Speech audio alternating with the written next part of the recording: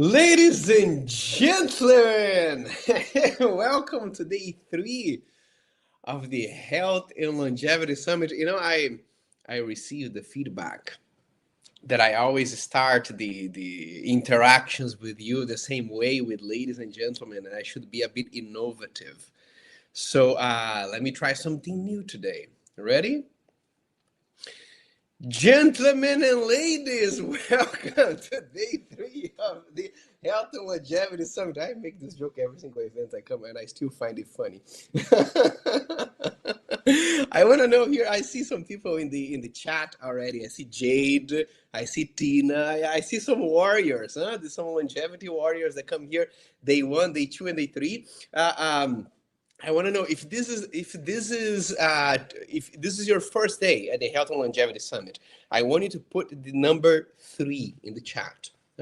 If you came yesterday and day 2 was your first day, you put 2 and 3 in the chat. And if you are here with us since Monday, since the first day, you just put a big yes in the chat. If you are here for all, it's just a big yes. Let me see who we have here. Tina, it's all good. Ronan, your energy is invigorating. Very kind of you. Thank you very much. 3 glorious days. Darlene is second day. Toma McDonald's is a big yes. Jacqueline's a big yes. Jade as well.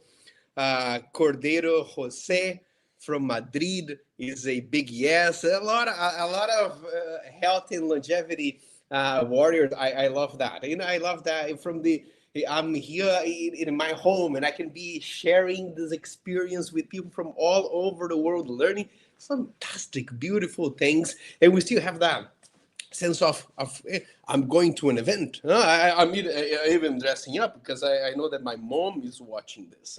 And so it becomes a whole experience that we're all sharing together. Doc Azar, beleza. There is the Portuguese word of the day. If you remember, first word of the day is here. Doc Azar just said beleza. That's the first word of day 1. That's the universal positive word in Brazilian Portuguese. What was the word or the expression rather, that I taught you yesterday in the beginning of the day? If you remember, put here in the chat. Beleza was word number 1.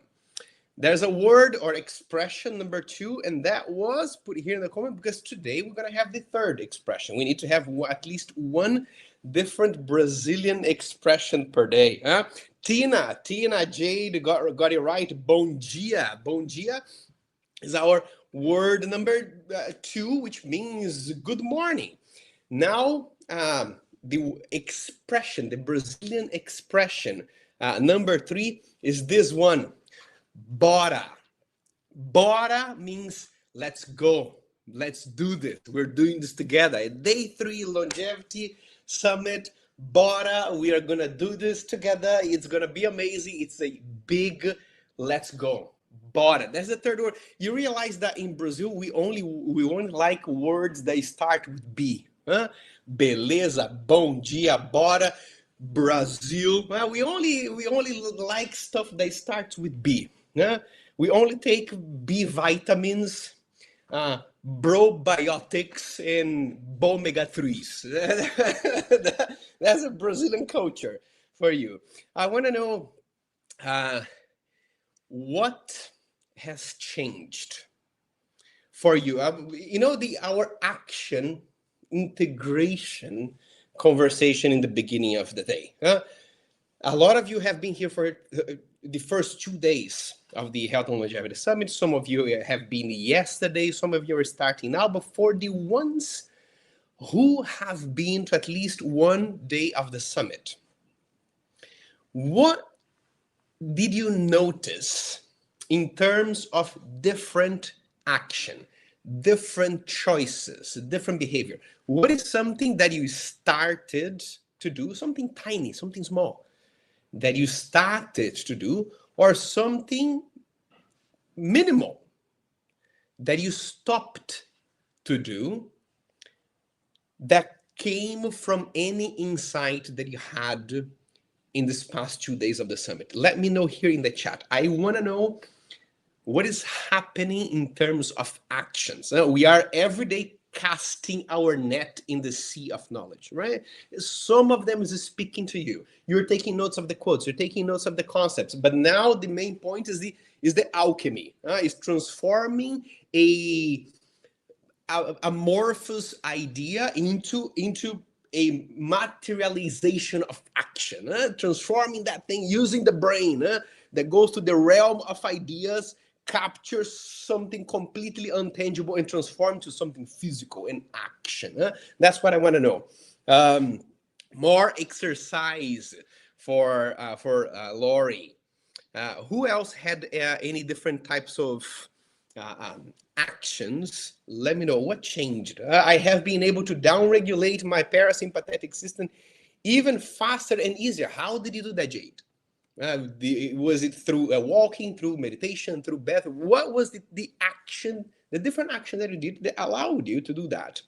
Exercise, nutrition, sleep, and Zen. That's the concept that stuck, something that Dr. Momo spoke about yesterday, which I completely borrowed from him. The Zen concept, I just find it brilliant how he organizes so many things into something that makes so much sense. So Dr. Momo, if you don't mind, I'm going to use your expression for the rest of my life now. Started meditation, quest, that's amazing. And now it's exercise 75 minutes per day to reduce Alzheimer by 60%. That's Lisa's type of insight here. Jade saying pranayama, that's the way that she got more parasympathetic activation. Tina, mindset shifting myself. I've been focused on longevity, but not totally committed to it. We've been biohacking for 30 years and I had no idea. Now I am committed and I'm contemplating a career shift. My goodness, the big stuff happening here. Huh?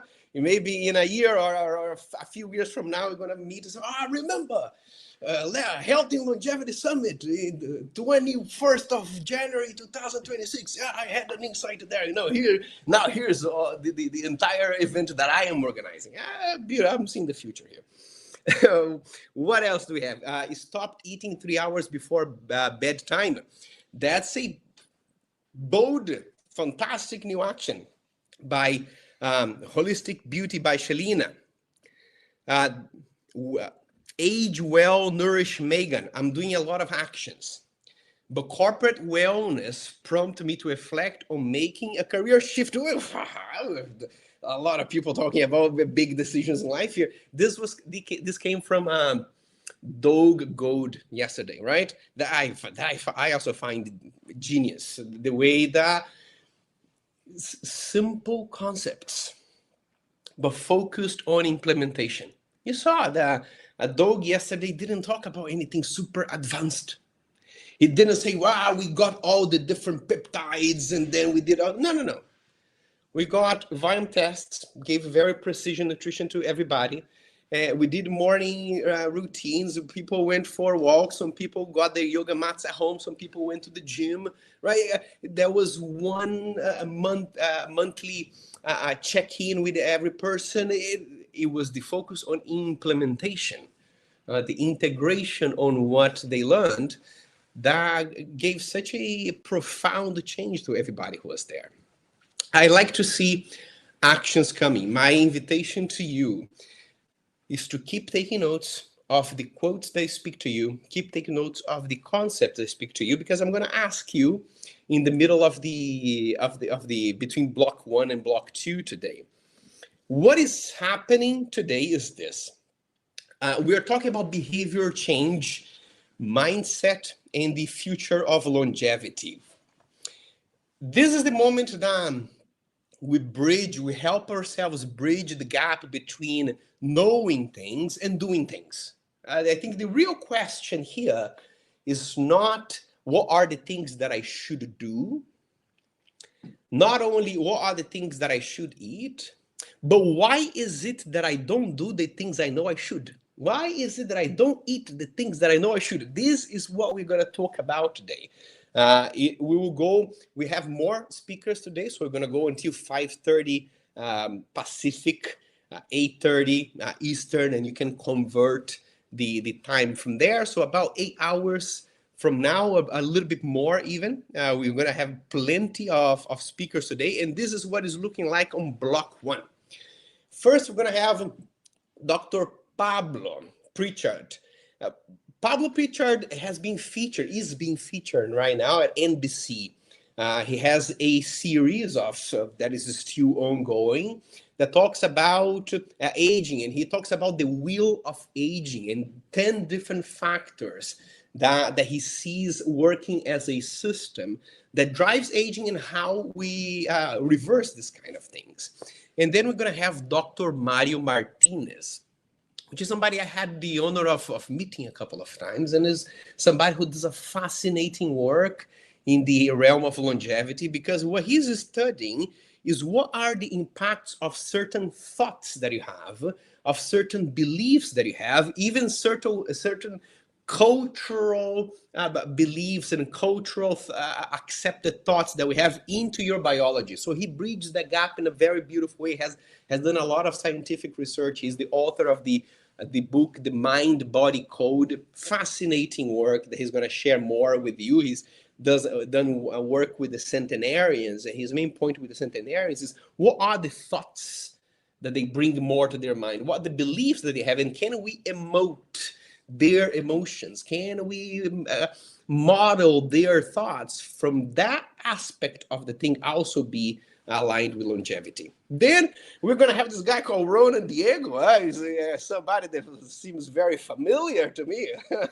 He's speaking as our third speaker of the day, will be myself, talking about this bridging this gap between knowing the things that I should do and doing the things that I know I should. And then after that, we're going to have Niraj Naik, still in block one. Niraj is the founder of Soma Breath. Soma Breath is probably the leading school, the leading wellness school in the world. He's specialized in breath work and pranayama, and he's going to bring the techniques on how to modulate your breath. Techniques related to the control of your breath to improve your mitochondrial efficiency, to improve the amount of energy that you feel and extend your longevity. And then to close block one, we are going to have Tim Gray, another leading character in the biohacking movement in the world. He is the founder of the Health Optimization Summit, something that started with a few people in London, and now is 2 events of 5,000 people a year in Europe and also in the US. It's a huge community that he's leading. Fantastic guy who is talking about different aspects of lifestyle. How do you implement different ideas in movement, in hydration, in grounding, light exposure, in order to have more energy and extend your longevity?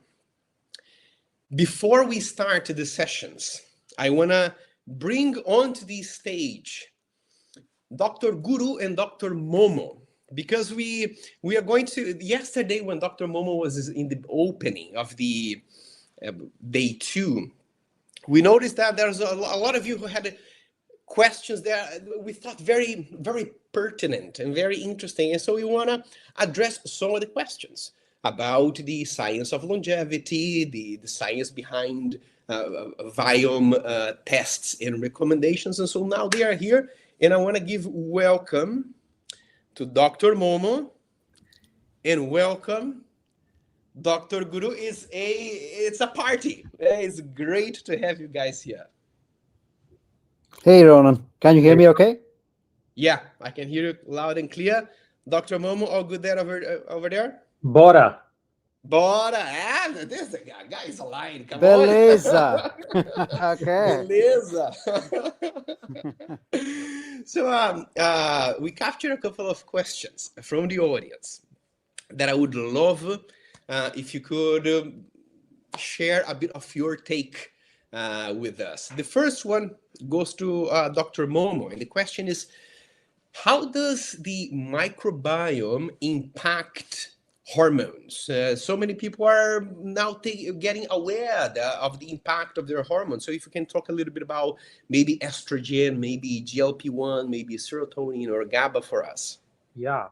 I think that it's now pretty clear that the microbiome affects probably all human hormones in some way, and these connections are being discovered on a monthly basis. So I'd just like to give a few examples that are sort of very important.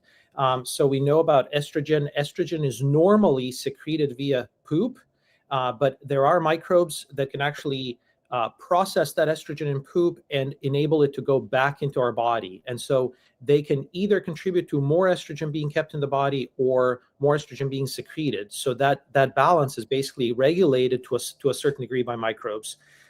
So that's very important for women's health.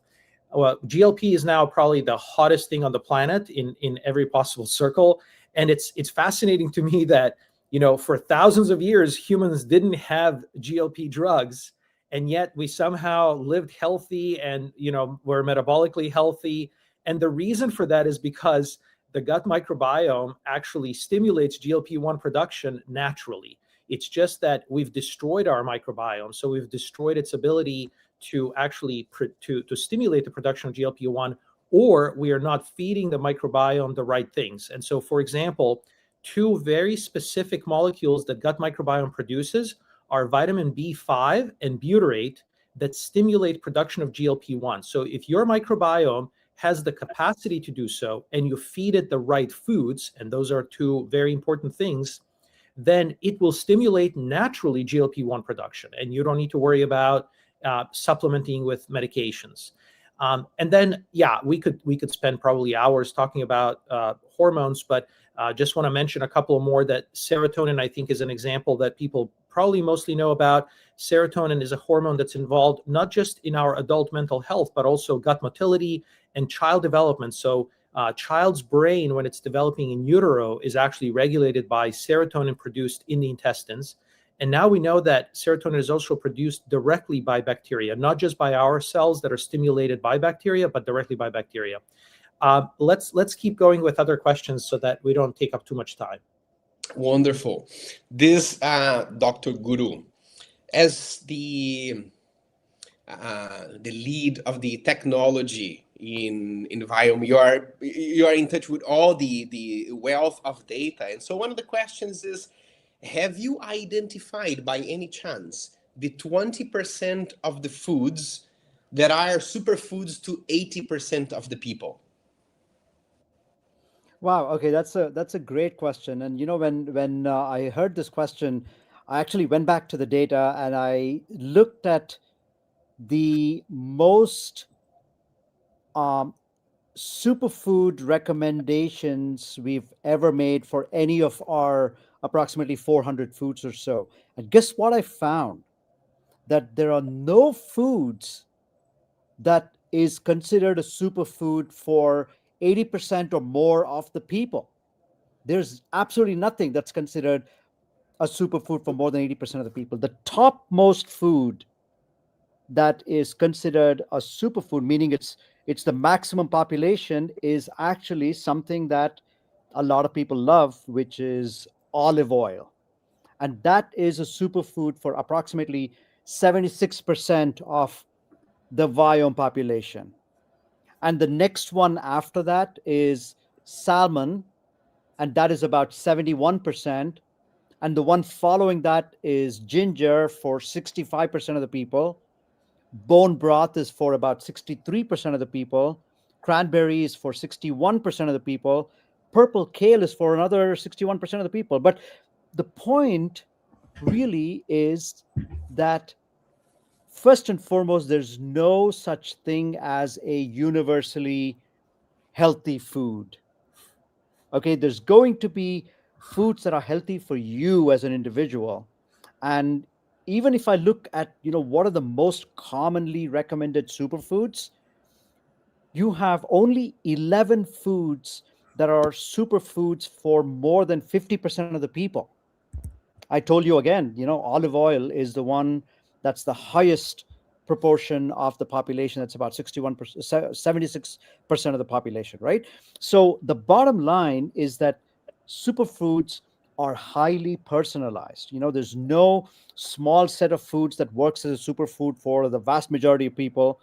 And even the most beneficial food, which is olive oil, is a superfood only for about 76% of the population. So personalization based on your biology, including your microbiome, is absolutely critical. That's fascinating. Because it's there is so much of the buying behavior that comes from the marketing idea that that food, that goji berry over there, the acai over there, that's a superfood. Is something that comes from straight from the gods to everybody, and it's very interesting to see that we don't have things in absolute terms. Things are very individual. Absolutely. Thank you for This looking is that the up number for us. one lesson, hopefully. Yeah. No, this is the number one lesson I wanted to convey, right? You could be told that some food is a superfood, but don't believe it, because there is no such thing as a universally healthy food. So it could be, you know, a superfood for, let's say, 50, 60% of the people. But how do you know whether you are in the 50 or 60% of the people for whom it is a superfood, or you are in the 40 or 50% of the people for whom it's not a superfood? So the best way to find out is through testing. Yeah, yeah, wonderful. Um, Dr. Momo, here's the question. Suppose somebody who has IBS, for example. Somebody who has IBS and they have investigated the situation a little bit, probably they realize they can treat or manage IBS with FODMAPs, a low FODMAPs food, right? So their question is this: if they do a Viome test and Viome gives them a food recommendation, will that food recommendation already um, be the one that helps them manage their IBS, or do they need to overlap that with a low FODMAP list on their own? No, they don't need to. They don't need to do anything on their own. Our algorithms are such that our questionnaire that customers have to complete before we release the data, our questionnaire asks enough questions to where our computers understand that the person has IBS, and then it automatically implements low FODMAP approach to our overall food recommendation strategy. And so, for the most part, FODMAP foods are going to go into the minimize list or avoid list. So that's all adjusted automatically, and the person doesn't need to change anything. And if the person, when they are filling up the questionnaire, they are not aware of what IBS is, they just realize they get bloated or constipated, would the test also capture that, or is something that I need to have to be aware? Yeah, so they don't need to be diagnosed with IBS at all. They don't need to be aware of any. They simply just need to fill out the questionnaire honestly, because our questionnaire has a clinically validated survey for IBS. This is the gold standard clinical survey called Rome 4, and we use that as part of the questionnaire. So you just have to be honest about your symptoms, and it will automatically figure it all out, just like a doctor would. Wonderful. Yeah, it's pretty fancy. Thank you. Dr. Guru, the question is this. Why should we test again every 6 months or so? Well, your body, especially the dynamic part of your body, which is the gene expression in your body, both of your human cells and your microbial cells, are constantly changing and adapting to your lifestyle, right? How you eat, how you sleep, how stressed you are, how active you are, all of those things determine your gene expression within your body and your microbiome, right? So if you are following any regimen, you will see that your body will adapt to a new regimen. For example, if you start focusing on your superfoods and your enjoy foods, and you remove the avoid foods, then your body will adapt to your new regimen of your nutrition, right? Now, why 6 months? It's because the body doesn't change immediately. Okay, the body has a sort of a dynamic equilibrium, so to speak. There is a gradual change in your microbiome and your in your rest of your body. And so what we have analyzed in our own data is that the microbiome, as an example, is going to stay more or less stable for up to 6 months. So at the time when it gets to the point of being not the same as what it was 6 months ago, that's when you need to you need to check again what has changed, how much has it changed, what kind of new things should you now incorporate into your lifestyle, into your nutrition, and whether to continue certain pieces of what you were doing, remove certain pieces of what you were doing, so on and so forth. So we did a study, Momo's team and my team, we did a study of looking at a very large population to see how often their microbiome changes. And we found that the microbiome is pretty stable for up to 6 months. And then after that, it starts to change quite a bit. So, this is, of course, unless you do something dramatic, like you travel to another continent or something, become vegan all of a sudden, or you change your exercise habits, and those kinds of dramatic changes. Of course, your microbiome can change very, very suddenly, in a matter of weeks. But if you were to gradually introduce a change to your lifestyle, it takes up to 6 months to do this. So we recommend that you retest after 6 months, so that we can now incorporate the new reality of your dynamic biology and put the right recommendations into your Viome app, so that you can now follow that, and also put the right ingredients into your supplements, so now you can consume that going forward after you retest after 6 months. Does that make sense, Ronan? That makes a lot of sense. I want to just dive a little bit deeper here in the lifestyle changes. For example, uh, if I change my exercise habits, and if it is that I imagine a big change, I come from never exercising to training for ultra marathons. I can imagine that that would be a big difference in the biochemistry of my body. That if therefore the microbiome. Do you know more or less what is a change that is big enough that will make a big difference in my gut microbiome, and what is if I never if I'm already active but I don't run and I start running, will that have an impact in my gut microbiome, or are there changes that are uh, um, big enough or small enough for this to have an impact? Do you understand what I mean? Yep. Yeah, yeah. So what we have seen is that so think of the microbiome like a rainforest. Okay, so you have an ecosystem. There are many different types of organisms that are kind of dependent on each other, and they survive at certain levels, and there's a balance of all the different species, correct? Now, if you suddenly introduce a brand new species from, let's say, from some other continent into that rainforest, you are going to perturb the balance of the ecosystem. Now, Yeah. if you introduce a tiny amount, the balance may not shift a tremendous amount.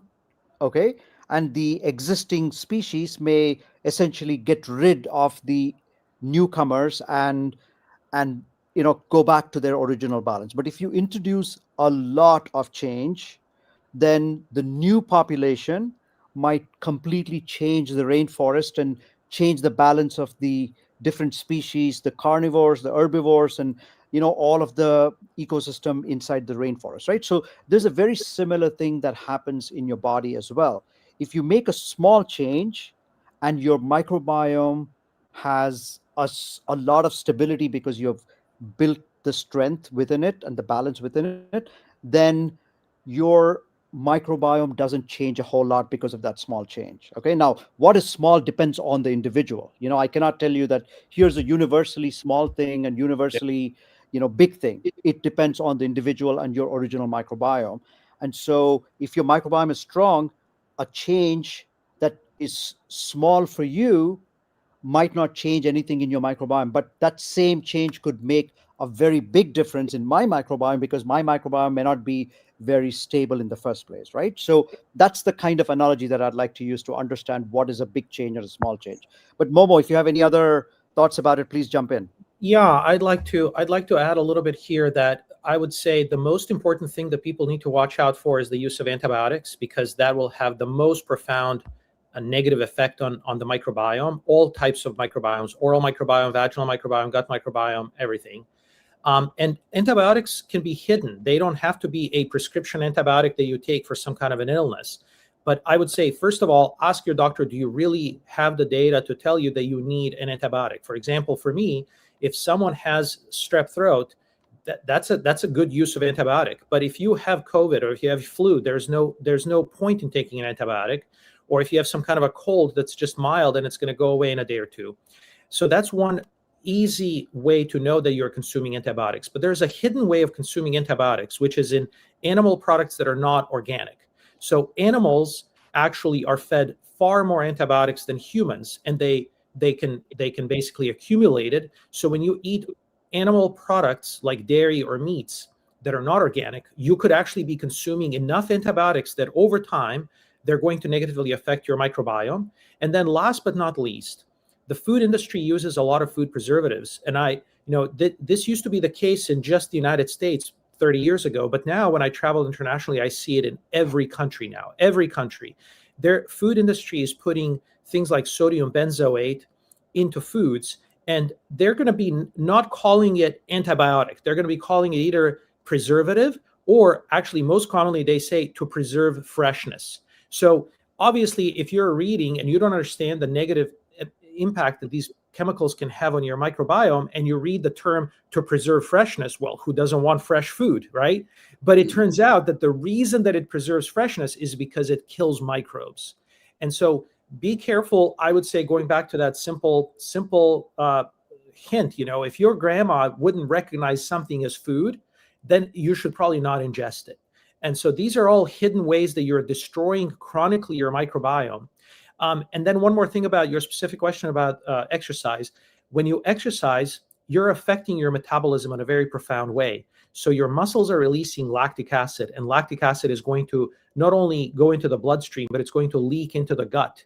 And it's going to affect specific parts of the gut microbiome, not all of it. So there will be specific microorganisms. For example, there's a microorganism called Veillonella that actually feeds on lactic acid that we produce. And so that microbe will actually thrive more if you exercise, which is fine. And then there are very many metabolic effects that you're going to lower your blood sugar when you exercise and so on. So we don't have too much time, but yes, every single lifestyle choice will change the microbiome in certain ways. Perfect. Thank you. I want to cover two last questions. Dr. Momo, yesterday during your talk, you mentioned that one of the things you would love to do is to develop a food sensitivity test from Viome. And so the question is, is it different? What is the difference between a Viome recommendation and a food sensitivity test recommendation? Yeah. And if they are different, does that mean that a Viome recommendation can still include foods that I am sensitive towards? Okay, so first of all, that questionnaire that we ask our customers upfront does ask them to list foods that they are sensitive to or that they have an allergy to.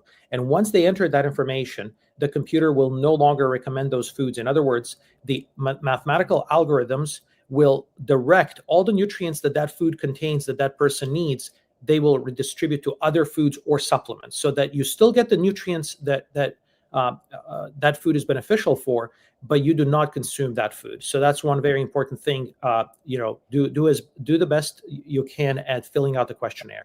Now, if you do not self-report a food sensitivity, we currently do not test for food sensitivities. We at Viome don't, but that will change, I promise. So our test is complementary to food sensitivity. In other words, while Viome is profiling a lot of human biology. It does not profile every tiny little bit of human biology. And the tiny little bit of human biology that may be important for some people is food sensitivities. And that is a very specific reaction of the immune system to a specific food. And we currently do not measure that. So those tests are complementary. And I always encourage people to do a food sensitivity test in addition to Viome. And that's what my family has been doing for more than a decade. But soon Viome will have its own food sensitivity testing as well. So these are complementary. They're not overlapping. Beautiful. Dr. Guru, this last question is a more practical one. And the question is this. You've clearly done your Viome test. And we suppose that other people in your family also have. And so you end up in that situation that each person eats a different thing. What are the daily systems in terms of how you do groceries, how people cook? What are the solutions that you have found that works in your family in order to respect all these differences that people have? Absolutely. Listen, I want to be, from a practical perspective, I want to be respectful of the fact that different systems work for different people. Okay. And I'll tell you what my system is. And I'm sure Momo has his own system, and I'd love to hear his system. And other people may have their systems, which they can share on the chat stream over here. But I'll tell you my system. And my wife and I are now following Viome recommendations pretty sincerely. And we used to have you know two kids living with us, but now they're both out of the house, and one of them is in college, the other one is working, so it's just my wife and I at this point in time. And the way we handle Viome food recommendations is to first focus on the avoid foods. So remember that your avoid foods are just a small list. It's typically, maybe 10 to 20 or so foods that have particular effects on your either your own microbiome or your human pathways. And so we take the list of avoid foods for the two of us, which is approximately, let's say, 25 or 30 foods total, when you put everything together. And we put that aside and say, this is not something we're going to be touching in our groceries or in our cooking or when we go out to eat at restaurants. So we just put that aside. That's point number one. That's a very, very practical thing. We just have that list as a very concrete list that we don't at all purchase. Second, we focus on our superfoods. So, and even among the superfoods, I, for example, tend to focus on some of the key themes in the superfoods. It turns out that the in my own personal case, the inulin, which is a kind of a fiber, is a very important component for improving a few of the pathways that are not doing very well in my own body.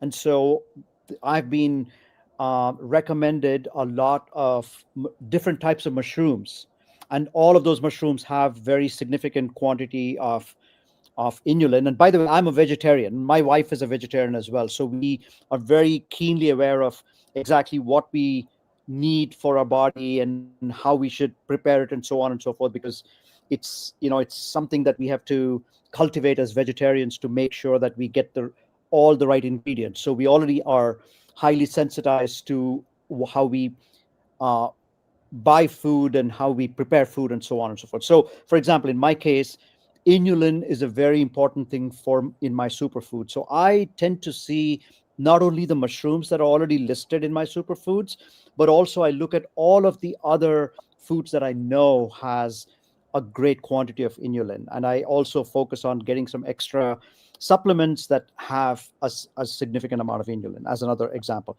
My wife, on the other hand, needs to have more polyphenols, and she looks for all the kinds of foods that needs more polyphenols. So those are the types of principles that we use in our daily life. So first, take all the avoid foods for both of us, put that aside, don't worry about it at all. um, don't think about it at all, is more what I mean to say. And then go to your superfoods, come up with the principles, and make sure that you maximize the underlying ingredients that are the reason why those foods are your superfoods. So those are the two principles that work very well for us. In the have you found anything in the aspect of cooking? Do you cook different meals, or do you have come up with the superfood for somebody who have a enjoy for somebody else? So it works that way. How do you do in the aspect of preparing meals? Oh, we cook every single day. Okay, we are one of those type of people that love cooking. We enjoy it. I mean, I actually find cooking to be also a Zen activity. I tend to actually forget about the rest of my life and just focus on and sort of meditate on the food for about half an hour. And I find it to be very, very calming and soothing. So we actually use cooking as a way to get some mental health for ourselves. So that's one general principle in our lives. And the other thing I want to mention is that in the different categories of foods that you get from Viome, the majority of the foods tend to be in the enjoy category. Okay, so the small minority that are in avoid, you put them aside, and then the majority of them are in the enjoy category. So you actually have a lot of flexibility, and you have a lot of ways to substitute things if you don't like something with something else that's in your enjoy foods. But what we tend to do is to eat at least one or two of my superfoods every single day. Uh-huh. Okay, beautiful. I think the uh, um, habit of home cooking is fundamental. If anybody is really dedicated to their longevity, and it's interesting how maybe a few decades ago, eating out was a luxury, and now cooking at home is the luxurious type of behavior, which is the one that it's on the basis of determining what types of food you want to bring into your system. Dr. Momo and Dr. Guru, thank you very much. Ladies and gentlemen, please Thank you, give it up Ronan. Thank to you, Rona. this Bora. amazing Bora. Give it up to this Bora, bora. gentleman. Thank you for your Thank you so work. Thank much, you for guys. being here with us. We really appreciate you. Of course, enjoy the day. Enjoy the day, everybody. Bye Enjoy now. the day. Thank you very much. Ladies and gentlemen, we are proceeding now with the block one. I wanna ask you here the same question that I ask in the beginning of each day. What are you using to take notes? Type here in the chat. If you're using pen and paper, type pen and paper. If you're using computer, type computer. If you're using phone, type phone. I want to know how you're taking notes. Here is when we prime our mindset, because we're going to have 5 speakers now. It's just block one of the day. There will be quite a few insights. I want you to be on the lookout for the sentences, the insights, and the idea that it feels they were spoke to you. It feels it was straight to your soul. The speaker knew who you were. He said, I'm going to ignore all the thousands of people. I'm going to speak this to you. Whenever you feel something like that, it resonates, it lands, it hits you, take notes. Take notes of what was the idea, what is the concept, what is the quote. After block one is done, I'm going to come back here and ask you, what did you capture? You cast your net. What did you fish in the sea of knowledge? And then later on, we're going to decide what we turn into action.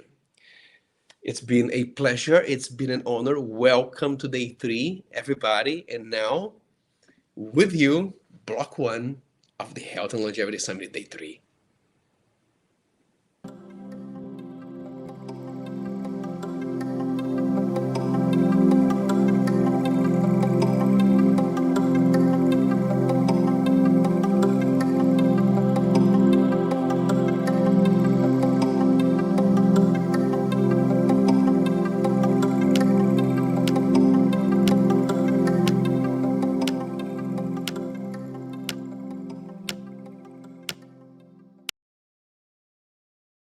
Welcome back to the Viome Health and Longevity Summit. My name is Guru Banavar. I'm one of the co-founders of Viome and the Chief Technology Officer. And we have a really interesting guest today. So just to set up context, I want to say, first of all, when I think about all of us in my family, in my friend circle and so forth, we spend so much money trying to kind of trick the mirror. We buy creams, we get injections, we undergo surgery, we do lots of things to be forever young. But here's my guest, Dr. Pablo Prichard, who says basically that we are fighting the wrong battle. We should not be looking just at the skin. We should be looking at the underlying molecular patterns that are driving the processes that may cause all the aging-related damage. In fact, he has an entire argument that says you don't age because of time, but it's because of the accumulated damage. And in fact, that the rate of aging can be changed. And this is a philosophy that he has done an entire series on NBC with.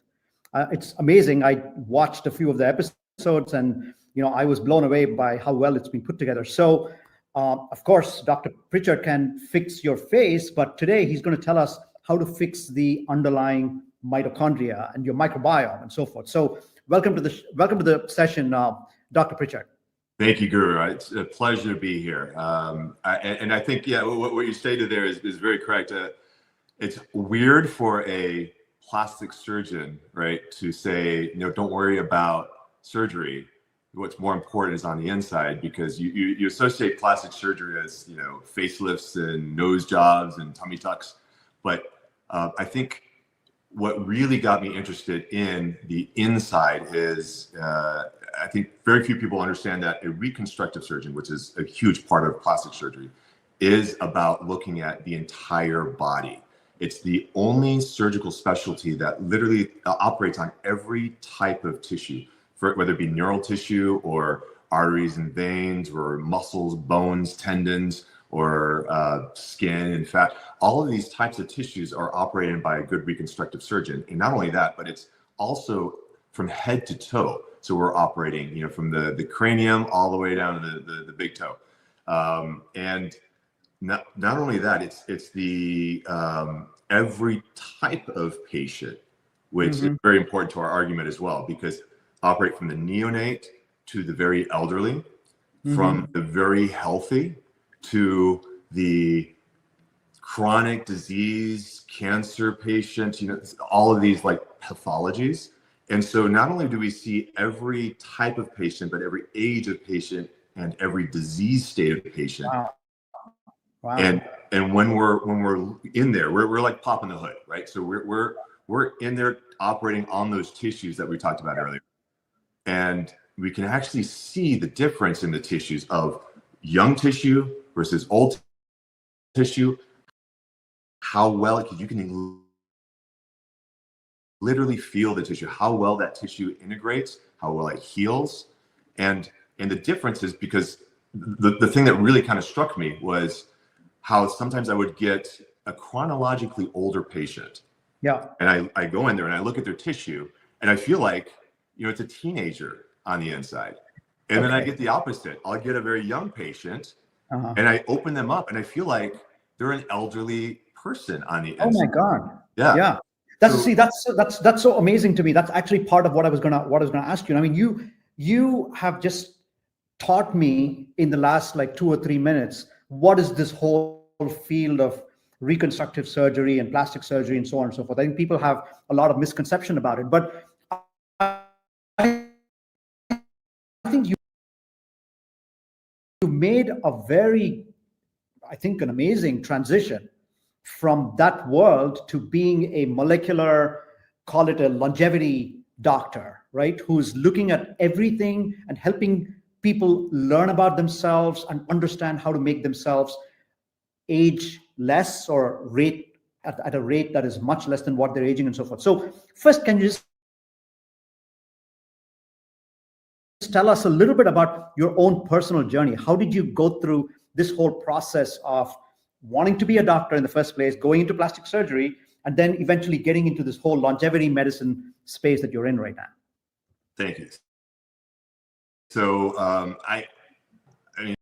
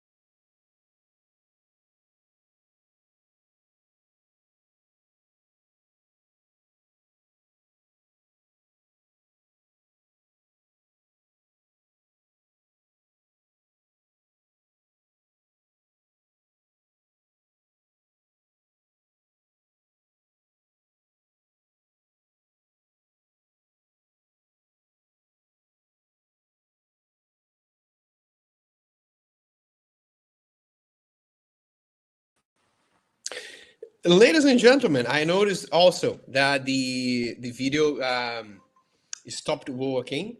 I'm already the team of the summit is aware of that right now, and right now they are looking at the video files to see what happened. You know, the work behind the scenes is happening. So yeah, thank you for letting us know. I also noticed here, and we are working on that. In a few minutes, we are going to see the videos coming back with Dr. Prichard.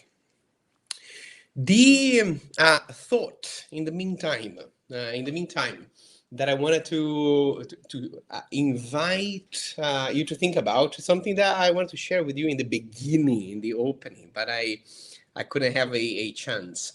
Is from day 2 to today. One thing that stuck in my mind when I woke up today, one thing that I thought of is something that Temu Arina brought us yesterday. That is, why do we? What are we going to do once we optimize our longevity? What do we train our bodies for? And I want to share a story of somebody who worked, who I one of the mentees or clients of mine was a actress from a bunch of Netflix series, and we worked together maybe around 6 years ago now. We worked for about 9 months together, and when she approached me and we started working together, she was in a state that she was overweight and had difficulties walking, difficulties getting up from the chair. You know, whenever she needed to stand from the chair, she had a 12-year-old daughter who would there kind of drag her to help her stand up from the chair in difficulty walking. She always had that support. And then that was the beginning state, and then she made changes, just like what you saw from Doug Gold yesterday. We changed everything that we are learning here over the past couple of days. Moved more in different intensities, walking and strength training. I changed our nutrition. We started adding more of the good stuff. Removing the ultra processed food, improving sleep, improving meditation and introspective practices. You know, those fundamental things. But then done very well done for several months. She had this amazing transformation. It felt like she had a new body. But her 12-year-old daughter was born with a health condition that would flare up sometimes. And when it flares up, she would need to go to the hospital and stay for weeks, non-stop in the hospital. And that happened. in that year, after 9 months of us working together. 3 months later, now she needed to stay in the hospital with her daughter for anywhere between 9 to 12 weeks, a little bit on and off. We spoke, and she had this feeling of disappointment, and she was saying, it felt like, she said, Ronan, I felt I'm back to square one. I felt I wasted all the progress because, I needed to stay in the hospital 24/7 with my daughter, carry her around. She was in these hospital beds, and I needed to carry her around and sleep on the chair for so long. And I started then eating the hospital food, then just ordering things from the food chains around that. I didn't do any exercise. I gained weight again. I'm not exercising. I'm not sleeping well. It felt like I wasted all this result. Huh? And then we hang up there. And then on our next call, she came back to me and she said, you know what? I thought about what I told you the last time and how I see this whole situation. And I don't think it was a waste. Because what I thought is, what would happen if when my daughter got sick, I was still the person who needed to be carried around? I didn't waste all this time, all these 9 months of work. Rather, this 9 months of work on my body, on my health, and my longevity got myself ready to show up in life when life was real and I was needed. That really made me think, why is it that you take care of your body for? What do you train your body for? For her, she saw that all those 9, if she hadn't done those 9 months, and then her daughter gets sick, 3 months in the hospital, but she is the one that still needs to be supported around, how different would that situation be? And she was so grateful that she said, I worked for 9 months on my body, on my health, to be at peak shape, so that I could use that peak shape carrying my daughter when she needed me. I was able to not sleep as much and still be present for my daughter. I was able to eat this improvised food and still be functional because I took care of my body for all these 9 months. I think that sometimes this perspective is helpful for any one of us, because any one of us have our own journeys with our bodies. And sometimes we look at where things are at and we feel very disappointed. How many of you are moms, women who have had kids? If that's your case, you say yes here in the chat. This is another situation that I most of the people that I work with are women, and most of these women also have kids. And there's this desire of, I want my body to be back of what it was. There's not a desire, it's this expectation. When can I get my body back to where it was? But then you start realizing that, hey, I'm a different person now with a different body. This body is the body that gave birth to a child, or to give birth to 3 of them. It's a completely different thing. It was a body that went through the most precious miracle of the human experience. And the fact that it is different, or feels different, or looks different after that is not a problem, is a medal of honor. It is a body that tells a completely different story. The body that it was in the past, in the way that it felt, in the way that it looked, it told a different story.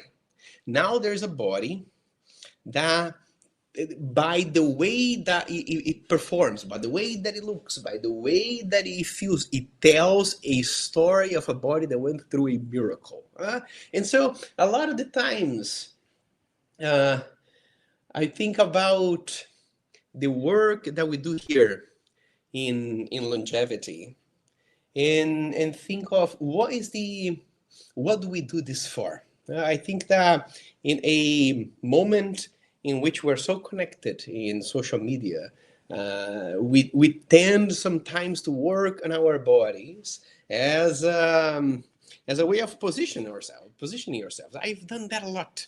I've done that a lot. I had a whole life as a bodybuilder. That's how things started for me back in the day, and the bodybuilding journey gave me so many good things, but it was also built on a lot of training, protein, and insecurities. Being blunt, it was built on that energy. It was built on a energy of needing to prove myself because I didn't feel really good by the person that I was. And I think sometimes we get into longevity and we want to change our nutrition, we want to change our exercise, and there's an attachment to the results of the body. But I think eventually we experience things in life, and we start realizing that our connection with the body is sacred, and the body is the temple of the soul. And then the changes of food does no longer need to be something conditional. I'll give this food so the body will give me this certain shape, right? But it becomes, if the body is the temple, the food becomes an offering to the temple of the soul. You start dealing with the body not with discipline, but with reverence. It's a different thing. On the outside, the behavior is the same. On the outside, I'm still choosing the vegetables over the pizza. But in one case, it is, if I choose the vegetable over the pizza, then the body will look in a certain way. And when it looks in a certain way, my life will be solved. Oh, I'm going to lose the baby weight. That is a conditional love there. If you give me that shape, I'll give you appreciation. In the other aspect, there is the same choice. I'm going to have the vegetables instead of the pizza. Just an example here, because it is a way of me appreciating something that is precious, something with reverence. If imagine, I always play with this thought. Today I was talking to my body, for example. The talking to the body is something that I do on a daily basis, and I've been working until late here I'm in Estonia right now. It's 7 p.m. We are in the beginning. We just had a problem with the video, so probably today we're going to go even a little bit longer. So I'm already realizing it's 4 a.m. I'll still be here up. And so I was talking to my body today. I said, body, today I will need you again. Today is another day in which I will need you to be present and to give me the energy, because we are doing something that is fulfilling for us, and I promise that I'll do the best that I can for the food that I give you today will be just the good stuff, just the one that gives you no issues, just the one that gives you a lot of energy, because you are helping me do something that I appreciate. And so I'll try to make things easier for you. So whenever we are eating today or the previous day, I'm going to make sure it's not too late. I'm going to make sure that we have all the vegetables we know that work for us. I know these days we're not going to overdo on any processed things. That's my commitment to you. And that always helps me put these behaviors in a place of reverence. The question that I make myself, that I would invite you to think about as well, is imagine somebody who you honor and respect. It can be somebody from your family, it can be somebody who passed away, or it can be a human figure like the Dalai Lama. I don't know. They call you and they say that they are coming to your house to have dinner with you in, I don't know, 3 months from now. Say, yeah, the Dalai Lama come, or your great grandparents from the afterlife call you, and they said, the universe gave us this little opportunity. We can materialize ourselves, and in 3 months, in April 22nd, we're gonna come over to have dinner with you. The question is, what would you prepare for dinner? Huh? What do you prepare? Would you just wait for them to come and then go and call Domino's, huh? Subway, I don't know, McDonald's, KFC? You wouldn't do that. Most likely, you would prepare a meal yourself. Most likely, you would rehearse the meal. Most likely, you would buy the organic ingredients or yourself from the farmer and learn the name of the farmer. So whenever you serve this meal that you rehearsed for 12 weeks, you can say, this tomato came from Anthony of that farm over there. What is that? That is reverence. You're doing that from a place of honor. It's different than discipline. Discipline, you still say, I'm gonna do the roasted tomatoes instead of the insert your processed food here. But from the inner experience is different. Now imagine that you're gonna have dinner on the 22nd of April of 2026 with somebody who you honor, but it's not the Dalai Lama, it's not your great grandparents from the afterlife, is your future version. The future version that will exist exactly 3 months from now.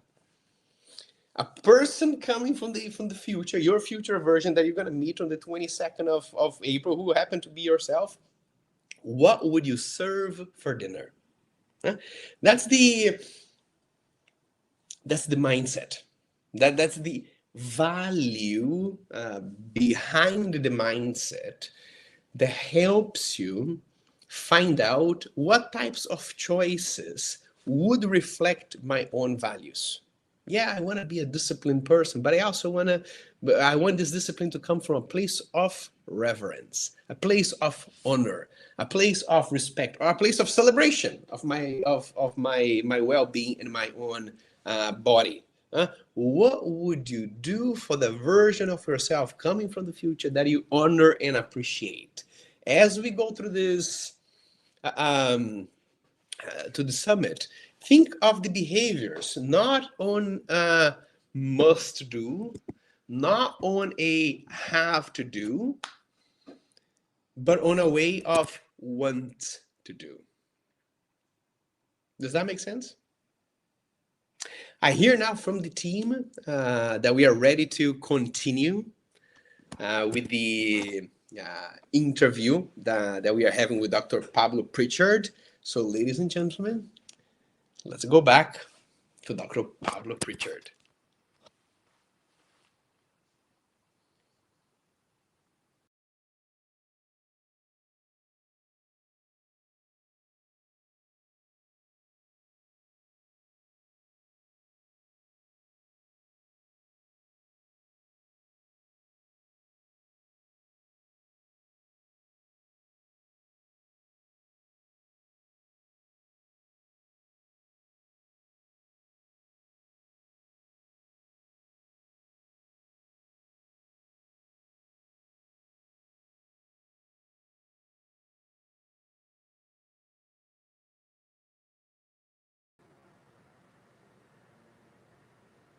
Okay, hi everybody. Welcome back to the Viome Health and Longevity Summit. My name is Guru Bonavar. I'm one of the co-founders of Viome and the Chief Technology Officer. And we have a really interesting guest today. So just to set up context, I want to say, first of all, when I think about all of us in my family, in my friend circle and so forth, we spend so much money trying to kind of trick the mirror. We buy creams, we get injections, we undergo surgery, we do lots of things to be forever young. But here's my guest, Dr. Pablo Prichard, who says basically that we are fighting the wrong battle. we should not be looking just at the skin. We should be looking at the underlying molecular patterns that are driving the processes that may cause all the aging related damage. In fact, he has an entire argument that says you don't age because of time, but it's because of the accumulated damage. And in fact, that the rate of aging can be changed. And this is a philosophy that he has done an entire series on NBC with. It's amazing. I watched a few of the episodes, and I was blown away by how well it's been put together. So, of course, Dr. Prichard can fix your face, but today he's going to tell us how to fix the underlying mitochondria and your microbiome and so forth. So, welcome to the session, Dr. Prichard.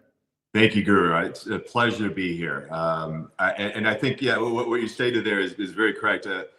It's weird for a plastic surgeon, right, to say, don't worry about surgery.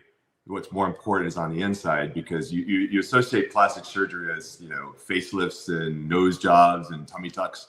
But I think what really got me interested in the inside is, I think very few people understand that a reconstructive surgeon, which is a huge part of plastic surgery, is about looking at the entire body. It's the only surgical specialty that literally operates on every type of tissue, whether it be neural tissue or arteries and veins or muscles, bones, tendons, or skin and fat. All of these types of tissues are operated by a good reconstructive surgeon. And not only that, but it's also from head to toe. So we're operating, from the cranium all the way down to the big toe. And not only that, it's the every type of patient, which is very important to our argument as well, because operate from the neonate to the very elderly, from the very healthy to the chronic disease, cancer patients, all of these like pathologies. And so not only do we see every type of patient, but every age of patient and every disease state of patient. Wow. And when we're in there, we're like popping the hood, right? So we're in there operating on those tissues that we talked about earlier. And we can actually see the difference in the tissues of young tissue versus old tissue, how well, because you can literally feel the tissue, how well that tissue integrates, how well it heals. And the difference is because the thing that really kind of struck me was how sometimes I would get a chronologically older patient. Yeah. And I go in there and I look at their tissue and I feel like, it's a teenager on the inside. And then I get the opposite. I'll get a very young patient and I open them up and I feel like they're an elderly person on the inside. Oh my God. Yeah. Yeah. That's so amazing to me. That's actually part of what I was gonna ask you. I mean, you have just taught me in the last like 2 or 3 minutes what is this whole field of reconstructive surgery and plastic surgery and so on and so forth. I think people have a lot of misconception about it, but I think you made an amazing transition from that world to being a molecular, call it a longevity doctor, right? Who's looking at everything and helping people learn about themselves and understand how to make themselves age less or at a rate that is much less than what they're aging and so forth. So first, can you just tell us a little bit about your own personal journey? How did you go through this whole process of wanting to be a doctor in the first place, going into plastic surgery, and then eventually getting into this whole longevity medicine space that you're in right now? Thank you. So I mean, as a kid, I was always interested in pathways and analytics and how things are made, right? And so I was a chemistry major in college, loved the analytical approach of seeing how a molecule is synthesized, versus various chemical reactions to get to a certain molecules. Organic chemistry was like one of my favorites. And as I went into med school, I really emphasized cardiac medicine because that's what I thought I was going to do. I did all my research in cardiac medicine, really gave me a basis in cardiac. Research in the pulmonary lab, artificial lung transplants, being the ICU doctor these were in sheep. So being the ICU doctor for the sheep afterwards. but what blew my mind was when I just kind of dabbled into reconstructive surgery and how large the breadth is of that specialty, and that's kind of what really attracted to me to plastic surgery, and also the fact that it's just a bunch of puzzles that you're putting together, right? So it's nothing's the same. There's a lot of individuality in the problems, the deformities, the trauma, the cancer that happens in these patients. So that was like a really strong guide in my early career. But as I kind of evolved, and as I was saying earlier, I kind of saw, first of all, let me take a little drink. Sometimes when you are doing something to help others, right, you're ironically doing the opposite thing to yourself. You know, we'll talk about this in Fire People later on, but in becoming a doctor, you're trying to help the health of other people. And during that process of becoming a doctor, it's probably the least healthy thing you can do for yourself. I agree with you completely on that. Right? So yeah, in fact, you know, and few people realize that. I think they go through their entire life going, you know, doing bad things to themselves. What did you do to realize that? And then how did you change your own life? Right. So the whole process of me looking at everybody's tissue and seeing the disparity in aging in tissue, then I noticed in myself that I was aging rapidly in med school and residency. And this was before we're of the age where the whole regulations on how long a resident could work is very different from, it is now, right? Back then, so now we have a regulation of you can only work a resident for 80 hours a week, right? But back then, which is still a lot, but back then it was unregulated. So residents, especially surgical residents, were working 100, 110 plus hours per week. And under a ton of stress, zero sleep, very little time for any exercise. Nutrition was just grabbing Taco Bell burrito, whatever, right? Anything you could, just on your 5 minutes that you had free. So vending machine, the most unhealthy experience that you could be in is becoming a doctor, especially back then. And I saw myself aging. And so as soon as I graduated from residency, then you become your own master, right? You actually, you don't have somebody like telling you you have to be here and you're doing this and all that kind of stuff. So that's when I started focusing on things that I knew about initially. Okay, now I have to focus. I got to focus on sleep. I got to focus on mental health. I have to focus on meditation. I have to focus on nutrition. I have to exercise. I have to do all these basic things. But it wasn't until I started Vincere Cancer Center with my partner, Dr. Shukla, a great oncologist, that I really realized the connection between aging cells and cancer and oncology. I mean, the pathways are just so similar in why we age and why we get cancer. That really opened my eyes to studying the biology of aging and the biology of cancer. And then I had another eye-opening experience. We started Vincere as a cancer center that kind of it's supposed to look at the worst of the worst cancers, the stage 4 hopeless cancers, and you're just trying to give people time, right? You're doing all kinds of different treatments on them. And what I didn't expect was just this mass influx of very young 32-year-old, 33-year-old firefighters that were just coming in with stage 4 diagnoses and very, very aggressive tumors. And I was like, these guys are so healthy. These guys are so fit. These guys exercise. These guys have decent nutrition. What is going wrong, right? And then looking at the data from 9/11, for instance, and looking at all of the first responders to 9/11 who now have cancer, and is it the environmental toxins, basically? So that was like another piece of the puzzle of this wheel of age that we'll talk about later. But that really kind of put the final ideas of aging is this complicated thing, as I mentioned at the very beginning, that's completely based off of how much damage we're accumulating, not how much time we've lived.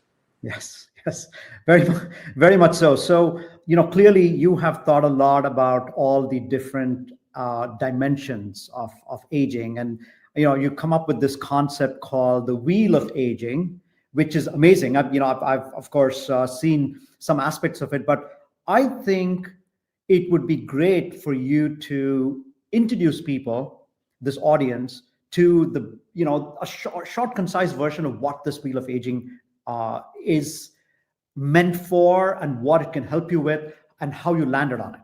Sure. So I wanted to look at a model that people can really understand, because aging is very, very complicated and it like intertwines and there's so many synergisms. I also wanted to look at why some people just don't seem to age, right? You look at some people and you're like, why aren't they aging? And then other people, why are they aging so rapidly? Yeah.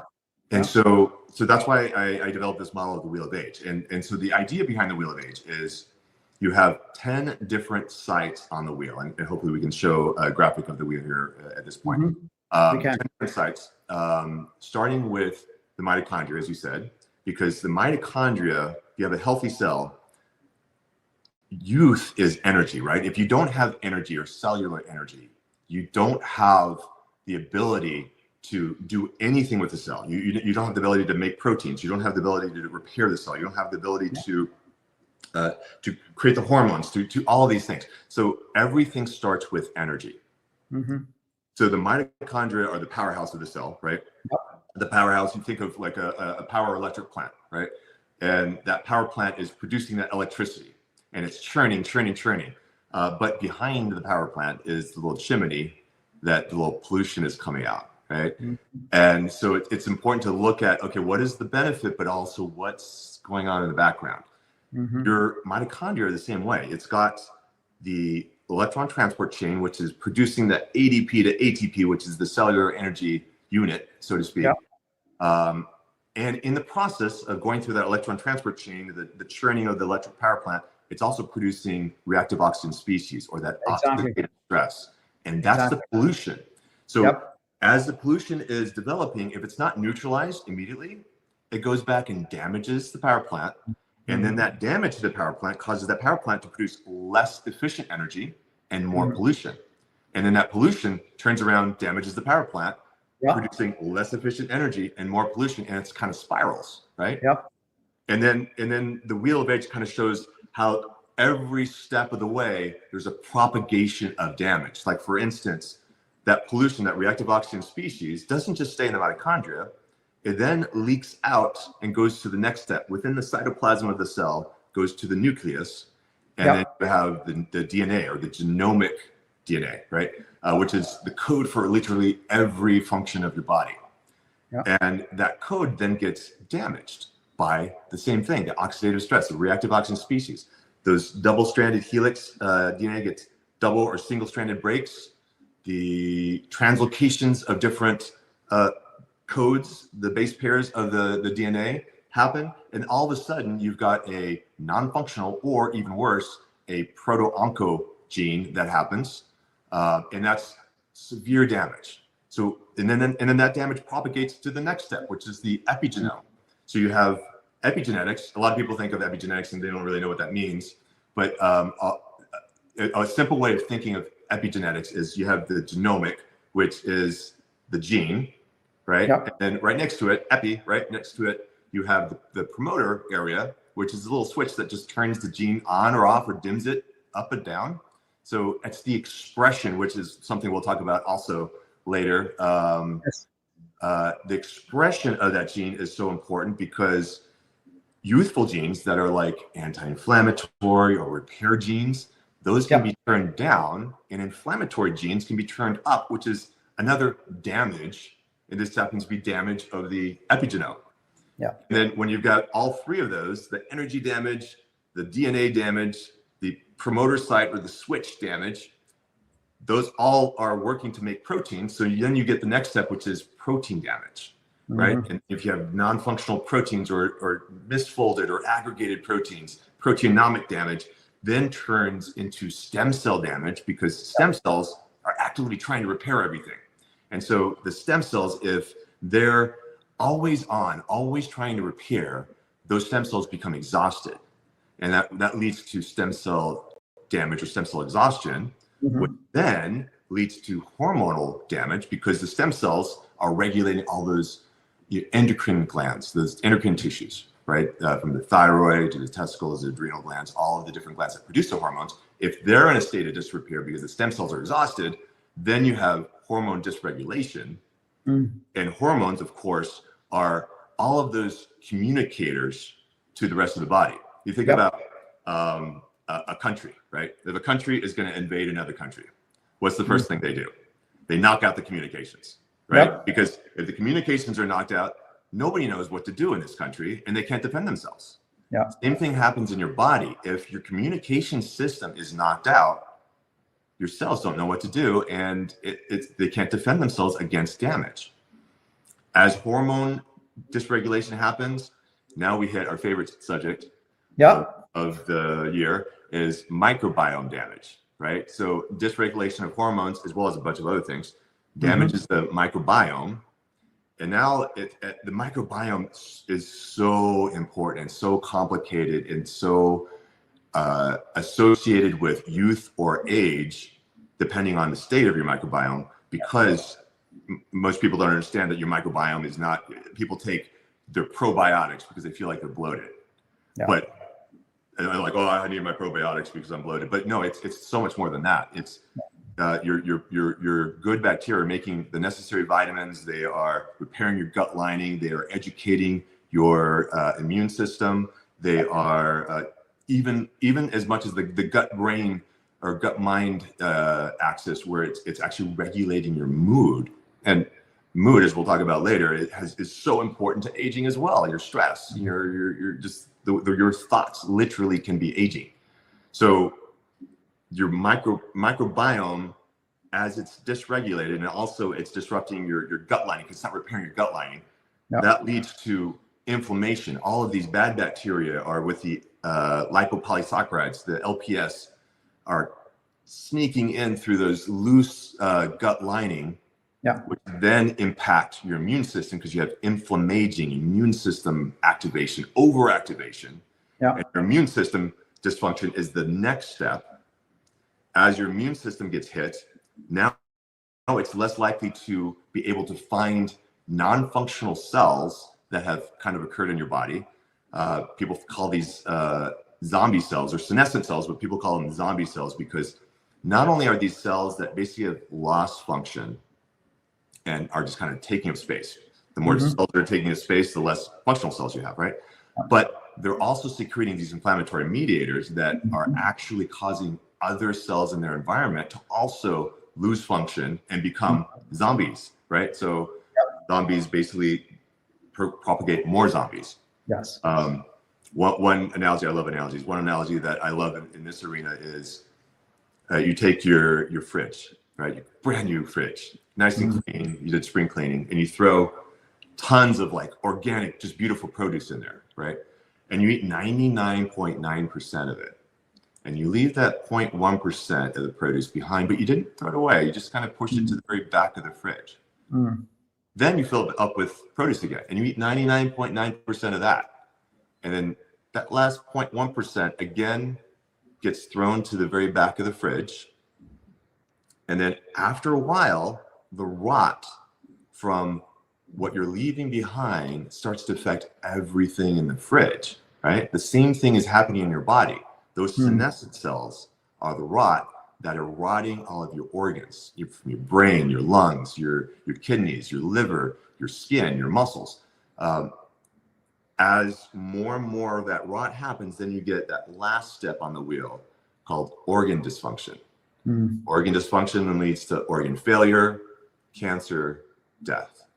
So there's the wheel. There's the wheel. Very well explained. Very well explained. Thank you. Now I understand the connection among all of these things that you've pulled together over here. So there's, obviously, the last step of this wheel that you just mentioned, organ damage, right? And organ failure, right? Your essentially death is basically the failure of your weakest organ, so to speak, right? So and you have to figure out what your weakest organs are, what's causing that damage and the failure and everything, and you have to like fix it. And then of course some other organ could be the weakest organ, and then you work on that and so on and so forth. So there's many ways of thinking about that, but I want to go to a couple of super important concepts that I think you mentioned in your description.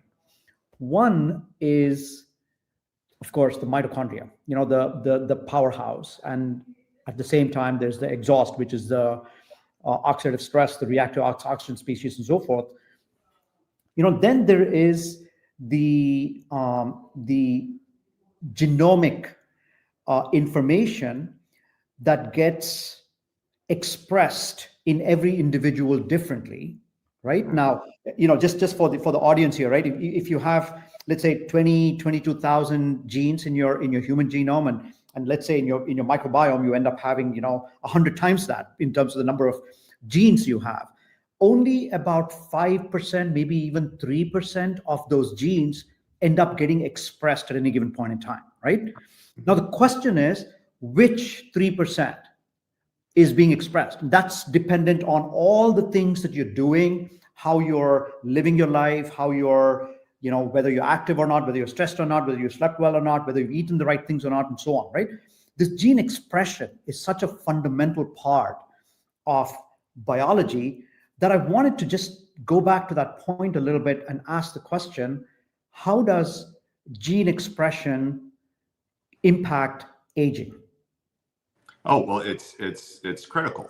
And this is where I think Biome really shines, because Biome, so most longevity tests are testing for what's present. What genes are present, what strains of bacteria are present, not what function is going on, right? Mm-hmm. And when you're looking at function, you really have to look at the mRNA. You have to look at the transcriptionase.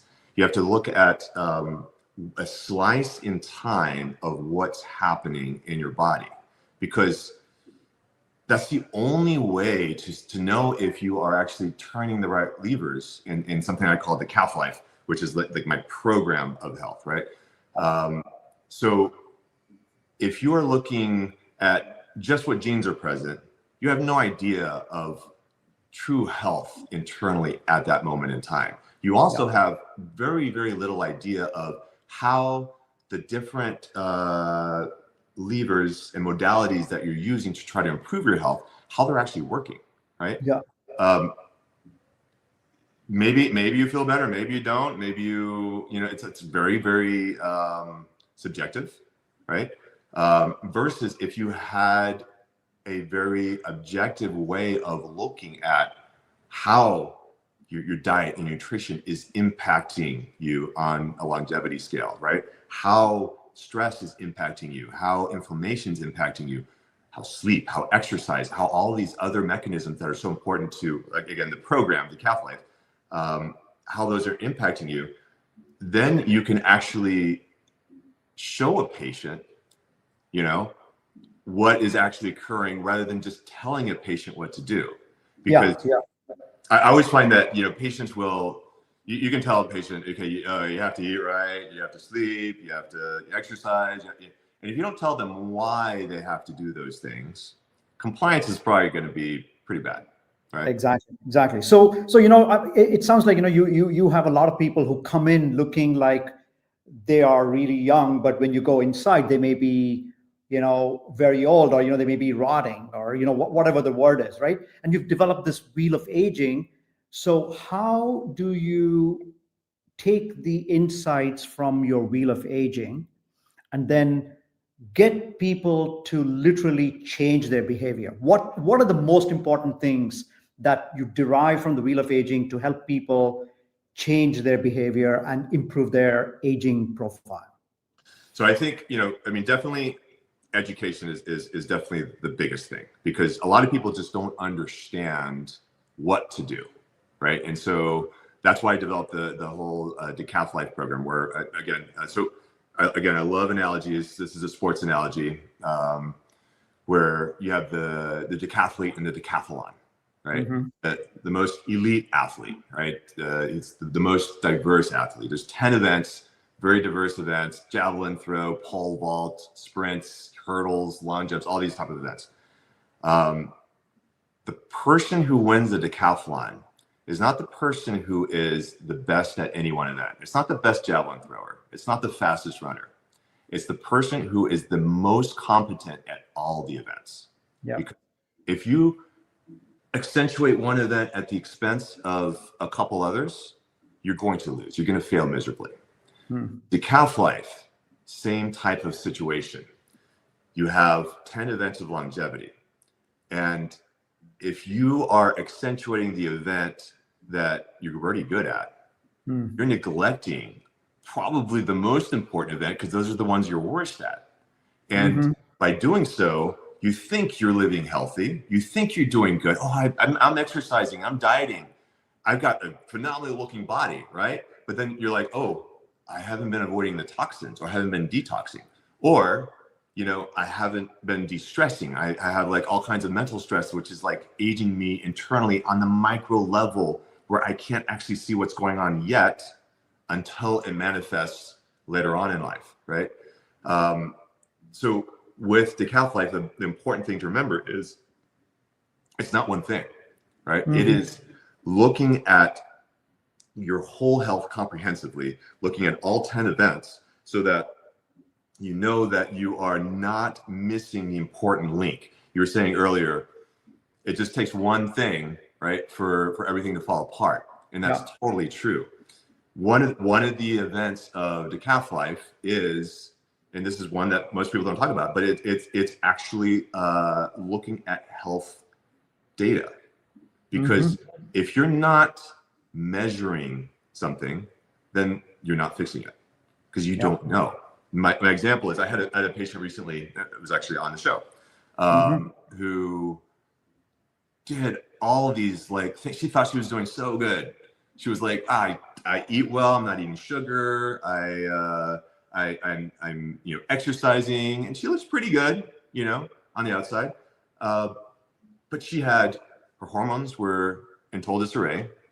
Her homocysteine levels were sky high. And she had a couple other issues that she was just completely unaware of because she wasn't measuring them. And these are all things that the sooner you catch, the sooner you can prevent all kinds of damage to that wheel of age and slow down that entire process. So she thought she was doing really good, except for she was missing one of those events, which caused all kinds of aging damage. But now that we found it, and now that she understands it, she's educated about it, and she sees, okay, the difference. Now that's something that they're going to stay with. Excellent. So, speaking of analogies, right? The one analogy that came to my mind was, yes, you have, imagine you are a car, right? You have all of the different parts of the car, it's working and so forth. But if one piece of the car is not working, the carburetor or whatever, I mean, in a regular gas engine, right? The whole thing falls apart, right? But you need a dashboard. You need a dashboard so you can tell what's going on in every part of the car. If there's an oil leak somewhere, if there is not enough air in the wheels, if the batteries are not working, you want a dial where you can see what's going on. So I think this framework that you're putting together, this wheel of aging thing, is potentially a framework that can show this dashboard. But something like what I want to bring Viome in, because you already did that.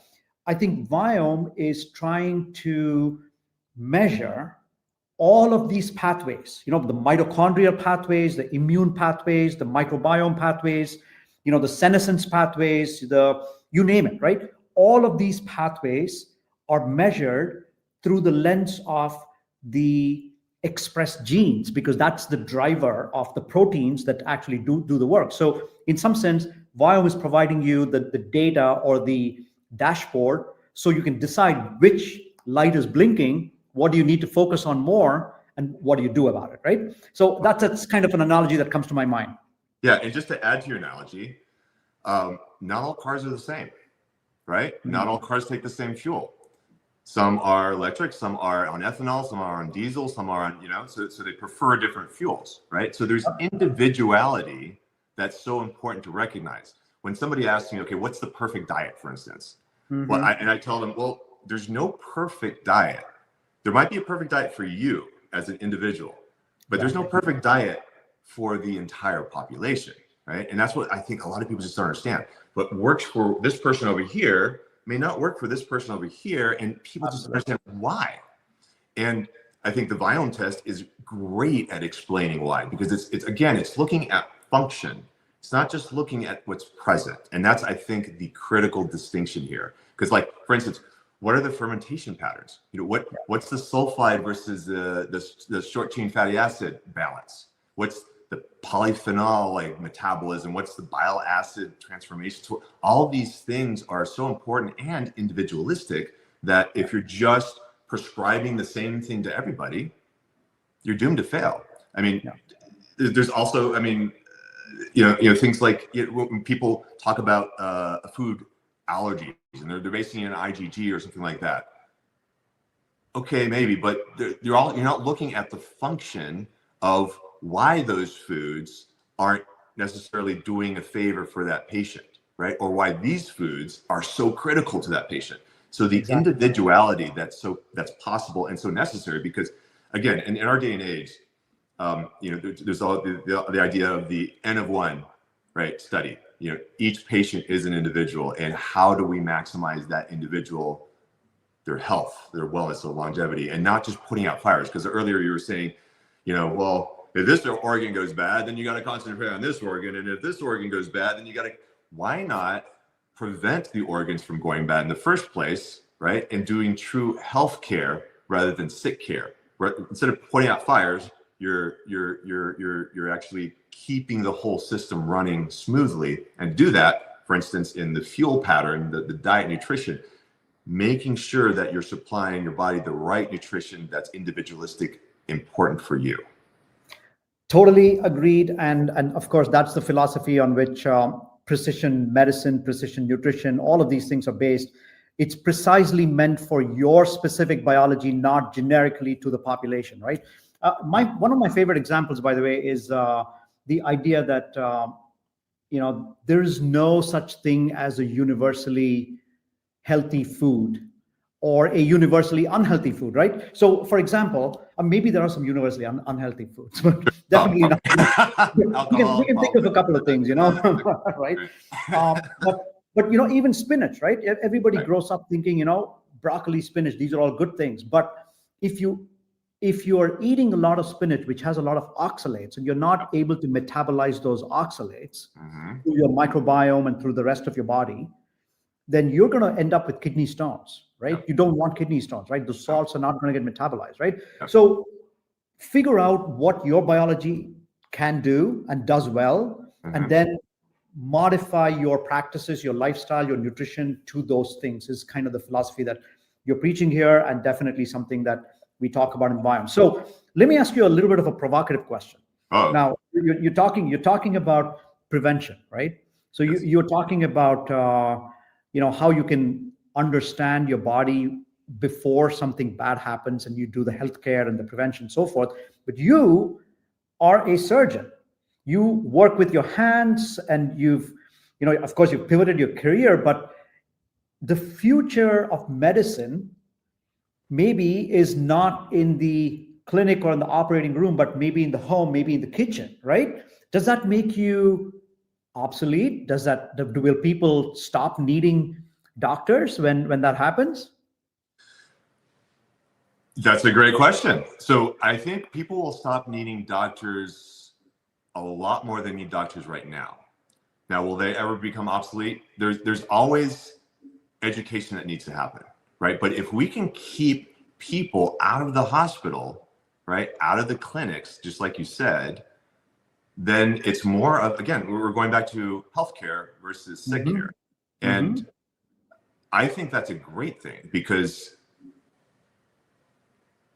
the opposite has been happening for far too long. I mean, if you look at especially, unfortunately, the American health, right? Yeah. Chronic disease is going up, especially in young kids, with kids with diabetes, Yeah. 50 years ago, it was unheard of for, a young person to have type 2 diabetes. It was adult onset diabetes. It wasn't kid onset type 2, right? Mm-hmm. So many cancer, unheard of, except for like pediatric cancers, but unheard of getting like breast cancer as like a teenager in your 20s. I'm seeing tons of breast cancer in very young, healthy-ish looking females. Those were unheard of. So literally, we're going in the wrong direction, and that's why. I mean, that's literally one of the major reasons why I've kind of pivoted from doing facelifts and tummy tucks and stuff like that into more of like health education, because as a doctor, I think the best thing I can do for somebody is not necessarily like operate on them, but to guide their lifestyle, to guide their their decision making, and to help them avoid some of the pitfalls. If we think about our environment is just a toxic soup, and it's getting worse, right? So our water, our air, our food, the pesticides everywhere, the everything, chemicals that are in our products that we put on our faces, on our bodies, everything we wear, all of these toxins are everywhere, and people just don't see them. They're invisible. They're invisible, damaging items to our body and our age. So as a physician, I think the best thing I can do for people is to help them understand those pitfalls and to avoid them so that they can stay as young as possible for as long as possible. Because it's not just about living a long time, right? If you could live 150 years or 200 years, fantastic. But if you're frail and can't get out of bed for half those years, then what's the point? Right? What's the point? Right. Or, if you lose your senses, if you lose your eyesight, your hearing at 80 or 90, would you want to live another 50, 60, 70 years past that and just have like no senses in your life? I mean, especially when you're used to that, it's just going to be a miserable existence for those people, I think. So making sure that we can help people all along the way to prevent, because our bodies were designed, that wheel of age was designed to not age. There's so many protection mechanisms at every side of the wheel of age. Is one of those things that I love to talk about. Mm-hmm. And how do we support all of those mechanisms rather than doing the opposite, overwhelming them? And that's what I like to teach people. Awesome. Very well said. I think a doctor's role becomes more of a guide, and a coach and a mentor for large, portions of the population, to help them live a better life and increase their health span, right? Not just their lifespan, but increase their health span, right? So this is a super important point, takeaway. So one last point that I want to focus on before we finish this discussion, and that is the different elements of your lifestyle that you can modify, right? So there's the sleep, which is the foundation. There's stress, there's activity, there's nutrition. I mean, we focus a lot on nutrition, personalized nutrition, so forth, which is a significant portion of it, right? But I wanted to get your sense of how do you guide people into applying the right techniques and methods for each of these different elements of intervention in their lifestyles? So a couple ways. So my 10 events, so to speak, of decathlon life. The first one is exercise, right? Mm-hmm. The exercise is composed of both strength training, VO2 max, as well as like mobility and flexibility, because that mobility and flexibility is a prerequisite for doing anything else, right? So if you're stiff, if you can't move, you can't exercise, right? Mm-hmm. The second event is mind and stress. The third is nutrition. The fourth is sleep. The fifth is toxins and detoxification.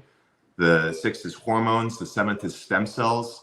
The eighth is supplements and meds. And those are not like magic in a bottle. It's not like you can buy, a youth pill and then just be like young, right?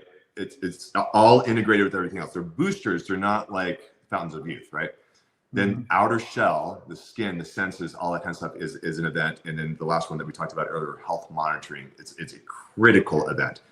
And so what I do is I guide them through all of those 10 events to make sure that they're not neglecting one or two of those events, because that's the one that's going to kill them, right? They're centering all of them. And then how can we do that in a manner that is efficient, right? Because people are not longevity athletes, so to speak, right? They're not necessarily living just to live longer.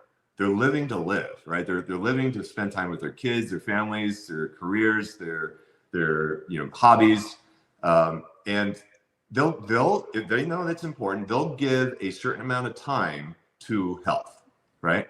But you have to be really efficient with their time, otherwise you're going to lose them, right? And they're just going to give up. So I employ in everything I do the 80-20 rule, right? Everybody loves the 80-20 rule, which states that 80% of the benefit comes from 20% of the work, if it's the right work.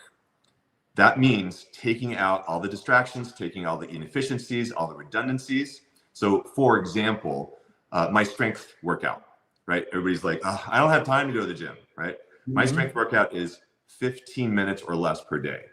And that's all I do. And that's all I believe you need to do to have very good muscle mass and longevity from your myokines and all that. If it's the right 15 minutes, right? And that's the important part. Yeah. VO2 max or your cardiac health. I love Tabata. I'm kind of crazy, but it's 4 minutes of hell. But it's been the one thing that's been proven to have it's the biggest lever in improving your VO2 max of anything else, and it's like the shortest period of time, so you can maximize your benefit with the minimal amount of time. It's a lot of effort, but it's time-wise, it's very small. And people also think to themselves, like, when was the last time you sprinted, right? When was the last time you jumped? Past 30 or 40, most likely it's like a long time ago, right? And so getting back to those type of things that create maximum impact with the shortest amount of time, the whole idea of a short, strong stimulus and then a long recovery is critical to youth, right? Because you don't want to overwork your system, because that creates degeneration and then injuries and then all kinds of degeneration, versus a short stimulus that's strong, but a long recovery. That's what produces growth and youth and longevity. So that's how I work with my patients. I make sure that I'm efficient with their time. I know their time is precious. What can we do to maximize all of these 10 areas of longevity, but at the same time, letting them live their life? And last thing, in one part of that you mentioned but did not go into, is the nutrition part, right? Yes. The nutrition, personalized nutrition, as well as combination with supplementation and boosting and so forth, right? Absolutely. I'm assuming that's also part of your Decade Life program, right? Absolutely. Yes. Great. And I think that's where the biome test is very critical, because again, you can just tell people, certain things are good, right, for everybody. You need protein, right? Protein is definitely an important fuel source. If you don't get enough protein, you can't make cells, you can't make proteins, you can't make hormones, you can't do all these important things. So yeah, do basic things like that. But then that's very basic. Then you go and dive deeper and say, now these are the problems you have with the things you're eating that are causing you damage. These are the things you're omitting that could be causing youth in your body. And then again, you're using efficiency, because you're showing them that this is how your body works on the individual level. This is a simple plan for you to follow. And once they have the plan, it's easy. If they're just walking aimlessly and be like, oh well, I'm gonna eat some broccoli, or I'm gonna eat some fruits and maybe some fish. Okay, but if you really give them a concise plan, you're using that 80-20 rule again. You're getting them the maximum benefit with the minimal effort and work. Very well said. Very well said. Thank you. So I gotta again end by saying here that the NBC program that you put together is super well done. Thank you. You know, like I said, I've watched a few episodes and I was very impressed with the messaging and the depth of science that you go to in, you know, occasionally, right? It's not an overdose of science. It's the right place. You just sort of give the fundamentals and then you get back to, you know, what changes can you make in your life and so forth. I found that to be very engaging. And I found that to be very helpful. I think there's 10 episodes or something, and you probably are going to do more. How's that going? It's 26 episodes per season, so it's a lot of episodes. So there's a lot to go. We've released 8 so far. By the time this is released, probably 14 or 12 of them will be out. But yes, thank you very much. I mean, we're trying to walk that fine line between too much education where it's boring and nobody watches, and too much entertainment where it's not useful, right? So we're trying to hit that sweet spot of entertaining enough where you can kind of see yourself in one of the patient stories that are some of the guests, but at the same time have like a take-home message at the end of the show of like, okay, these are simple things that you can be doing right now to really benefit you in the long term. Absolutely. And again, I recommend everyone to check this out on the NBC site. I'm very impressed with how you have pivoted completely from your first professional life to a much broader and probably futuristic and more impactful in the future kind of a role that you've given yourself, which is that of a guide and an educator and someone who helps everybody live a long, healthy life. Thank you very much, Pablo Prichard. Thank you very much. Thank you very much.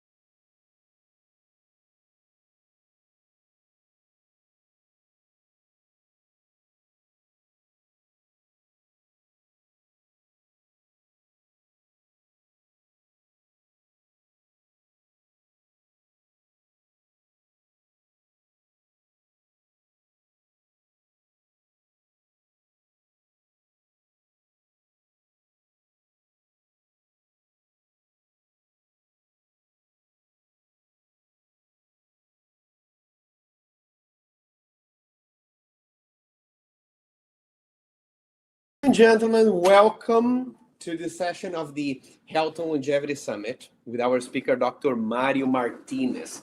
Here's one thing that fascinates me about the work of Dr. Mario Martinez. When you talk about longevity, most of the conversations will be around eating or exercise or supplements, which they have their place, but they're punctual things that are happening maybe in 20 minutes of your day here, 10 minutes of your day there.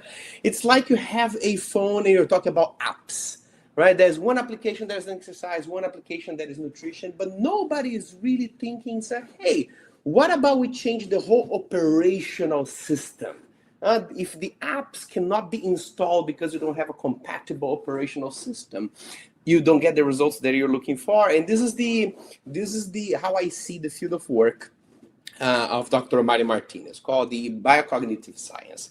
He is a neuropsychologist that has been the author of the Mind Body Code and other books like The Phoenix Self and other groundbreaking pioneer work, studying centenarians, but not only looking at how centenarians live their daily lives, but especially looking at how they think, the beliefs they have and the emotions they have, and how the beliefs and thoughts and emotions, how the mind operates or influences their longevity. And that, to me, is a pioneer, groundbreaking type of work.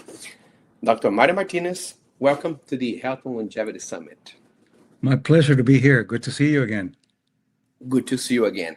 I think one of the things that I want to ask you is that I know that out of your study, you study centenarians amongst other things, and we found 8 factors of things that they think and things that they of their experience that create a centenarian consciousness that influence their longevity. I think I would like to go there, understand what these 8 factors are, but maybe we need a little bit of context about the research that you've been doing, the work that you've been doing, and the main findings first. Yes, and that's very important to start it that way, because what I did initially as a neuropsychologist, I thought, well, centenarians has to be longevity based on genetics. And after many years and my work and the work of others, genetics is only 20%, no more. So I thought, well, what are the things then that these people are the real experts in longevity? They are the experts. I'm not. Centenarians are living what I'm teaching. So what I wanted to do as a neuropsychologist, okay, how do they perceive the world independent of whether it's a collectivist culture or an individualist culture? And I found that they're all outliers. They break away from the mold and they have a specific way of looking at the world. So then I did content analysis, the anthropology component, and I looked at things that what am I finding if I go to Okinawa or if I go to Sardinia, what are the things that I find that are unique? And I started then finding with the factor analysis 8 different things that they do that are very similar. 4 perceptions and 4 emotions, independent of where they come from. So then I went back and I said, okay, let me look at the psychoneuroimmunology of it. What does psychoneuroimmunology has to say about these perceptions and emotions? And to my great surprise, which is I think the great discovery, is that nobody had put it together. So what I found is that the 4 perceptions are enhancers of anti-stress, and the 4 emotions are enhancers of anti-inflammation. So what I'm proposing is that their perceptions and their emotions are really what helps them not develop the illnesses, even though they have inflammation like everybody else. And the perceptions and the emotions then are that can be taught at any age. We're teaching children who are 8 years old centenarian consciousness because we're very interested in teaching that young, but you can learn at any age. So we found that they have a way of experiencing gratitude, of experiencing generosity. These are the emotions, of experiencing admiration, and of experiencing curiosity. All of those secrete neurotransmitters and other hormonal processes that are anti-inflammatory. Perception, the way they perceive the world by time, aging. So it's how they see aging, how they see time, how they see health, and how they see self-valuation. All of those are enhancers of anti-stress. So what they're doing, as you were saying earlier, they're living a perception that is enhancer of anti-inflammation and anti-stress.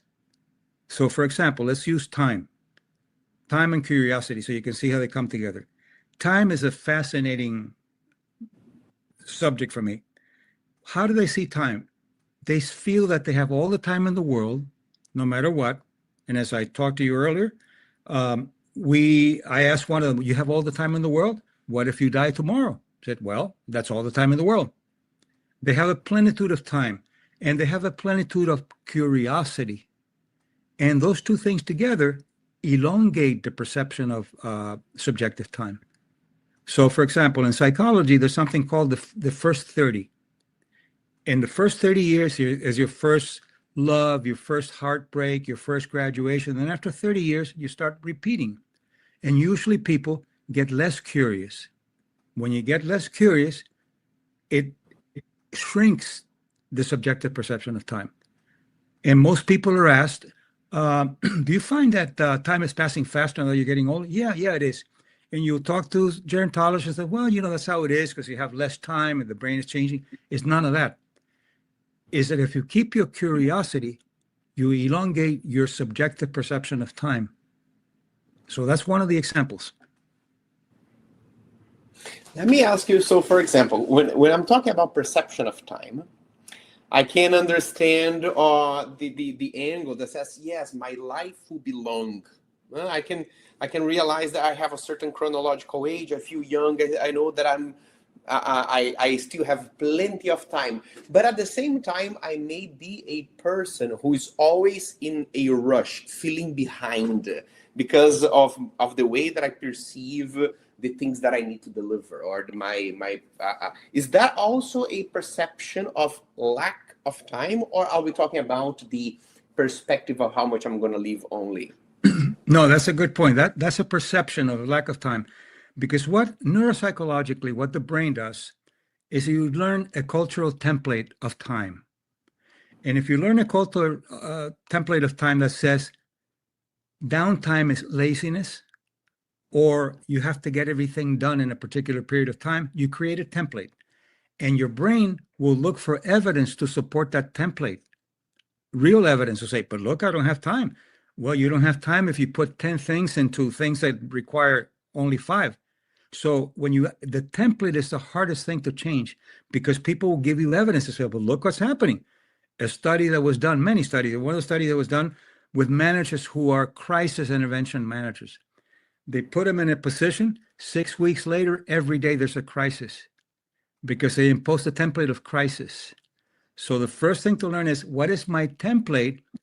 And don't worry about the evidence, because the template will always look for evidence. If you have an evidence of the world is bad, you wake up in the morning and your selective perception will look for all the bad things in the world, and opposite with the good. And I don't mean Pollyanna, you have to be wonderful.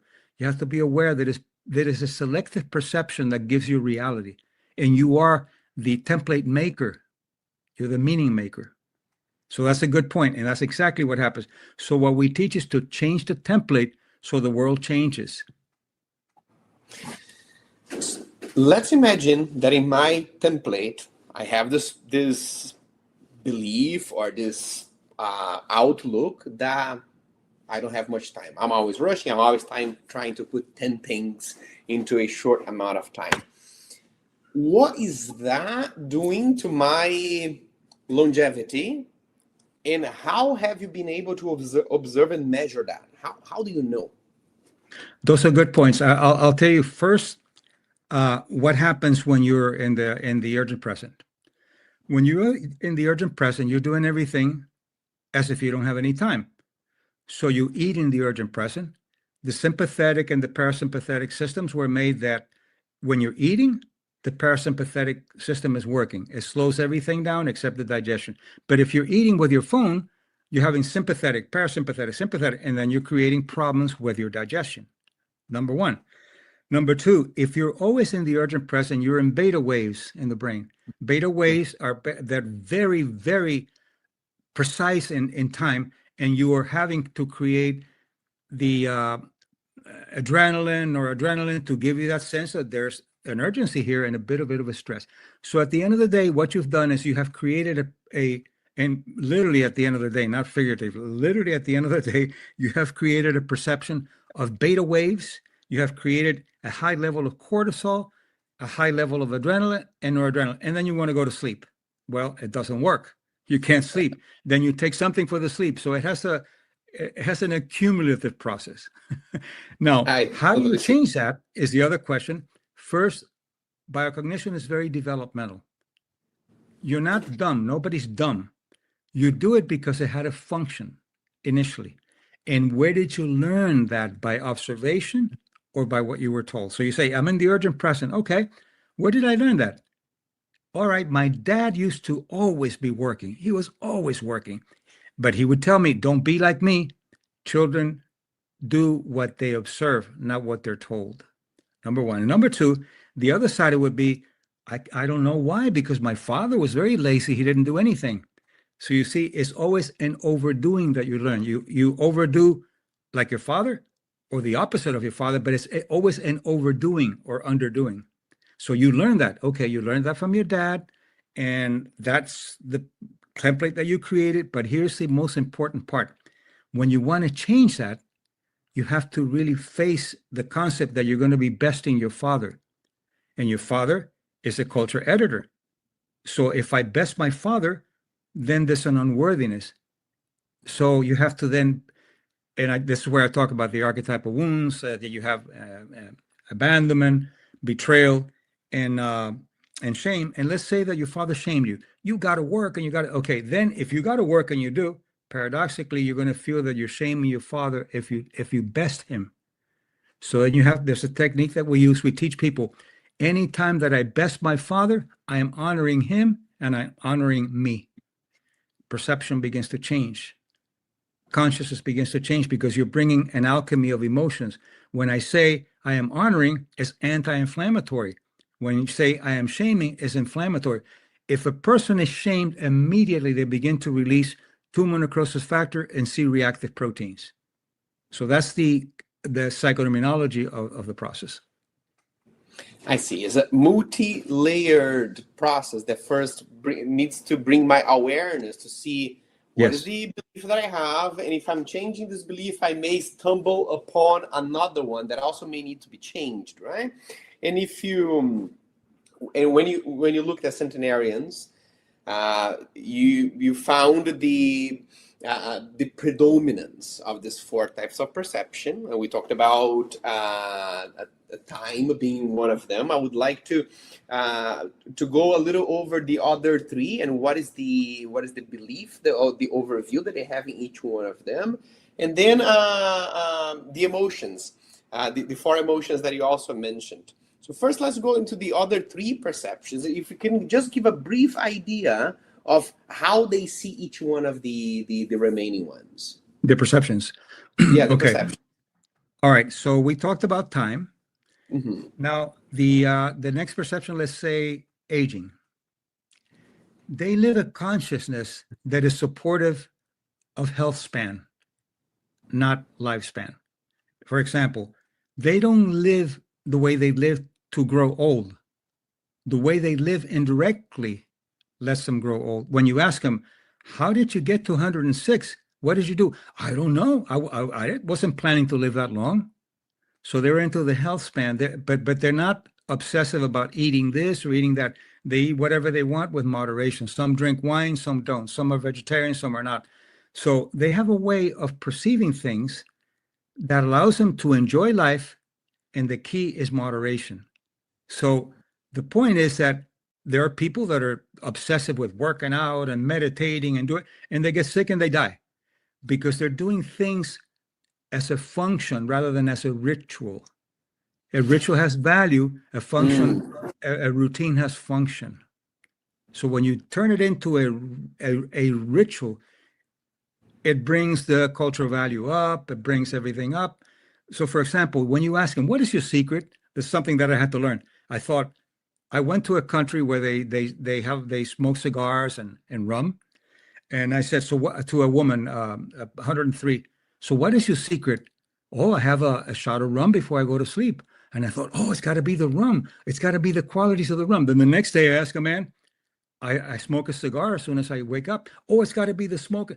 It's the ritual, the value that you put to the ritual, what has the psychoterminology that allows you then.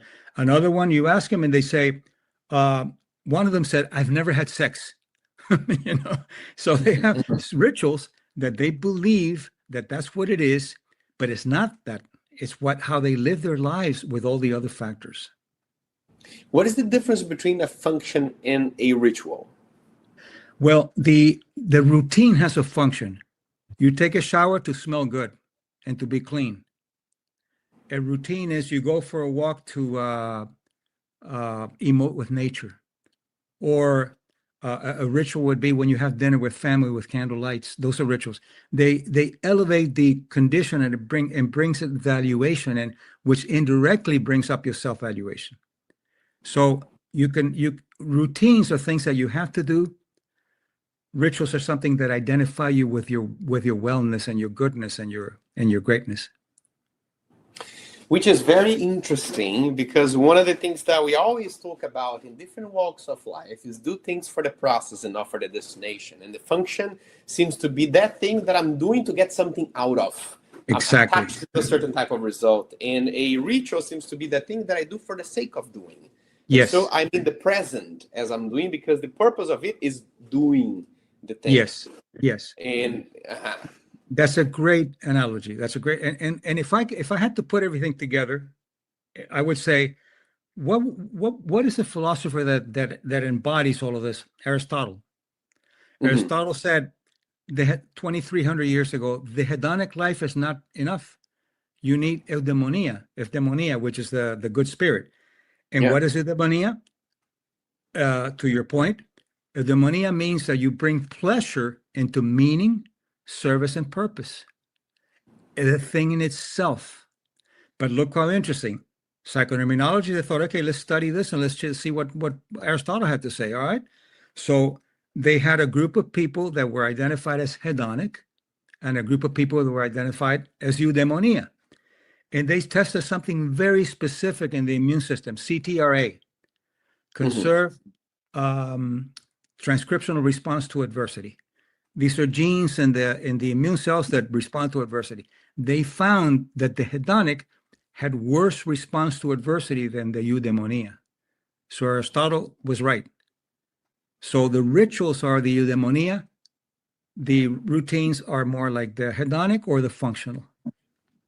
So in a way, if the hedonic lifestyle, that is the one that can get let's say, lost with superficial pleasures, right? Trying to get something out of an experience. Yes. They have a lower immune system than somebody that is doing something from an eudaimonic standpoint, that is more purposeful, more meaningful, from a place that is already fulfilling to a place of offering. Is that okay? That is the idea, and it's important to go a little bit beyond Aristotle, and then here I bring a little bit of Tibetan Buddhism, that it has to be inclusive. To have purpose and to have service and to have meaning has to include yourself in the surface, and let's say compassion has to be inclusive. Otherwise, is compassion to be loved? It has a manipulative effect. So all of it has to be inclusive. As you also, before this interview, also you were telling me about admiration and how admiration is one of the emotions, that is one of the 8 factors that needs to be shown towards yourself as well. Yes. Because if you admire, for example, let's say I admire you for what you do, the moment of me, I enter and I embody that emotion and the perception, I'm going to have dopamine. Not only dopamine, but serotonin, but especially dopamine. But if I say then, now, what about me? No, I'm not as good as, then not only am I not getting dopamine, but I am decreasing my value as an individual, and I create a little bit of stress instead of the neurotransmitters that you need in order to have that perception. So look how it works when you don't include yourself. So it changes the chemistry of my body, what the hormones and neurotransmitters that are coming out, the inflammation signaling is changing whether or not I can bring the admiration towards myself, right? Yes. But then here's the question, because I also know that you are teaching the collection of these 8 factors. That is what I understand composes the Centenarian consciousness, right? You're also teaching this to people who are not centenarians, to teenagers and children, in fact. How do I bridge the awareness of I have or I should have admiration towards myself to really embodying it? From how do I bridge the fact of, I know it would be good for me to admire myself, and maybe I try to create an affirmation or something, that from the felt sense, truth experience of that. The felt meaning. Yes, that's a brilliant question. And I'll tell you something. Here's a caveat. The cultures will do everything possible for you not to be a centenarian. Because the way they teach you false humbleness. So, for example, you can say, hey, I think you're wonderful, and so am I. Wait a minute, don't be conceited. So you're told, the culture says, it gives you a paradoxical order.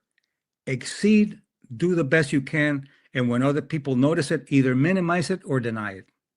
So that's a conflict there. How are centenarians? They're outliers. 102-year-old woman, I said, you're very beautiful. She said, yes, I've always been beautiful. Ever since I was a little girl, I was beautiful. So then what do you learn? You learn to cultivate what my mentor, George Solomon, who was the founder of psychoneuroimmunology, he called it healthy narcissism. So when somebody says to me, hey, this is really a brilliant point. Thank you. Thank you for noticing. Oh, wait a minute. Don't go so far. Now, you don't want me to accept your gift? It's a gift. A gift that I am accepting as a gift. Yes. Thank you for telling me I'm brilliant. And there was a study that looked exactly at that. It had one group that they said, we're going to give you a compliment and say nothing, or say no problem, say something totally negative. The other group, we want you to simply say thank you. The group that said thank you got the oxytocin. The other group got nothing. And what is translating that into what would happen to my body in longevity if I get this oxytocin on a daily basis versus I don't? If that, what is the compound effect? What am I going to see in my life experience if I am the person who can accept the compliment versus the person who cannot? Well, the interesting thing is they correlate. For example, let's say oxytocin, or let's say dopamine. They're neurotransmitters. They seem to have an effect on bringing cohesiveness to the brain. We looked at some of the quantitative EEGs, and it's a cohesive. Not only that, but it increases GABA and other kinds of neurotransmitter that will quiet the brain. By doing that, it triggers some other things that are anti-stress and anti-inflammation, because it's giving you a perception that if this is serenity, then I have to create the hormones that are serenity, not create dopamine, not create let's say adrenaline, which is the fastest, and noradrenaline. So what it does is it regulates. You don't have to do anything. You don't have to change anything. It just regulates itself by giving you optimal anti-inflammation and optimal anti-stress.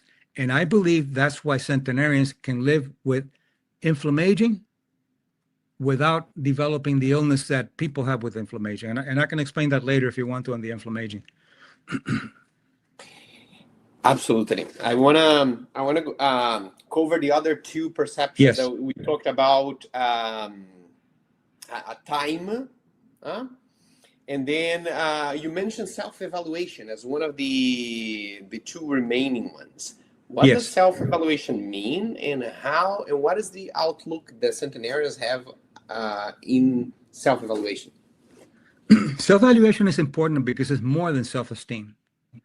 Excuse me. Self-evaluation has to do with the significance of the things that you do and the significance of you wherever you are. Significance, meaning. So if you have let's say somebody has really good self-esteem, well, good self-esteem has to be divided into other parts that I can talk about later. But basically, self-evaluation means that I belong here, I have significance here, and what I'm doing has meaning, getting back to Aristotle. So that's a self-evaluation. And if you have value, and I say to you, you are valuable, if I have value, then it's reciprocal. I have value too. Automatically gives you a reciprocal when you have value. If you don't have value, then you follow the culture that tells you that only see it outside, don't see it in yourself. And if you see it in yourself, you're being conceited and you'll be admonished. And that's what happens. Centenarians don't do that. Centenarians don't care what other people think. If you say, I'm wonderful, yes, I'm wonderful. You don't like it, well, that's your problem. I'm still wonderful. That's the part of self-evaluation that a CCI will look into. It's not a test on personality. It's a perception that has correlations with biology, not personality. It's totally different. So we have I'm forgetting the fourth one of the perception. Yes, we have time. Mm-hmm. We have aging. Aging, yeah. We have health and self-evaluation. Health. Okay, health. What is the outlook that they have? Health, if you wanted to put it into terms of what is the terrain of health, you have to look at internal and external locus of control. If I have an internal locus of control and I go to the doctor, I say, doctor, in essence, help me help myself. If you have an external locus of control, doctor, help me and tell me what I need to do and I'll do it. I don't have to be included in that. That's the perception. One example, I'm not suggesting this. I'm just giving an anthropological description. This centenarian, 101. I said, "Have you had any medical problems?" "Oh, yeah. When was the last time you went to the doctor?" "Oh, about 70 years ago." "Why?" "Had a fracture, and the doctor took care of the fracture, and then so what do your doctors have to say?" "I don't know. They're all dead." So, yeah. So another Prove that it one, works. another one said to him, "Look, I have really, and this is really, real stories. I have some bad news for you. You have an illness that most people live 6 months." He said, "Oh, great. Well, I'm going to go home and have a glass of wine." "Why?" "Because I'm going to celebrate that I'm that 10%. "Oh, okay. Again, what did your doctor say later?" "I don't know. That was 30 years ago, and he's probably dead." Now, I'm not saying in a naive way to forget medicine, because medicine is extremely important. But what I'm saying is that if he had that 10%, he was able to trigger that with the centenarian consciousness. He was able to trigger things that medicine and psychology still doesn't understand, and he was able to do it, and he became that 10%. So what a doctor needs to do to be ethical and scientific is never to say you have 6 months to live. They don't know. What they can say is, on the average, people live another 6 months. But if you look at the curve, there are people that live 10 years. Let's look at the people on the right to see what they're doing so you can go into those 10 years.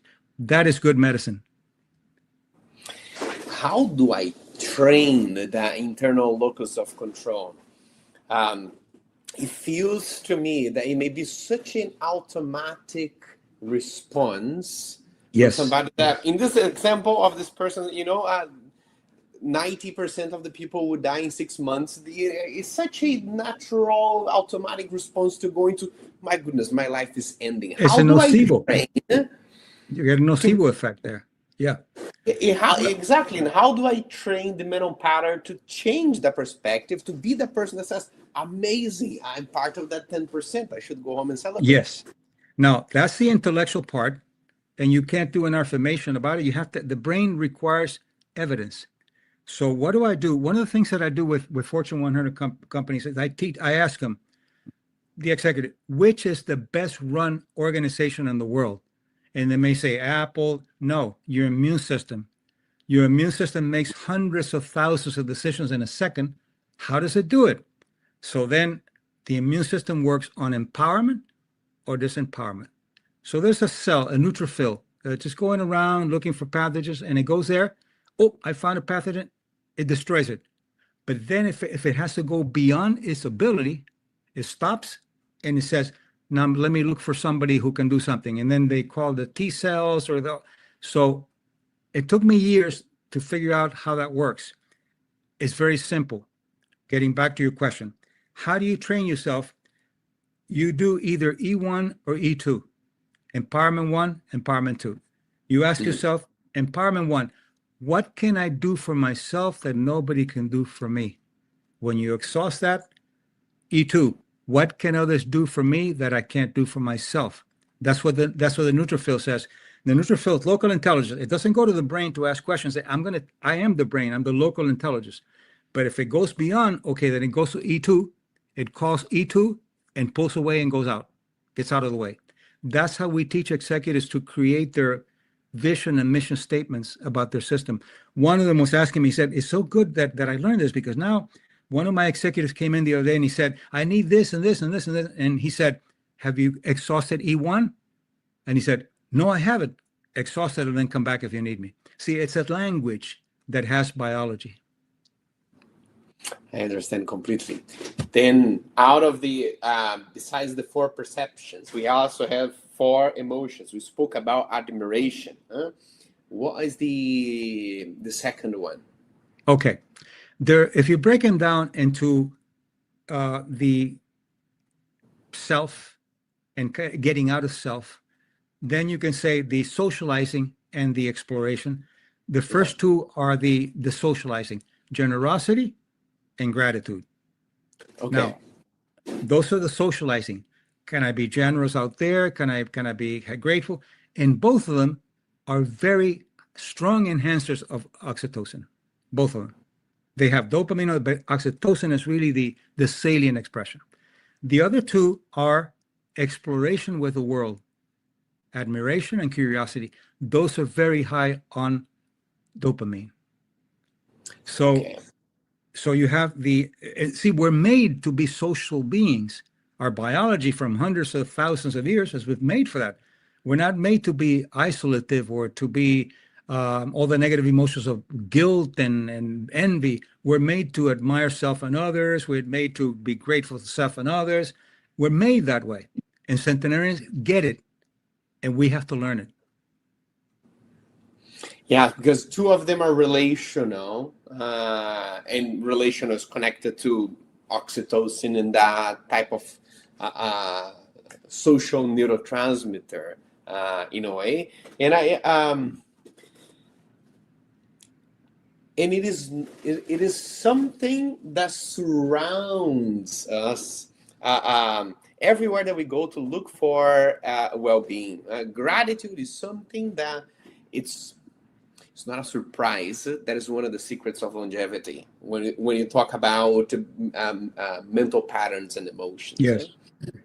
Now I would like you to talk more about the meaning maker and the usual suspects of wellness. That is an element of your work too, please, Dr. Mario. Yes, those are really, thank you, because those are really important questions. What I call the usual suspects of wellness are necessary but not sufficient. They are exercise, meditation, supplement, lifestyle. Those are very important, but they're not sufficient. What is missing is that the meaning maker is not involved. The meaning maker is the one that actually triggers those things. So, for example, if you're living in the urgent present, you're low on time on the CCI, but you're good on lifestyle because you work and you do this and you work out, but you do it in the urgent present. That's not going to take you to centenarianism. So it has to be the meaning maker has to be involved in the process. And what I'm bringing into longevity is the meaning maker and the biology of the meaning maker.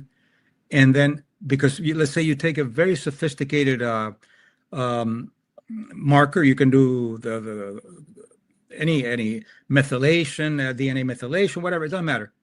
But then what do? Well, what can I do to make this better? Exercise, eat well, the same thing for everybody. And those are necessary. But the meaning maker that has to do all decisions and the biology of the meaning maker is not included. And that's what's missing. That's a missing link in longevity, I believe. It makes total sense to me, especially because you don't see across the board the same type of diet or the same type of exercise working for everybody. And a lot of the times when you have a healthy behavior that you want to adopt or install in your lifestyle, you first need to have the capacity of generating the thought that will generate the behavior.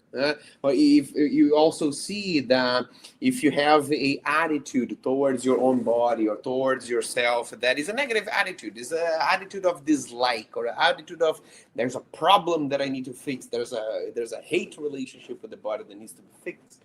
You also see a higher prevalence of coping mechanisms, the impulsive eating or drinking or smoking. The more you see a different meaning on how you see your body, how you see your life, how you see your deservability of well-being, the more likely you are to have positive behaviors. It becomes easier to install those things that you call the usual suspects of wellness. Yes, because you go ahead. Yeah, one of the things I'm curious to know is that what has changed in your own life in terms of thought patterns, emotions, or behaviors since you started spending more time and studying centenarians. What are the things that were integrated in your own life? That's very important because you have to live your theory. You can't go to somebody who's a specialist in obesity and he's morbidly obese. You're not going to learn much from that person. So I had to really put it into myself. So the first thing that I had to do is that, what did my culture make me to be? Who am I culture-wise?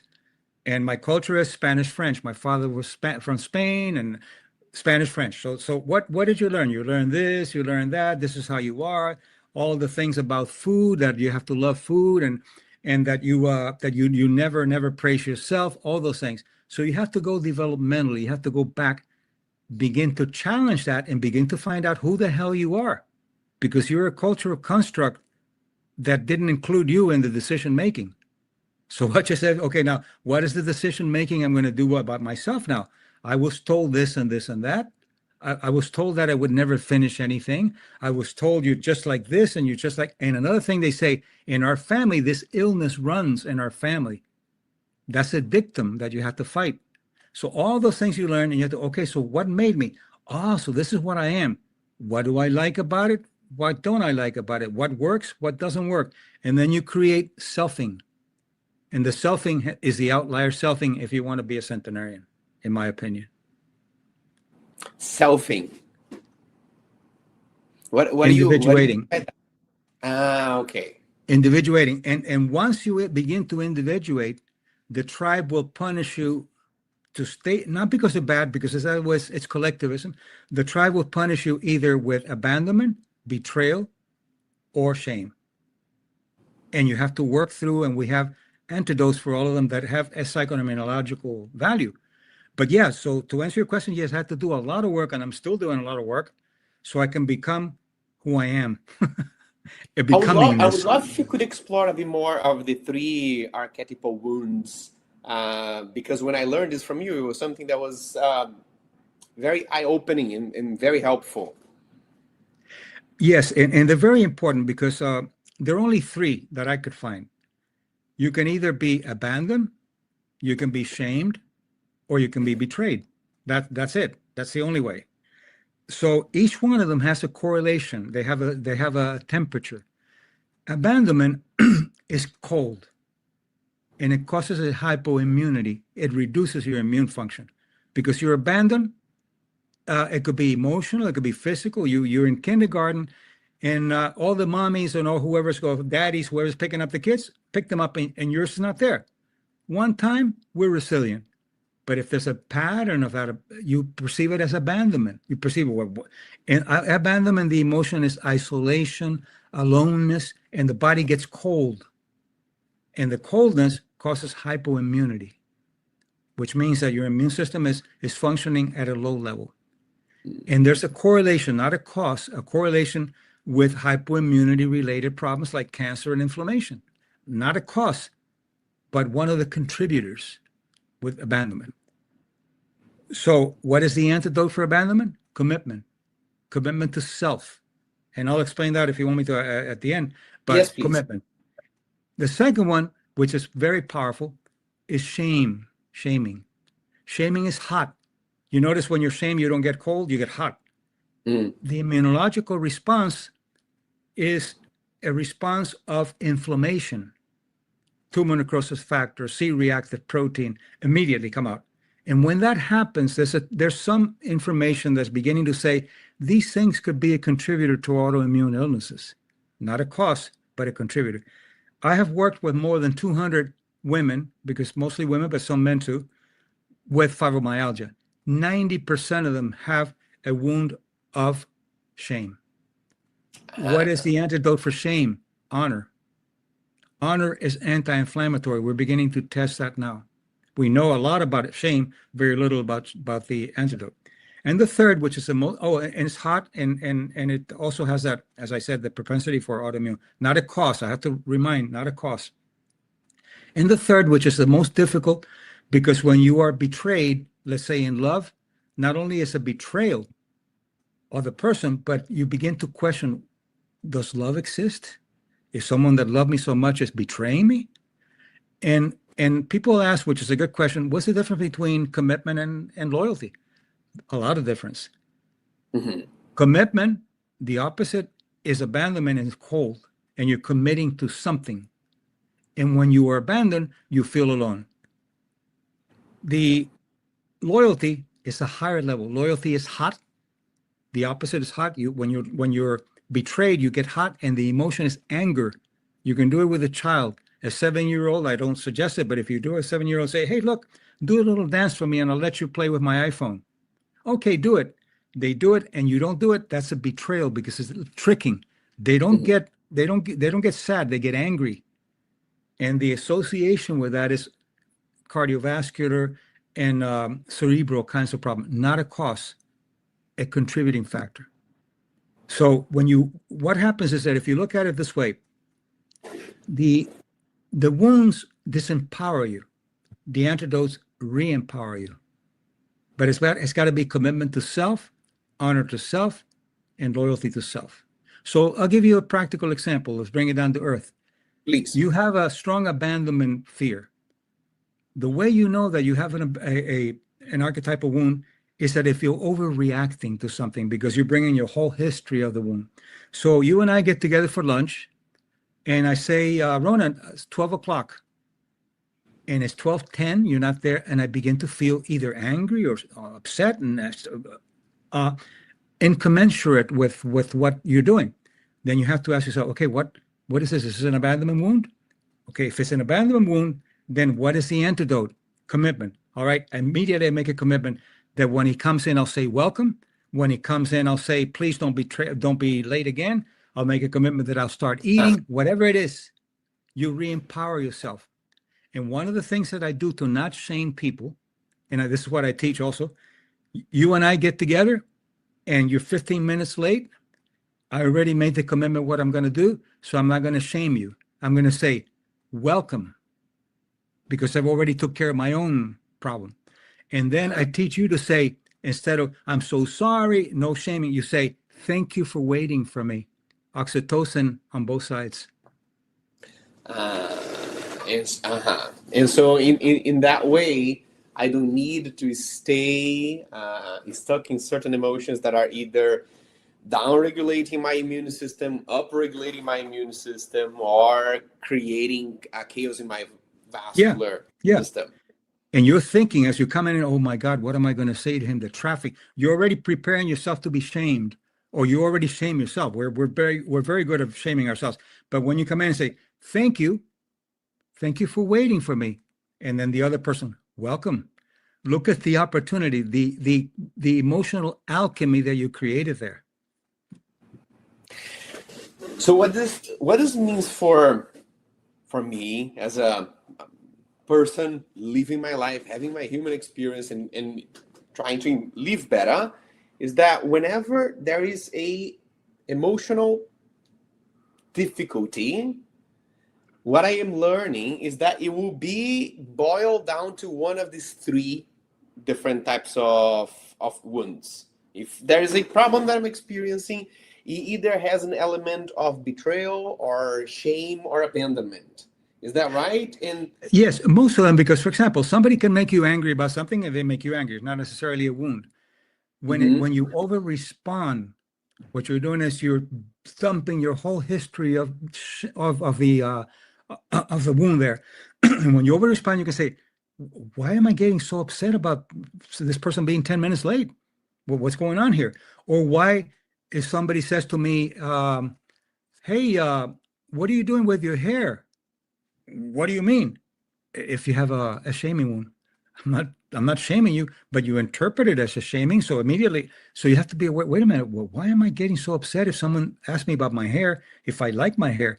Well, maybe there's a shaming component there. And then when you look at it, then you begin to fix it. I'll give you another practical example. An executive who has multi-billion-dollar company he was running, but his father was very shaming. His father was shaming constantly, strong shaming. So he gets into a board meeting, and the chairman of the board was very shaming. He says to him, oh, there you are. I can always count on you being late. It was 5 minutes late. So he had the technique already, and he said, okay. And he actually began to feel, because you feel it at first, so you really work through it completely. And he started getting anxious and shamed and red. And he stopped and said, okay, what do I do now? First, I breathe, change my breathing pattern. And then I ask myself, honor. So what is the honorable thing for me to do here? The honorable thing for me to do is to say, yes, I'm late, and we'll talk about that later. Okay? Honorable. then when you want to fix a wound with someone else, you always have to set limits. At the end of the meeting, oh, and he said, by the way, the moment he did that, the body cooled off and he was able to feel a serenity because he brought in the antidote. Then at the end, he went to the board member and he said, I'm late. Here's the report you needed. Don't ever do this to me again. I'm a professional and I'm your colleague. Oh, I'm sorry. I didn't mean. You have to do that. If you don't, it'll happen again. And what is happening? Can we know what's happening in my body in the moment that I make something honorable in response to a shame episode? Yes, because we have a felt meaning for shame and a felt meaning for honor. And the technique that we do to identify when it happens, you actually embody it. But then you teach the technique of when you have been honorable in your life and you embody it, you have a fingerprint in the body for the wound and for the antidote. So you'll be able to identify. That's a good question. He identified it immediately. He said, because what we teach is the brain needs archives to be brought out. So, all right, when was the first time you were ashamed? You do it in a contemplative state. You don't do it now with beta waves. But you sit and when was the first time you were ashamed? Bring it over, experience it, feel the heat, who did it, all that. Okay, breathe. Now, when was a time that you have been honorable in your life, unrelated to that?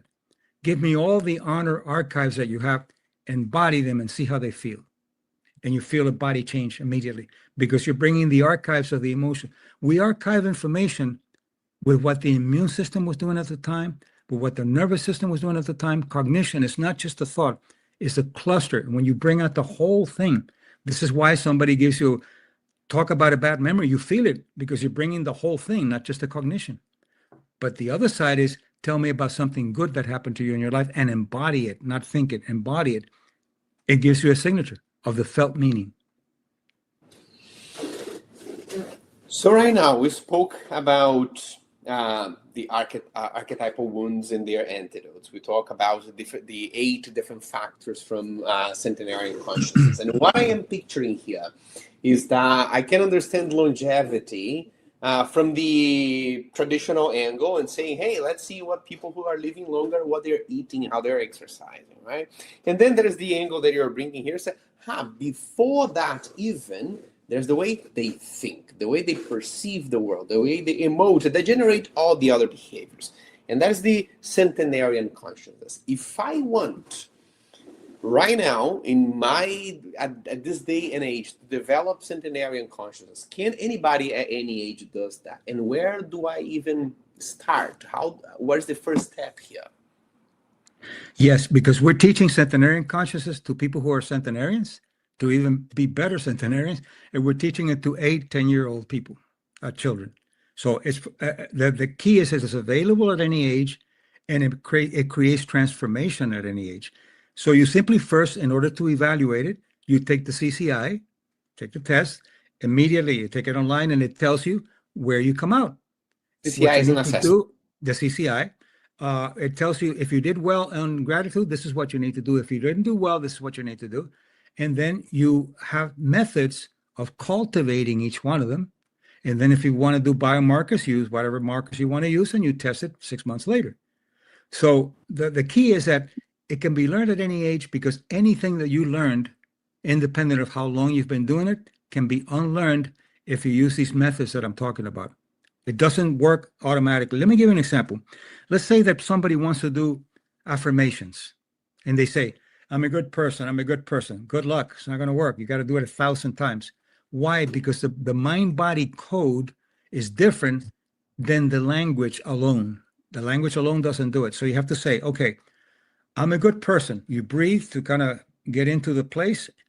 When was the last time that I was a good person?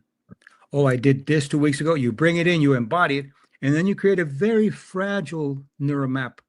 And then what you need to do is for the next 2 weeks, you do things that give you evidence that you're a good person. Within 2 weeks, you have a consciousness shifting that says, I am a good person. Here's the evidence. I think the evidence aspect of it is a key point. So yes. I am first looking for evidence of in my story of that that emotion, of that perception, of the virtue that I'm looking for, and then make a commitment to generate the more actions to show myself that that is true. Exactly. And I'll give you an example, because all of this was learned in the trenches. It can't be just Pollyanna. It's not Pollyanna. But let me give you an example. Let's say I have had patients who told me, I don't have, when they learn the language, I don't have anything in my archives that's honorable. I don't know. And part of it for two reasons. One is that they desensitized the meter that measures honor because they've been shamed so long, or it's been so bad, so pathological, they never had an opportunity to perceive anything honorable. So what you do is to say, okay, find a hero that you can honor, that you can feel is honorable. What does that hero do that is honorable? And begin to encompass, begin to embody how you think that hero would feel. And then you begin to emulate that hero. And that's what we do with kids when we teach them the Centenarian consciousness, for example. An 8-year-old, we said, okay, so how do you want to learn generosity? So, well, I don't know. I'll give them candy. Well, yeah, you can give them candy, but what else? What about heroes? Oh, my favorite hero. Which one of the emotions do you think this hero? Oh, he's very generous. Okay. Your hero is your teacher now. So you can do it even with pathology or even with children. Absolutely. Because it can be an observable behavior. Yes. That it can understand what that is like. Vicarious learning. What are you seeing in the children and teenagers that are learning centenarian consciousness? What's happening to them that you're observing? We teach them. That's a great question, because you'll see how this. We teach them, number one, that you have to learn to function within a context. You play with your phone whenever you want to, but you don't take your phone to the sauna when you're working out, because the sauna is a place to contemplate, to let your muscles settle, to let your what's called thermal shock proteins work. And if you're on your phone, you're in beta waves and you're not helping it. So you discipline. I use my phone contextually. I don't use my phone when I'm eating. I don't use my phone when I go to the sauna. I don't use my phone when this.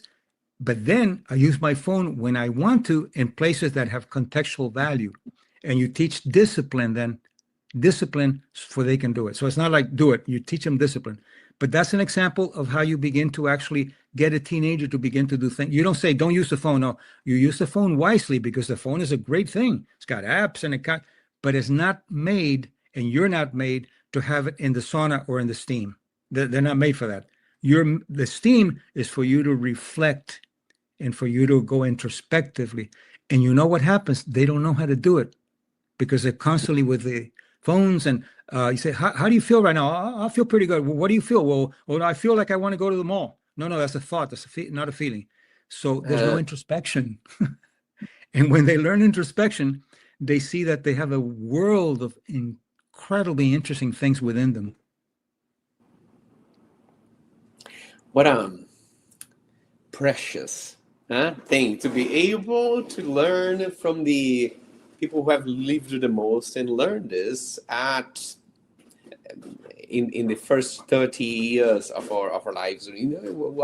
While we still have plenty of time to learn from this. Yes. Dr. Mario, you mentioned the CCI and the sum of the attendees of the Health and Longevity Summit can have access to it. Can you please explain a little bit more about what it is and what can people have access to? Yes, we the CCI took 2 years of work on developing empirically and the software and all that. It's on our website, biocognitive.com, and you go to Longemetrics and Services, and you go there, and you enter, you put all your information. It can be done in 7 languages. On the left side, there's a little icon that allows you to pick the language you want. By the way, you'd like this, Ronan, it's in Portuguese. Beautiful.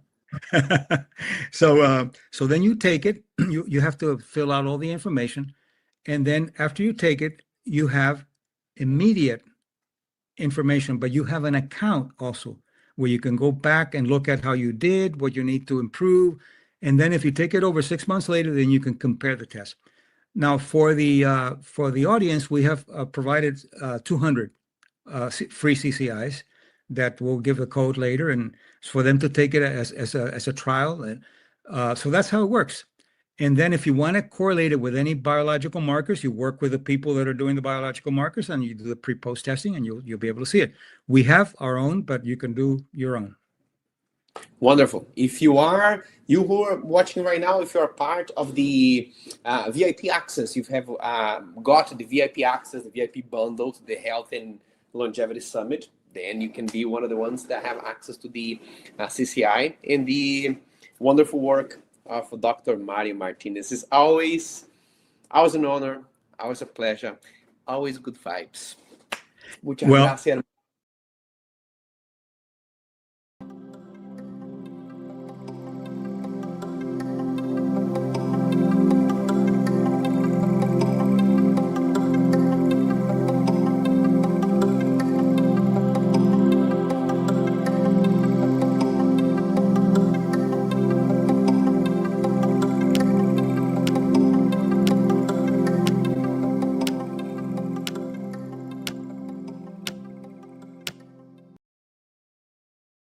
Everyone. Today, we are so glad to have Ronan as our guest.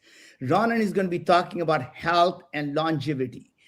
What makes us healthy, what keeps us fit, and how do we live to be 200 years or more? But it's not just about living longer. It's going to be about how to live healthier longer.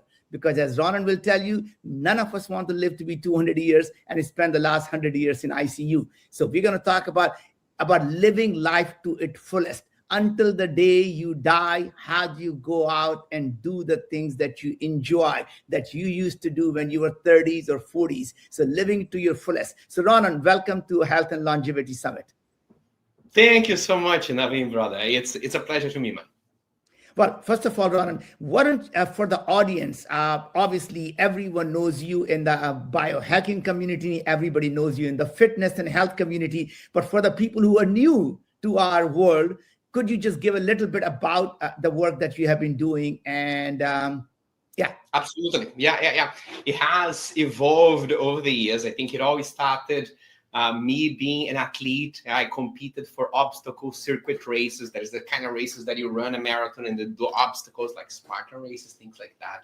I've done a lot of bodybuilding. So a lot of the beginning of the work that I have done was on that front of developing muscle mass, strength training, developing endurance, body fat, and looking good, and all these kind of things. And that was a great journey. I learned a lot of things, but I also realized that there is a side of that journey that is a bit that sometimes we miss the point. We get attached to the outcome, and we think that the body is supposed to be a statement of value. And I think eventually I started realizing that that routine was putting me into a certain prison of itself. I couldn't live my life in a way that I wanted because I was stuck to a few routines. And so I realized that what really matters is for me to live greatly right now, and so to develop my sense of vitality. And this is when I started realizing that health and longevity is a lifestyle, and started working on developing vitality through a lifestyle.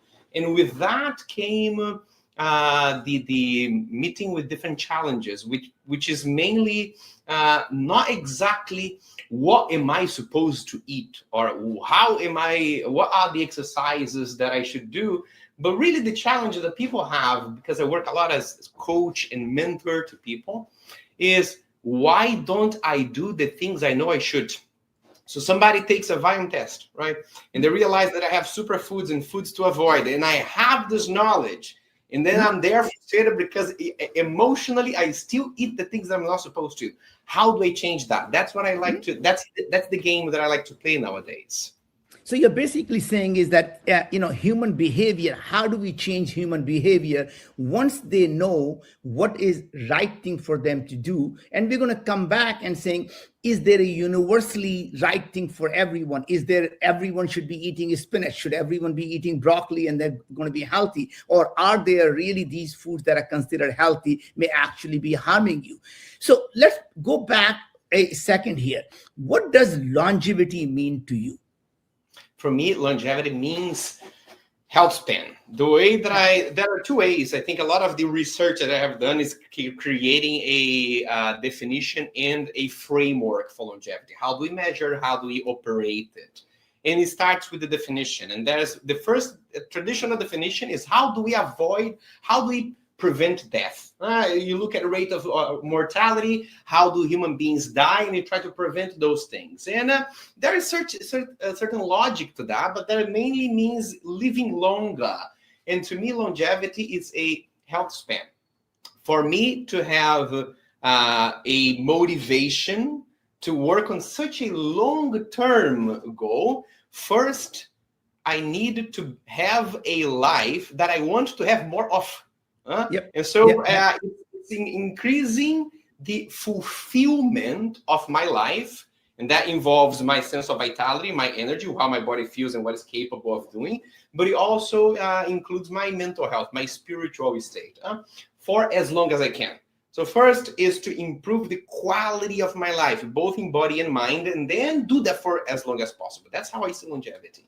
I love it. Love it. What a great definition, because I think everyone would agree that they may not agree on what improves their quality of life, but everybody has their own definition of what they enjoy doing and what would they like to do more of. And whatever that happens to be, some people, it may be they are on a spiritual journey. Some people may be on a physical journey. Some people may be on, emotional journey. And, it doesn't matter. Maybe some people just want to spend more time with their great grandkids for all we know, right?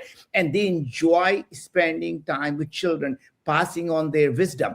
So that's an amazing definition, is find something that you really care about. What is that means to you? And then find, is that something you want to do more of? And how long would you want to do that? And if you can tell them exactly what to do, then they can probably live their life. Amazing, amazing. Now, how have you implemented a lot of these techniques in your own life? So how did you start your journey? So now here you are. First of all, what makes you happy? Let's start with that. What is that quality of life that Ronan enjoys? And then let's go move forward and say, how do we get to do more of that? Or how do you get to do more of that? Not me. It may not be my definition of enjoyment. I love that question. I need to shorten the answer because I could go a whole hour. I have a lot of studies. I have passion in two different areas, and they are very opposite. I have passion in health and spirituality, or fitness and philosophy. They're very different areas. And the whole side of philosophy, spirituality, I study a lot of non-dualism, Advaita Vedanta, and that helped me understand that happiness is not something that it's produced by an experience, but it's something that is accessible in the nature of your being. It's, the more our work is not to achieve happiness, but mainly to uncover it and maybe to remember it. And so, if my body is feeling sick or tired, or have pains, is hard. So I can say that one of the things that makes me happy is a sense of vitality, a body that is full of energy, because it's easier to remember happiness. The other is the connection with a small group of people, but they are very close. My wife, my best friends, my family. It's because when you're feeling alone or when you're feeling disconnected, it's harder to remember happiness. So it's spending time with this couple of people.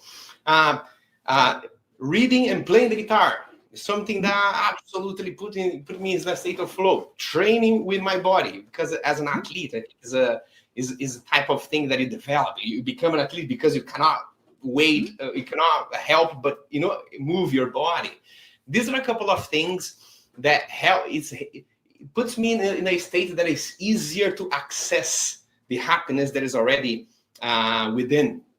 And where does it reside? When you look for happiness within, is there a part of the body where the happiness just resides and you just have to access it somehow? To me, happiness is something like this, Naveen. Imagine that there are mainly two ways to access happiness, right? One of the ways to access happiness is by achieving something that you want. Whenever you say, I want something, whether it's to achieve a milestone, money, income, buy a house, buy a car, a certain body weight or something like that, whenever you decided you wanted that, now you created a desire, right? What is a desire? Is an ideal scenario in the future that you want more than the here and now. And so that creates a tension inside of you. It says that there's a moment in the future that is more ideal than the here and now. For now, I'm in a less ideal state. I must achieve it. But the whole achievement is just to end with this tension. There is a tension inside of me that says that I rather not be right here, right now. I rather be then and there. When you achieve that thing, for a brief moment, when you buy the car, when you achieve the goal, for a brief moment, an hour, a few days, you experience the end of the internal tension. The end of the internal tension says, I rather be here and now. There's nowhere I rather be. There's no time I rather be. I'd rather be here and now. This, whenever we feel this thing, we call it happiness. I don't want to be there. I don't want to be then. I want to be here and now. It's a full yes to the present moment. That's what we call happiness. Yeah, but that is a fleeting. But that's a fleeting moment, as you described, Ronan. And that, to me, anytime if there is something or someone achieving that makes you happy, then you have given up that control of your happiness to something or someone, and they get to decide if there is a person when you are happy or unhappy. So how do you find the internal happiness that is not based on destination or joy or achieving anything, but just being? Absolutely. So that is the fleeting way. That's the first way of achieving. But what you learn with that is that happiness is not in the car or in the money or in the body weight. Is in the yes to the here and now. So if I learn to say a inner yes, in other words, an acceptance of my full experience to the here and now, whatever it is that I am experiencing, be it pleasant or unpleasant, I access happiness, because happiness is the absence of resistance. Suffering is resistance. There's something happening and I don't want it to happen. I want it to change, and it is outside of my power. I experience suffering. Whenever I experience the surrendering, a acceptance, you can use different words to that. I access that state of nothing needs to change. Whenever nothing needs to change, we call it happiness. Now, the whole accessing happiness inside is an awareness process. Means being aware of all the elements of my experience. My experience is composed by sensations. I'm feeling things inside of my body. I'm feeling things with my senses. It's composed by my perceptions. I'm talking to you. I'm having thoughts. There are comments in my mind. I'm judging these comments. There are mental activities happening. There are feelings and emotions. If I am able to see the entirety of what's happening, sensations, perceptions, feelings, and emotions, and I'm able to say yes to that present snapshot, that is where I access this sensation that we call happiness, or this state that we call happiness. That is this feeling of pure acceptance. And that can happen even when you are having an unpleasant experience. If you're having an emotion of anxiety or sadness, a lot of people, going to the beginning, they resort to food, right? Whenever they're having an emotion that they don't want to have, because it is a form of resisting and going away from that emotion. But there's a type of school of thought for therapy called acceptance based therapy, right? And the whole idea is to imagine if I'm having an unpleasant experience, maybe anxiety, let's say. In my whole game with myself is how would it be like inside of me if this was okay? How would I see this moment right now if this moment was okay? If it was okay for me to be anxious, if I didn't need to change it. If you play with that and you really embody, you really play with the idea, you give you a chance to experiment. Okay, I'm having anxiety, I always try to change or to avoid that. How it would be if it was okay? And then you start relaxing your body and your thoughts start to slow down. You don't try to change or to fight them, and you start just seeing them for what they are. The more you do this, the more you access that state that throughout the different traditions they've been calling bliss or happiness. Very, very, very good. Essentially, as you're saying that happiness is acceptance. Happiness is, coming to terms that you are at a place that you would rather be and then anywhere else. And once you get to that place, whatever that place is, whether it is a place of a little bit less substance materially or a lot of abundance of materiality, but just being there and saying, I don't need to be anywhere else but here, is when the happiness comes in. And now let's focus a little bit more, switch to health. Obviously, we have heard, people say that people who are healthy have many wishes, and people who are sick only have one wish, right? Just to become healthy, right? People who are suffering, people who have health issues, all they want to do is just get rid of that pain so they can even find a way to accept what else could be coming in their life. So how do you, while you're looking at acceptance, you can't assume that, hey, you have all these, I'm going to keep eating what I'm eating because that makes me happy. My body's getting, sick, but I'm going to accept it. My body's getting fat, I'm going to accept it. I have diabetes, I'm going to accept it. I have a cholesterol, I'm going to accept it. And I'm going to die at 35 and I'm going to accept it, right? And he said, I'm going to take drugs, I'm going to take everything because I accept it. That's not what you're talking about, are you? No, because what you are accepting is not the situation of your life. What you are accepting is your experience of the present. What do I mean by that?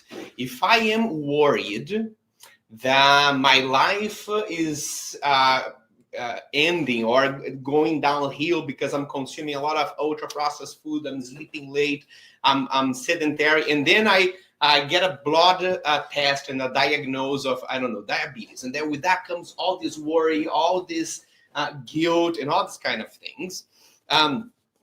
If I don't accept the present moment, I am in the state of self-punishment. I'm like, wow, how did I do this to myself? And da.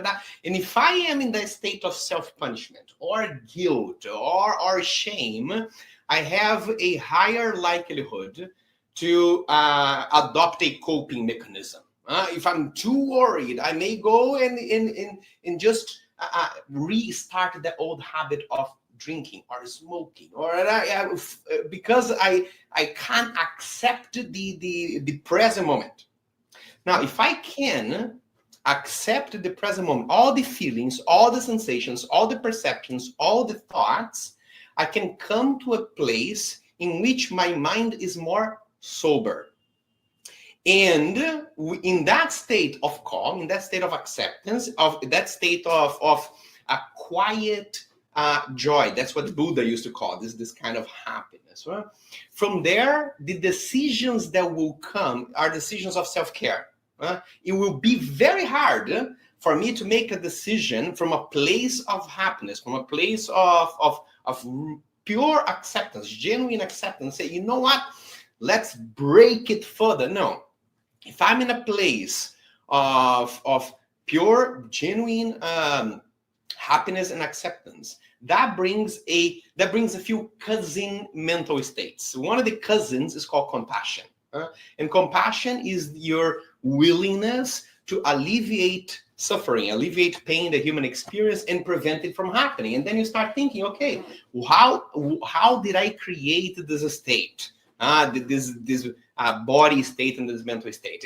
Definitely, I'm not taking care of my nutrition lately, or maybe I have never. I know it's time for me to start exercising. It's been 15 years. I've been repeating this to myself, and I still haven't done that. If I really want to alleviate suffering, I know that these are the things I need to tackle. It's easier for me to tackle them when I come from a place of self-care.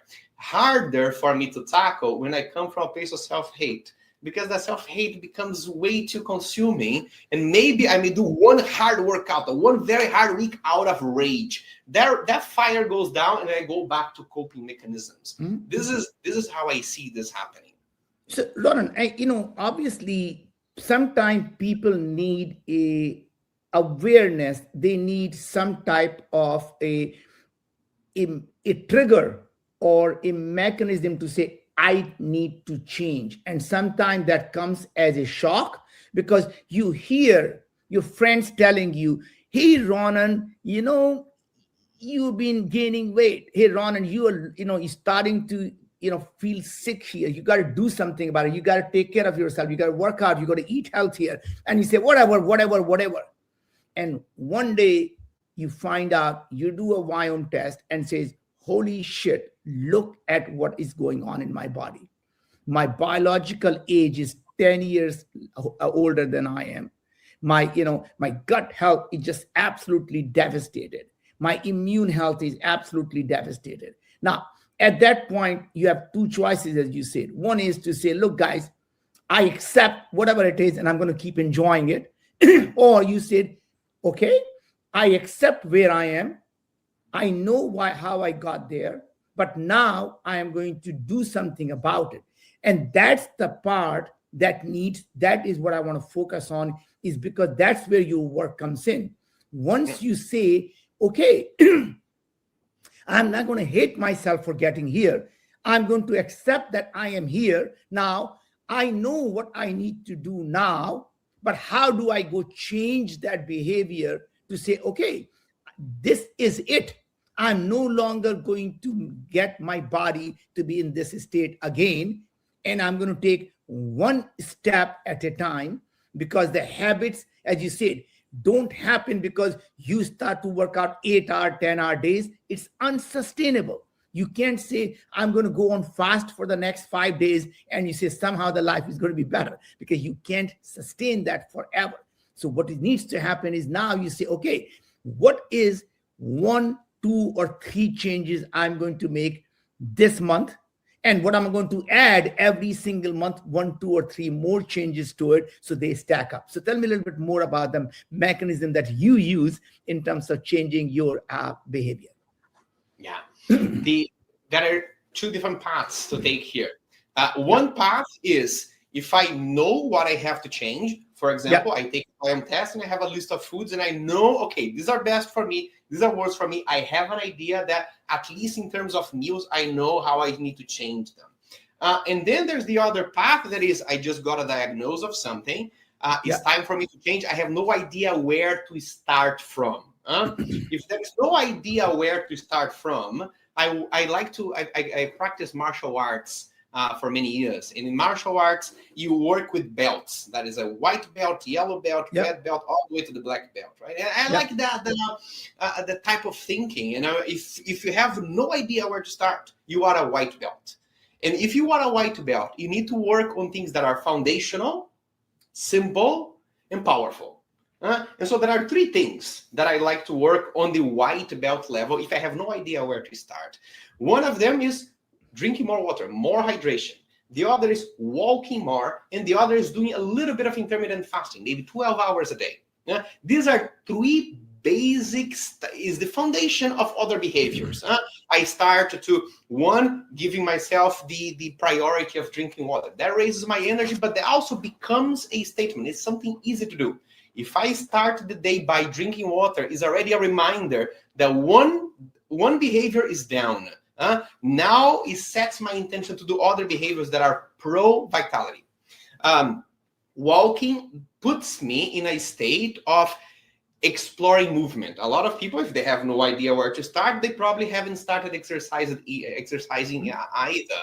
And it's not the moment for them to start hitting the gym and lifting weights unless they are very motivated for that. It's time for me to start moving, playing with my routine, finding a way to make that sustainable, enjoyable for my lifestyle, and then enjoy the benefits of increased energy, enjoy the benefits of better mental health than walking movement. There is nothing better whenever you have, when you're hot-minded, had a stressed day, go for a walk. It's like a session of therapy. You come back, you're feeling new. It's amazing. And the third is a little bit of changing, not what you eat yet, because you don't know what you need to change. In the case you don't have the clarity, but when, because when is easier. And so I start having 12 hours of fasting, which means I stop eating 2 hours before going to bed, and I start eating maybe 3 hours after I wake up.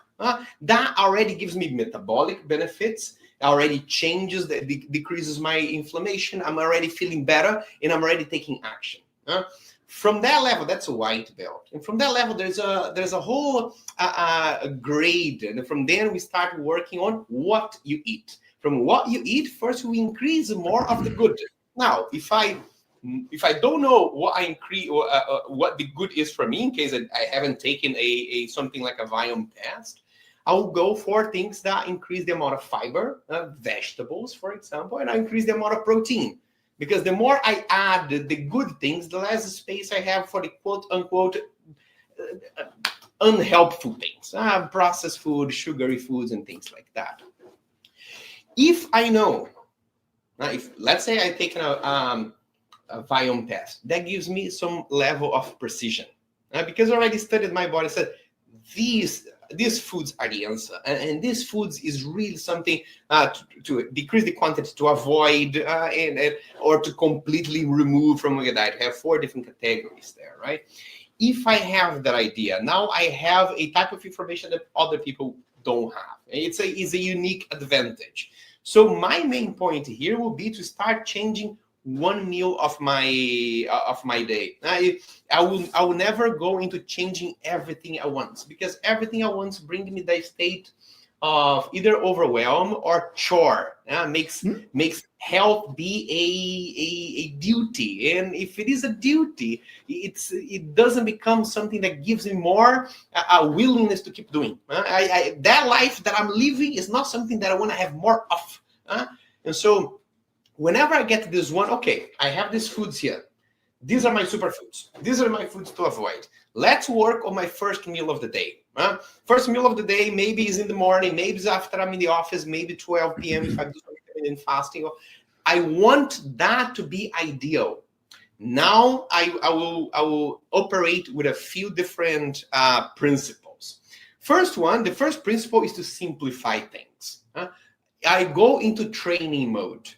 If I go into training mode, means that for a period, maybe a week, maybe 3 weeks, I will repeat the same meal, because I am rehearsing that routine. For me to have the same, for me to have my optimized breakfast that has all the foods that are superfoods for me, I will need to master the process that takes for me to get there. There is grocery shopping. That is preparing. Will I prepare it myself? Will I ask somebody? Will I order it? There's some figuring out to do. If I'm figuring out one different meal every day, I increase complexity. Now I'm playing the game in the hard level. No, let's first play the game in the easy level. For 1 week or 3 weeks or something like that, I will have the same meal, and I'll master it in terms of everything, the routine steps that takes me to get there.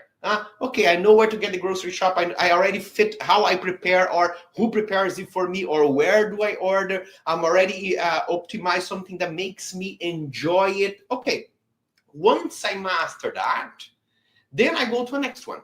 And then I go to the next one. I have 3 meals in a day, or maybe a few snacks. I go one by one, and I repeat them, because I am rehearsing the logistical steps to get there. Once that becomes my new normal, then I start adding variations. Then I start, I start playing. Okay, I don't want to have the same meal every time in my life, and I shouldn't, But first I do it easy. First I repeat the routine until I get the power of changing my eating habits. Because changing food, it's not only about the logistical steps, there is also the resistance. But I don't know if I like. But I'm so attached to the bread in the morning. And so I need to go through a little bit of emotional journey to let go of that for a couple of days and then realize that it's actually fine. I need a little bit of that. And so I like to, the first principle is simplicity. The second principle is something that is stated by the Pearson law. Pearson's law is a law that says that performance that is measured is improved. In performance that is measured and reported, its improvement accelerates. And so the way that I do it is, okay, let's say I have this goal for this week or for this month, and it's to optimize my breakfast according to my superfoods. Create a superfood breakfast. Fantastic. That's a single goal. I don't have many goals. Single goal. I'll make it simple. Make the same meal until I master it. Now I'll put into my calendar a little box, a few boxes. Every day that I do this, I put a little X. I am measuring if I did it. I'm not counting. There's no point. It's not counting the macros. Did I do the behavior? Yes, yes, yes, yes. And if I'm doing this with a group, or with the coach, or with a buddy, with somebody who's doing that with me, there is the reporting element that improves that accelerates the behavioral change. And in the way that when I'm working with people is every week, people know what their commitment are. And then by the end of the week, they say, here's the picture of my notebook where I tracked my behavior. Here are the things that I learned. I realized that Wednesday, I was kind of in a bad mood. I decided not to do it. And then I regretted. And then you put a few reflections and you are learning with it. And the third principle, so first is simplicity, second is the Pearson's law.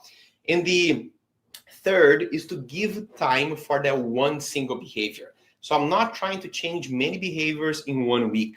Usually I like to go slow, Naveen, because then we guarantee that the behavior is changed. Usually I get this one behavior and we focus an entire month on it. Okay, we're gonna master this meal over here. It's gonna become amazing, simple, automatic. At least 30% of my eating in a day will be superfood. Okay, the goal of the month is just to make sure that this happens. So it's far from overwhelming and I can master it. If every week I'm focusing on a new habit, by the time I'm getting used to the first one, I'm introducing a second. And then by the time I'm introducing the third or the fourth, I already forgot what the first one was. So I prefer, instead of trying to do 50 different changes in 1 year, and then at the end not being able to carry on with any, we try 12 changes in 1 year. If one per month for a whole year. If 12 changes are made and they are okay, optimizing, making your meals superfood, and then we start having some exercise changes, then we have some sleep and recovery changes, and then we have some meditation, stillness changes. There are plenty of strong habits to build a very strong base for vitality with 12 different key changes throughout a year. So, one of the things, Ronan, that I find a lot of people, they wait until they have a shock, they have a symptom, and they say, oh my God, I can't believe I have diabetes. I can't believe I have this, disease that I never expected to have. And a lot of the people, I know some of them, I tell them, why don't you go get yourself tested? I just don't want to know. And so how do you tell people that if you, by the time you actually get a symptom, by the time you start to feel sick, you actually have been sick for 10, 15 years, right? And that if you could have saved, because now if it takes a disease 10, 15 years to develop, it's going to take 5, 10 years to actually reverse it. So sooner you can find that something is wrong in your body, sooner you can actually bring it to a healthier state. So what do you tell people who just say, I don't want to know? If this I don't want to know is really true, they don't even mention that. If there's a I don't want to know that is genuine, that person is not even part of the conversation. I don't believe that there's anybody watching here that they are in the state of I don't want to know. Because if they are I don't want to know, they didn't even come to the summit. Maybe there is a I don't want to know that actually means I'm a little afraid to know. That actually means I'm afraid of what I'm going to see if I measure that. Then this is a I don't want to know that comes through the words, but the meaning is different. And I think the main point here is understanding the meaning, because the meaning is our resistance. There's a very interesting, very beautiful book called The War of Art, Stephen Presley. And it's a book that is written for writers, but anybody in any path of life can learn from that book, because it has a lot of ancient wisdom in it. And it talks a lot about facing your resistance. And resistance can take many forms. Resistance can take the form of procrastination, the form of I don't want to do this, the form of if I tried before, it didn't work, so it might not as well work again. In the whole path of growth, the whole path of personal evolution is facing my resistance in my path as a human being. And the longevity journey is a gold mine for personal and inner spiritual development, because I came here for self-evolution. I get self-evolution by facing my resistance, facing my fears, facing the difficulties in life, right? And so my body offers a lot of that, because one of them is facing these icky emotions by taking a test and seeing, that there's things to change. And here I first realized that, here is my resistance. If I, Navid, if I say, I don't want to know, and I'm kind of bitter about this, that is unlikely to be true. Because if I'm kind of bitter or defensive about this, it's because there is another thought that says, I actually want to know. And they are conflicting. Because if I really say, I don't want to know, it's like indifferent. I don't want to know, it's fine. But if I don't want to know, it's because there is a thought that says, I want to know, but I am identifying with the one that says I don't. It comes and I grab it onto me. But then I experience this discomfort. It's an internal conflict, because that's where my defensiveness is coming from, because I know that I actually want. But I'm just hiding behind the thought that says I don't want, because I'm afraid of facing something. When I realize that, and I realize that my path is to face my resistance, I have a little bit more opening to say, you know what? That is actually the thing I should be doing, because this is what leads me to growth. And so I think that's the main realization. Is the whole point here is using this journey, improving your body and longevity as a journey of self-evolution. For me, for self-evolution, I need to face my resistance. And so I will. Yeah. I think, first of all, I just love the way you think. It's really thing is that when people don't want to know, it's really simple. They are afraid that what they may find out is not something they want to know, right? And that is the thing. But let's go back, because to me, I think going back to what you said earlier, the Pearson law, that as you described, the only way to improve something is to measure it. If you cannot measure it, you cannot improve it, right? So you have to know, it doesn't matter where you are in your life journey. You have to know where you are, where you want to go, and then you can find a path with either some expert or some AI, someone who can guide you, mentor you, someone who has been on that journey before, to tell you how to go from here to there. But you can't go from here to there if you don't even know where here is, right? So first you have to know what fear is. You know, I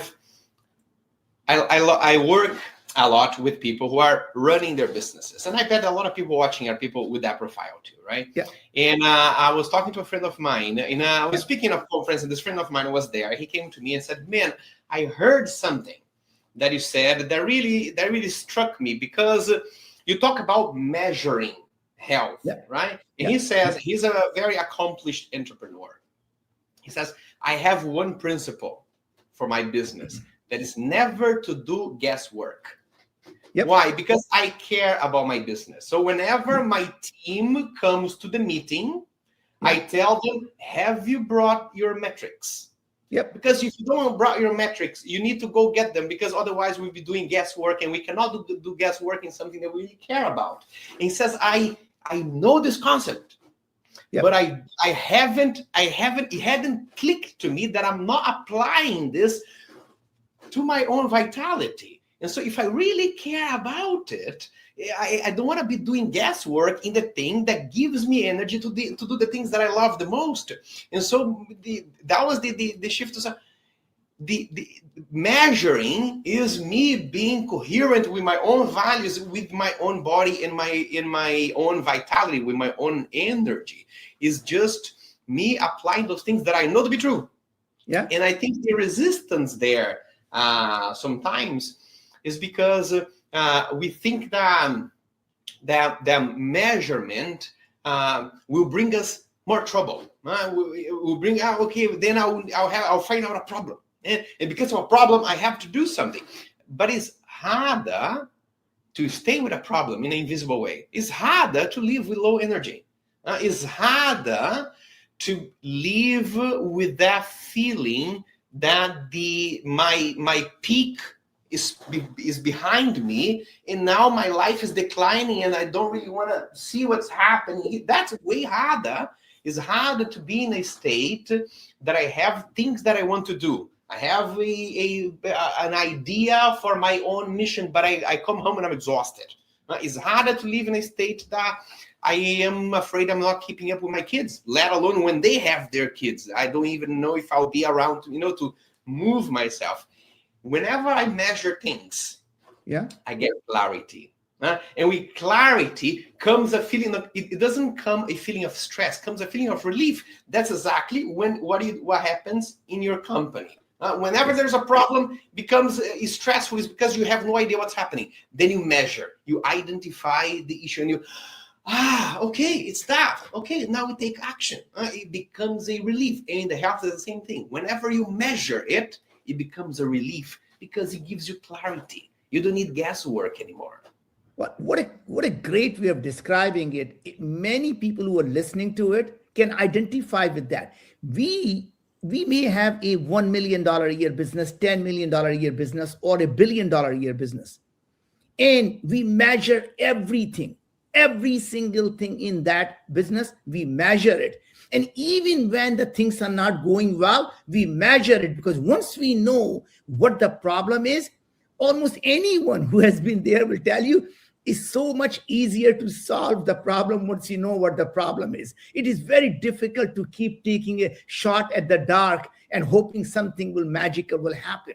But finding the problem gets easier to fix. But if you think of yourself as $1 billion horse, you are the man behind that $1 billion company. And if you're not performing to your best ability, how can you get your business to perform to its best ability?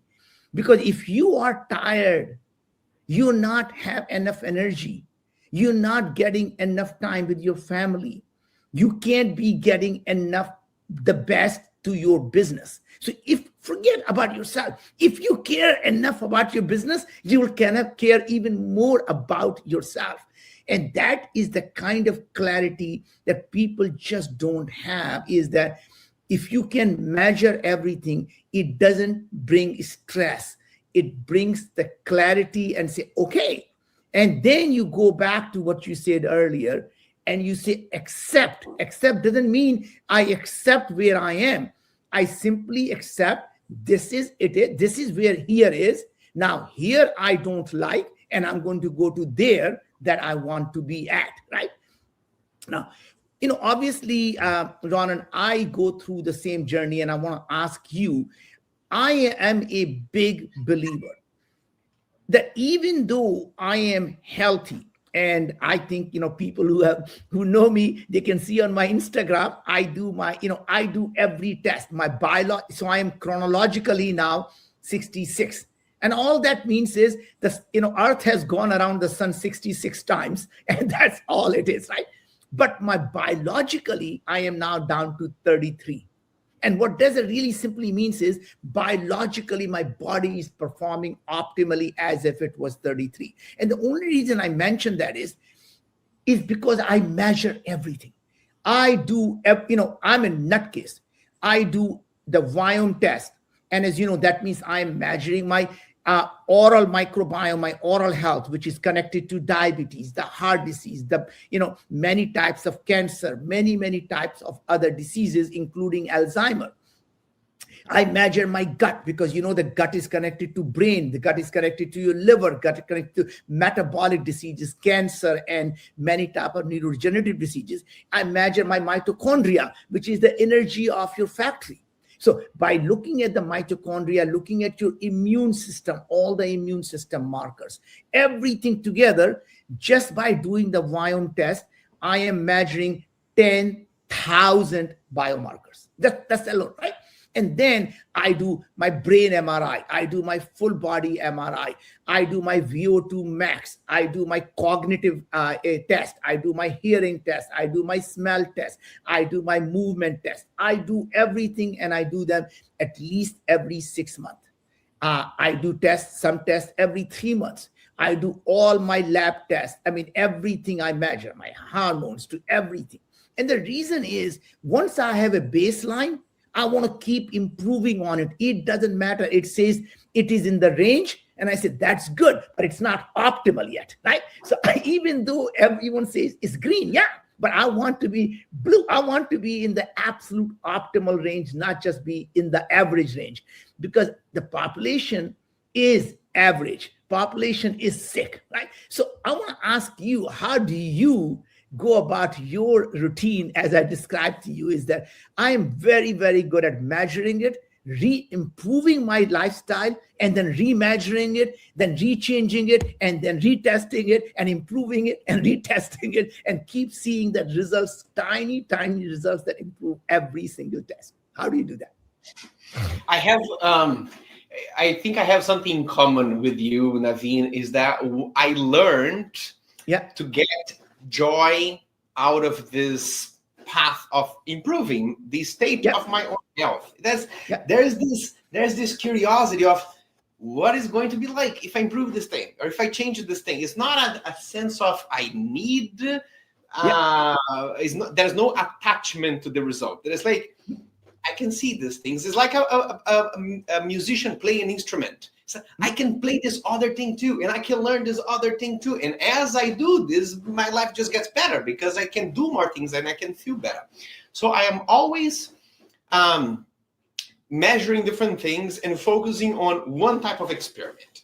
So right now, there are different data points that I look at every day. That is things like my sleep score, my HRV. I look at my step count, the amount of my strength training has a specific progressive overload. My VO2 max, I increase every week. And there's a lot of things.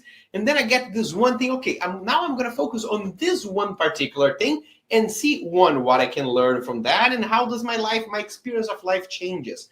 Right now, one of the experiments that I've been doing consistently is measuring my blood sugar with a continuous glucose monitor.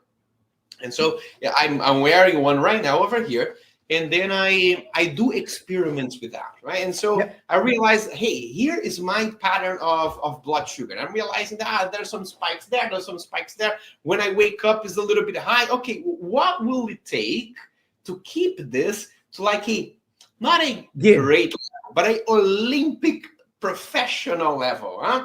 And then I realized, I need to change a couple of things. If I just add a bit more fiber to I realized if I add a bit more fiber to my water, for example, throughout the day, my blood sugar is much more stable. And I realized that as my blood sugar is more stable, I have more energy. Even my mood is better. Digestion is fantastic. My sleep gets better. And so I start learning these things, like learning a different song or a different instrument. Then eventually I go, okay, now I'll look into my cognitive ability. For my cognitive ability, maybe I want to improve the levels of BDNF in my brain. I cannot measure BDNF in my brain, but I know what generates that, right? I will do walking. I'll do some intermittent fasting. I will do cold in a hot contrast, right? And so I get a theme, and then I explore that theme, and then I learn. I have fun with the process, Naveen. I think that's the main thing. So, okay, now I'm in a place that I want to improve the capacity of my body. I have a lot of fun in going into a place, lifting something heavy and putting back down. It sounds very stupid, but I love it. How can I do this better in the shortest amount of time? I don't want it to be something that will make me tired. I don't want it to be something that will take half of my day. I have my family, I have the business, other things that I'm passionate about, but I want to optimize things for that. And then it's no longer a thing that I have to do. It's no longer a chore. It's something that, I'm looking forward to the next learning point, the next experiment. But that comes from deciding one aspect that I want to improve of my felt sense experience. Is my sense of vitality, or I'm getting bloated. Is finding one thing. Okay, I want to change that one thing. Now I understand what do I need to measure around that one thing. Now I understand what are the things that I can do to change those measurements, and then I play with them until they become easy to do, and then I realize at the end what changed in my quality of life, my felt sense experience. Well, amazing. So as we come to an end, Ronan, obviously you have probably done every single measurement and test out there.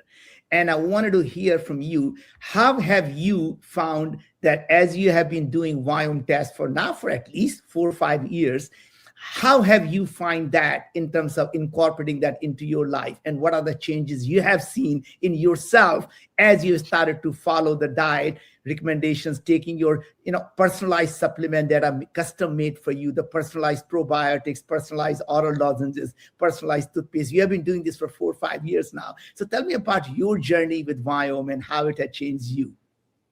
The first time I did it, I wish I had done it earlier. Because my main point, I think most of the journey with my own body was in improving my digestive system. It's series of things. A lot of antibiotics when I was a kid because I got sick so many times, born out of C-section, chronic stress, a bunch of stuff. And so then eventually I was diagnosed with that thing called IBS, irritable bowel syndrome, which really means we don't know what's happening, and so we call it your bowel gets irritated, right, with some random stuff. And so that is for people that experience that, is it's something that never leaves your mind. You live your life 24/7, and the discomfort in your abdomen or the bloating is something always present there. It's something always. And so I tried so many things. I tried all the ketogenic diets, and then I tried the carnivore diets, and I started realizing after so many years of experiment that, hey, when sometimes I eat salmon, sometimes I eat trout. They look the same.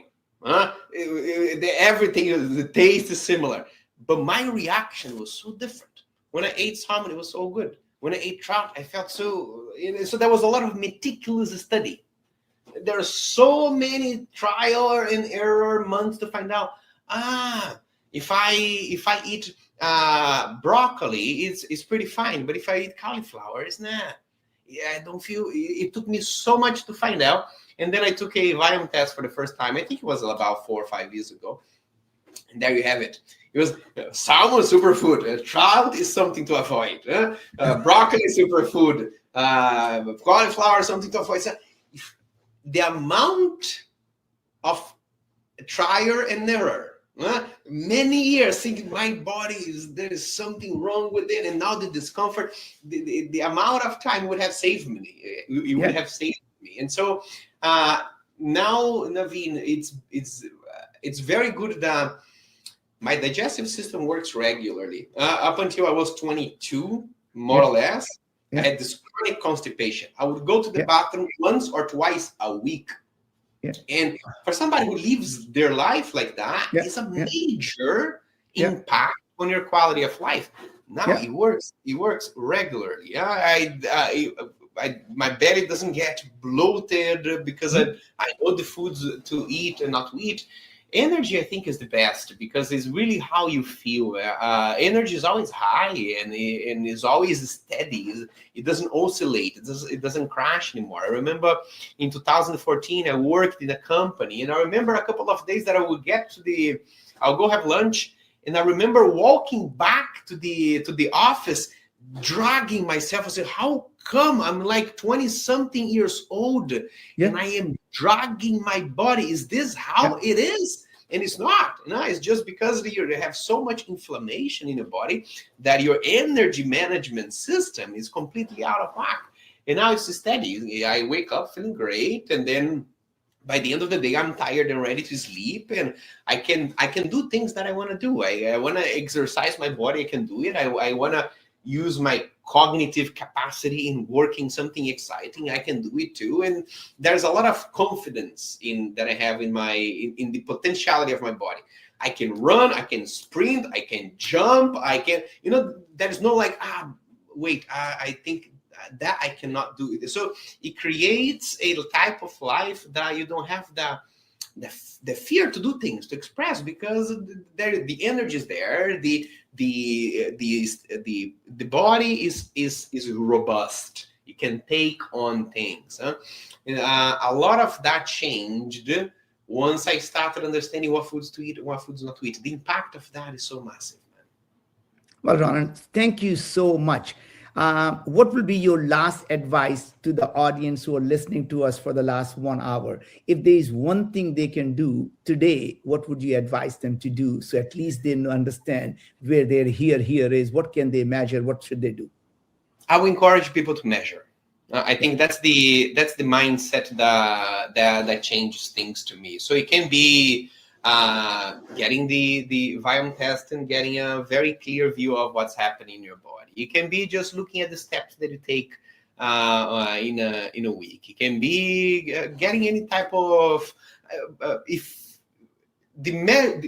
once I start working with groups of people, and then we measure things for the first time. Sometimes it's a blood test, sometimes it's a Viome test, sometimes it's a different type of thing. But then they have always the before and after.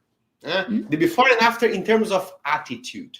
That's like, why didn't I do this before? Because before my weird relationship with my body was this type of thing that it was a source of avoidance. I'm successful in other areas, but then with my body, I don't know where to start. I feel a bit, behind or guilty or embarrassed, and so it's I have me and my body is an icky situation. And once I measured it, then I got the clarity of what to do, and then it just became easier. Then I started taking action, and then things have finally changed. If I had done this before, I get a lot of this. If I had done this before, and this is when you decide to measure something. And so if anybody who is here, consider the possibility, getting the Viome test or getting any measurement to see, you will see the change in attitude and in the end of the ickiness in the relationship with the body, just by being aware of where you're at. Well, thank you so much, Ronan. Really, really appreciate you. And I know the audience is going to love it. And so thank you so much for being part of Health and Longevity Summit.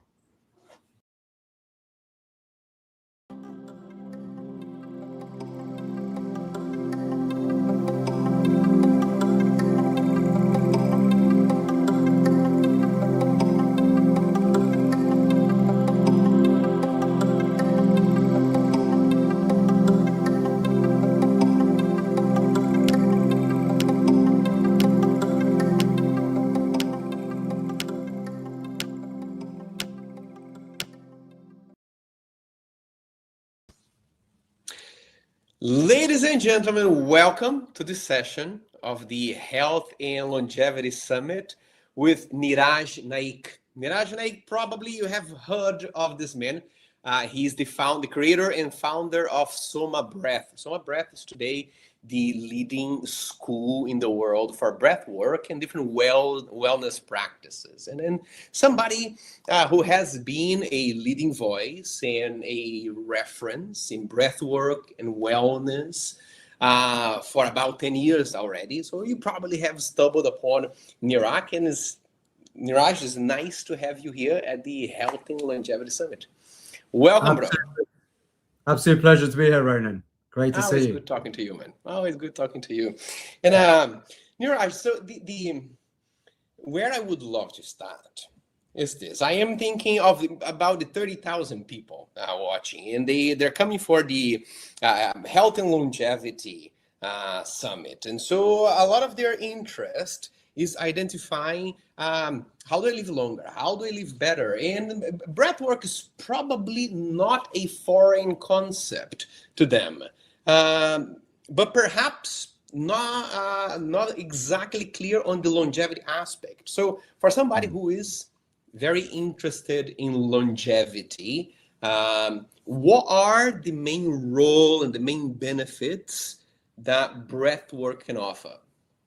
Brilliant question. So think about it like this. So you can go without food for weeks, water for days, but breathing just minutes. So, there's all this information out there on diets, food, for longevity. We all know about water, you need to hydrate, but why isn't there enough regard given to breath when actually you can only last a few minutes without breathing? It really should be, in my opinion, the first thing you master before anything else. And when you do, actually makes everything else easier, right? It makes it easier to follow the right diet. It makes it easier to get stuff done, right? That it's good for you. In fact, it also has an effect on mood, and we can talk all about this, why it affects your mood as well, which then means you're more likely to do things for yourself. Because usually when we don't have good energy, good vitality, when we feel a bit low mood, as I was years ago as a pharmacist doing a job I didn't really want to do, I had a lot of disillusionment with that profession. I would just reach out and do stuff that wasn't good for me because I was kind of trying to numb the pain of my existence. Because I was doing a career that I didn't have any passion for. I knew every day I was making people worse, not better.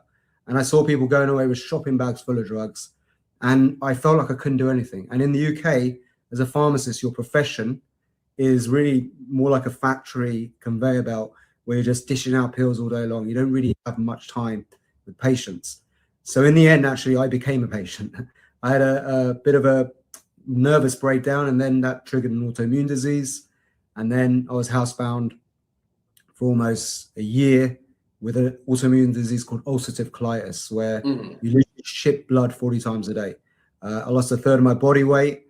And I still remember the day very clearly, the last day I ever stepped foot in the clinic, where I had this woman the year before shoving a tube up my bum, diagnosed me with colitis, who was now telling me that you got two choices: either have your colon removed, right? I'm 32 years old, wear a colostomy bag, wear nappies on dates, not a good look, or be a guinea pig for a drug, hasn't even been tested before, experimental drug. And I went home, had a nervous breakdown. Obviously, it was the worst news ever. And they say God sounds a gift of desperation. In that moment, third path actually opened up. And a dear friend of our family now, called Swami Ambikananda, she's a yoga teacher in the UK. She said to me something that was a bit shocking to me, because I'm actually Indian, so I have an Indian heritage, and our culture should be into things like yoga and meditation, right? But that's not the case. Most of my generation in the UK have been completely educated out of their own culture when it comes to these kind of ancient practices. My relatives, friends of the family, they're all medical doctors, no examples of health at all, right? And when she told me that you could potentially heal this and turn it around using just breathing techniques and a few lifestyle changes, according to Ayurveda and some yoga practices, I was like, nah. But I had to let go of the disbelief because it was really like my last resort. So I took on her advice, and I remember the first few breaths I took had such an incredible effect on calming the stress, turning off the stress, and just releasing the pain. I was like, whoa, I want to learn everything I can about this. Within a few months, I did actually get back to full health, and that put me on a lifelong journey. I went deep into learning as much as I possibly could about the breath. Why did the stuff my Swami teach me work? And I made a pact, because she gave me this gift of my health. I'm going to do whatever I can to put science and evidence to these practices. So along the way, what happened was I met this Indian medical doctor in the Himalayas who has an ashram where he teaches his yogic practices, but also uses like modern, kind of conventional medicine. And he says that he gets so much like results from these yoga practices that he actually doesn't use the drugs as much. In fact, he gets people off the drugs, which was like, he was like a renegade doctor, like I was a renegade pharmacist. And so through training with him, he taught me about this one technique where you hold your breath, okay, after a full exhalation. And this is the longevity, the secret longevity technique, the Himalayan yogis that, they're known to live for a long period of time. And this technique of holding your breath after a full exhale, where you go beyond like your normal ability to hold your breath. We'll do a little exercise in a minute. I'll show you what I mean. Mm-hmm. Where you hold your breath for like 60 to 90 seconds, right? You actually trigger a positive state, a physiological state called intermittent hypoxia, right? Which means you lower the oxygen for a brief period. Now, we might be thinking, why would we do that? Why would we want to lower the oxygen in our bloodstream, right? Why would we do that? Mm-hmm. Here's the thing. Intermittent fasting, you've heard of that, right? Yeah. So intermittent fasting has a wealth of science behind it, okay? And the reason why it works is because of this. Intermittent fasting directly affects the health of your mitochondria. Your mitochondria are the energy centers of the cells. It's how you produce ATP, life force energy. Without it, you don't exist. Nothing works, nothing functions. So you need ATP energy. Now, here's the thing. Mitochondria that are constantly fed two things, oxygen and glucose from food, over time become fat and lazy. All right, there's amazing research by a doctor called Arkady Propakov. This guy has done studies with machines that simulates what these yogis were doing, which is normal oxygen followed by periods of low oxygen. Okay, what they found with the specific protocols, right, would be like going on a breath fast, where you take away oxygen from people. So intermittent fasting, what it does, it takes away the sugar, right?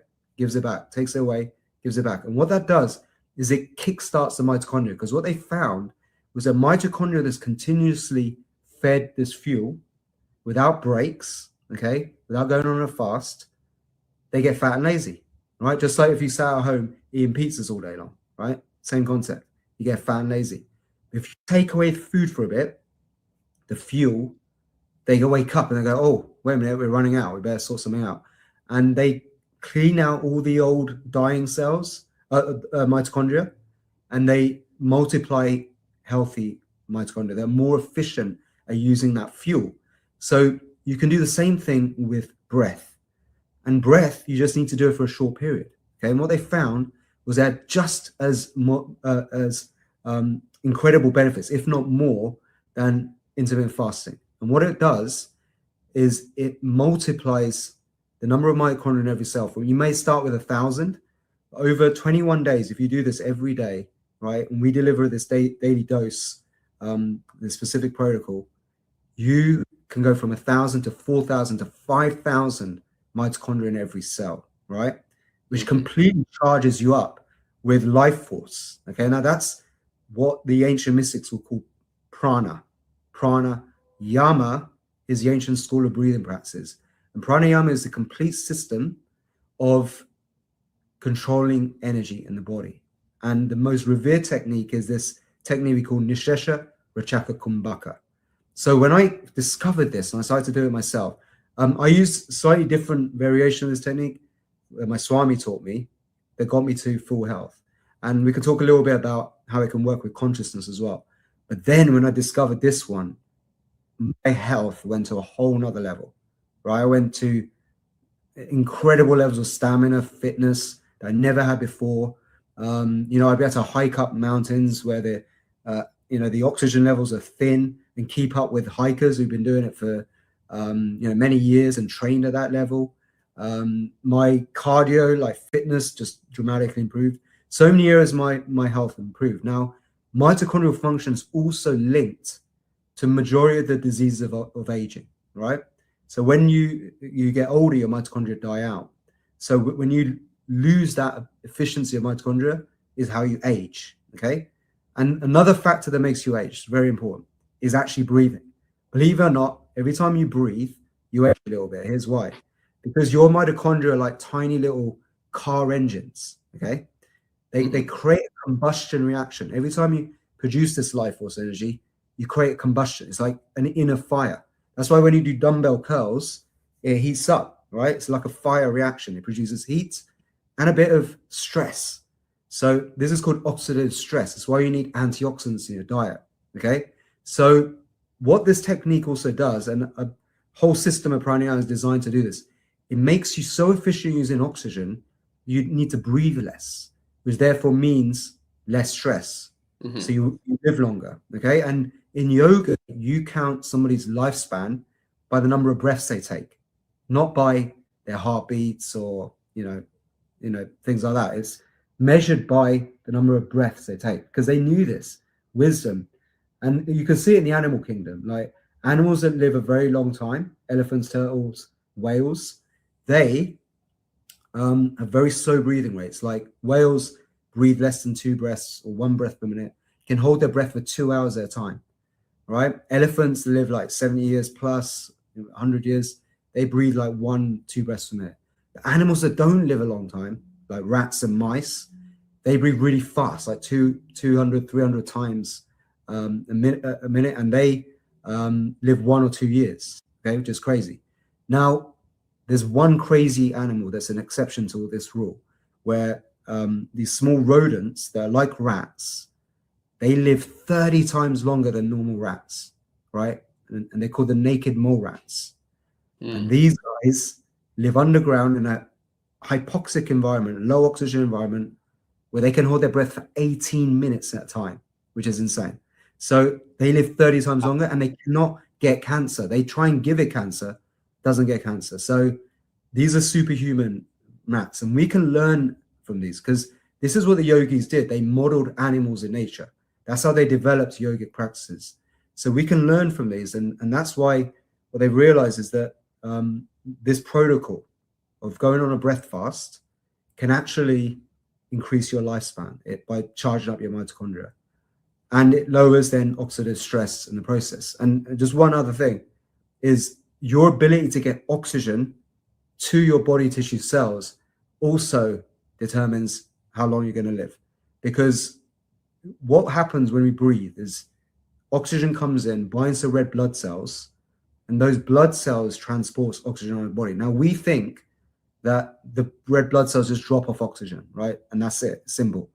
But no, the gatekeeper that determines where the oxygen is dropped off is carbon dioxide. And carbon dioxide, we've been told, is a waste gas, that is toxic waste gas. No, it's probably the most important gas in your body. Without the right levels of CO2 in your bloodstream, the oxygen stays bound to your red blood cells. And what causes you to lose CO2? Well, when you breathe out CO2. So when you hyperventilate, overbreathe, breathe more than you need to, more than your metabolic needs, you lose CO2. And that means the oxygen stays stuck to your red blood cells. Oxygen causes vasoconstriction. CO2 causes vasodilation, like this, right? Yeah. So constriction, dilation. Yeah. CO2 is needed, right, along with another gas, nitric oxide, to keep the blood vessels healthy, right, at the right blood pressure. Now, too much oxygen from over-breathing, too little CO2, causes high blood pressure. And then that leads to blocks, arteriosclerosis, heart attacks, angina, so on. So CO2 is one of the miracle molecules of the body. So the system of pranayama is designed to slow your breathing down and retain CO2, increase your capacity for CO2. Because a lot of people have, because of stress and problems of hyperventilation, overbreathing is caused by being stressed out, panicky, not consciously breathing faster than you need to because your body's in fight and flight mode, preparing for battle, when actually you're just sitting still. You're not using that energy you're trying to, charge up. So this is what causes a lot of the diseases of aging. And by just slowing your breathing down, using Nishesha Chakra to multiply mitochondria, you improve your ability to get oxygen to your body tissue cells. And then you can use other pranayama techniques to stimulate nitric oxide production in the body. Nitric oxide is a miracle model for your body. It's antiviral, antibacterial, antimicrobial. It stabilizes blood pressure. It works with CO2. And it also is an antioxidant and anti-inflammatory. So you need this. It's also something that becomes deficient as you age. But simply doing that, Om, in yoga we all do Om, just doing that creates 15 times the amount of nitric oxide as normal breathing. So when we breathe in through our nose, we produce nitric oxide.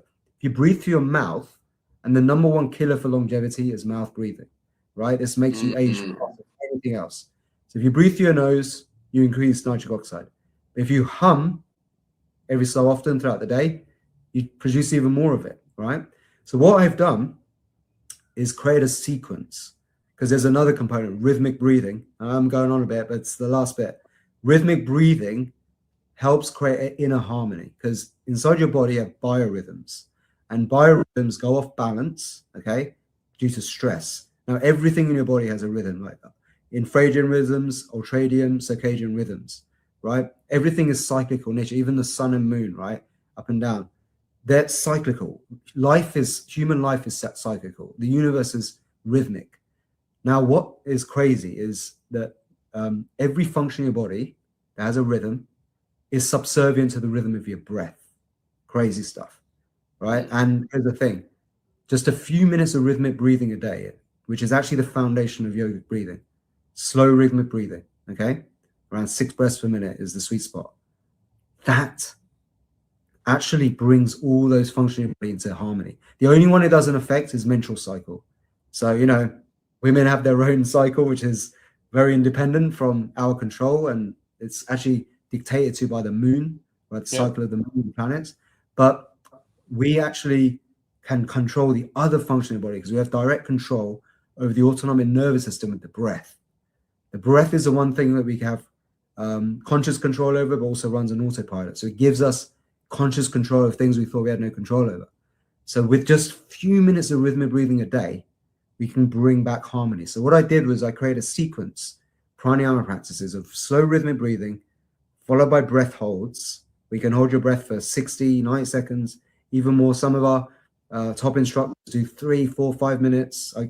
I can hit around 4 minutes if I practice. We'll create this dose of all this positive stress response I was talking about, the charging of mitochondria, but also releases stem cells. Now, stem cells hates oxygen, so they hide in the body in areas where there's low oxygen. But when you create this intermittent hypoxia for a brief period, the stem cells come out to play, and they start to move and circulate in the body and go to areas where you need healing and lowering inflammation and growth and regeneration, even the brain, neurogenesis. So this sequence delivers a daily dose, and it releases stem cells as part of it. And then we finish with humming. So if you just do this sequence every day, I'm not kidding, and I've got all the proof to back this up. We've trained thousands of instructors, and we have hundreds of thousands of users now of our practices. The results just speak for themselves. And my own healing journey, the fact that I've stayed in remission now for since 2010, right? 26 years now, is that? No. Yeah, 16 years now. 16 years, sorry. Is great, because all the doctors told me that you had your colon removed by now, So, but we've seen insane results across the board, and I can share some of those stories and give you a few tips, but there you go. It's a bit of a crash course. It's wonderful because there's a lot to unpack there, and I want to make a few parallels, because I think it's very important to pay attention of the density of things that Niraj just shared with all of us right now.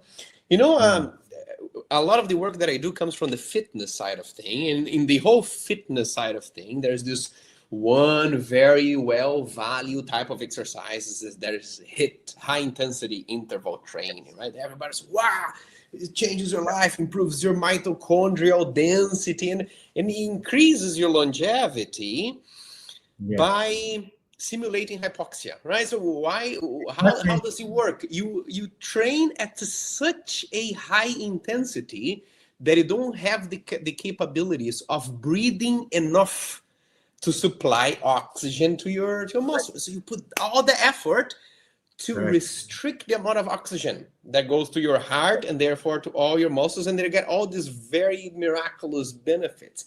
And what you're saying is, hey, we can also just hold our breath, right, and get a very similar type of effect.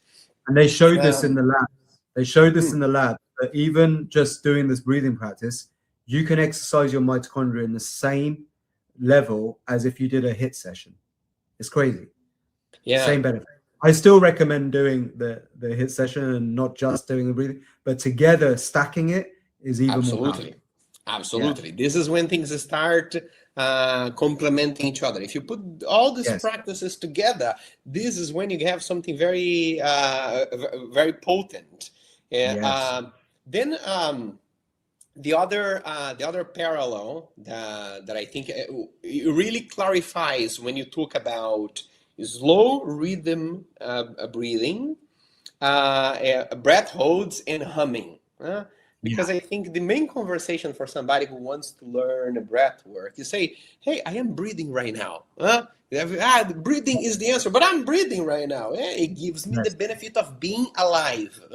But I know that there are things that I can do with my breath that can help me perhaps even reverse a chronic disease, as it was in your case. Now I understand that what I am trying to modulate here is the speed of my breath. I want to slow it down and make it rhythm. I also want to have techniques of holding my breath, and I also want to bring humming into the practice. Now, what I wanted to ask you, Niraj, is I know that there are different techniques and there are different protocols, but what does a daily routine or a daily practice of somebody who is integrating breath work in their lives look like? For example, when you were starting to treat your own health condition, is this hours a day? Is this something a few minutes? Is this only in the morning? Or what does it look like if I am starting to practice it? Yes, brilliant. So I'll talk about my because back then I did it all scattered and I was very sick. So, there was not a specific routine that I would just do. So let me tell you what I do now, because I refined it and what I pass on to all of our instructors, which is very similar to what you just said, right? So, but there's one thing I do in the morning first, is a most essential thing to do right at the start of the day, and is to measure your vitality, right? And your oxygen capacity, because this is one of the really important health metrics, okay? And it can tell you a lot about how well you slept, what you ate the night before, and its effect on you and all sorts. So what I call it, this is the morning breath hold time, right? And I believe that this is a better fitness indicator than majority of those kind of expensive gadgets out there, right? So what you do when you wake up, you sit up, you just do some breath awareness. So what you do is you just follow your breath, just become aware of your breathing, just breathing in and out, no control, just relax for like a minute or two, just relax, right? And in fact, that's the best way to meditate. It's just to follow your breath, just watch your breath. It's the ultimate way to meditate, easiest, right? And then after that, you do a normal inhale for your nose, normal exhale for your nose, pinch your nose, and hold your breath to your first sign of stress. Okay, so what that would mean is the first kind of that little bump. Yeah, could be a little contraction, right? but not to a point where you're like, no, that's too long. Then that's your maximum effort. That's a different type of score we do. But the morning breath hold time is your first sign of stress. Okay. So if you do it to your maximum possible effort, you could say 25% of that score is your morning breath hold time. Okay. That's another way to do it. So you do it to your absolute maximum effort, then take off 25% of it.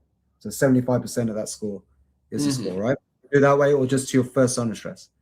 Now, this tells you a lot about your health. So the score is this. So most people are average around 20 to 40 seconds. Okay. Now, that's average, but we don't want to be average. We want to be above average. Now, if you're less than 20 seconds, if you're 10 to 20 seconds, that usually comes with some symptoms. It's often people who've got stress, anxiety, poor fitness, often comes with congestion, nasal congestion, sinus problems, maybe some asthma, okay? Maybe some disease that you may be trying to overcome or an infection. Now, less than 10 seconds is serious cause of concern. And you'll see people on their deathbed, their breath hold time is non-existent. Maybe they can't hold their breath. They're just hyperventilating the whole time till their last breath. Okay? So anything less than 10 seconds, you got to be concerned. Okay? But we can change the score. We can work on it. If you are in the 15 to 20 seconds range, it's much easier to get into the beyond average, right? If you're less than 15 seconds, it's a bit more work, more effort, and you may have to really fix some of the underlying other problems that's causing that poor health. You may have serious health issues you're dealing with, but we want to go over 40 seconds. Okay, so my score is usually consistently over 40 seconds, but I'll know that if I had a big night out, late night, I ate the wrong foods, ate too late, if I did all the things I know that's bad for me, right, my score will go into average, and I'll be like, oh my God, it's average. Okay, I need to work on that. Also, if I don't practice to do the practices after that to improve your score, right? So the best possible exercise you can do to improve your score is like something like what you teach in Mind Valley, which is 10x, right? Or high intensity interval training. Because these are like what we call anaerobic exercises, where you're doing it with reduced oxygen, all right? Yeah. And the way this works is because, like, let's say you control your breathing or even slow your breathing, and you contract a muscle. And yoga is one of the best forms of anaerobic exercise, because if you hold the pose to your maximum effort, it's called static contraction. So let's say you do a pose which contracts the muscle like this, and you just hold it. Even if you just do this is an exercise. You just hold this and contract, like then just hold it until you cannot possibly contract any longer, like this, right? Yeah. Just hold it like that. You don't even have to lift any weights. Just hold it, right? Eventually the muscle will wear out, and you're not bringing oxygen to it, because every time you contract a muscle, no blood flow can get to it. So that forces the muscle to have a little bit of localized hypoxia, okay? And that triggers stem cell release, and it also triggers myoglobin to multiply, and you get increased blood flow, and your strength and resilience to stress of that muscle increases. So that's how you get stronger. That's why yoga, if it's done the Himalayan way, the traditional way, is a static contraction. You don't just flow from one pose to the next. You hold it to maximum effort.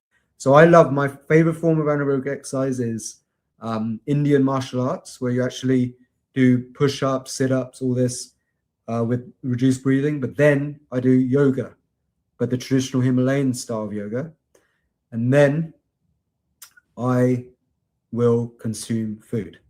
I won't have any food until I've done the workouts, because I want to have that period of fasting, okay? Because it's stacking the things together. It amplifies the effects. Then I'll do, like, depending where I am, the sauna and cold plunge. And that contrast therapy is incredible, especially if you bring the humming into it. So humming, I love to do in the sauna, because humming cools the body, it stimulates parasympathetic, cools the body, and helps you stay in the sauna a little bit longer. And it takes you into very transcendent meditative states. All right. Oh, sorry, I missed out just before that, the daily doses. So we have I've created a breath protocol with rhythmic breathing and breath holds and humming, all done to music. So I usually do that before I get into the sauna and cold, all right? Mm-hmm. And it's the most incredible experience. You're doing it with music. It's got guided meditations. I use like the right visualization tools to set the intention, which helps seed it in the unconscious mind. And then I do my sauna and cold plunge practice. And then during the day, what I do is I focus on breath awareness. So if I'm talking a lot right now, right, I'm actually hyperventilating. So I can see that I feel that I sometimes get a bit lightheaded. I don't know if you felt that when you talk a lot for long periods of time, you get lightheaded. So if I do that, if I know that I'm going to be talking a lot, I'm working with my team, I'm training people, I'm busy, I will always have a meditation break for 1-2 minutes every 20 minutes, just breath awareness, just simple breath awareness. Or I'll put on one of my rhythmic breathing tracks for coherence, slow rhythmic breathing, right?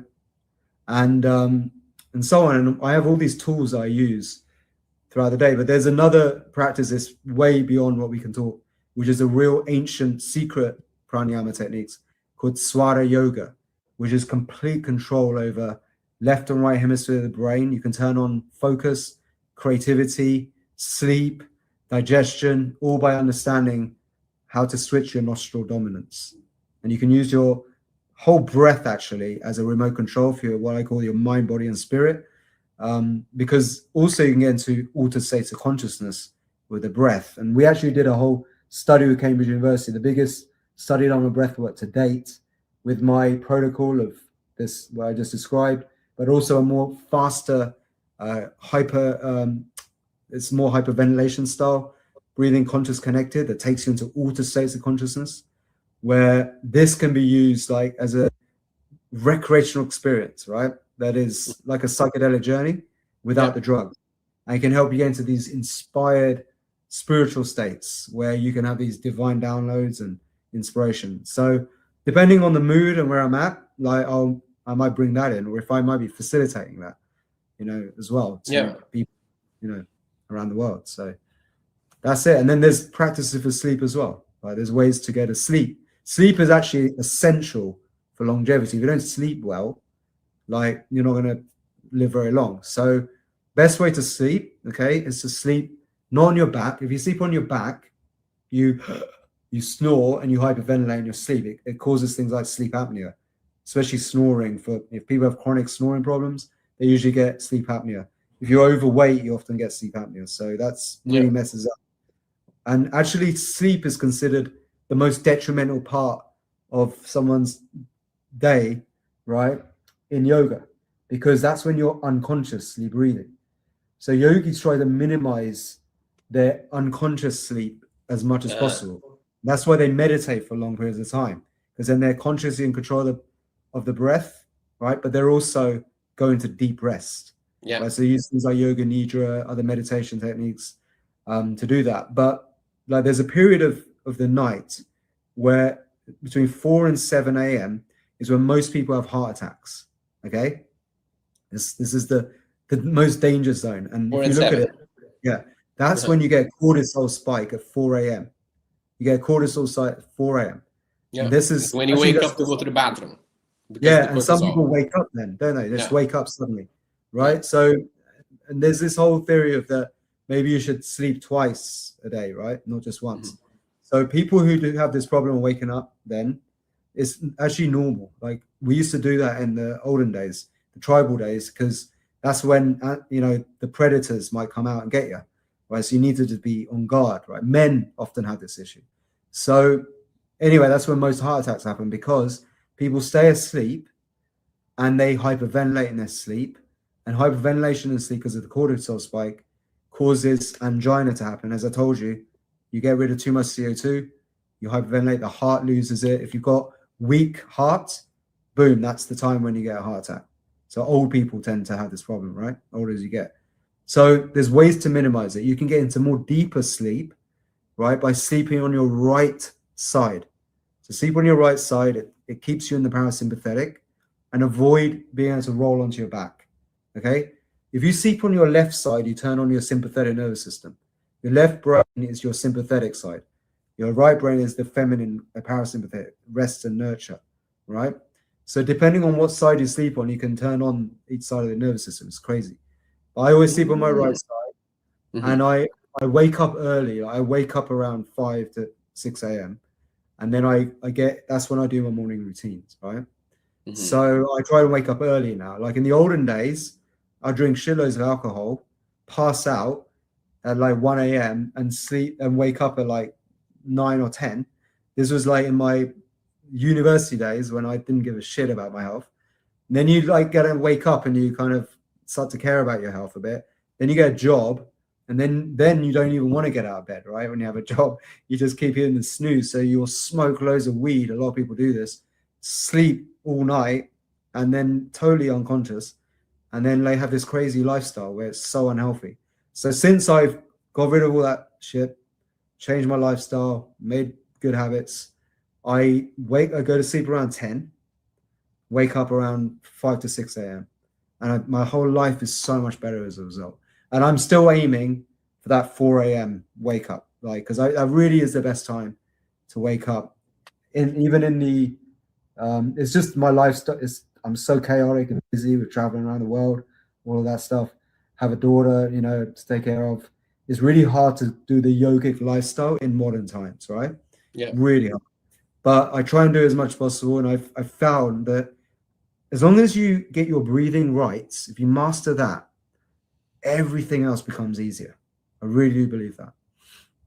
Now, from here, I have two questions to expand a little more on what you said. First, a remark for everybody who's watching. I think Niraj mentioned something very interesting. That is the assessment that you can do on each day, right? That is, you wake up, and from the moment you're breathing normally, you exhale and you hold your breath, and then you see how many seconds has passed until the first sign of stress. And what you want to do is to practice until it gets beyond 40 seconds. So that's one thermometer that everybody can start applying on the very next day, or tomorrow. Then I know, Niraj, that there are all develop protocols for me to learn all the different techniques. But I am very interested. I'm watching this interview here. I'm getting very interested in practicing breath hold for the benefits it can have on my mitochondrial density, mitochondrial efficiency. If I were to experiment something, just to start experimenting by myself in the morning, what are some guidelines that you could give me for me to get started, to make sure that, one, I am doing it in a way or in a certain amount that actually gives me benefits? How many times should I do that? And what are some things that say, hey, don't do it this way, not to run into problems? So then later I can also go into protocols and things like that. But I want to experiment. What are some guidelines that you can give me just to get that started? Brilliant. So best thing is to do it on an empty stomach. That's key, right? So on a fasting state, okay?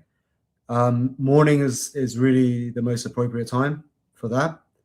And you want to do it sitting up, ideally, with your back straight. So one way you can correct your posture just with your breath is to take a deep breath in, full yogic breath, where you breathe in full through your belly, into your chest, and up like this. So you're sitting upright, and then you let go.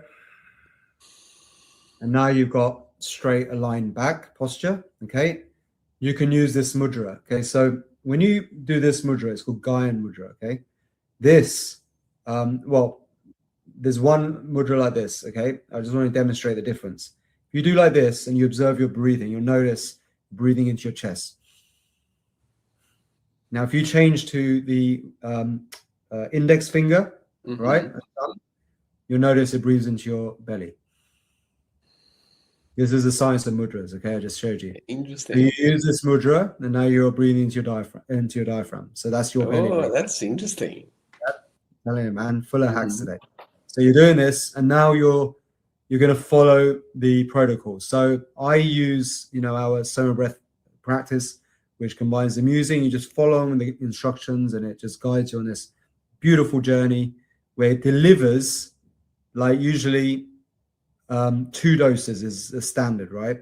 But we also have shorter tracks. If you're in a hurry, just do 1 dose. but we recommend that you get yourself at least 3 to 5 minutes of hypoxia. All right. So time of hypoxia per day. In total. In total. And it can be spread out throughout the day. Right. And that's typically 2 to 4 rounds for most people. As long as you can get into that hypoxia zone, which you can measure with a pulse oximeter, if you get a pulse oximeter, it's those devices that everyone used during COVID, right, to measure your SpO2 levels. Everyone's heard of this now, which is great. You can use that to gauge when you're in hypoxic zone, because it'll go below 90% oxygen saturation. Boom, that triggers it. So you can use that, but after a while, you'll feel intuitively. You'll know when you're in hypoxia. You start to feel that bliss. It starts to feel like bliss that comes through you, right? It's like a euphoric bliss. Yeah. A little bit of discomfort, but then you start to enjoy that bliss of hypoxia. Then you'll find that if you do 2 to 4 rounds of what we call our daily dose sequence, you will ensure that you've got enough. And we have tracks that are like can deliver 4 rounds in 20 minutes, which is everyone's got 20 minutes. Okay. Yeah. Quick question here: when I am holding, do I go to my absolute maximum to the point that I'm having those contractions and keep on holding? Do I stop before that? I go to absolute maximum. Maximum contraction, yeah. So there are tricks you can do, like a little bit of breaststroke, doing like this. When you start to get the contractions, just moving with the twitch, right? Swallowing. These are ways you can just go through it. You'll get these waves of contraction, and then it'll calm down a bit. You get another wave, calm down. You can count down in your head, 10 down to 0. It gives you a little bit of a trick of the mind trick to overcome the fear. And then you start to enjoy that blissful feeling. And then you'll start going 90 seconds, then 2 minutes and beyond. That's when you start to get into the bliss, the magical bliss zones, the super conscious states, because you completely switch off the default mode network. It just goes offline when you do this breath holds. This is what we showed with Cambridge University, that the level of hypoxia is linked to the blissful states and the super conscious states that you get into, the altered states, that allows you to be able to then rewire past events, trauma, emotional events, that high impact events that have caused trauma in the past. You can start to see things with a new lens. And this is what our more advanced practices are about, that we do in our more advanced courses and with our breath therapists in Soma Breath. But there's one other method, right, which I use as well. I'm giving you everything right now. I'm giving you literally everything. And that is called Kaki Mudra, right? Kaki Mudra. And that's probably one of the most weirdest, but most profound of all techniques. Because what does it do? And that's why it's so relevant to Viome. It kills bad gut bacteria in the gut. Okay. And it helps promote the growth of good bacteria. This is how it works. So you drink air, right, into the gut. And it was actually discovered by mimicking what crows do. Crows are known for longevity. And what they do is they kind of jut their beaks out like this all the time. And when they're doing this, they're opening their esophagus and drinking air into the gut. Crows live for a very long time. They're one of the longest living birds. And they do this weird thing. So humans do, when you do this, you swallow air. The air goes into the gurgle, right? You'll feel the gurgle. If you're fasting, you got empty stomach, and you get that acid kind of feeling, you get that hunger pang. You do that a few times, kills it, calms it down, and that you then do a inversion for a few minutes. So like a child's pose, downward dog. That sends the air through the small intestines up, and then you fart it out, clear, odorless gas after like 30 minutes or an hour, depending on your gut motility. And you'll know that it works because you won't smell the farts, okay? And what it does is it cleans the whole bowels out with your breath, with oxygen. And you know, in colonic clinics, the top colonic clinics, they use oxygen supplementation to kill the anaerobic bacteria in the gut. And that putrefaction of like things like meat, undigested food causes anaerobic bacteria to grow in the gut. That's the bad bacteria that kills the good bacteria, and then overgrowth happens, and then you get IBS, ulcerative colitis, all the shit that I had. I know all this because I went through it. I did all that. And then when I discovered these practices, I was like, oh my God, if I knew as a pharmacist, I would have saved so many bloody people's misery and lives. So now I've made it a whole mission to get this out to the world. That's what I'm doing now, with what I do. So so these are just simple hacks we can all do. They're free, don't cost anything. You just need your breath, man, and a bit of belief in it. And what are some of the common mistakes that you see people doing when they're okay? I wanna get to maybe 4 or 5 minutes of total hypoxia. So I'm preparing myself in the morning. I'll maybe try to hold my breath maybe twice, maybe 3 times until I get there. I may be doing something or not doing something that gives me no results, or even worse, it can mess something up, right? What are some of the common, warnings or pay attention to that you can offer us? Some people, because breathwork's all over the world now, it's become quite popular, right? They make the mistake of following and copying other people teaching this stuff on YouTube and places like that. And in some places, you'll see people doing this before they do the breath hold. Now, what that's doing, causing over breathing, serious hyperventilation.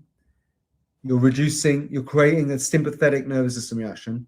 You're going into fight and flight mode, and then you're going into breath hold, which then creates another stress. And then instead of it being a positive stress response, you stimulate a negative stress response. So you don't do that. Don't do that. Over time, it will mess up your nervous system. Okay?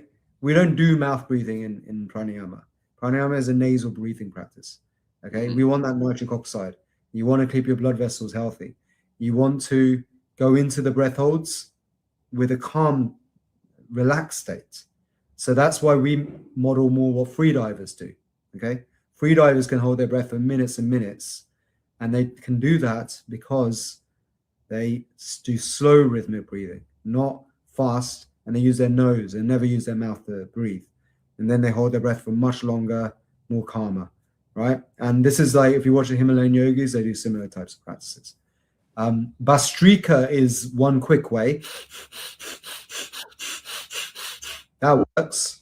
That also works, but you're sticking with the nose and you're not letting go of too much CO2 in the process because it's nasal, right? You can do that if you're in a hurry, but I prefer the slower rhythmic breathing that we do in summer breath for getting into those beautiful hypoxic states in a calm way. Then it's much easier to go into that deep meditation as well. So before you hold your breath, you're not hyperventilating, you're doing slow and rhythmic breath. Yeah. And the other problem that people sometimes have is like they pass out, right? Especially if you're going to pass out, right? Usually, quite often people pass out. But if you are sitting on a seat like that's not very stable, like you can just collapse, right, and fall off and hurt yourself. And I've seen people do very, very intense breath practices with hyperventilation, okay, standing up at where these breathwork classes that people teach on scale, and then fall down and collapse because they don't understand the cares needed when it comes to these practices. Breath practices are powerful practices. So if you overdo it, you can harm yourself, like fall down, collapse. Some people do it in water, which is even more stupid.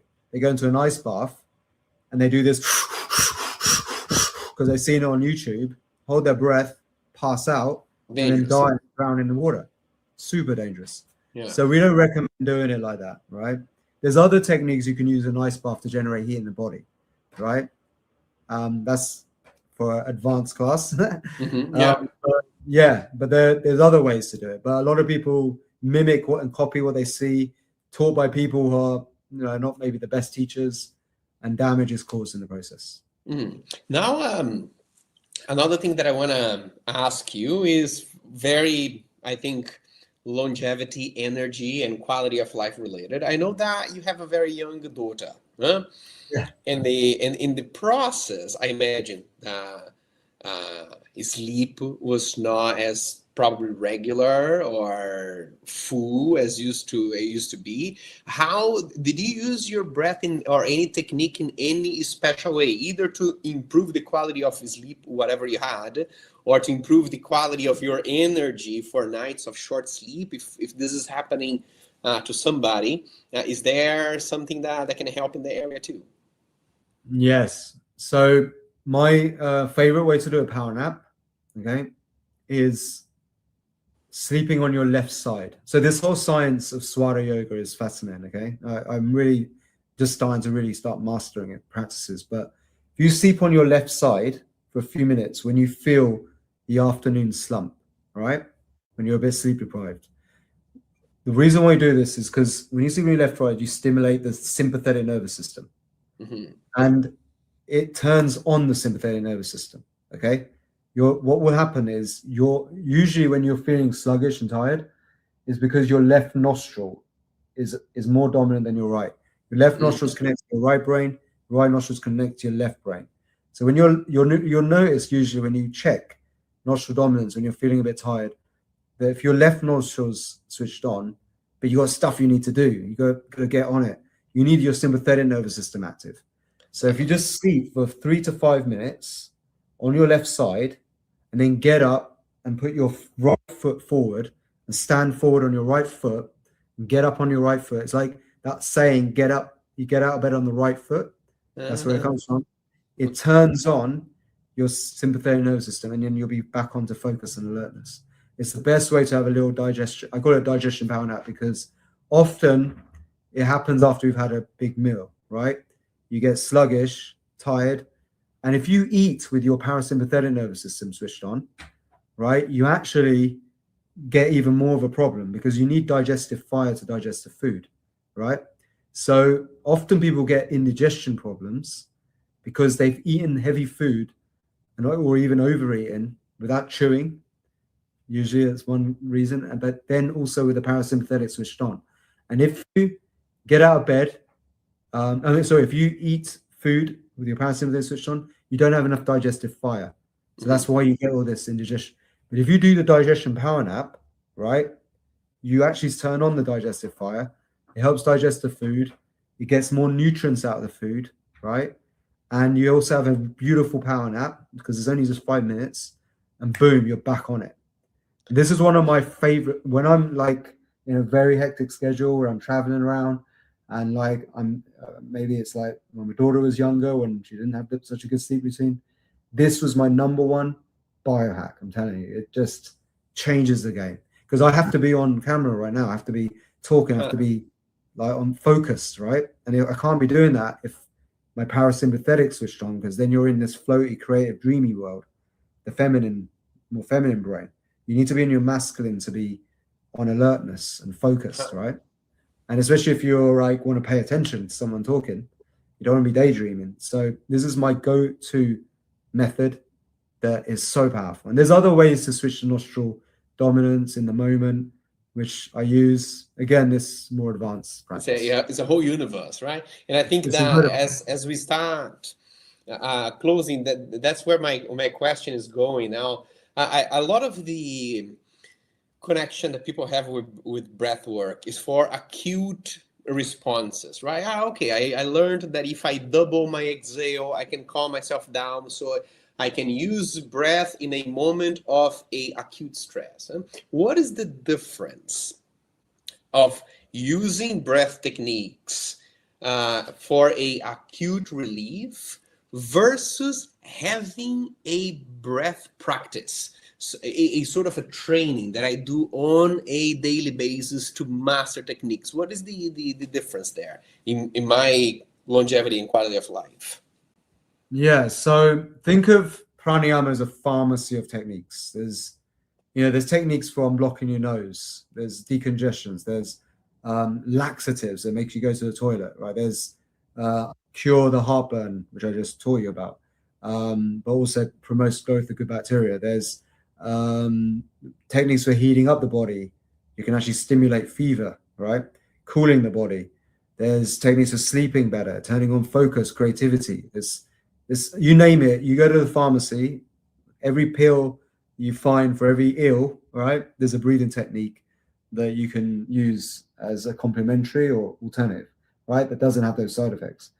So there's a whole load of acute pranayama practices, but then the chronic, the ones that help for your real longevity is something you should do every day, which is this Nishesha Rachaka daily dose, rhythmic breathing to create coherence. And then there's the more transformational stuff, which is where you usually it's facilitated by a trained instructor, right? And they will deliver like ceremonial like experiences. They're taking these higher states of consciousness, can be used for self-healing, can be used for inspiration, for incredible peak experiences, and so on. So there's, you name it, there's a breath practice for it. It's crazy. So like the general things, the best ones for maintaining your health, right, on a regular basis is, you know, checking in with your morning breath all the time, doing the daily dose practice, right? Or we call it the Soma Awaken technique. Doing anaerobic exercise, so either the breath yoga or the high intensity interval training, or just Indian martial arts is the ultimate method, actually, in my opinion. Just stuff like that regularly. That has to be every day, 3 to 5 times a week. You know, is good enough. Get yourself that 3 to 5 minutes of hypoxia a day if you can. If you can do it a few times a week, also okay. You'll start to see dramatic shifts in your health. Within 3 weeks, we notice people who do our protocol every day for 3 weeks, and we build up gradually with the most intense practice for week 3, and then we do maintenance dose from then on. We see great transformations. We see people with autoimmune disease healing, people with Lyme's, fibromyalgia. The craziest story of all is with the one that really kickstarted everything was this guy Ruben Torrens, who couldn't pick up his grandkid. He could barely walk. He couldn't throw a ball over his head because he had a rare muscle wasting disease. It's a form of muscular dystrophy. He took the 21-day awakening journey, did the one track every day for 6 months afterwards that we recommend. That gives you 2 doses, right? 2 daily doses. And he came back 6 months later, picked up his grandkid, was throwing fetch with his dog, and started swimming laps. And then he went to the doctor. The doctor said, "What is going on? Your muscles have stopped shrinking. This is a miracle." And he goes, "I know." And he was like, "What have you done?" And he goes, "I've just been doing this breathing." I was like, "What?" He didn't want to believe him. So they went for more checkups and more checkups. Doctors proven, like, you know, that maybe it's the breath. And this guy is like completely changed his life. And we have so many totally crazy stories like this, beyond belief. But not just like physical health transformations, but also people manifesting things they want into their life, create more abundance. Because once you've got energy, right, you start to do more things. You start saying yes. When your mood's higher, everything's better. And the breath is the best way to get high, right, without the come downs. And here's the thing. Most people are looking for a high. Like everything we do in life, we're chasing a high, whether it's exercise, drinking coffee, we're trying to lift our mood. And that's not a problem. Humans were designed to get high. Getting high is good, right? Just we've been getting high on the wrong stuff. So when you start getting high on the good stuff, the breath, you start to do good things to other people, to yourself. You start to have self-love. Boom. The rest is history, bro. Niraj, Naik, thank you for the wisdom shared, for the richness of information, for all the practical takeaways, and for the work that you do. It's you turned this into a movement. Soma breathing today is a leading school in breath work and in wellness across the world, and that is a big thing. I appreciate you, brother. Thank you for being here with us and present in the Health and Longevity Summit. Thank you so much, brother. It's been an absolute honor.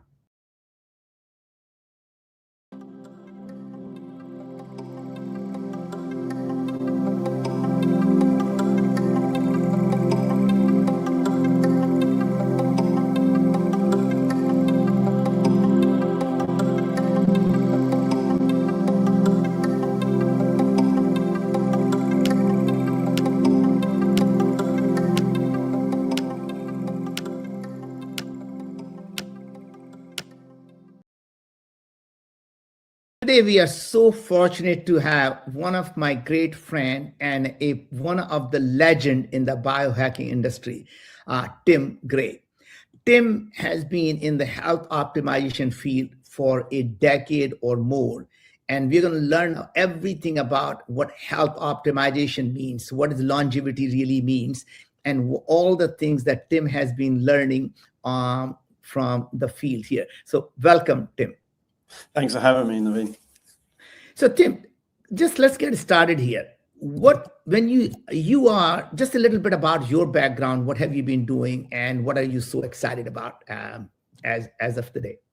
Okay, what have I been up to? Wow. I mean, I come in at the biohacking and health optimization angle really for, I would say probably an addiction these days, to be quite honest. But that's because, I was operating at 65% as a successful business person for many years until my body gave up. And so really, when I realized that this is what it feels like to operate at, 90 to 95%, you always want to run at 90 to 95%. And then it becomes an addiction of what's the next thing that you do to feel amazing.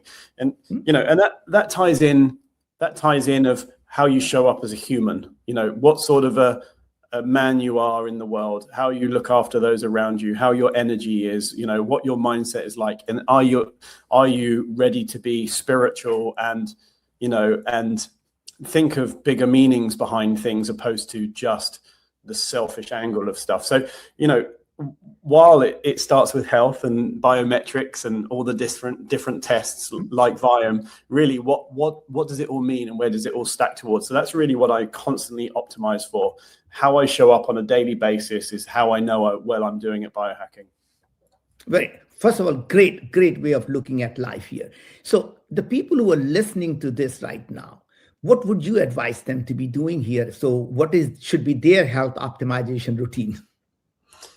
Well, to quote Dr. Ted Akikoso, who's a 212 IQ doctor, very well-known doctor, he coined the term or coined the saying once, and it stuck with me very much. Eat well, sleep well, hydrate well, sun well, ground well, move well, relate well, mate well. Really, those are the fundamentals of health. And that's really where every prescription should start from. There are various other things that tie into that, such as, mindset of like where is your brain at? Are you in a stress state? Are you, working in a cubicle 10 hours a day under fake light, stressed out about a job that you don't really care about? And, do you sit down and meditate for 5 to 10 minutes in the morning? Do you journal through things that you're working through? So really all of these things are the basics. As I say, testing is super important. Viome, again, is one of those things that tie into my life as an optimized human. And if your biomarkers aren't in alignment, then it's going to be much more difficult to show up on a daily basis. And if you don't ever test, you don't ever know. However, it does start with the fundamentals, which are absolutely free. So I'd say just start there. I know, I get it. But the point is, when you tell someone eat well, it doesn't really mean, what do you really mean by eat well? I mean, I'm eating red meat. Is that bad? Is that good? Am I eating spinach? Is that good? Is that bad? I mean, what is eating well means to you? And it's different for different people. So how does someone know they are actually eating well or they're not eating well? I love this question. First of all, I love that you asked it, but I also hate that you've asked it because it's so true. I mean, there's nuances in everything. And I think if we just take it back a step, if someone is motivated, say, for instance, for me, it came from a place of chronic health issues. If you have a gun to your head, you are going to figure out what is best for you. I will know that the food going into me isn't working for me based on a daily basis, based on my morning biohabit, and that's the thing. And I think, so one, it starts with motivation, and it's good to say to someone, eat clean or eat healthy, but if they're not motivated to eat healthy, they're never going to figure it out. So, I think I would say that eating well means whatever your body thrives with and looking at what your body is doing. Again, this is where testing comes in so much. For instance, I know that for me, I tried vegan, clean, very clean, good vegan diet personally. And I know that my body just couldn't keep up with it. And I actually got sicker. My hypothesis behind this is I'm a very low methylator. I need very high levels of B12, and also my digestion just doesn't like fiber too much because of antibiotic use. So therefore, for me, a higher meat diet, not a meat inclusive diet, works better for me. For instance, but however, a friend of mine is completely the opposite. You know, they don't thrive on meat; they thrive on a plant-based diet. So really, it is about hyper individualization, and that, you know, you can track your sleep and your activity, and you can track your bowel habits, and you can look at gene expression from doing various tests, as we know. But really, is how do you feel on a daily basis of how you show up in the world? And if you eat, for instance, spinach, and the next day you have a headache, or you pee 30 times because of the oxalates in it, then you know, avoid oxalates. And I think you have to be dialed in to your own body to really understand this. For instance, I'll give you an example of how stupid this is, but also drive the point home. Is I used to suffer with migraines, and I would wake up 3, 4, 5 days a week with an absolutely raging migraine where I would be in tears in bed, and I couldn't figure it out. And it wasn't until my brother started tracking his diet, and he would notice that 48 hours after he had any seed oils, canola oil or sunflower oil, he would end up in bed with a migraine too. Now, seed oils didn't do that for me. However, for me, when I started tracking, avocados 48 hours later gave me a migraine. And then I realized that actually when I had aged meat, it also did the same. When I had bananas that were very ripe, and these were all histamine foods. So therefore, it took me a while to figure out actually what the downstream was a couple of days later, just because I hadn't tracked it. So I hope that it really is, when you're dialed into your body and you are looking for these things, you will see the patterns and know what to exclude. Or, for instance, including fish. It could be, actually, I feel like I am skipping down the road the next day after eating fish, probably because I was low in iodine or whatever. It's hyper individualization. So for what works for you might not work for me, and vice versa, which I actually believe is the case with us too. And I think that is absolutely true. I think what happens is people like you are so tuned into your body, and sometimes the effect may not be immediate for us to notice it. Sometimes you say 48 hours, and sometimes it could be 2 weeks or a month, because your body is actually decent until you start eating those foods, and it's slowly degrading until you forgot what it was that you were doing that caused it to happen, right? Exactly. And that is the biggest problem, is that you could do trial and error, or you could do a test, right? And that's the beauty of biohacking, is that if you are tuned into your body, you can do trial and error. Or a simple thing would be to do a test like Viome, and I'll tell you exactly what foods to eat, why, and what foods not to eat and why. And that's easier way of doing it. But what other things you do in your life that have really allowed, and let's go focus on each one of them. You thought, eating well. Is there anything else people need to know? So what are the kind of things you would advise them? Hey, do this test, do this. Do you ask them to log every food they eat? Do you ask them to log every symptom you're feeling? How do you allow people to start optimizing their health? That's a really good question. Based on the fundamentals of health that I mentioned earlier, like eat well, sleep well, hydrate well, sun well, ground well, move well, relate well, mate well, is rank yourself on 1 to 10 on a daily basis. How, for instance, I know that when I get up and I have a coffee too soon, and I don't drink water with electrolytes beforehand, I know that I feel a bit sluggish, and the coffee actually does the opposite of what I need. So I rank myself on a 1 to 10 of how did I hydrate today? Obviously, after doing this for 10, 12 years, I don't necessarily need to write down the score every day, because I intuitively think about it the whole day through. It's like, oh, actually, I'm a 5 today with hydration. Okay, I need to make sure I do a bit more. So I think really, the expression is, what you don't measure, you can't manage. A very famous saying. And I think that's where we get our intuition from. For instance, I'll give you 2 examples here. One is, if you haven't ever driven your car at 30 miles an hour, you're never going to know what 30 miles an hour looks like. You're just going to guess, and you'd be wrong. Then when you've driven your car at 30 miles an hour, let's say once, twice, or at least even once, maybe 5 times, 10 times, you're going to be able to say, this is about 30 miles an hour. You're calibrating your intuition, which, you know, our intuition is our unconscious mind picking up signals in the environment around us and telling us something. So I think it's the same with that as well. This is why testing is so important. If you're in your gut feeling is, oh, something's not right. If you start measuring it, you then know, oh, that's what it is. Therefore, you then know. For instance, my second example, I have been into, because I hit 46 last year and hit that, getting to that 47 mark. You're so young, so young. My testosterone levels were coming down. And when I saw a picture of my grandfather, he was this great cheekbones, good jaw, very masculine guy at 38. And I looked at me at 38 and I was like a boy. And I was like, actually, when I looked at the testosterone levels back in the 1940s versus 2020, actually, it's like under half. And so the average has changed. And I was like, well, actually, so I got into testosterone replacement therapy and I did some of this. And actually, I felt amazing from it. I tried all the natural things. I tried all the precursors. I'd done everything. It didn't work. But then what happened was something really interesting is I started asking people around me, have you had a testosterone test done? And looking at them, at the features, at their cheekbones, at their jaws, at their energy, how their posture was, how they showed up in the world, whether they were reactive or whether they were very grounded. And actually, I started mapping out the world in levels of testosterone to the point where I can meet someone. I say, I bet your testosterone levels are high. Can I see your results? And that's a good pickup line, I guess.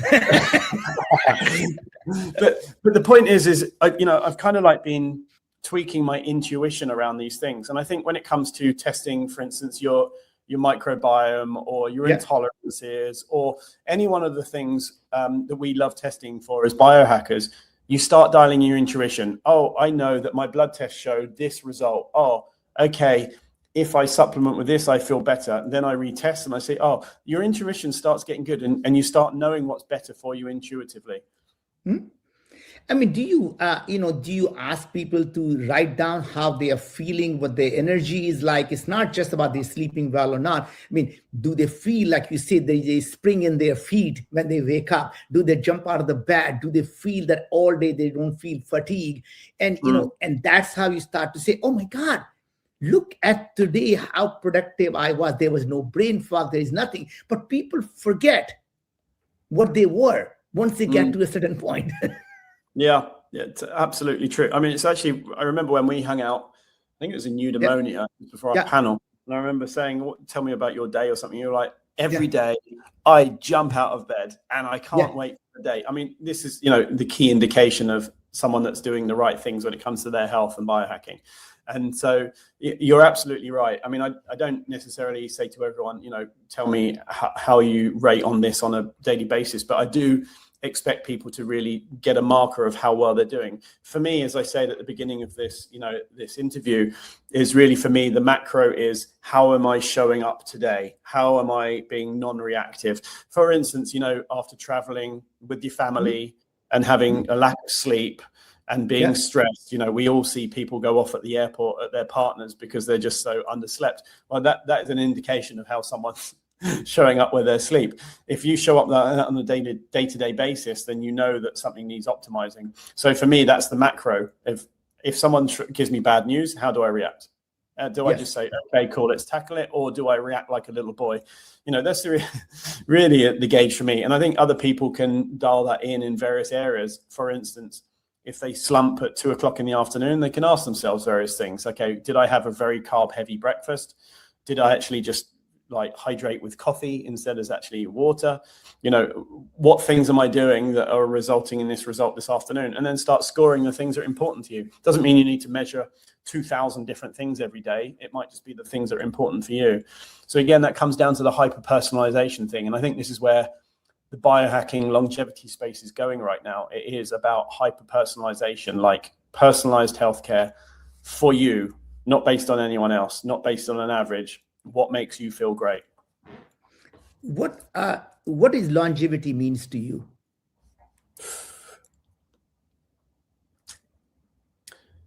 I would probably go with health span would be what longevity means to me, health span. And that means, as we know, the average 60 to 75-year-old is on more medications than we've ever had in history and rising. And I think longevity for me means getting to my 60s, my 70s, my 80s, and actually saying, I don't need meds. I'm well hydrated. I have the right nutrients. I'm supplementing correctly, and I'm around for my kids or my grandkids and have energy, opposed to, I don't need to live to 180. I don't, for anyone that says that, fine. I'm with it for them. Amazing. But I don't need that. I need to just make sure that I live more than my family's average, which is 82, and happy and not, I'd much rather drop off a cliff with my at the end of my life, opposed to deteriorating more and more and more and more until I can't walk. So that's what longevity means for me. And I would say that, we take meds every day. We take 3 times a day med. I just call them food, because indeed food is the medicine. So you don't have to say, I don't want the medicine. You say, I do take medicine 3 times a day. I just get the right medicine from my food. Now, moving on to the next thing, you talked about hydration is easy. You just measure how much are you drinking. Is there specifically a too much or too little? I mean, where do you ask people to, or is there something you feel? Oh, this is a good question. Okay, so there's several things here. As evolutionarily speaking, before we had lovely warm homes with heating and all this, we wouldn't have a tap with hydrogen reverse osmosis water coming out of it. We would have a stream, which, is actually more alive and better. How often would we dip our face in that stream and drink from a spring? Probably a couple of times a day. We wouldn't be walking around with a 5-liter flask like just about every gym fan does. So I think you can overhydrate, because when you drink too much water, on the assumption it's tap water or normal bottled water, it's not actually rich in minerals. It's not actually high in hydrogen or anything like this particularly. And therefore you're not hydrating. You're actually flushing out more minerals from your system and actually overstressing the kidneys. So I think there is a sweet spot. But I think where I've noticed is we need to urinate when our body has too much liquid in it, or when we need to expel some toxins. So if you're peeing constantly throughout the day, you're drinking too much, and probably means that you're not having enough minerals. Whereas when you add electrolytes to your water, you retain water better, and you need to drink less because you're hydrated better, because water getting into us is there to draw minerals into us. So I think, again, it's really hyper personalization. For instance, Ben Greenfield and I were discussing this recently. Is like we both excrete more salt than the average human, and we need to have more salt than the average human. And so, for instance, when I have a sauna, I taste my sweat, and it's super salty. Whereas, for instance, my partner doesn't taste salty at all. And so, therefore, how much hydration do you need? How much minerals are you excreting? And how much you need to put in. Now, I appreciate that I've just said, how long is a piece of string? Well, twice the length from the middle. Really, I've told you nothing and everything. What I would say is that if you're peeing 5-6 times a day, you've got it right. And, if you're adding electrolytes into your water because it's filtered, you're doing it right. And go from there. Whereas if you're peeing 10, 20 times a day, and after every drink you have, you need to go toilet, then you're probably drinking too much water and not having enough electrolytes, and you'll naturally drink less when you are hydrated. The other aspect here is if you're eating processed foods, well, you eat more, you get more fill up, you have more calories, you then get more hungry, and the problem is a lot of people are actually thirsty, and the signal for hunger and thirst are very similar. Yeah. And people don't realize that actually they think, oh, I'm hungry, I must eat more. And in fact, no, you just need to drink more water. And so that it's really interesting how people get this signal confused, because they say it's the same. It's very, very similar. And people. And the reason is, you go back to the evolution. When we actually ate the raw vegetables or raw fruit, that is actually the same signal. We both got hydration and the food at the same time. So brain didn't evolve to have 2 separate signals. Yes, exactly. I mean, mineral-rich foods. Now the soil is not rotated. Okay, let's go pre-farming. Food grown randomly around the world. We would collect it, we would eat it. It wouldn't be farmed even. And then obviously rotating crop, farmers said, oh, actually, it's going to be the soil with the depleted. It's not going to have the minerals in it. Now they don't even rotate the soil, and they just add different chemicals in there to help it grow. You know, so you're exactly right. Hydration and food came from one and the same thing, with you facing the stream once or twice a day. Yeah, good. Now, sleep well. How do you know you're sleeping well? Just because you feel good, or is there you measure your sleep? Well, I would say that you know, any biohacker or anyone looking to optimize their health should track it in some form. And you know, I'm not just talking blood tests or whatnot. I'm talking you know, digitally. And even if you use it for 2 weeks and then say goodbye, you know, it's giving you that calibration that I mentioned earlier on. I would say the first thing is how you are showing up as a human. If you're underslept, then you will not be showing up as optimal you. And let's be honest, our egos don't like to admit it in the moment, but afterwards we're like, you know, we could have shown up better there. And you know, however, I think when you're tracking it and it gives you a rough sleep score, tells you your heart rate variability and your resting heart rate and your sleep stages, you know, again, you can calibrate it, but really it is about how you're showing up in the world as to how well you slept. I do think sleep, we underrate sleep. And one of the things I've been talking about lately is renaming the word sleep to repair. Because if we say, for instance, okay, I'm not going to repair tonight, or I'm going to cut my repair time short, or there's enough time to repair when I'm dead. You know, these things are just, you know, we've forgotten the meaning of the word sleep. When we go through surgery, we need to sleep more. When we have the cold or a flu, we sleep more. Our body conserves energy. We use that energy to repair more, and we sleep longer. So really, again, if you're going to bed well after sunset, let's say midnight, and then setting an alarm clock for 6 o'clock, your body is cutting vital repair time short, and you're never going to be optimal. So, you know, your Aura ring or Gabbit ring or band or whatever device you want to wear will, you know, tell you your average, but really you need to up your game if you're less than 7.5 hours sleep, I would say. So the main thing that at least I have been learning is really about a deep sleep, because it's not the total amount of sleep. So you could sleep 8 hours, but if you have been drinking the night before, you've been eating late, your deep sleep may be completely toasted, even though you got 8 hours of sleep. And that's a problem, because during deep sleep, your brain is into the very slow wave, and the slow wave drives the glymphatic system. And glymphatic system is the one that pushes the toxins out from these tight places in the brain and getting them out into the spinal fluid. And so if your glymphatic system is not working, then you're going to actually not get the repair that you need for your brain to work optimally. And it can only come when you are in a slow wave deep sleep. And for me, I find drinking alcohol and sleeping late or eating late is just a problem. No, I agree. Again, nuances are in everything. I mean, I think for someone that's not tracking their sleep, other than, oh, I went to bed at midnight and I woke at 6 o'clock, you know, tracking it and giving them this level of data is important. So I think then when you say, well, actually, I need more deep sleep or more REM sleep or whatever, it's the next level down for someone. I think if you tell someone to optimize for their deep sleep off the bat, then I think they're probably going to be overwhelmed and probably not do it because there's too much compliance.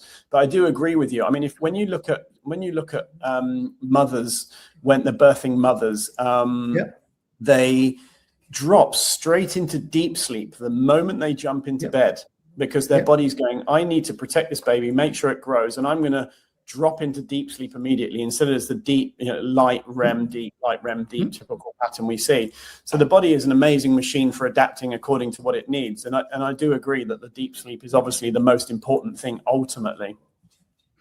And I think, you know, so is REM sleep, because REM sleep is the one that converts the short-term memory into the long-term memory into the, you know, so I think that's really important as well to get a good REM sleep. That's why the dreams is replays and actually makes them a long-term memory. And I think the fundamental, thing is the reason you may not get into deep sleep, even though body knows what the body needs, is because you have been corrupting your body and torturing your body by giving it the things that it doesn't need. So eating processed food, eating late, drinking alcohol, all of those things basically gets the rhythm of the body, the circadian rhythm and the natural rhythm of the body out of place. And that's where you end up not getting good deep sleep, even though body wants the deep sleep. Yeah, 100%. 100%. I mean, circadian alignment is totally forgotten. I mean, there's a statistic, I think heart attacks go up by 25% when the clocks go forward by 1 hour. Yeah. If you think about that for a second, like 1 hour, and I fly to PST, Pacific time, 8 hours difference, multiple times a year. You think what that does to the body. It's wild. So yeah, I agree with you completely. So now let's focus on the third part. You say sleep. So we got the eat well part, we got the sleep well part, we got the hydrate part done. And I know you mentioned a couple of times about how you show up and your mindset. And I don't want to forget that, but I want to end with that rather than get in the middle, because that to me is really the key to really becoming a good human. And being a good human is a healthy human. What does it mean? But let's talk about other things you mentioned about. What were the other things? The eat well, sleep well, hydrate well. Yeah, ground well, move well, relate well. Okay, let's talk about the ground well, so let's go move and then move well. So let's talk about those. Okay, so ground well. I mean, okay, what is grounding? Grounding is barefoot on the grass, on the soil, swimming in the sea, anything connecting with nature. Now, when I first heard about this, I was like, this is woo-woo. I don't think I can get on board with this. And a friend of mine, a mutual friend of ours, Matt Maruka from Mirar Optics, he was standing in the sea with his arms out and was like, feel the energy. And I was just like, you're crazy. And he said, just look into it. So I started researching it, and it's actually quite astounding how amazing grounding is for health. When we stand on the ground, we connect with the earth, and we get a flow of free electrons. Those free electrons scavenge free radicals and reduce inflammation in the body. Think of it as the negative part of our battery. The positive bit comes from food and sunlight. The negative part comes from ground, and it completes the circuit. You can measure this in the body. Now, when I looked at thermography scans before and after grounding, and you can see how the inflammation goes down in the body. I looked at red blood cell analysis using dark field microscope as well. And I'd seen the studies where they're saying, well, actually, the blood is clumped together when it's not been grounded. And 40 minutes after grounding, you see the red blood cells are equidistant and lovely and flowing properly. And I was like, actually, this is really interesting.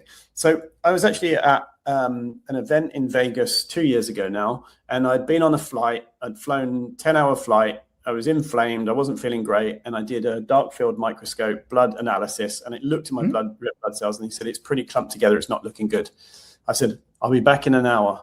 I went outside, and I went out by actually Trump International Hotels. There's a patch of grass out the front there, put my feet out on there, half an hour, got some food, went back in, got it measured again. And he said, what have you done? I can't believe it. And you could see that my red blood cells were equidistant and lovely. So if we just think about that on a biological level for a minute, red blood cells clumped together, or red blood cells equidistant and flowing smoothly. What does that do for every single organ, every single piece of your body? Now, there are 27 studies, including peer-reviewed studies, showing the efficacy of grounding on our physiology and our health. And I think that is testament to how amazing grounding is. And it's free, it's in abundance. We've just got to figure out how to do it. Now, how do you do it is the next question. Well, actually, I live in a high rise. That's what I was going to ask you, that what does the grounding really mean when you live in a high rise or even a multi-story apartment? Exactly. So I have a bed called the Samina bed, which is made in Austria out of natural wood, no glue, no metal, like wool-based, natural latex, no nasty chemicals, and it has an earthing feature in it. So it actually connects to the earthing socket on your plug with a dirty electricity filter. So you are grounded through the night when you're sleeping. So I get 8 hours of grounding every day, regardless. Obviously, my preference is to not be in London all day, every day, and to be on a beach somewhere and grounding and walking the dog or whatever with the sea. However, that's not a reality all year round. So you can do these things. You can get grounding bed sheets off of Amazon for $100. And they work just as well as actually standing on the grass or standing on the ground. Yeah. Just what? You can measure the voltage in your body. You can literally measure it in your body. And it's actually wild. So I actually did this on Instagram when I first started Instagram back in 2019. And I had a multimeter, and I would put my foot on the grounding bed sheet and watch my body voltage come back down, and how it was so high and inflamed without. Really? So yeah, you can measure it very well. I mean, how that works in America versus England, I don't know, because I know that our electrical system is a little bit cleaner, and we don't have underground. What are you saying? Are you trying to dish America? You know, we are run by a great president here.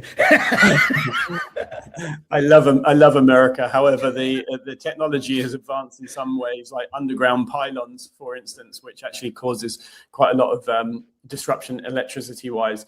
So, and that can cause something called dirty electricity. So you can have your shoes off standing in the grass, and actually it's causing more harm than good just because of the electricity interference. So yeah. So, okay. So you recommend at that point, if you can't walk on the solid ground, that means, most of the time you are living actually above the surface. So, I mean, a lot of the times, even on the apartment, you may be on the ground floor, but it's actually, you're not touching the ground, right? Yeah, exactly. I mean, we didn't evolve with rubber soles on our shoes. Our ancestors had leather soles on their shoes or walked barefoot. So yeah, if you look at all of the cave paintings, they didn't have shoes on. That's really interesting. So, I mean, do you recommend people? Because as soon as I get home, the first thing I do is take my shoes and my socks off, and as long as I'm home, I'm barefoot. I'm just always barefoot. Mm-hmm.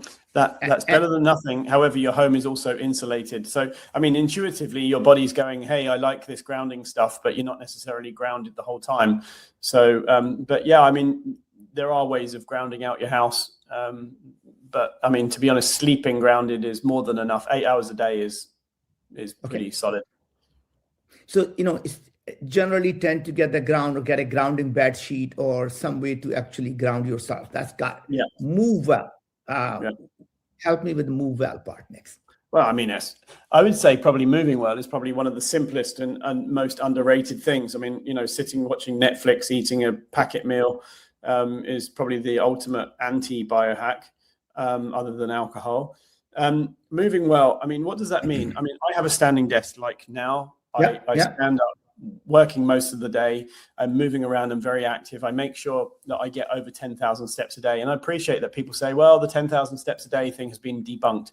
Yes, but it's still a really good number to get to, regardless of where you sit, where you think about it. So, for instance, I know that if I've done 3,500 steps in a day, I know I have not done good enough. And my Gabbett ring actually, tells me. What I do, I actually don't tell people about the steps anymore. I just tell them I get 4 to 5 miles, and whatever. And people don't argue with my 4 to 5 miles, but they always argue with 10,000 steps, right? Which is about 4.5 miles. Love it. So I would just say, like, for instance, I have a standing desk. I'm moving throughout the day in between calls. Don't you have a treadmill desk that actually is constantly? I have a treadmill desk where I can stand and it doesn't move fast. It's like 1 mile, 1.5 miles. So I can actually, my lower part of the body is moving, but I can still type and stuff. My upper body is pretty stable. I used to have one, but then I found that I was going out less and actually not being out in the world as much. So I was like, actually, I got rid of it. I do like the idea. If you are tied to an office, then it's definitely a good move to have something like it. But to be honest, I much prefer actually having the flexibility. Excuse me, there's someone just at the door. Do you mind if we pause for a second? One second. Please go ahead.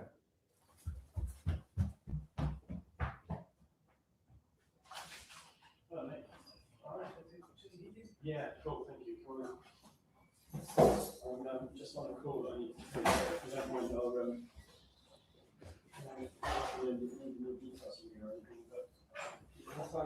I'll up to fix the heating, so I've sorted it out. So I'm back. No worries. All good.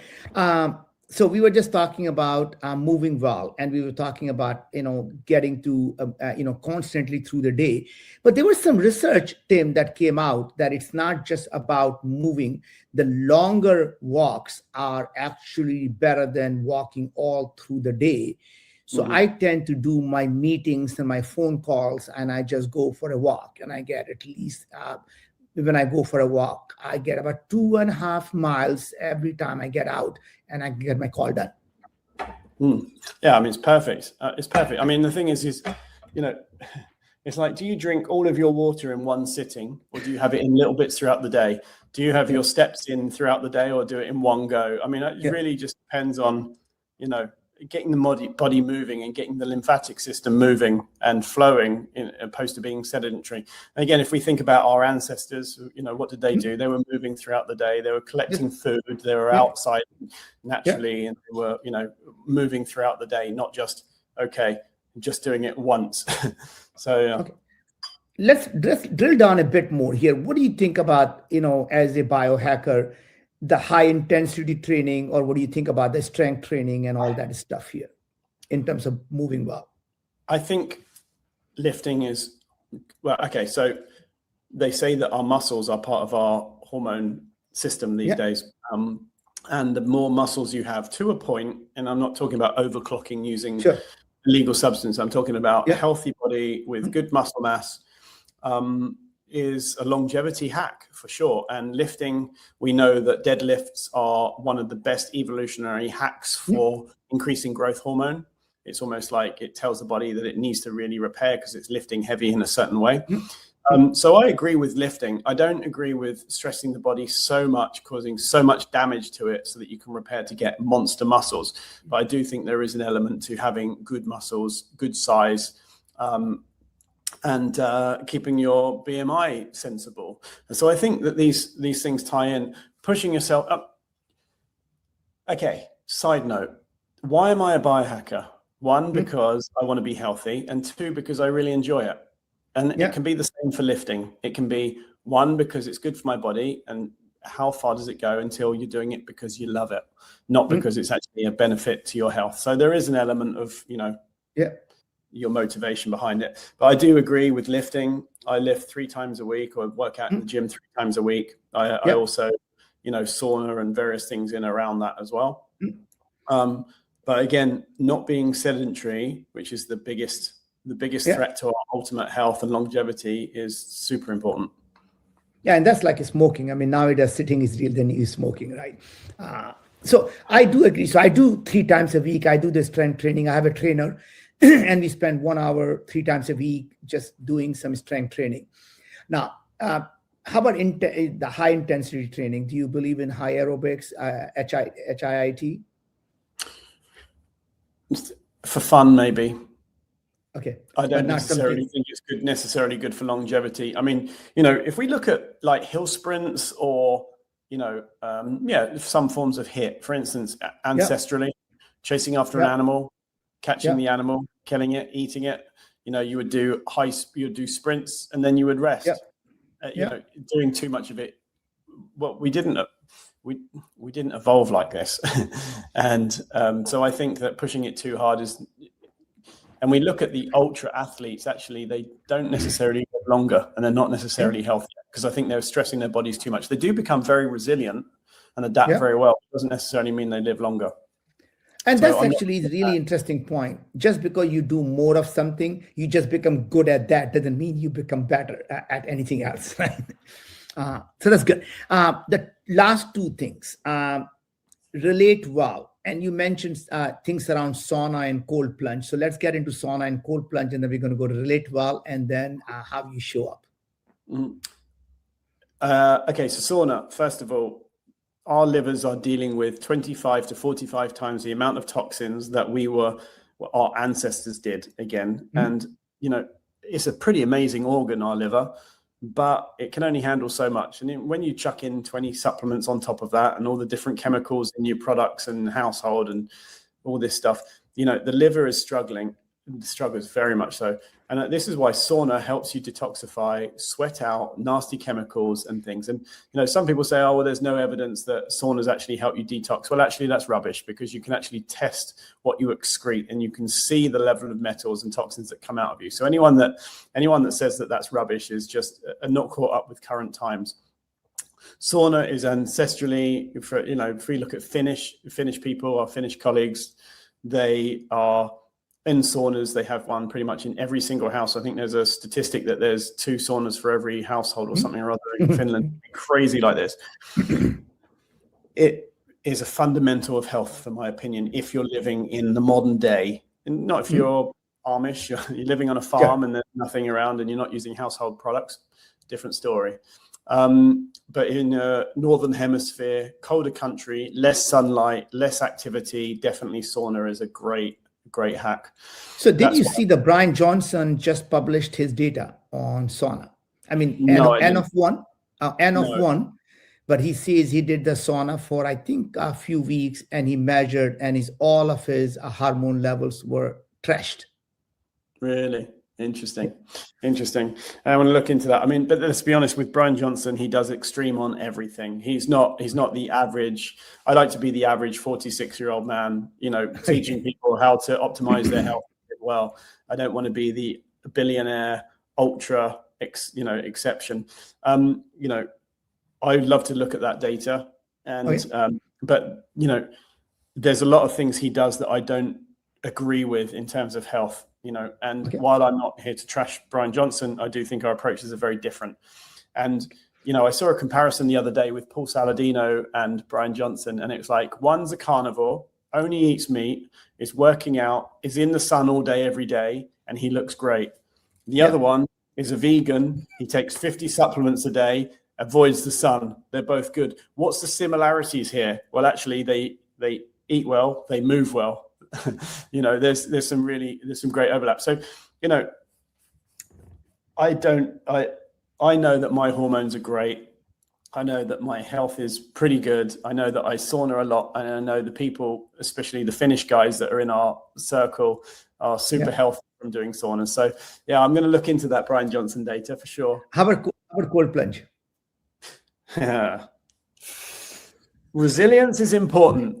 And I think that we are living in a fluffy world right now, where we're in a beautiful heated home. We never have to be exposed to the elements. We get out of the house under an umbrella into an Uber that's nice and warm, and then we get out the other side without even being exposed to the elements. That means that we become, like millennials, where we don't have any resilience. So I do think having a cold shower in the morning, hitting your face and your thyroid is actually good, because it triggers your body into, actually life can't be so good all the time. And therefore hormesis, and we become stronger by stress. However, jumping in an ice bath for 5 to 25 minutes, 5 times a week, depending on your metabolism, is absolutely crazy in my opinion. And I've never been behind it. I like doing it for optics and for a bit of fun, but not really for an ongoing thing. And I think it stresses our bodies too much. And I think that actually causes hormone imbalances and stress issues. However, the dopamine hit from it is so significant, and people feel like they're conquering the world and being in the ice bath longer than anyone else. So therefore it looks good and they do it.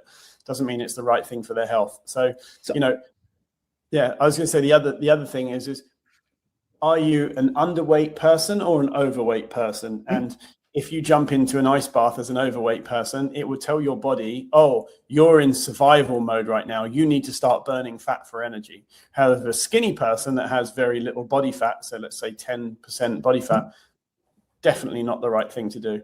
So the devil is in the detail. Okay. Well, it's interesting. I take nice hot water shower, and my other side of my shower, I have a really, really cold, normally cold water. And I go there for 30, after I finish my shower, I go there for 30 seconds or less. And boy, your brain just like wakes up. It's like, holy shit, what just happened here? 100%, but not 5 times a week, 4 degrees for 15 minutes. It's like,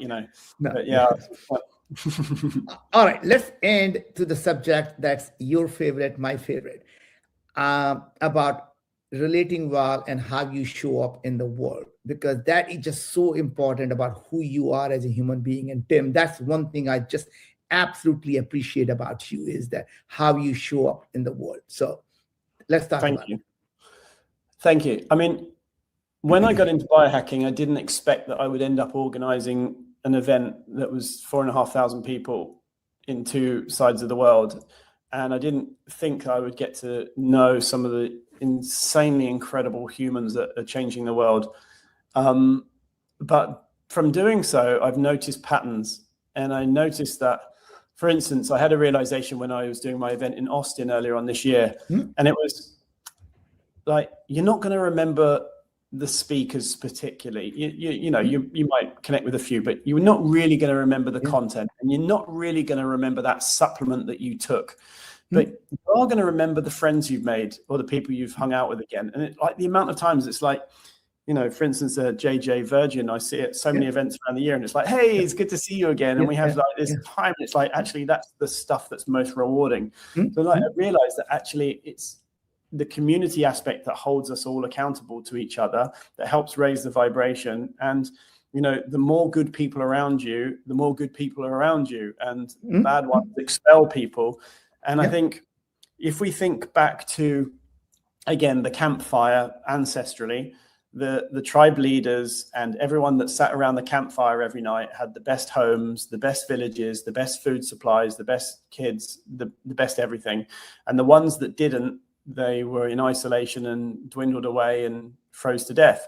And I think we can take that as a, you know, metaphor for today, is in like, well, how well do you connect with those around you? How important are relationships to you? How do you show up in the world for those people? And I think that's probably one of the most, for instance, I heard a statistic the other week that was the people that were depressed that actually volunteered in homeless shelters became significantly happier and in a better place than those on Prozac. Because they are helping others. They are helping change the world in one little form. It gives them purpose. So how many people do we know that, for instance, have had a lifelong career, then they retire, then they wither away and die because they don't have a bigger purpose? And, you know, I think this is one of the ultimate realizations for me in my journey, is those around you really count. You know, it's not what's in your fridge, it's who you're with when you shop and eat. Well, Tim, I really, really appreciate you. My last question to you. How have you incorporated Viome into your daily longevity and health optimization? Good question. So one thing that I really love about Viome specifically is that not only it's kind of like forefront stuff. It's not just testing, you know, the bacteria that you're pooping out. It's looking at the RNA side of things, which is fantastic. I love how it's looking for inflammation, oxidative stress, and more importantly, around mitochondrial health. But the other thing that I like is so when I did my test, and I did it back in 2017, the first one, I think 2017, when I was at the Bulletproof Conference in Pasadena. And then the other one I did 2 weeks ago when I was in Miami. And what I loved about it was that, well, obviously you've got the spit or the swab, and you've got the blood, and you've got the urine. You can do it all at home. You can stick it in the post and it goes off to the lab. You don't have to worry about going in and seeing an IV nurse. So first of all, I think that the application of, or should I say the accessibility of it's fantastic. The results that you get from it, such as looking at sulfur metabolism and oxalates, which are super important to me with a history of kidney stones, all ties in very well. So it goes back to our earlier point of like, how are you calibrating your intuition? And I'm really looking forward to my most recent results to see how they've changed since the last one, which was 9 years ago, Naveen. 9 years ago. You should be doing every 6 months, brother. Every 6 months, body changes plenty. Yes. Yes. Well, I will do. I'm sure I will do now. But yeah, it's quite funny because when I did Viome the first time, to be honest, testing has evolved so much, but I think it stood the test of time where it's still ahead of everyone else, even after all of these years. And I think as the more you know you don't know. And I think when it comes to testing, the more testing I've done, it's just the same old results, the same old things, and it's actually not getting to the root cause of what's going on. So I think, Viome stood the test of time. So I'm really excited to see the next set of results. But yeah, I should be testing more often. But the general blood tests, the liver markers and kidney and, pancreas health and things like this, I test on a very regular basis, but not necessarily this level. So it's going to be great to see. And I think the biggest thing you're going to find is that, all the blood tests simply tell you what is happening in your body. What we do is we tell you not only what's happening, but why it is happening. So why do you have high cholesterol? Why do you have high blood pressure? Why do you have a constipation? And then we tell you exactly what to do. And then we show you the science paper for it. So you're going to really enjoy that every recommendation we make, there's a science paper associated with that. Right? Yeah, so, awesome. Well, first of all, Tim, what a pleasure to reconnect here. And anything I missed out on, that's anything you want audience to know in terms of events that you're doing, any book you have, anything you want people to know about? I would just say that,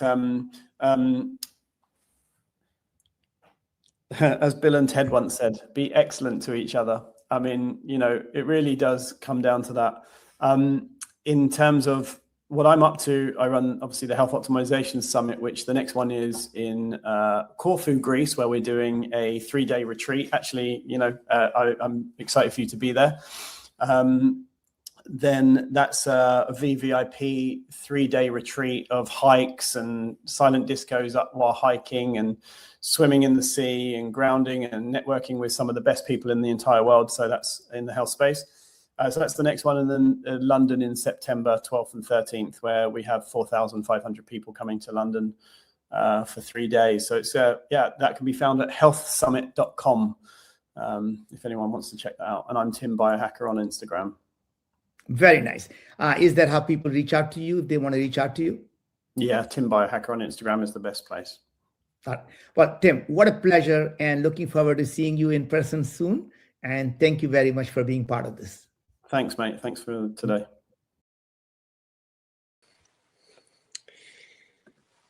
Ladies and gentlemen, how wonderful has been the block 1 of the third day of the Health and Longevity Summit today. Can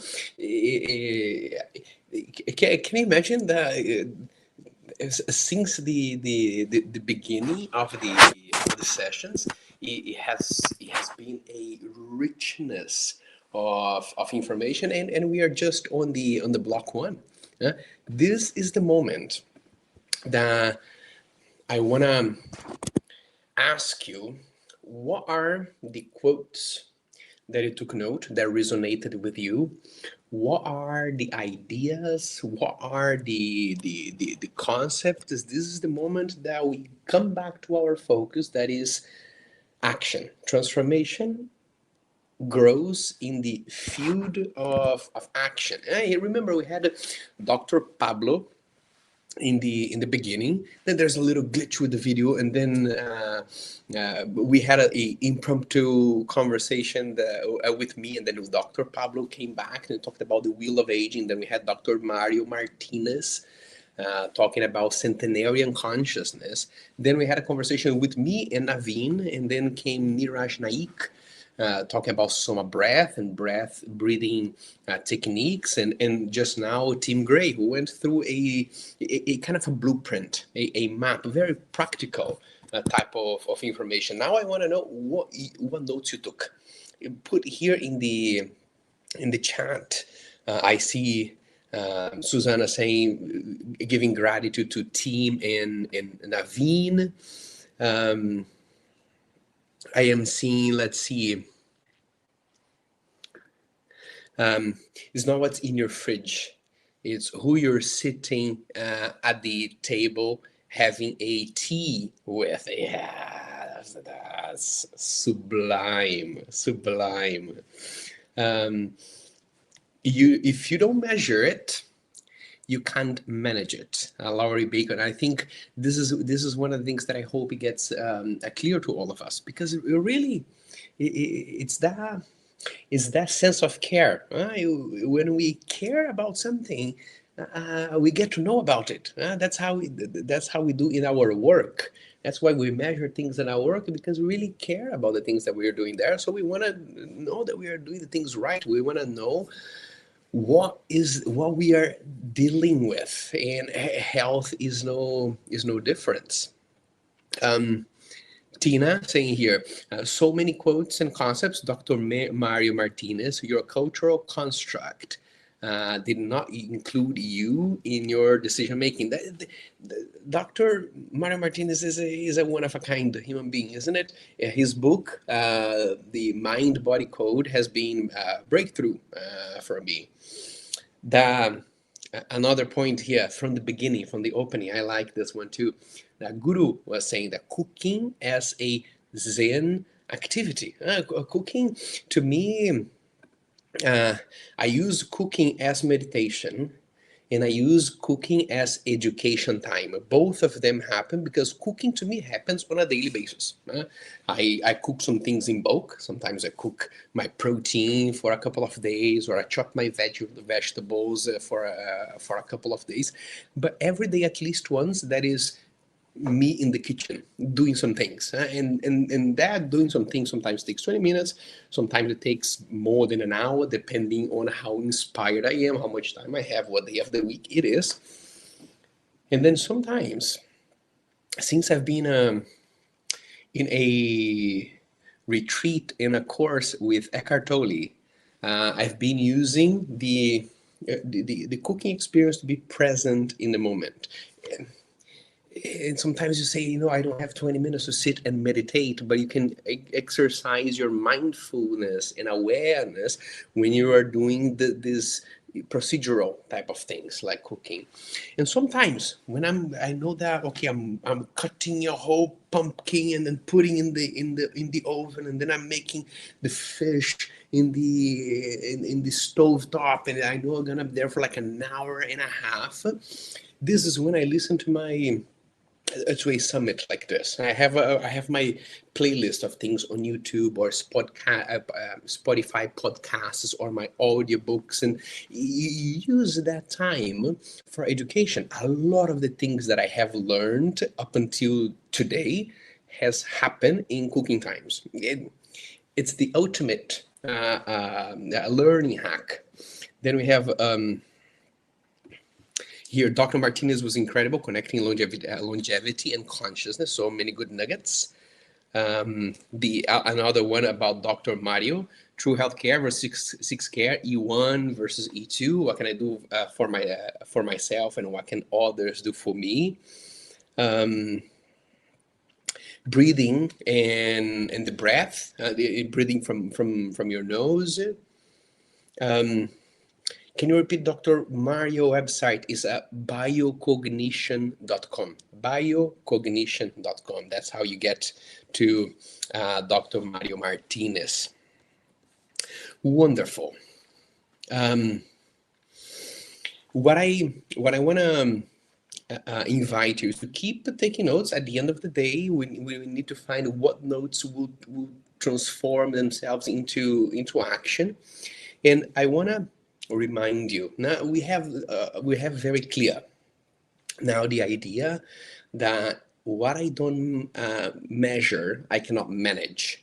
And measure is an act that demonstrates care, is an act that demonstrates I want to know more about it. I want to make my life easier. I want to stop guesswork. And the offer of the full body intelligence test. The full body intelligence test can be one of your main tools in order to have clarity, to make nutrition so much simpler. How many of you have tried at least 2 to 5 different diets in your life? Put here in the chat, put the names of what you have tried. If you tried paleo, put paleo. If you tried vegan, put vegan. If you tried keto, put keto. If you tried carnivore, put carnivore. I don't think there's one I haven't tried.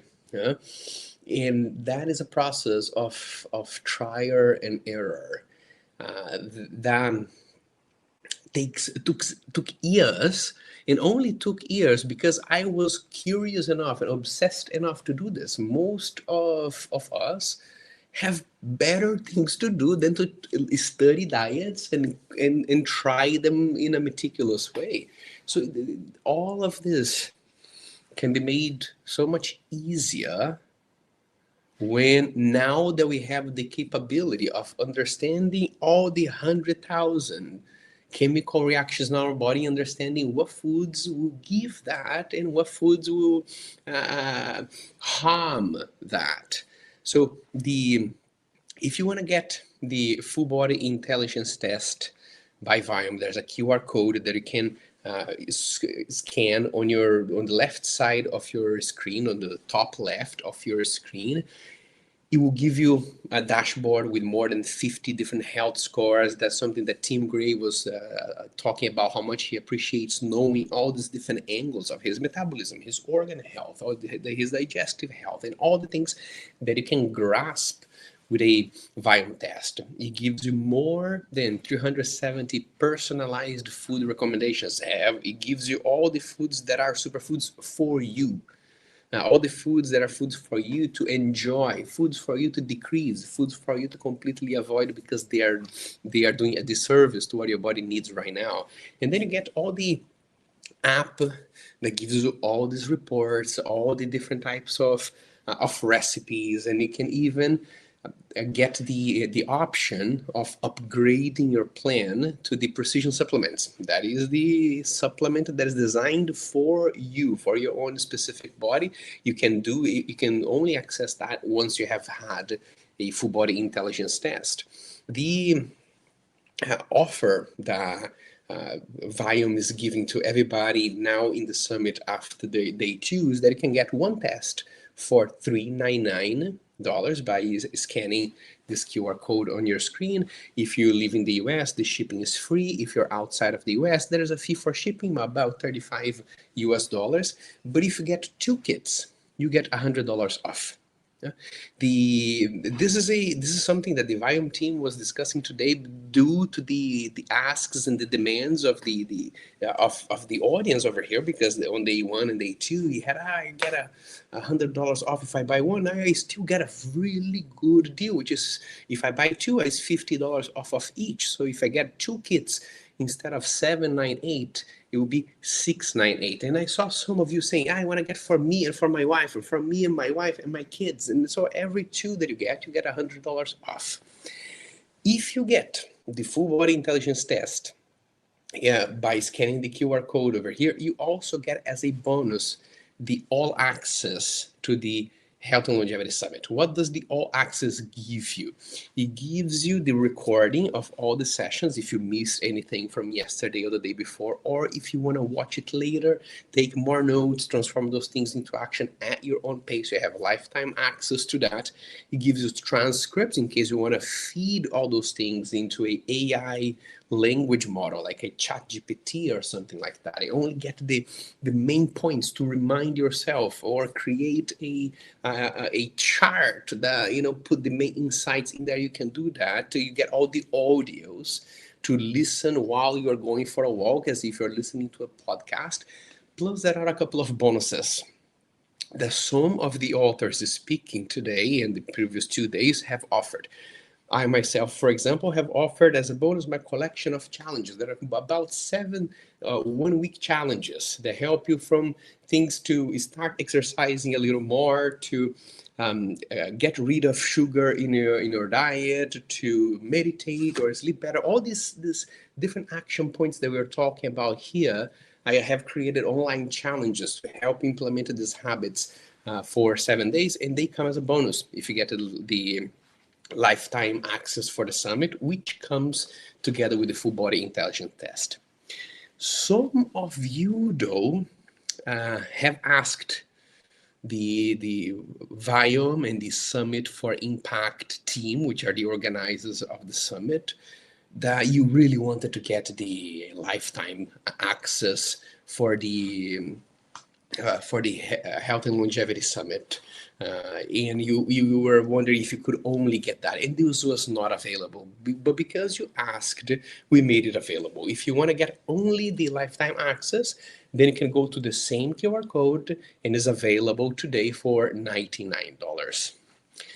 Just get the QR code, scan over there. You get to choose if you want just the all-time access of the summit or the full body intelligence test, which also gives you the full-time access as a bonus. Beautiful, all clear here, ladies and gentlemen. Now let's move on to block 2 of day 3. And now we're going to have 4 speakers, and most of them, or none of them, need introduction. But what is it coming your way right now? First, we have a session with Vishen Lakhiani, founder and CEO of Mind Valley, and he speaks about a plethora of things. But especially what I find very interesting is how he uses his abilities of meditation and abilities of visualization to affect the physical body. So he has very particular techniques on how he uses his thoughts, the images he creates in his mind, to materialize them into healing for the body. And he goes into that and more in the section that is coming up right now. Then you have Dr. Vittorio Sebastiano. He is a professor in the University of Stanford, but he has developed this technology that has been awarded that can uses the environment, uses epigenetic to reprogram cells to become younger for rejuvenation. He created this incredible technology to make your cells rejuvenate through epigenetics, and this has taken his technology and his career everywhere, and he's now talking about how to do that, and also on how to use mRNA, things that we're talking about throughout the summit to rejuvenate your cells. So we're going to go into science here, and then later there is Dr. Amy Killen, and who is interviewing Dr. Amy Killen is Priyanka Jain, that I spoke yesterday, the CEO of EV. She is interviewing Dr. Amy Killen. And Amy Killen is talking about the intimacy and sexual health and how these things affect longevity. She also goes into hormones. She also talks a bit of perimenopause and menopause. So it's going to be a fantastic talk with her. And then later, we'll have Naveen talking to Peter Diamandis. And Peter Diamandis, the founder of X Prize, is somebody who is dealing with big things in human scale. And he talks about how AI is shaping the scene for longevity. What is coming in the future? What are the things that are going to happen in the near future that we are going to experience? And he also talks about something that I really love. He touches on informational diet. What are the types of information that you allow into your mind and how that affects your well-being? And then later, to close the day, Naveen Jain is coming. And so you don't want to miss the end of the summit as well. We are halfway through the day. I appreciate you being here. And now let's move on to our block 2 of the Health and Longevity Summit, day 3. I see you later.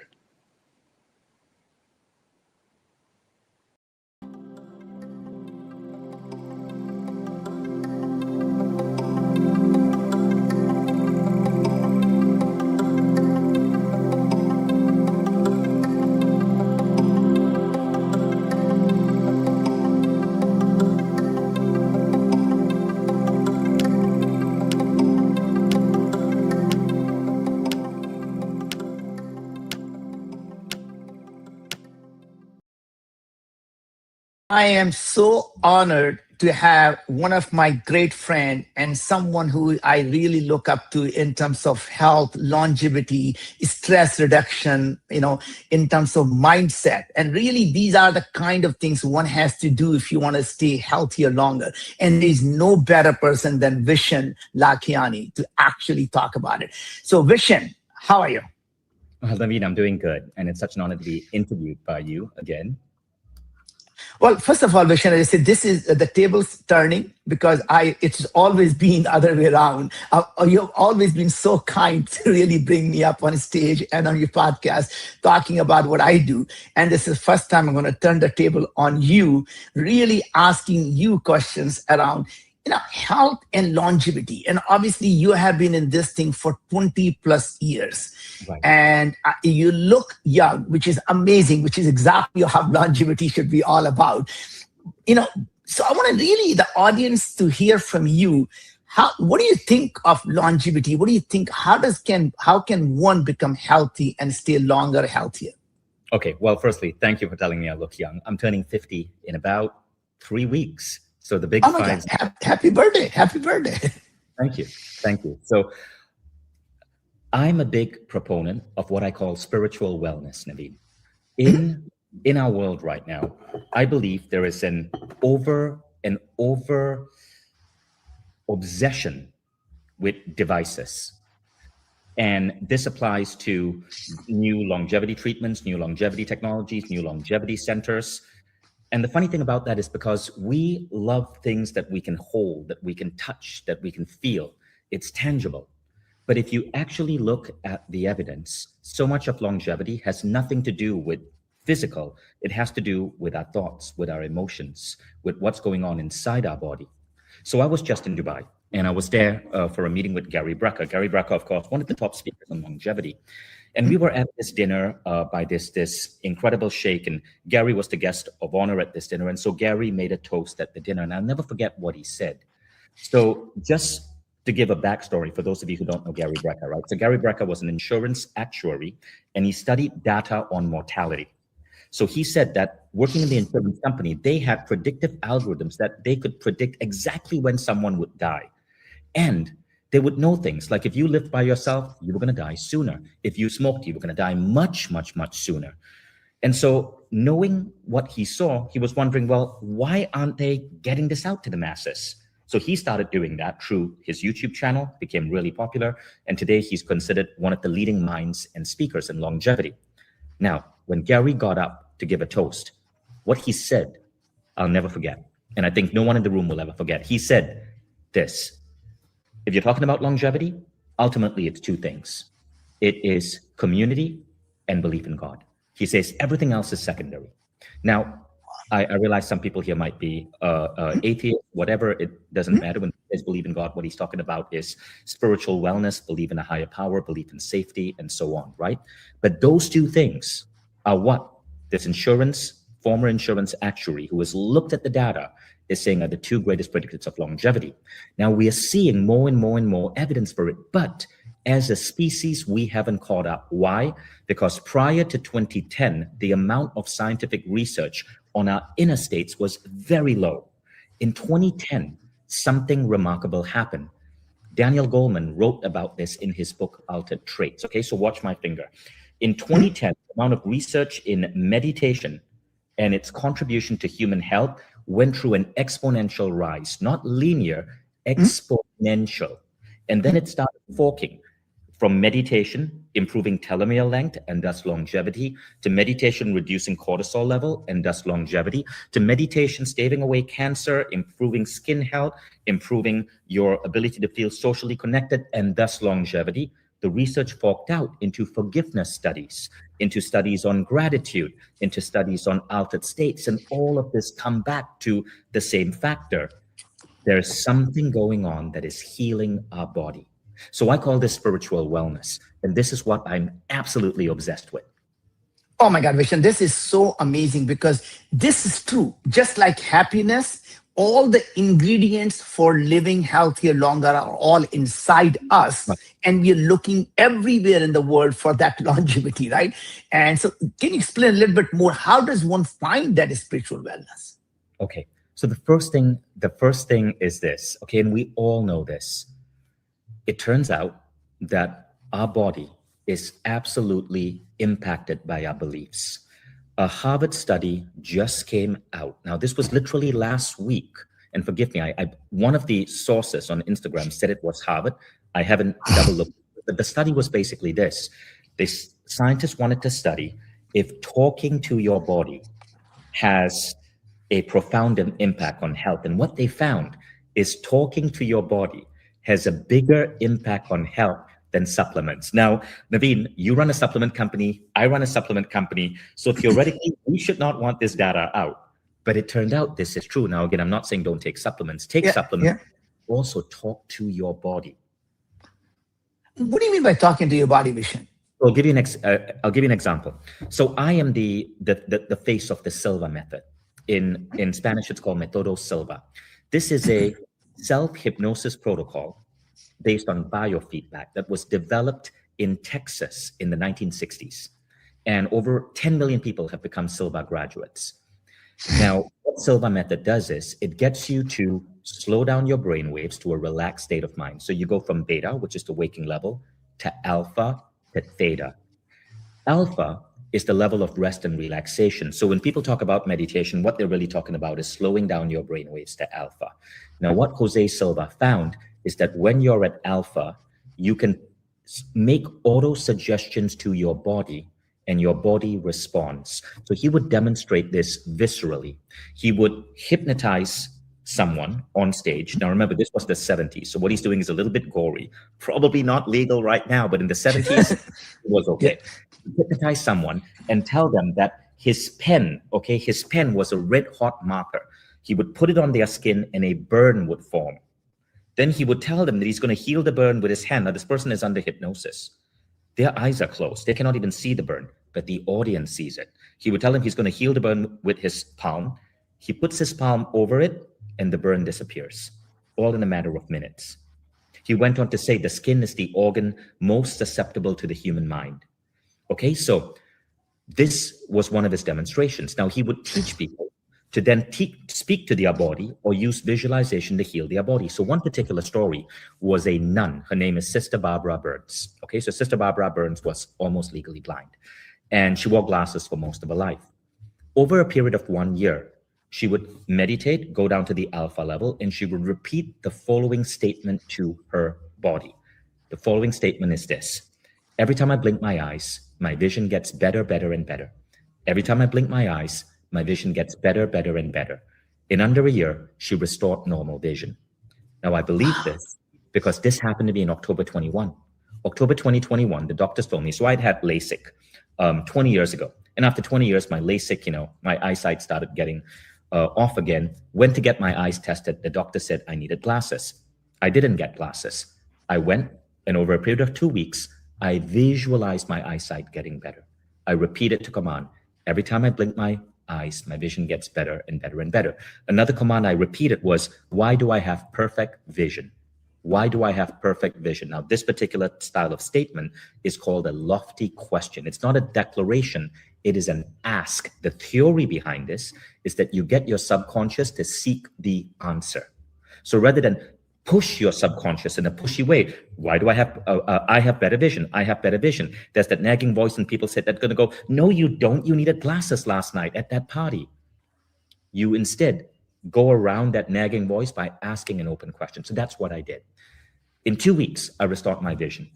And what was really funny, Naveen, is I woke up one day. So every day I'd wake up while drinking my morning smoothie or having my coffee. I actually have a vision chart on my wall. I just check it. I woke up that day. I looked at the vision chart and I'm like, that's weird. It's clear. I got to take my glasses off. I wasn't wearing glasses. What the hell happened? And my vision was restored that day. 2 weeks speaking to my body. Vishen, it just seems, I just say it, scientifically, anyone who's thinking, oh my God, what happens to the science here? Because if someone can really cure cancer, someone can cure heart disease, someone can cure vision, and yet people are, taking these drugs, people are taking all these things to do that. What is it? I mean, have there been double-blinded placebo-controlled studies here, or this is just too far-fetched to do that? They actually has, Naveen. So I'd like to actually share with you some of the research. So let me just quickly bring this up. I actually need to show you this picture because this is wild, Naveen. This is absolutely wild. Okay, so the research right now, no drug in America can be released without a placebo, right? Without testing against a placebo. Okay. Yeah. So now this is especially true for certain parts of the body that we know are extremely susceptible to suggestion, to visualization, commands. The skin, by the way, is the most common. Sure. All right, so let's look at the studies here. In one study, it was a study on warts. Okay, so warts, it turns out, you can remove warts by shining a laser. Before they invented the laser, they had to cut it out with a scalpel, and that was horrible. You would end up with like scars. But it turns out that they would give patients an ointment, and they would tell the patient that this ointment is designed to remove the warts, except the ointment is nothing. It's just sugar water or some other salt-based solution. In almost all the cases, the warts disappeared. So skin, mind over skin. All right, now, this is how I got into this entire field. It had to do with my skin. When I was 13, I developed a severe case of acne. Now, I developed a severe case of acne because I was told by my family that I was going to get pimples. Now, let me tell you how a suggestion can be implanted and it can make you sick, and it can be removed and it can make you well. So I remember the day I got my first pimple. I was maybe 12, 13 years old. I was looking in the mirror and I saw my first pimple and I was annoyed. And my aunt came behind me and she said, Vishen, you now get to look forward to pimples all over your face. Welcome to the family. I have pimples, now you're gonna get pimples. And that planted a seed in me. Now it turned out that was a completely stupid idea because my father didn't have pimples, my mom didn't have pimples, my aunt had pimples, and I loved my aunt. And before you know it, throughout my entire teenage life, I had the really bad skin. Oh my God, okay. Now, when I was around 16 or 17, I picked up the book, The Silver Mind Control Method. And I also picked up the book, Psycho-Cybernetics. Okay, both these books shifted my life. Allow me to bring the books because I want to show your audience. Okay, sure. I have them here. Okay.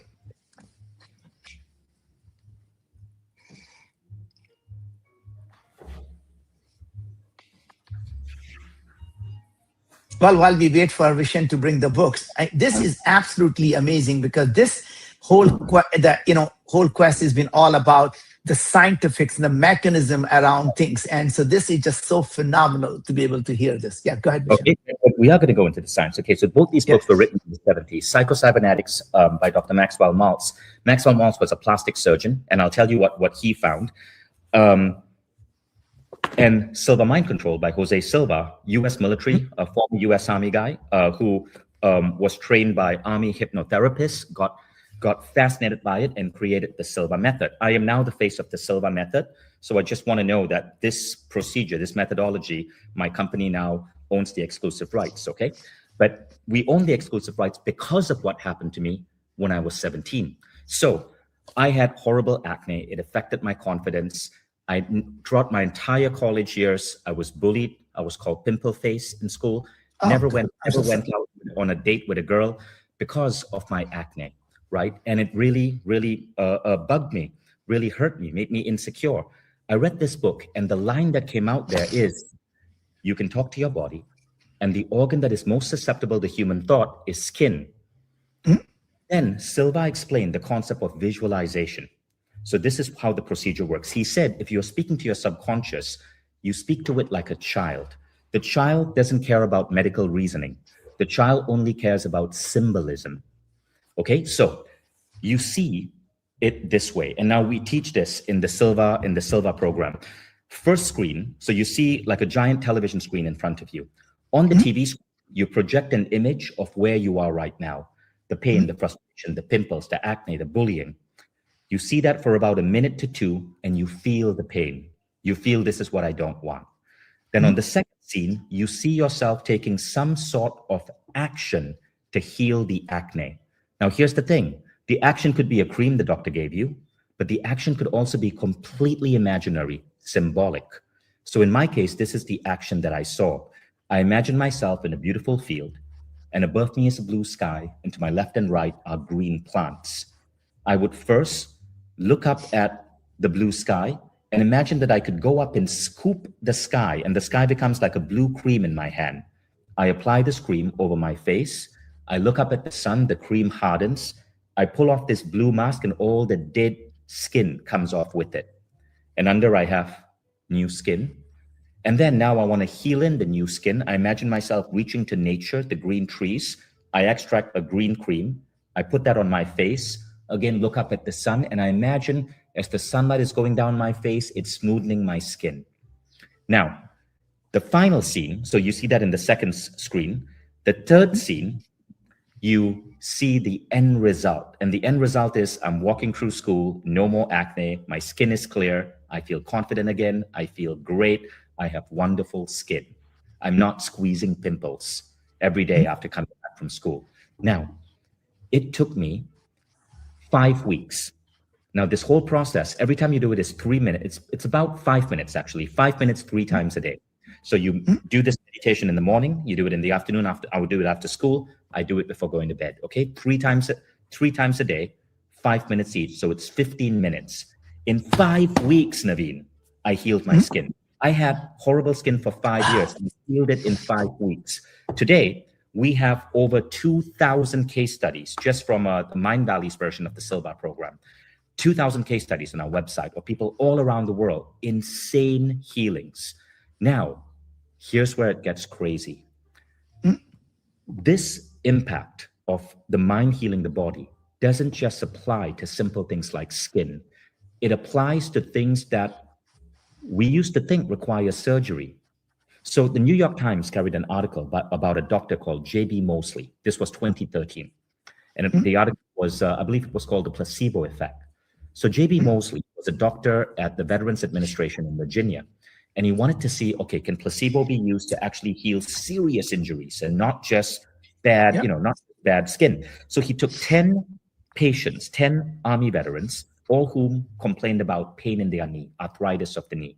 He told them they were all going to get a free surgery to heal the arthritis of the knee. All of them were put under anesthesia. All of them were put in a room. Everything was simulated to be real, because that's very important. They must believe the doctor is real. They must believe the surgery is real. But it turned out only 2 of the 10 actually had the surgery.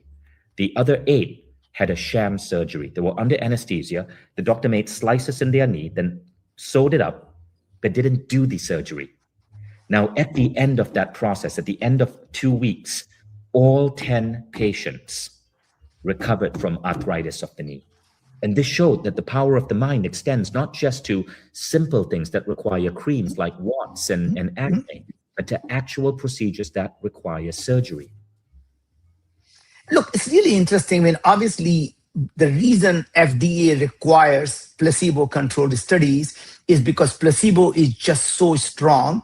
In fact, I would say majority of the drugs, 80 or 90% of the drugs fail to win FDA approval, not because they don't work, because they don't work as good as placebo. That means placebo is actually better than the drug. So yes, we do know the placebo works, and let's assume this is placebo, but what you're describing is actually more than just placebo here, because you're talking about the power of mind and power of your thoughts and power of your action to heal.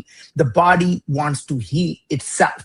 And Joe Dispenza has been talking about for the longest time in his seminar that when people do these meditations with him for 3 days or 5 days, people's cancer disappear. And, the things just seem so out of reality. When someone says, I'm going to do this energy healing on you, I'm going to put my hand around you, and I'm going to now heal you, it defies everything. Right? So how do you go talk to the people who are totally at this point looking at you and I as complete skeptic and saying, what are these guys talking about?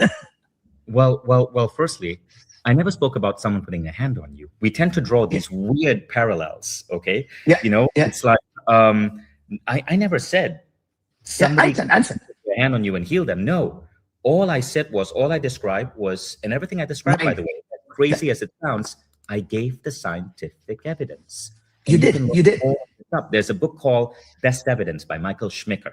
And Michael Schmicker was a journalist, an American journalist, who was asked to go and debunk all of this. He went, but he found that he couldn't debunk it. Instead, the studies that he saw were so overwhelming, he declared that mind over body healing is absolutely real. Now, with the Silva method, a scientist called Dr. O. Carl Simonton of the Simonton Cancer Research Center did a study on the Silva method, okay? And I want to tell you what he did, because this is wild. So he thought the technique that I just shared, the one on healing the skin, he taught this technique to 159 patients with incurable cancer. The average survival rate of the patients was 12 months. Now, 4 years later, out of 159 patients, 63 were alive. 14 showed absolutely no signs of cancer. 12 had cancer regressing. 17 were stable. Most importantly, the average survival time of the group doubled from 12 months to 24.4 months, twice the expected average. And he went on to say about the Silva system, I would say it is the single most important tool I have to offer patients. Vishen, this is so interesting because even the most cancer drug, if they improve the survival rate by few months, they get approved. So let me ask you a really dumb question. Then you have the exclusive right to it. Why would you not apply to FDA as a Silva method as a drug to cure cancer? Okay, so the sorry, I just jammed my knee against the bottom of my table. I'm so sorry. Oops. So the funny thing is this, okay? Yeah. I was actually talking to members of the FDA last year when they were looking at legalization of psilocybin.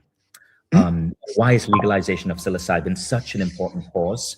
It is an incredibly important cause because every single day, 17 American veterans take their own lives because of the severe trauma and PTSD of serving in Iraq and serving in Afghanistan. Every single day, we lose 17 soldiers. That is horrible. Now, what the science is showing is that treatment with, say, psilocybin, MDMA, can have a profound effect. Sometimes just a few days of treatment can completely heal PTSD. So the FDA decided to study this. And what happened is when they studied this, the medicine, psilocybin, and the treatment, the therapy, they couldn't come to a conclusive reason.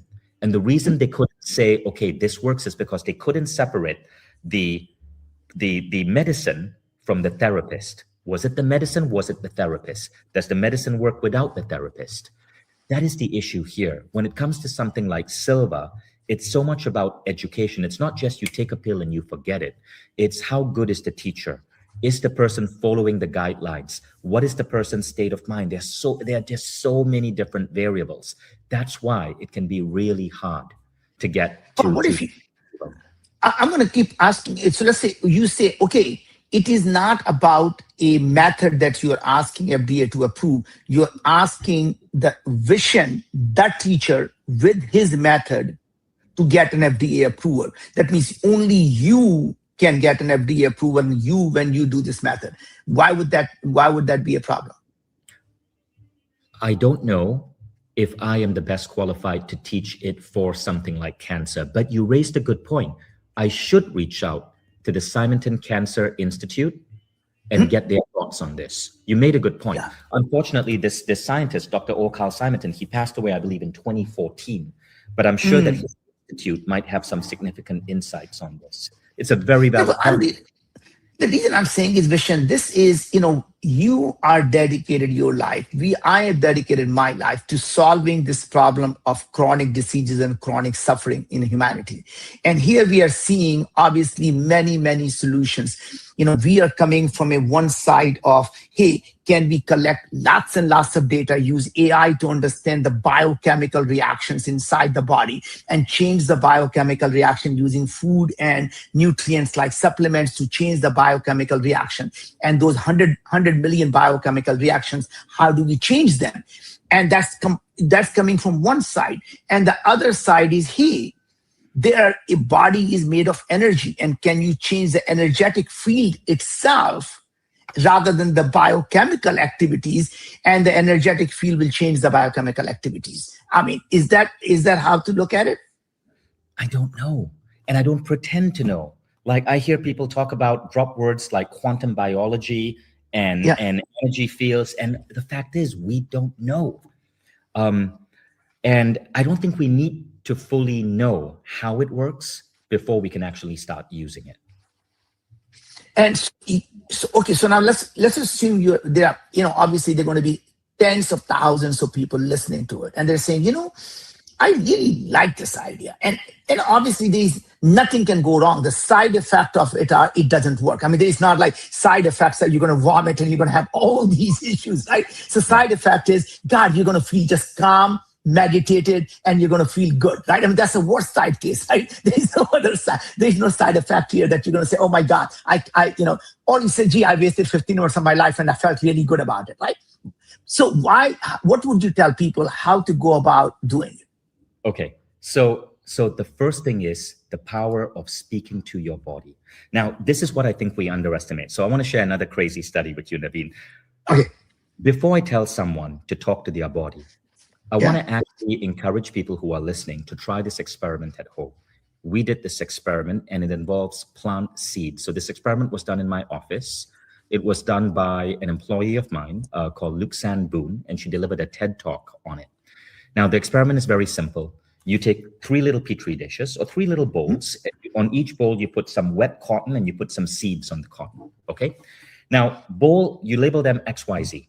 Bowl X, she would praise the seed. She would say, you are such a good seed. You are such an amazing seed. I bet you're going to grow to be such a beautiful plant. I bet you're going to be so tall. You're going to be reaching to the sky. I love you so much, blah, blah, blah, blah, blah. You know, however you might give love to a seed. Bowl Y, you completely ignore. And then bowl Z, you insult the crap out of it. You're like, you're a stupid little seed. I should just crush you. I bet when you grow, even your leaves will be upside down. Now, I don't exactly know what she said, but it was nasty. It was like the foulest language a seed could possibly hear. Yeah. I'm going to share this video, and I want to show you what happened, okay? So let me share this. I'm uploading a picture right now. I'm going to show you what happened to the seeds. Okay, so check this out, Naveen. So our video is on top of it. The picture is behind us. Sorry, this is... Okay, how do I do that? So how do I do this here? Yeah. Oh, there we go. There we go. Okay. So do you see that? Seed X? Yeah. Seed X. Look at the call it's grown. Seed Y is the control. Now look at the difference between the one with positive thoughts, positive statements, and the neutral. And look at Z. Z was the one that was insulted. The leaves were literally upside down. This is just on day 10. Okay, now let me ask you this. If your thoughts can influence plant life, and by the way, schools are now using this study to teach kids the impact of bullying, right? It's visceral. You see it. If your thoughts can affect seeds, what is your thought doing to your body? And remember, your body isn't just human. You have more non-human cells than human cells. 4% of your biomass is your microbiome. So what are your thoughts doing to impact your microbiome, doing to impact your gut bacteria, your throat bacteria? And I find that thought interesting.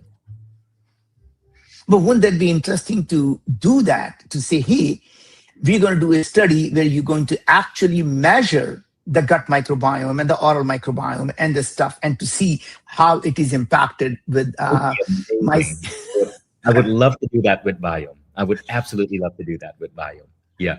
Because I think that would be so fascinating to see, actually, because, you know, we measure 100 million biomarkers. I would love to see the, people before the Silva method analyze their body, everything from your oral microbiome, gut microbiome, mitochondria, which is another, cell, the organelle inside your cell, and all of your immune system, and put them through the Silva method, and then do the thing again to see first of all, what changes. And that's really key to see what actually changes when you go through this method. Exactly. It would be a fascinating study. I mean, I would love to do that, because I think this is, as I said, we both come from this Eastern culture. We absolutely inherently believe the idea of suggestion, the idea of thoughts. And your thoughts change everything in your body. So I think it is a very powerful technique. How do people get started with that? So how do they go find Silva method? How do you find someone? As you say, it's all about finding a good teacher. So how does someone find one? So Mindvalley is an amazing resource. You can go to mindvalley.com, and the Mindvalley app has a lot of the world's best courses on mind over body, including the official course from the Silva method. Okay. Yeah. And it's only $299 a year, $299 or $399 a year for access to 100 programs. It's like a Netflix style subscription. So that's one. Very nice. Now, Very nice. The other thing you can do is take up a meditation practice. There's a specific meditation practice that I teach called the 6-phase meditation. You can find it free online. I have a video on YouTube. And the 6-phase has been used by many professional athletes, many top performers. It's been written about in Billboard magazine and the New York Times. So Vishen, so is there they go to YouTube and type 6-phase meditation by Vishen Lakhiani? Okay. 6-phase meditation, Vishen Lakhiani. Yeah. I deliberately made it free because I wanted to get it out to as many people as possible. Okay. Okay. But if you want to take a advanced course on it, that advanced course is on Mindvalley. So they go and they can go sign up for the advanced course on mindvalley.com? Yeah. Yeah. Okay. Just go to mindvalley.com, get a subscription, you get access to everything.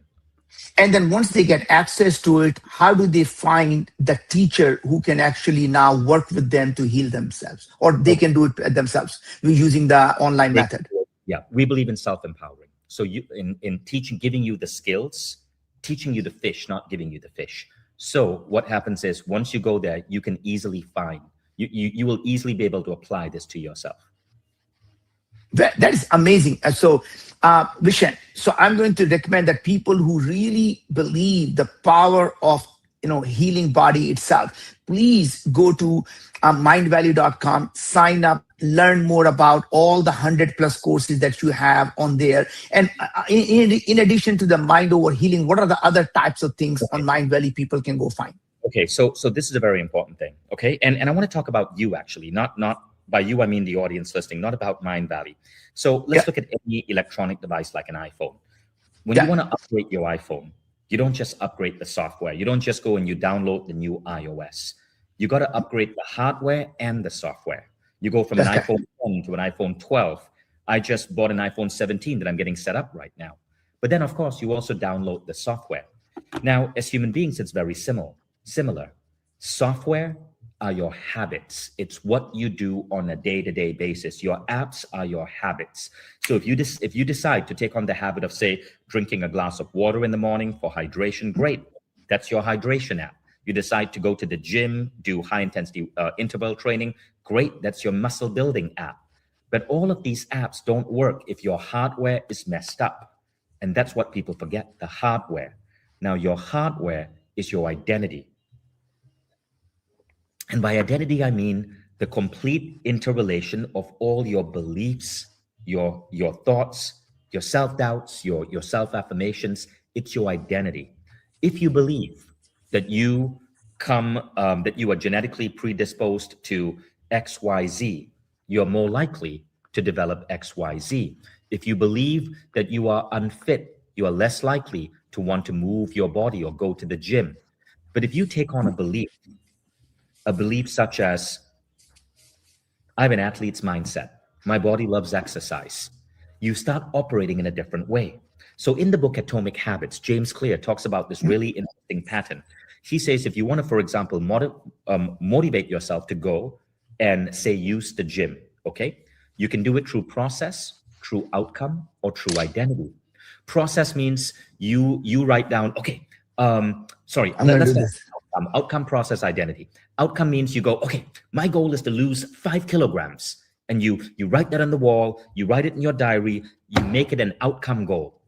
Not very effective. Most people will forget. They will not be able to motivate themselves to get up at 7 a.m. on a cold morning and go to the gym.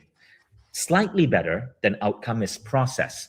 Process is, okay, I got this figured out, got this whole process. I'm going to go Monday at 8, Tuesday at 7, Friday, I'm going to clear all my meetings afternoon. I'm going to go at noon. You map it in your calendar, slightly better. And it's going to get you better results, but you will still fall short because it will feel like work. It will feel like an obligation. But if you make it about identity, you, for example, repeat an affirmation, take on the identity. I have the fit muscular body of an athlete. My body loves exercise. I take action every day to keep my body fit and healthy.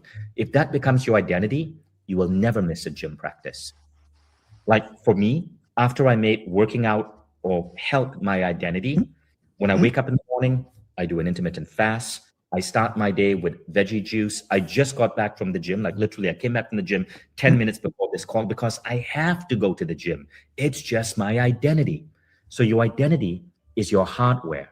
If you can shift that identity to take on identity that relates to longevity, you live longer. And identity that lives to longevity would be understanding such as this.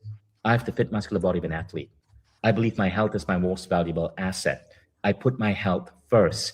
I have beautiful skin. Why my body rejuvenates itself as I sleep. Now, here's the crazy thing. You can install identity. You don't have to go to a hypnotherapist, although that can help. You can install identity by speaking to your mind and installing these beliefs. And there's a simple technique, okay? So firstly, you need to be in a relaxed state of being. So this means meditate, do a countdown, listen to some beautiful music, just relax, close your eyes, and then create a series of statements that relate to the identity. So this process is called lofty questions. Now, the statements all ask a question. So here are my lofty questions on health. Why do I sleep so deeply? Why does my body rejuvenate itself so well when I sleep? Why do I have such amazing hair and skin? Why is my vision getting better and better every day? Why do I have the fit muscular body of an athlete? Why is my body getting fitter and stronger year by year?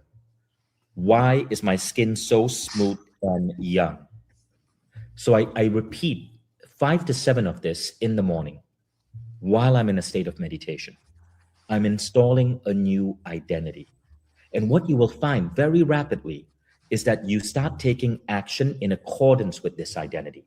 And every little action reinforces the identity. It starts building upon itself. So you start by, you wake up one day, you've been telling yourself these statements, you go, maybe I should hydrate. You hydrate, that just reinforced the identity. Next thing you know, you go to a restaurant, you have a choice of veggies next to your burger or fries. You opt for the veggies. Why? Because that identity of being a health person just got fine-tuned. As you keep this up, you dramatically upgrade your belief. So it's not just about the apps. Listen, if you have shitty beliefs and you're spending all of the money going to longevity centers and paying for whatever treatment they are marketing to you, you're not going to get the same results as if you upgrade your beliefs, your hardware.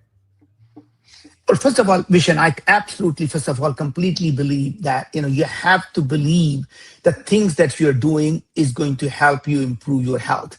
So it doesn't matter what you do. If you don't believe it is going to work, then it is just not going to work. So you have to come from a state of mind, say, look, whether I'm going to do a silver method and whether I'm going to go want to learn, whether I want to be an athlete, you have to believe that it is going to work. And it is, true for every drug. I mean, if you believe that this drug is not going to work, there's a very good chance it's just not going to work. So I think that's a fundamental belief that you have to change your belief system before any therapy would work. Any other advice? I know, Vishen, you have to go soon. Any other advice that you would give to the audience who, patiently listening to two of us here, that they should do to improve their health and longevity? So I have a couple of points that I think would be valuable. Now, second one is this. Stress ages faster than sugar. Stress is the big killer. And so if we can do anything to minimize our stress, that is going to have a profound impact on your longevity.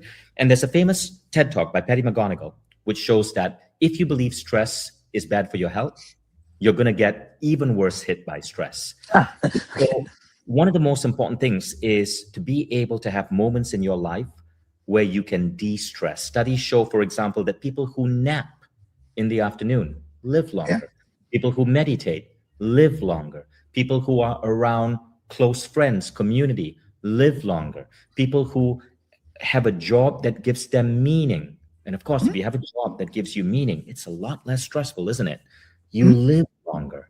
And so minimize stress. Now, when I say this, some people get a little bit confused because people confuse that there's stress and then good stress and a bad stress. Pressure. There's pressure, right? So pressure is you have a deadline. Okay, you have a deadline, you have 2 hours, you got to get this thing done to the best of your ability. You can call that stress and you will get the bad effects of stress. Or you can say, okay, I'm going to go hardcore intense for 2 hours. But after the 2 hours, I'm going to take a break, going to reward myself with a nice meal, just going to let it go. However good I've done my best. That removes all of the stress. If you, but if you're stressed out about that 2 hours, that's going to be hurting your body. I mean, first of all, I completely agree with you. So I have always said that, in a tree of longevity, like Maslow's hierarchy of pyramid, there are 5 things you have to do. The nutrition, because your body needs nutrition. If you don't have the right fuel in your body, it's not going to work. Stress reduction, exercise, sleep, finding the purpose, meaning, and community. That's the topmost. But you have to get all of them right before you can find purpose, meaning, and community. Because if you are stressed, you're not going to find purpose, meaning, and community. If you're not sleeping well, you're not going to find purpose, meaning, and community. So you have to really get all of them done. But Vishen, it's been an absolute pleasure, absolute pleasure. My last question for you.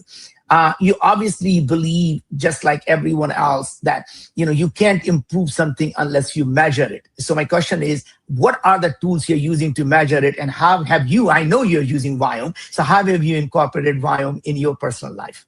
Well, so what I do is I measure a wide variety of different things, but some of the most important measures is, so one is I take my Viome data and I feed it into an AI. So I built my own AI. So this is just me. I'm a little bit extreme, but I built my own AI that correlates all of my blood work, my Viome data, everything. It has a list of all of the supplements in my supplement closet, which is about 70 different supplements. And then it has my goals. And based on that, what happens is it plans my supplements for the day. So that's one. Another thing I do, which is a very important marker, is waist ratio. Okay. I measure my waist every week and I look for patterns. Is my waist growing? Is my waist staying firm? So I try to keep healthy waist to height ratio. So if my waist goes above 80 centimeters, I know that something is off. I've been eating wrong, or my body is going through inflammation. Now, another one is once a year, I use an ARX machine and I measure my strength for the big 5 exercises. And ideally, as I'm getting older, I still want to see my strength increase year on year by at least 5 to 10%. That means that I'm not losing muscle, I'm gaining muscle. Okay, so I do strength training twice a week. And that's really important. Of all the markers, musculature has the highest correlation with longevity. So those are 3 things that I measure. Well, any parting advice to the audience before I let you go, Vishen? Well, I think definitely measure. Viome is an incredible thing because remember, you are 4% of your body weight is your microbiome. And we forget that. You are not pure human. So definitely measure that. And I think you're going to get some amazing insights. Sorry, my phone was ringing because they are expecting me on another webinar. Let me just turn this off. Rami, I'm going to be right with you, okay? Anything urgent? I'm doing an interview with Naveen. All good? I'm good. I'm aware. Okay. So let me just say that again. So the most important thing is measure. Okay, measure what matters. And I think we all underestimate the impact of our microbiome. 4% of your body mass is your microbiome. Take care of it. Remember that study of plants, or mind influenced plants? Imagine what our mind is doing for the non-human cellular life that actually governs so much of our biological processes. Well, thank you very much, Vishen. I know you have to go, and thank you again for joining us on Health and Longevity Summit. Looking forward to having more conversation with you. Thank you. Thank you, Naveen.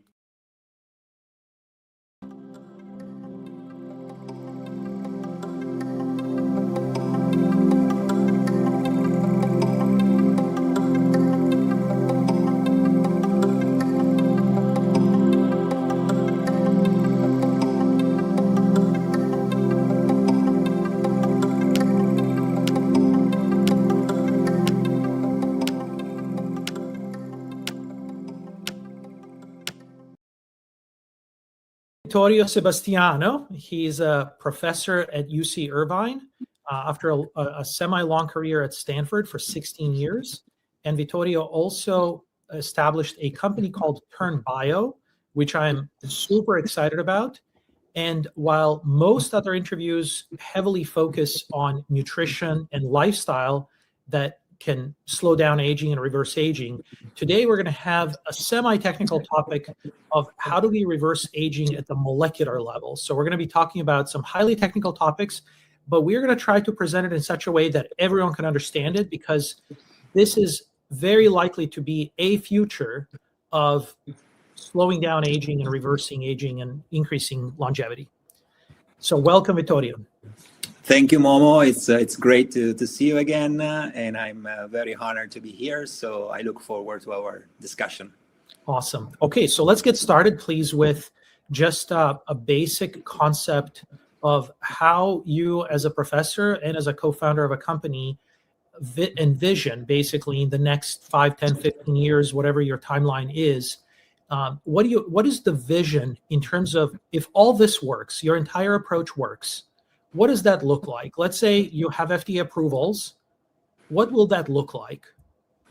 Yeah, well, I have to say that I'm very excited about the next 5, 10, 15 years, because I believe that the technology that we are developing and implementing, obviously together, you said it right, it's a technology, not the technology. Together with many other technologies that are being developed in the meanwhile, I think that synergistically are going to really be a game changer. And I think that for the first time, we are going to be able to not only slow down or prevent the process of aging from happening, which is something that I'm sure we will be talking about. It is something that is already executable today by the choices that we make for our lives. But we are also going to be able, for the first time, to reverse that process and make sure that the aging process itself, which is basically the #1 risk factor for a number of diseases that are associated with aging, can actually be prevented or reversed, thanks to the fact that we can bring back the biological clock of the cells and bring the cells back to a more youthful, more functional, and more regenerative state. I'm very excited about this, because I think it's in the foreseeable future, thanks to, obviously, as I said, many technologies that are developing, but also I think technology in a broader sense, meaning enabling technologies that are now allowing us to move at a much faster speed. Okay, great. So that's a little bit at a high level, and we're going to dive deeper into the mechanisms, but let's talk about some practical things. So let's say we're imagining the future. Let's say it's 12 years from now, and your company has developed the therapy and it's FDA approved. Yeah. And let's say I'm a 60-year-old man, generally healthy with a few symptoms here and there, but not diagnosed with any disease. Yeah. Walk me through your vision of what is the therapy going to look like in terms of any office visits, any tests, any injections, any imaging.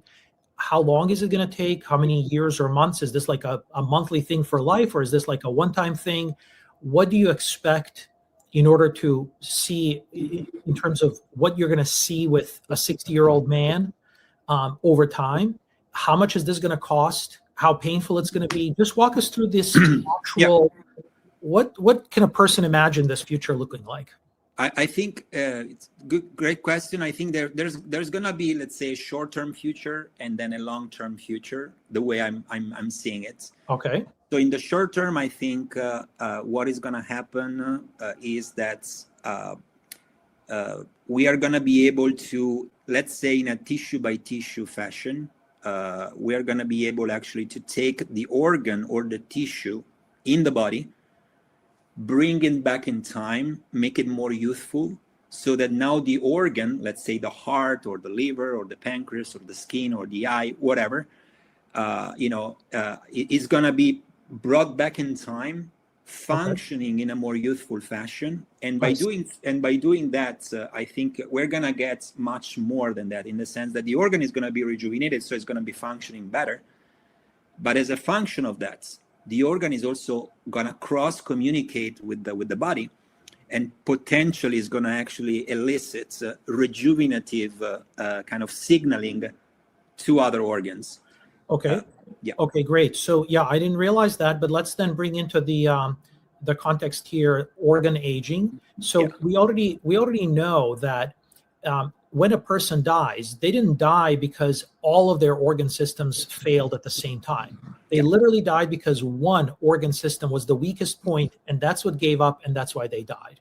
And now for the first time, we have some aging clocks that are organ specific. So it sounds to me like you can envision someone is going to do a test that says, in this 60-year-old man, your kidneys are the weakest point. All other organ systems are functioning fine.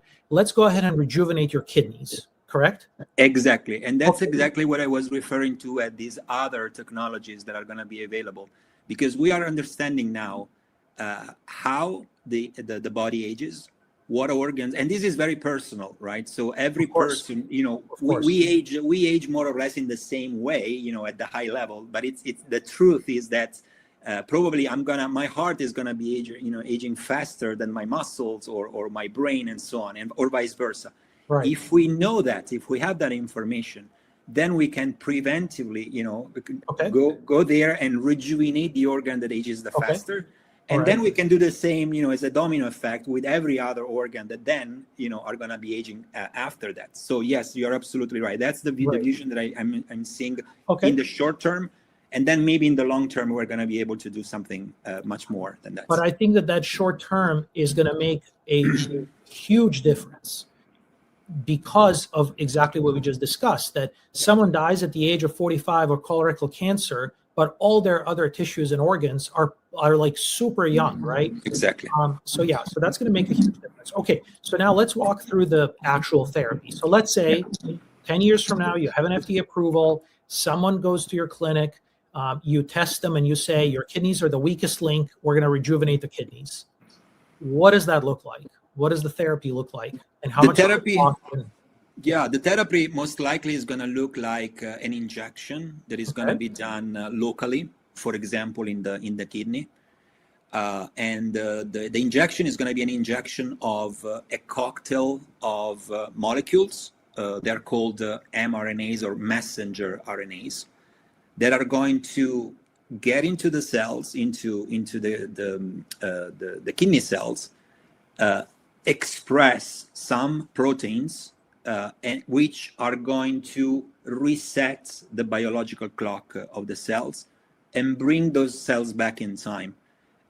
It's very important to understand one thing, that this process is gonna be done in situ, meaning in the organ, you know, the kidney, again, as an example. And the kidney cells are gonna remain kidney cells. So functionally, they're gonna be the same, but they're gonna just be enhanced in that function, and they're gonna go back to a more, as I said, youthful, functional, performing state. So now so that the kidney now is acting as if it was 10, 15, maybe 20 years younger. Okay, so you're not replacing anything, you're not adding anything, you're literally using the cells that are in the kidney that are old, and you're just making them younger, which means that they're going to be more functional, correct? Exactly.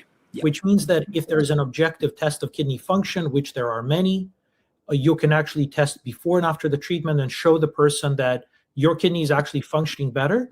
And they can even repeat this organ-specific aging test and show, hey, all of your organs were, you know, at the age of 55, but your kidneys were like an 85-year-old man, and now your kidneys are back to 60, and now you're fine. Exactly. And it's a one-time injection. It's a one-time injection, but I want to be clear, it's not a one-time injection that is going to solve the problem forever, because obviously the aging clock is going to kick in again. Correct. Right? Correct. So probably a few years after, you know, still TBD how many years after, right. But probably you will be getting another injection who's gonna again, you know, turn back the clock for another 10, 15 years. For another organ, for example, if another organ now becomes the weakest link. Exactly. Okay, and how much do you think this injection is going to cost? I think and I hope is gonna be affordable. I don't know how much it's gonna cost yet, but I actually personally designed the entire, from the get-go, I designed this entire research project to be affordable. Okay, affordable is a loose term. Let's try to nail it down to within an order of magnitude. Are we talking about thousands of dollars, tens of thousands, hundreds of thousands, or millions? I'm really shooting for a few thousands, or maybe a couple of thousand, tens of thousands of dollars. Okay. Yeah, that's affordable for a lot of the population, especially if you can reduce your risk of mortality. And how far do you think, how many years or decades do you think you'll be able to rejuvenate an organ? What's the goal there? And are there dangers of trying to pull it back too far? Yeah, well, I cannot answer your question regarding the goal. I think that the goal will have to be decided and defined by the patients, and will have to be defined by how aged the organ is. So it's a difficult question to answer, but I can tell you what we have seen so far. We have seen instances where we have rejuvenated cells by 10 years. Okay. For now. For example, in fibroblasts, in the skin cells, and so in 10 the case years could be doable in real life. Excuse me. 10 years could be achievable in real life. 10 years are already achievable, in based on what we see in the lab. I think we can get to a much larger rejuvenation if, for example, we target some specific cells in the organ, the stem cells, which are the cells that are responsible for regeneration of the organ. If we can rejuvenate those cells that have a very long-term capacity of regenerating the organ, I think we can achieve probably much more than that, probably 20, 25 or more. Okay. I can tell you that in the muscle, we have some experiments done in muscle stem cells. So again, the cells that are responsible for regenerating the entire mass of the muscle. These were done in mice, but we have rejuvenated cells that were 24 months old, which, if you translate that in human years, means approximately 80 years of age. We have brought those stem cells back to the age of a 6 months old mouse, which again, if you translate it, is probably 25, 30-ish years old. So it's quite a substantial rejuvenation. Okay, while we're talking about mice, let's talk about how far you've taken this. So it looks like you've taken this not just in cells, but also in entire organisms. Yeah, we have done this in, we work primarily with human cells and human tissues, because my personal opinion is that now we have the technology that allows us actually to go straight into the final targets, which is human cells and tissues. But at the same time, of course, we have to still perform some animal studies to show safety, not only efficacy, but most importantly, safety. And yeah, we use a combination of the two, but we almost primarily work with human cells. So when I say 10 years of rejuvenation or more, I'm talking for the most part about human cells and human tissues. Okay, sure. But you've done some mouse studies on whole mouse animals, not isolating a tissue and treating just the tissue, but in the whole mouse, right? We did, but we also did the transplantation of human cells in mice, and we have seen the same exact thing. So, we have also seen actual in vivo rejuvenation of human cells transplanted in vivo in a host mouse. Okay. And how do you foresee doing this for the central nervous system? Because obviously Alzheimer's disease is a big topic these days. Its prevalence is increasing. And are you planning to inject these mRNA treatments directly into the central nervous system, or what is the goal? What is the plan there? That is certainly something that we will be doing. We haven't done it yet, but I think that before getting there, because of course it's going to be challenging, from a technical standpoint. I think that before getting there, since we are learning that the brain maybe is aging, for sure intrinsically, meaning that the brain itself is aging, right?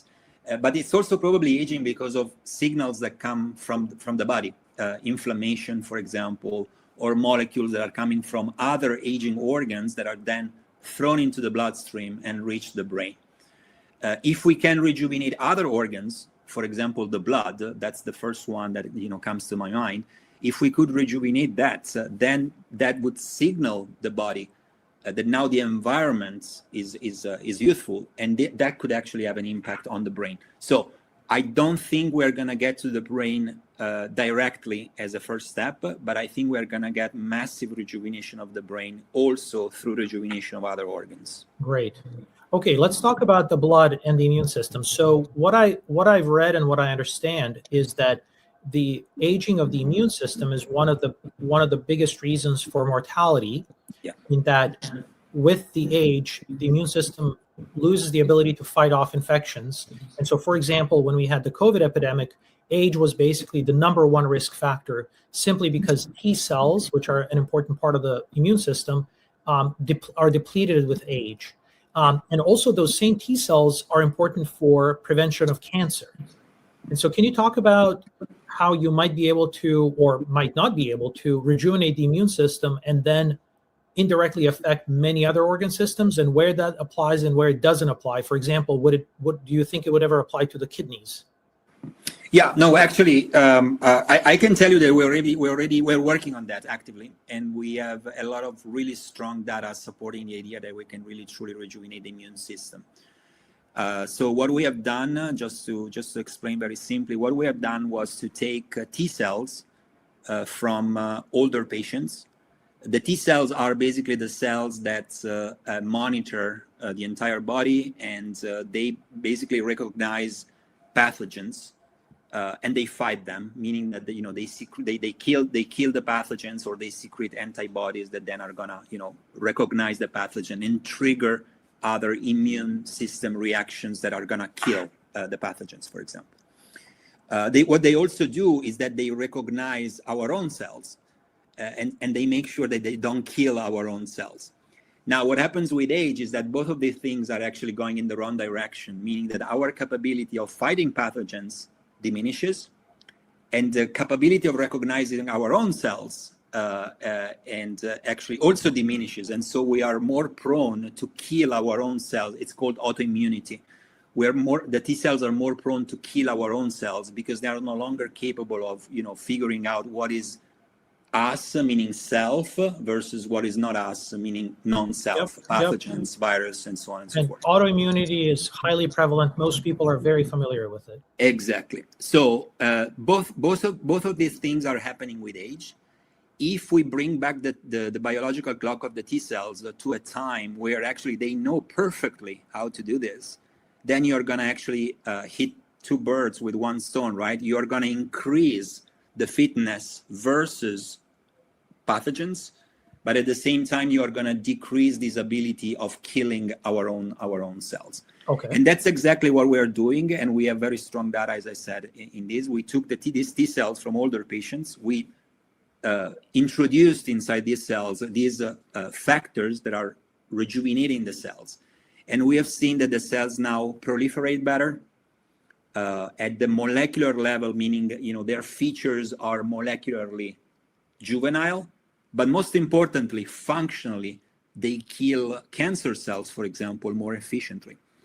And so, yeah, I'm very, very hopeful and excited about this, because I think we can really, this could really be a game changer that is gonna really impact the capability of older people to fight cancer, to fight pathogens, but at the same time, to be more immunologically more fit. Okay. Yeah, I think those are very important aspects, because I think a lot of people who die young of cancer, they basically had one problem in their entire body, which was the cancer of that tissue. And it was basically the failure of the immune system to recognize the cancer and kill it. Yeah. But all their other organs might be functioning fine. Now, so just as a takeaway, rejuvenating the immune system will help us become more resistant to infections such as COVID. It will reduce the incidence of autoimmune disease, and it will reduce incidence of cancer. But it will not have an impact on, let's say, the kidney function or the liver function, correct? No, I'm not entirely sure about that, because again, the T cells, together with many other immune cells, are actually everywhere in the body, and they do reside. Actually, they do live. For example, in the macrophages, for example, which is another immune cell type. Macrophages are everywhere in the body. They signal. They are homing into different tissues, and they signal and they crosstalk with the cells that are there. For example, the kidney cells or the liver cells. Okay. Right. I think that rejuvenating those cells could actually have an impact also more broadly on those. So again, the idea would be to target the immune cells with the hope that actually this would rejuvenate the organ as a function of that crosstalk. Okay, makes sense. Okay, let's take a little diversion into nutrition and lifestyle. Yeah. And then we'll come back to mRNA and how that works. So the reason I want to insert some nutrition and lifestyle is this specific observation that our immune system declines with age, and specifically T cells. It has been made before, and one of the reasons for that is the reduction in thymus mass. Thymus is a little immune organ, and the thymus function declines with age, which is where T cells are created. And there's quite a bit of evidence that it's the fat mass inside the thymus that actually takes over the organ, and that if we can reduce that we can actually keep our immune system functioning more. So do you have comments on this sort of approach to maybe until your therapy comes in at the molecular level, what can people do to keep their immune system in top fitness shape until then? Yeah, it's actually, funny enough, we're also working on that because we were also trying to rejuvenate the thymus for the very reasons that you just mentioned. But maybe we can talk about it later. But going to the first point, like every single function in our body is determined, for good and for bad, by what we eat, how we sleep, the level of stress that we have, the amount of calories that we intake. Those are it's called exposome in a very broad way. Exposome means it's basically the collection of things that are bombarding in a way our body. It could be good things or it could be bad things, from pollution to, again, diet and so on and so forth. Stress, which triggers inflammation and so on and so forth. So the more healthy that exposome is, the more healthy the cells are going to be, and the slower the aging process is going to be. That's why it's absolutely important to do what we already can do, which is a ton. If we take care of our sleep hygiene, if we take care of our nutrition, if you take care of our style, if we exercise, if we try to keep the stress levels low, if we try to have a healthy life, broadly speaking, this is going to have already an enormous impact on the way the cells age, and across the entire body, from the immune system to the brain to the kidneys to the liver, every single thing. That's why it's absolutely important that we understand that. And okay. It's not just our own decision, of course. It's a decision also that needs to be taken by policymakers to make sure that the environment around us is healthy and that we have healthy lifestyles, right? It's not only something that we can decide for ourselves. Okay. But it's fundamental that we do that. Okay, yeah. I mean, we at Viome, as you know, are trying to personalize nutrition because we can actually affect the aging process at many steps. Yeah. And I was just curious about this specific topic of, can we actually slow down immunological aging, because it seems to have such a far-reaching effect.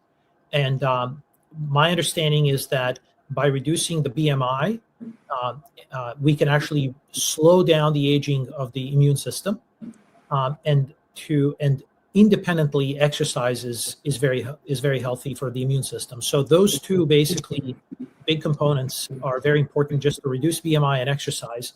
But there are, of course, many other things. And so I would say one takeaway is don't wait for Vittorio's technology to come around, because even when it does come around, you're going to want to apply nutritional and lifestyle strategies in addition. You cannot just count on Vittorio keeping you healthy forever without applying all these strategies. Do you agree with that? Absolutely, please do, because that's already probably 90% of what could be done and can be done. Okay, great. Okay, so now let's go into a very controversial and very misunderstood topic, which is mRNA. So until COVID, most people didn't know what mRNA was. I spent my entire career studying RNA, so of course I was very familiar with that. And so let's go through explaining to the masses how mRNA technology, what mRNA is, how mRNA technology works, and how it can be applied to several different fields. One is vaccines, but one is this rejuvenation technology. Yeah. Okay, so what are mRNAs? So as I said before, mRNAs stand for messenger RNA, and it's truly a messenger. So the way cells work is, for the most part, is through proteins. So proteins are molecules in the cells that perform a certain function. That protein needs to be made somehow, right? How is it made? Is it made through converting, through information processing, let's call it. The information to make the protein is in the DNA, which is inside the nucleus of the cells. Now, how can that information to make a protein go from the DNA to the protein itself? Thanks to the mRNAs, which is the middleman in a way, is the messenger in between, that takes that information from the DNA, converts it into another type of information, which is, again, the mRNA, the messenger RNA. And now the messenger RNA gets translated into the final protein. So the mRNA basically is nothing else than a molecule. It's called oligonucleotide. You know, it's jargon, but it's oligonucleotide means is a sequence of nucleotides, which are the small bricks that make the mRNA. Is a molecule that basically converts that DNA information that is in the nucleus and converts it into the final protein information, which then is going to perform a certain function inside the cell. In very simple words, basically that's what an mRNA is. And so normally, if a gene is not active, that DNA, the fact that you have a gene, doesn't mean anything. If it's not converted into messenger RNA, it can literally sit there and do nothing for your entire life. It would be completely dysfunctional, right? Yeah. Only when DNA is copied into messenger RNA, and depending on how many copies you make, the more copies of a messenger RNA you make, the more active the gene is, because you're going to make more of the protein, which means more of the function is going to be executed. And so DNA is basically a blueprint, but it has nothing to do with function. It only has to do with the potential. It's the messenger RNA that starts the process of converting the information in DNA into an actual function in life. Precisely. Okay, great. All right, so how do we use that messenger RNA now for making us 10 years younger? Yeah, so now that we know what an mRNA is, and we understand that actually mRNAs are made every single second, by cells in thousands of copies, because of course we have thousands of genes that need to be transcribed, that need to be made and expressed. Now that we know that mRNAs are absolutely natural, they exist in our bodies, okay? Now that we know that, we can leverage that mechanism, and now we can make the cells, or we can induce the cells to make other types of mRNAs that then can encode other types of proteins that maybe are not necessarily in that exact moment expressed in the cells. But if we do express those mRNAs and again the corresponding proteins, then we can now gain a function that was not there just a minute before. Okay, so in other words, as we are aging, some of these genes become less and less active. Yeah. Meaning less and less of the messenger RNA is made, and that causes the aging process. But these are very specific genes. These are very special genes, not all genes, right? Right.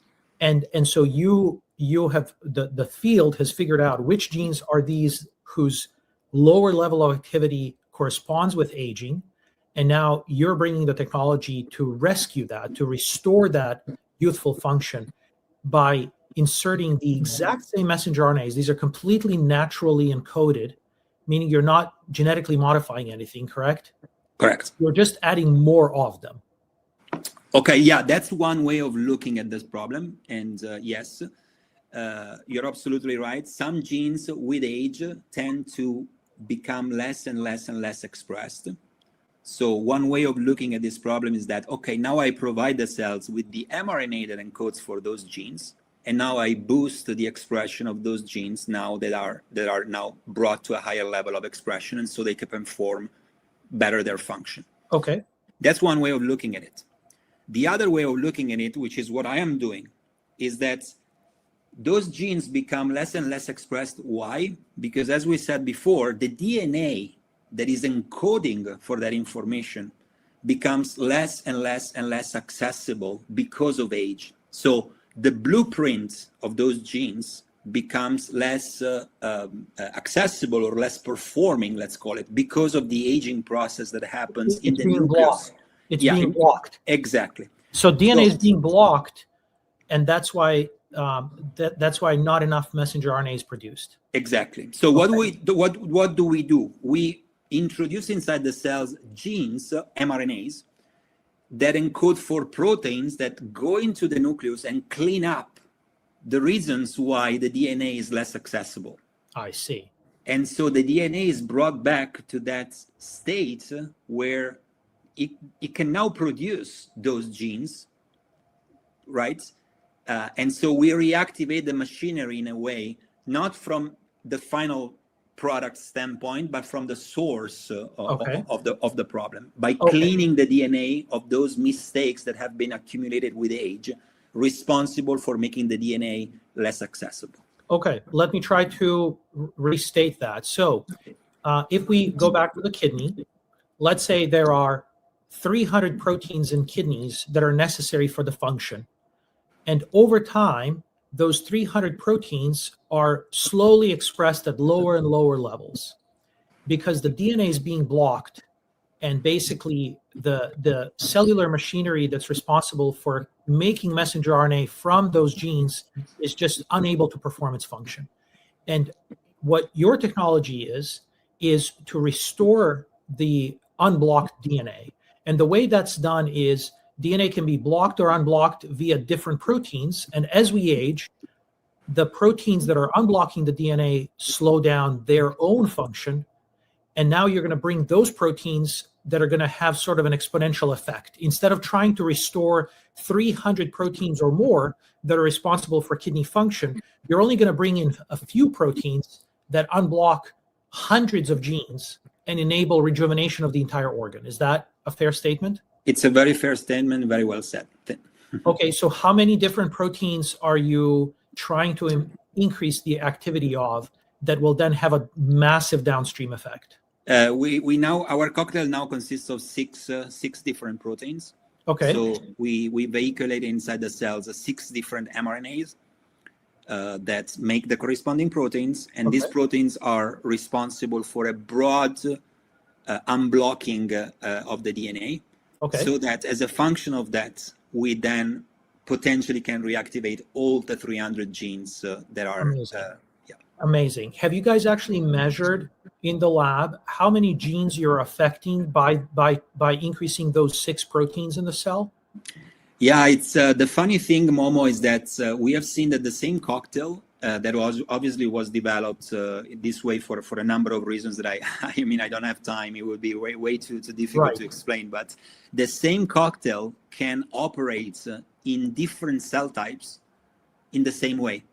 Right. Because again, since this cocktail of factors can unblock the original damage, it can do that in a cell agnostic fashion. Right. It can do that in kidney cells, it can do that in liver cells, it can do it.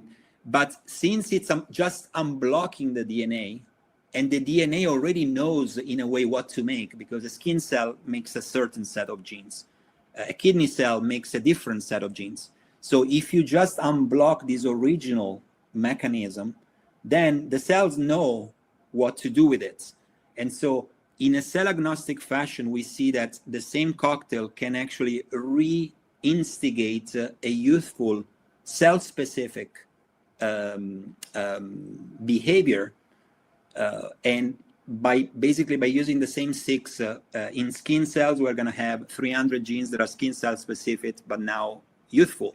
In kidney cells, we have 300 genes now that we have that are specific for the kidney, but youthful. So that's why it's very exciting, this technology, because the same cocktail can really achieve a lot of different things in a lot of different tissues. That's fabulous. And correct me if I'm wrong, but the additional benefit besides this exponential propagation of the signal is that it lasts. In other words, if you try to introduce 300 mRNAs into the kidney in order to boost the lost function, it would only last for so long, and you have to keep reintroducing it. But somehow these 6 factors, they can unblock the DNA, and that signal is not lost quickly. Is that correct? That's very correct, because again, we are working in the very deep and fundamental mechanism of this information processing. So it's not the endpoint, but is the source of information that we are resetting. And that's why these treatments should last at least several years. Yeah.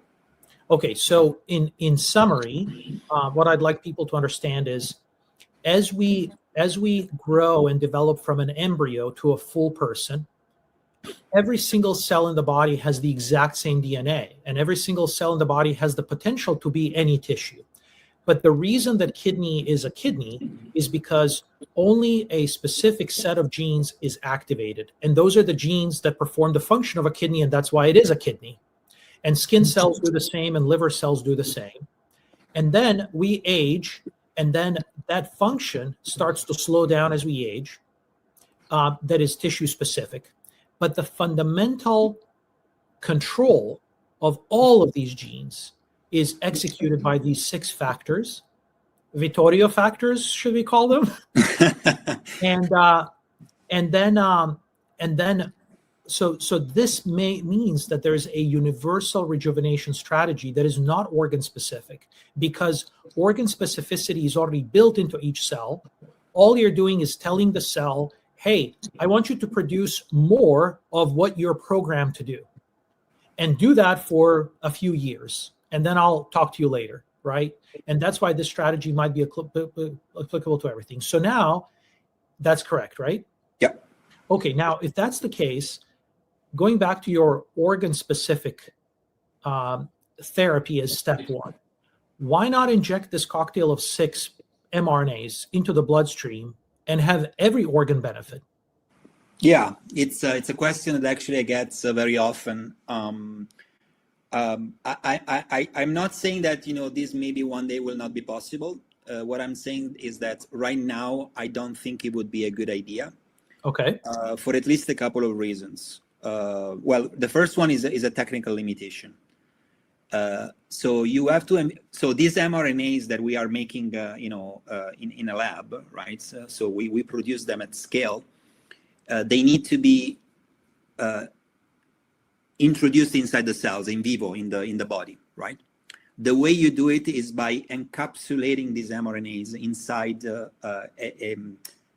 lipid vesicle that is basically protecting them, first of all, because they are very degradable, so they're very prone to be degraded. So you need to protect them from the environment.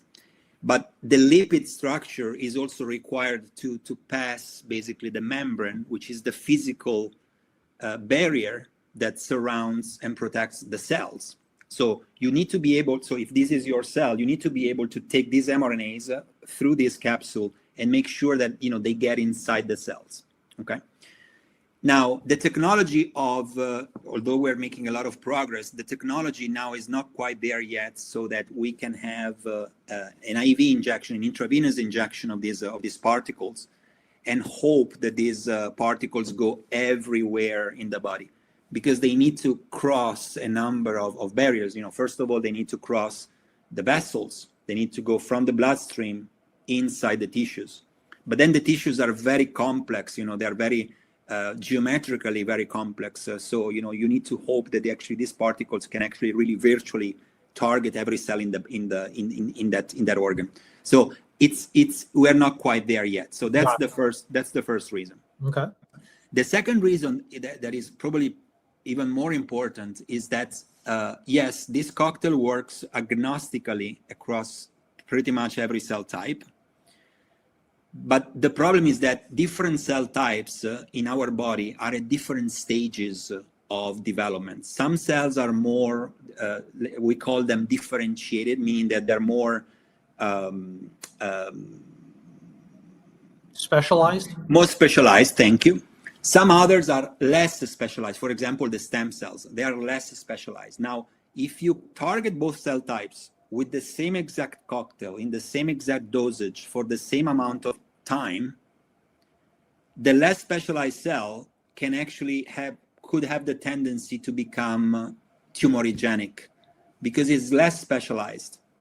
And so this resetting of that we're doing of the DNA could actually be very detrimental for that cell. Okay. So that's why we need to actually tailor in a cell-specific fashion this cocktail, which is, again, universal, yes, but we have to tweak the dosage, so meaning the amount of mRNAs that we introduce, and the duration of that expression, so the number of days by which those mRNAs are expressed. If we were just to do an injection and just hit every cell in the body, we would probably make more damage than benefits to that body. Okay. And that's why we are also trying to optimize this cocktail, more and more. And that's why I believe that at least as a first step, the solution is going to be an organ by organ or tissue by tissue approach first. But at the same time, as we said before, don't forget that by rejuvenating one organ, we can actually have a massive systemic rejuvenation as a function of that, right? In most people, I think that I think the number of people, the percentage of people whose all organs are aging at the same rate is very small. And these are the people who make it to their 90s, basically, because they don't have a weak point. All of their organs age at a slow rate. And so those are very rare people, of course. Okay, so it sounds like there's going to be some technical challenges because even kidneys have kidney specialized cells and stem cells, and you're going to have to be careful about the dosing and the exposure time and all that to make sure that while you're rejuvenating kidney cells, you don't actually cause cancer and so on. So that's why this is not an easy problem. It's not, but it's kind of an easier problem than the one I said before, because once you know that you are just targeting the kidney, for example, and for example, that in the kidney the stem cells are in a specific location or they have some specific features, now you can design those particles that I said to be cell-specific, to target only some cells and not other cells. Nice. But you cannot design them to have this function or this performance, taking in consideration every cell in the body. You can do that. You can design them if you know what the target is. Perfect. Sounds great. Okay, so let's just quickly touch upon the difference between this mRNA. So your technology introduces mRNA of 6 human proteins. They're completely human proteins. They're not genetically modified, nothing. You're just boosting the level of 6 proteins. That's it, literally. Yeah. How does the mRNA technology for that differ from the mRNA technology for a COVID vaccine? In principle, from a mechanistic standpoint, there is no difference because, again, even for COVID vaccine, what we are doing is introducing inside the cell an mRNA that is not there. And by doing that, we express a protein that is not there. The difference, of course, is in the final product, what proteins are made. In our case, we're making those proteins that rejuvenate the cells. In the case of the COVID vaccine, what we're making is a protein that is expressed by a virus, the COVID virus. Why do we do that? Because that's the way our immune system works. How do cells understand that there is a pathogen, COVID, in the blood? And how do they know that they have to kill it? That's because they have a program of recognition of those viral particles, those viruses, and then a mechanism to know that once they have seen it and once they have engaged and recognized that they're floating around, they should kill them. Again, what we are doing as human beings is that hijack that biology and make it easier and more digestible for our own cells. What do I mean by that? Basically, what we do is to inject inside the cells an mRNA that encodes for a protein that is expressed on the outside, on the envelope of the virus. Now that my own, let's say my own liver cells express, or my skin cells express that protein, they express it on the surface, on the membrane, right? So now the T cells that are just, hanging around and, monitoring the body, they all of a sudden, they sit on this cell and they see a protein that they didn't see before, which is the viral protein, of the envelope. And to them, that's not a liver cell. To them, that's a viral, a viral particle that is expressing that protein. And so now their endogenous capacity of recognizing that as something that is not supposed to be expressed in our body, as something that we need to kill, gets activated. So basically it's kind of an artificial way to induce a response in T cells by not introducing the viral particles, but by introducing only one of the proteins that the virus make. This is, again, absolutely natural, meaning it's a natural mechanism. What we are doing is just to really boost and instruct our immune cells to become proactively capable of recognizing and killing the real virus once it gets into our body in a more efficient way. So it's a way basically to instruct and to make the immune cells ready for that attack, because the faster that final response is, the lower actually the symptoms of that infections are going to be, which in the most case are flu, sore throat, and so on and so forth. In the worst case is death and hospitalization and really, really terrible health conditions. Yeah, great. Thank you for that. So this is fascinating how COVID has led to the development of these mRNA vaccines, and now we are using that mRNA technology for, rejuvenating tissues like you are, and there are other companies that are trying to target cancer cells, and there's just all kinds of applications. It's a really fascinating development. Okay, I'd like to just mention, we only have a few minutes left. I'd like to just mention, from my standpoint, in terms of if people are really interested in reading this whole thing, like more about this cellular reprogramming that you're focused on, where can they go? For example, to me, the first place they could go is to go read about the Yamanaka factors and the Nobel Prize that was awarded back in early 2000s. That's where the story starts. Is that correct? Yeah. Okay. Can you recommend some other resources, names, websites where people can go and learn about this technology, how mRNA technology can be used to introduce Yamanaka factors? Well, these are Vittorio factors for rejuvenation purposes.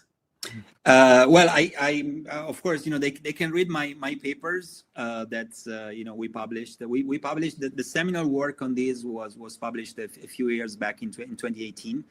Okay. And it's actually publicly accessible, so anybody you can open download access. Open access, exactly. You can download it for free. I can maybe provide you with the exact title. It's going to be obviously very, very scientifically kind of detailed. But maybe that's okay, because ChatGPT can digest those papers and translate them into the normal language. So I think that's going to be very beneficial. And we also wrote a review actually on this topic. A review basically is a paper where we try to comment on all the papers that have been published in the recent months or years on the same topic. Great. So it's actually, that's a very good source of information, because it gets you access also to many other papers that you can download and read. Yeah. Great. Thank you for that. And then can you speak a bit about what are the barriers? Why, what's needed to have this technology available to people as a treatment, as an official approved treatment? What are the barriers? Like, why doesn't this just happen in the next 5 years? I think that the most important barrier is the fact that first and foremost, we need to make sure that the technology is safe. this is very important, and I really want your audience to understand this. That's we are obviously very excited about the potential implications of what we do in terms of efficacy, so what we can solve. But before even remotely thinking about that, and we already have evidence of that, so we know that it's possible. But we need to make sure that what we're trying to fix is not worse than what we're going to try, what we're going to instigate if we do that, right? So I don't want to make a liver or a kidney younger, but then by doing that, I'm also creating a lot of other issues like tumors or safety issues in the person. That it doesn't make any sense. Okay. So we spent a lot of time and effort in making sure first that what we do is safe, and then we do studies that are focused then on the efficacy, meaning So this means time, it means effort, it means money, it means funding, and these studies unfortunately are very, very expensive because we're dealing with human cells, with human tissues. The material needs to be done in a certain way. It needs to be clean, it needs to be free of pathogens, it needs to be free of chemicals that could be harmful for the body. So it's a very expensive process. And so fundamentally, I would say, yes, safety is the most important thing. But as a corollary of that, unfortunately, funding, which means that we really need to get into the mindset that these studies are needed and they require funding, substantial funding. Just like all other drugs, that's not unique. But from what I hear from you, there is no technological barrier that you need to overcome. It seems like there is a technological solution. It just needs to be optimized and tested thoroughly, both from the safety and efficacy aspect. Absolutely true. But that's to me, much lower barrier. I think if you said that you need to solve some technological problem that's never been solved, then that's sort of a binary outcome. You're either going to solve it and be successful, or you're not going to solve it and it's going to fail. This seems like a pretty linear process. You just need money and time. Yeah, we have already solved most, if not all, of the challenges and the bottlenecks. Now it comes to making it a scale and optimize it to be safe, but also efficacious. Great. Okay, so I would like to just do a final summary. Basically, what we learned today is that as our body ages, in each organ, there's a specific aging process that has a specific aging rate, but the organ itself knows what it's supposed to be doing. It just slows down doing it. And the root cause of that, if you go upstream all the way, the root cause of that whole process is that DNA is being blocked, and that your technology aims to unblock the DNA, which means that it's going to basically shift the time back, let's say a few years or a couple of decades, depending on different factors.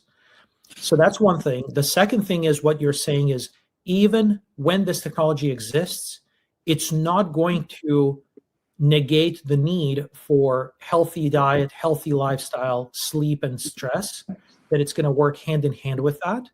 And that my takeaway would be that you can start your anti-aging process today with highly effective, healthy diet, exercise, both cardio exercise and resistance training, good sleep, at least 7 hours, and then try to de-stress yourself as much as possible so that you can be as healthy as possible by the time Vittorio's technology comes around, so that he doesn't have to push the cells too far back.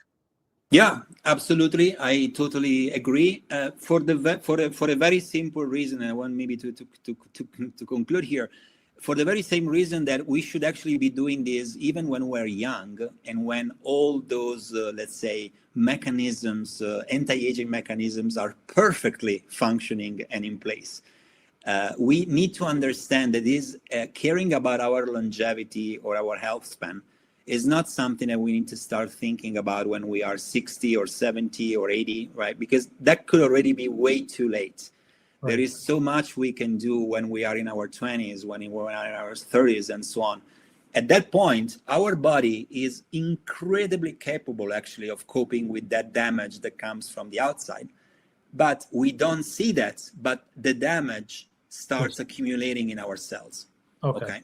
That's very important. If we do that early in time, not only is going to affect our own lives, but it's also going to affect the lives of our children and our grandchildren, because I'm going to throw something else out there as a food for thought.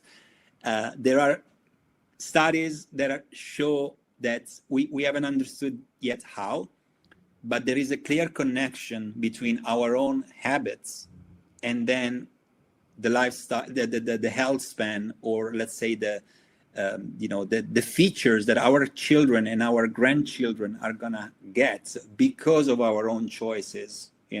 Even at a time when we don't have kids and we are far from having a kid. There is a clear example. For example, I don't know if you ever heard of the Dutch famine, right? There was, back in the days, the famine, in the Netherlands. It was shown that actually because of the starvation of mom, this had enormous implications on the health span, not only of the children, but also of the grandchildren. And this was, something that happens in the diets of moms that affected 2 generations, downwards, which is fascinating. But at the same time, you really should let us think about how serious these things are. Yeah. No, that's a fascinating phenomenon we didn't have time to dig into, but it's generational epigenetic effects. Yeah. And it's been shown very clearly in animals. And it's an amazing phenomenon. It's sort of like a science fiction, but we don't have time to dig into that now. Yeah. Vittorio, it's been a huge pleasure. I would say that I am very confident when I say that I speak for most humanity. We want you to be vastly successful as quickly as possible, because we all want our bodies to be perfectly functional so that we can go enjoy our lives and be pleasant to others and make this planet a better place. So thank you very much for joining us today. Thank you, absolutely. Again, it was a great pleasure, and I want to say yes. I'm thrilled and excited about what you're saying. But I also want to say that it is not just my work. What you're doing is very important. What many other people are very important is very important. There's not going to be a single solution. I think it's going to be the synergistical combination of many different solutions. And I think we just need to work together and try to get to the final goal. Love that. Absolutely love that. Thank you again.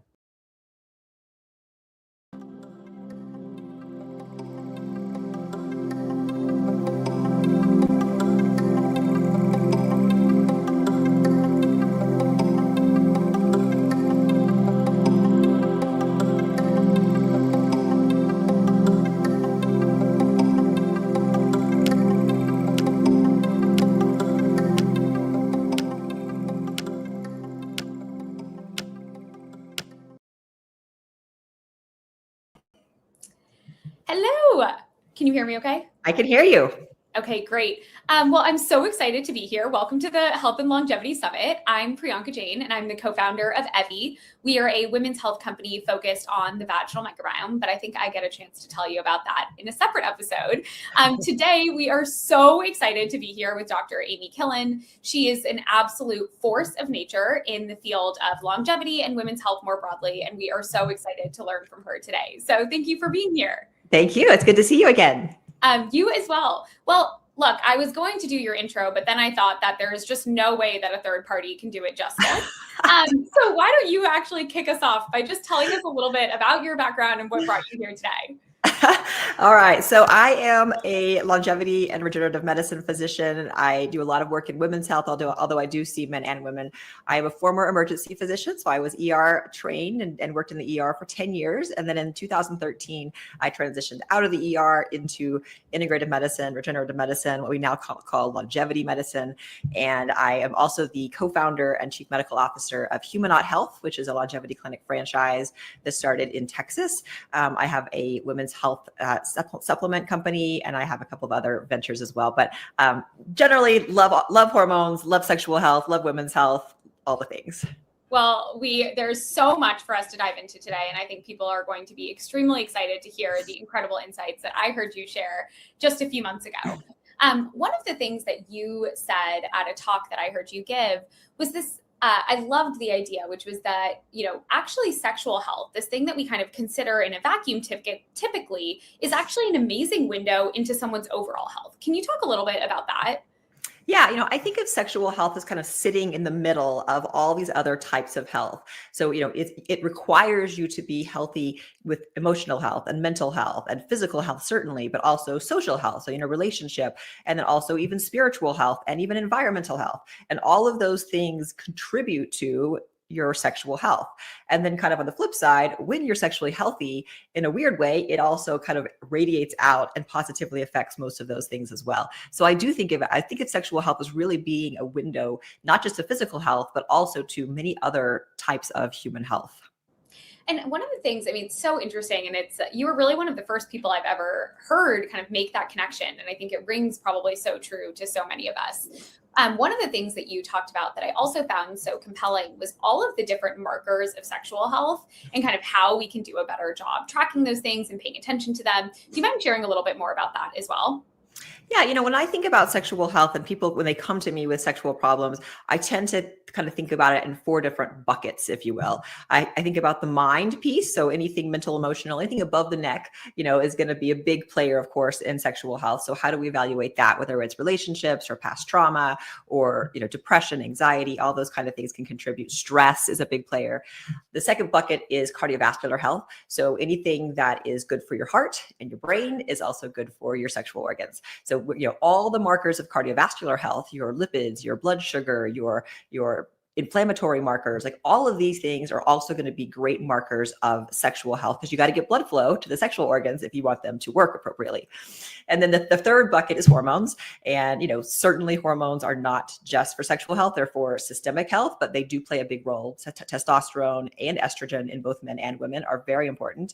And then the last bucket is what I think of as the structures themselves, the sexual structures, whether that is the tissues, the muscles, all the things that are actually down in the pelvic floor. So interesting. And when you think about kind of clinically, you obviously see patients all day, right?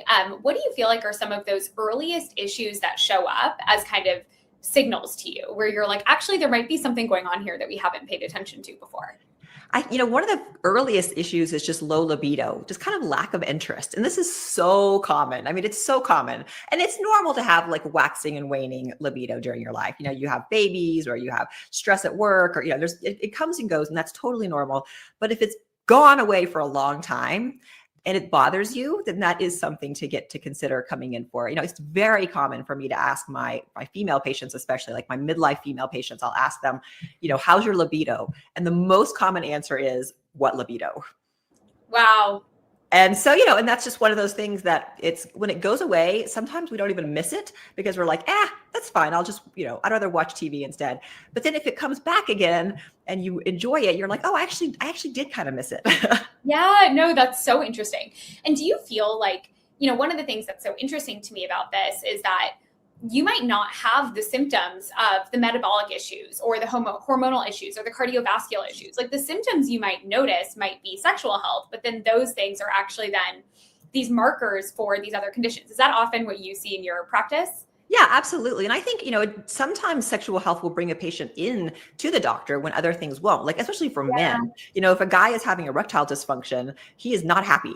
And so he will oftentimes will go see the doctor and say, I need some help. I need some, Viagra or whatever. And that's a great chance for the doctor to say, yes, here's some Viagra, that'll help. But also, what else is going on, and do like a cardiac workup and make sure you're not at high risk for heart disease, and do a workup for maybe social issues or whatever. But I think this is a really great opportunity for doctors.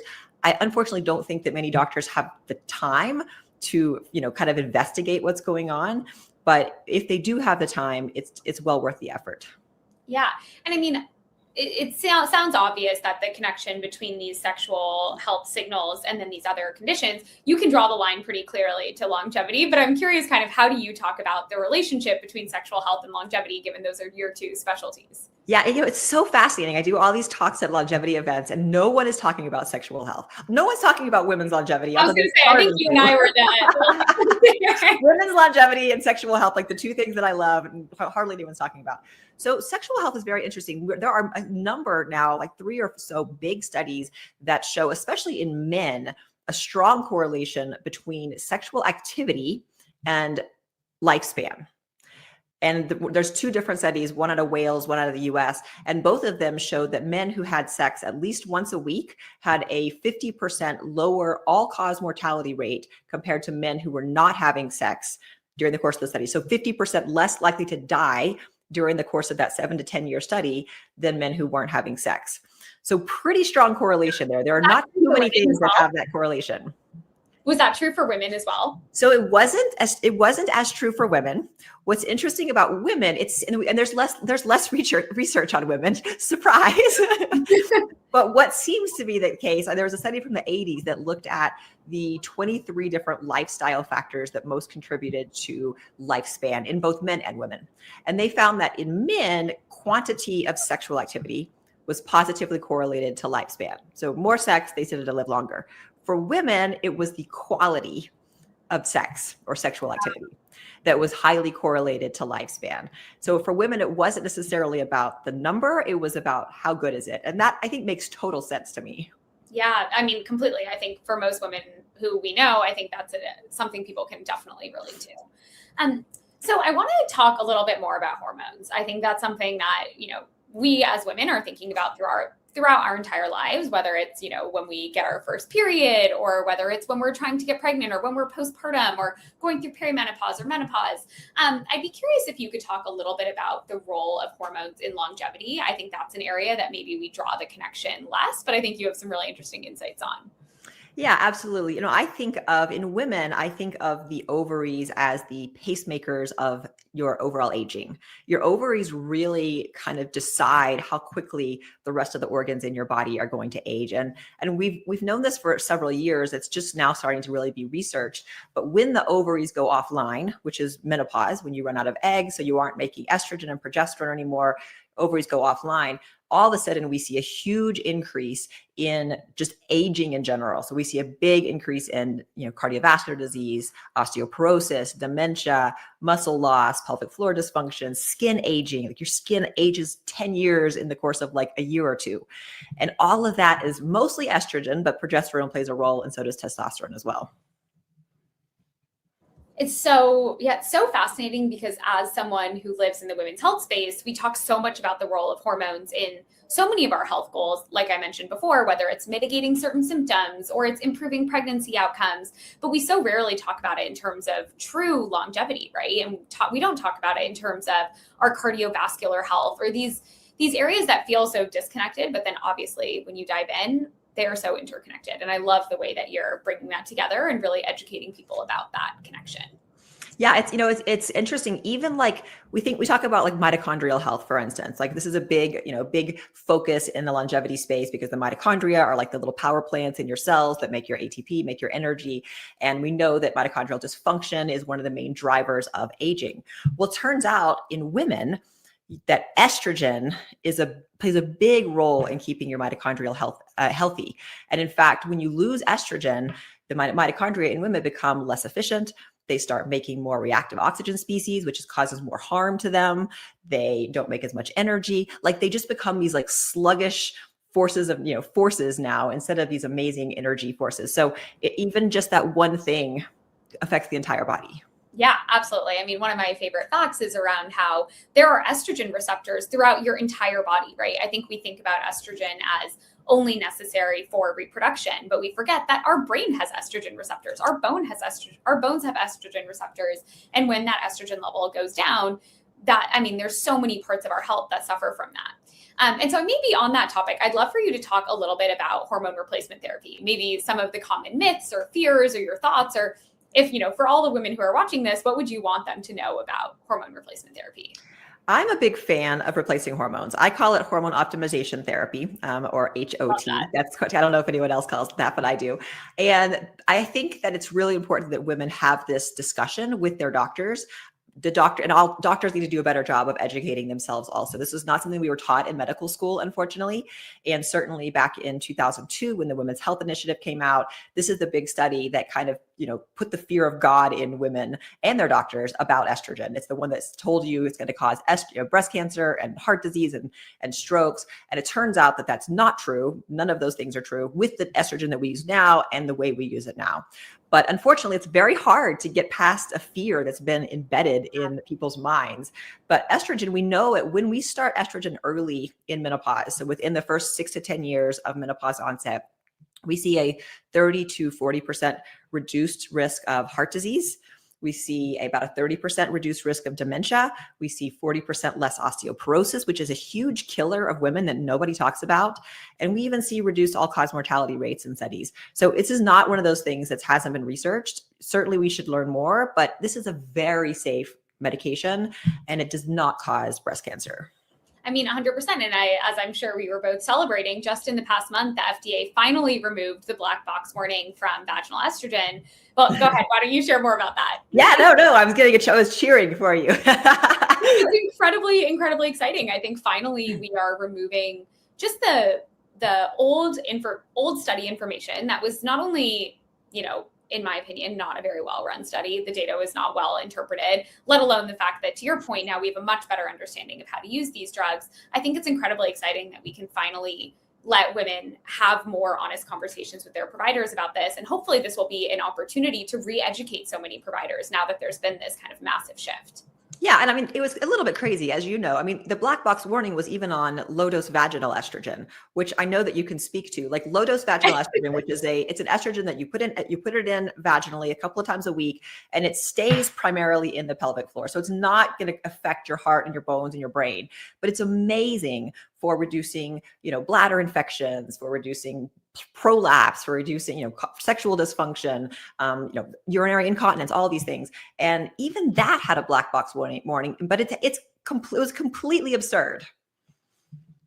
I mean, it makes my blood boil, but at this point, I am so excited that changed. And there were so many amazing doctors and people who've been working on that really for years and years and years to get that to change. And so hopefully we're at the beginning of more women being able to benefit in all of the ways that you just described for their long-term health. Last thing on estrogen and hormone replacement therapy, I think in addition to improving kind of long-term health outcomes across bone health, brain health, you name it, can you also talk a little bit about the changes that patients actually experience in terms of their own quality of life? Yeah, absolutely. These hormones can make a huge difference in quality of life. And this is one of those things that people think of as being like a soft, measure. Like if we help you feel better, it's a soft science. But these are people's lives. Like perimenopause is a very volatile time in a woman's life. And we see, for instance, we see a lot of women leave the workplace. They quit their jobs because of symptoms. They can't sleep. They're anxious. They're having palpitations. They get divorced because they don't like their partner anymore because they're so stressed out and they're having all these hot flashes and night sweats, but also weird symptoms, like itching ears and tingling in the fingers and all these things. And no one understands, like no one is diagnosing them. And it's extremely stressful to not have a treatment. And a lot of women will go to 5 or 6 doctors before they get diagnosed with perimenopause or menopause and get properly treated, which is just absolutely insane to me.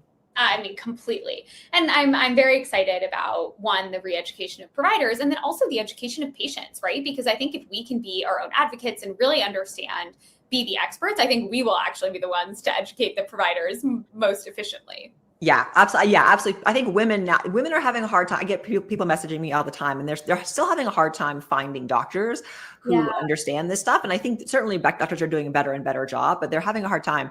But I think that the more that female patients demand this, the doctors will then go out and seek education, and it'll be a vicious circle of learning. Yeah. Are there any good questions or tips you have for women when they're trying to select a doctor or find a doctor that they think will actually help them?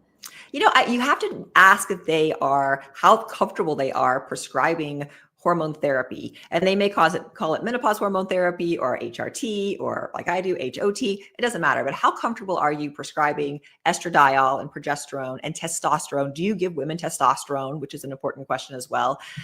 Do you give hormones not just for symptoms, but also to treat future diseases? That's important too.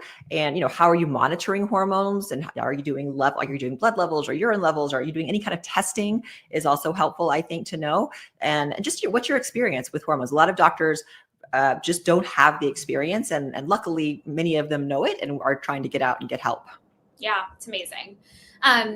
So one of the interesting things about women's health and longevity, when you kind of look at that intersection, as you and I probably know, is that women actually do live longer than men on average, right? But then the flip side of that stat, as you and I both know, is that we live in worse health. Can you talk a little bit about that disparity and kind of why you think that exists?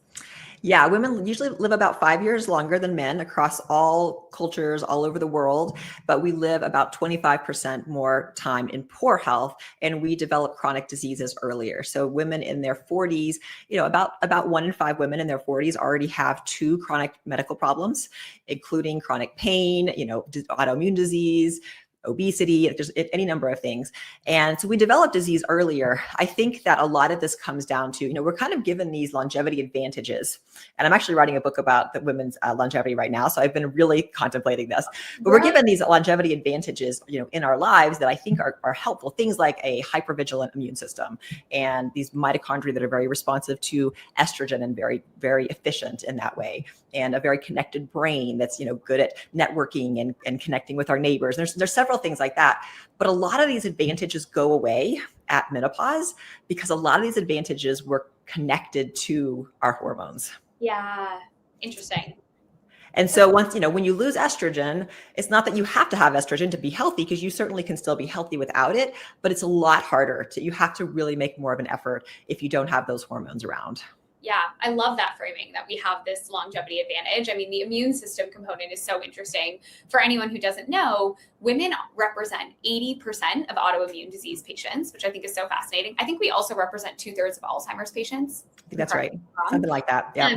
And I mean, on the immune system side, I remember hearing this amazing immunologist from California. She was describing how when there is a foreign body makes it into the female body, into the male body, like they send the military, right? Like they are out there, they are fighting. When it gets into the female body, we are sending the Navy, we are sending Army, we are sending everyone. Yeah. It's so interesting because in so many ways we are very strong. We are much more protected, right? But then when those things are misdirected, when they aren't kind of perfectly tuned with our hormones, you start to see them actually work against us, right? And that's where that kind of personalization and optimization of these tools really can actually really improve outcomes, and I think is very exciting. Yeah, and I think a lot of this, I think a lot of this goes back to just reproductive biology. Women are designed to carry these very precious eggs, which we have, all of them will ever have when we're first born.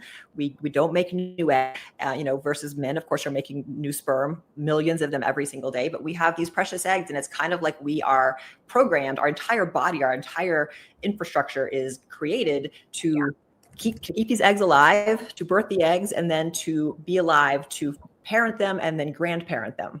And so when you think about everything about women is about those eggs, whether you decide to have kids or not, doesn't really matter.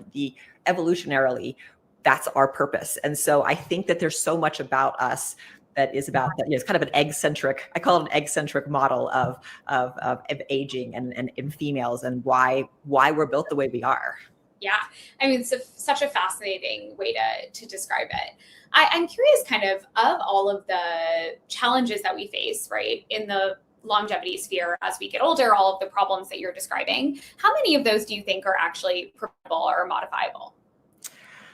Oh, that's a good question. I think that most diseases, not all, but most diseases are preventable, probably 80%. I would say something like 80% of diseases are probably preventable if we had perfect lifestyle, perfect maybe supplements, maybe medications early, like whatever it is we needed to have. If we did it all perfectly, then I suspect about 80%.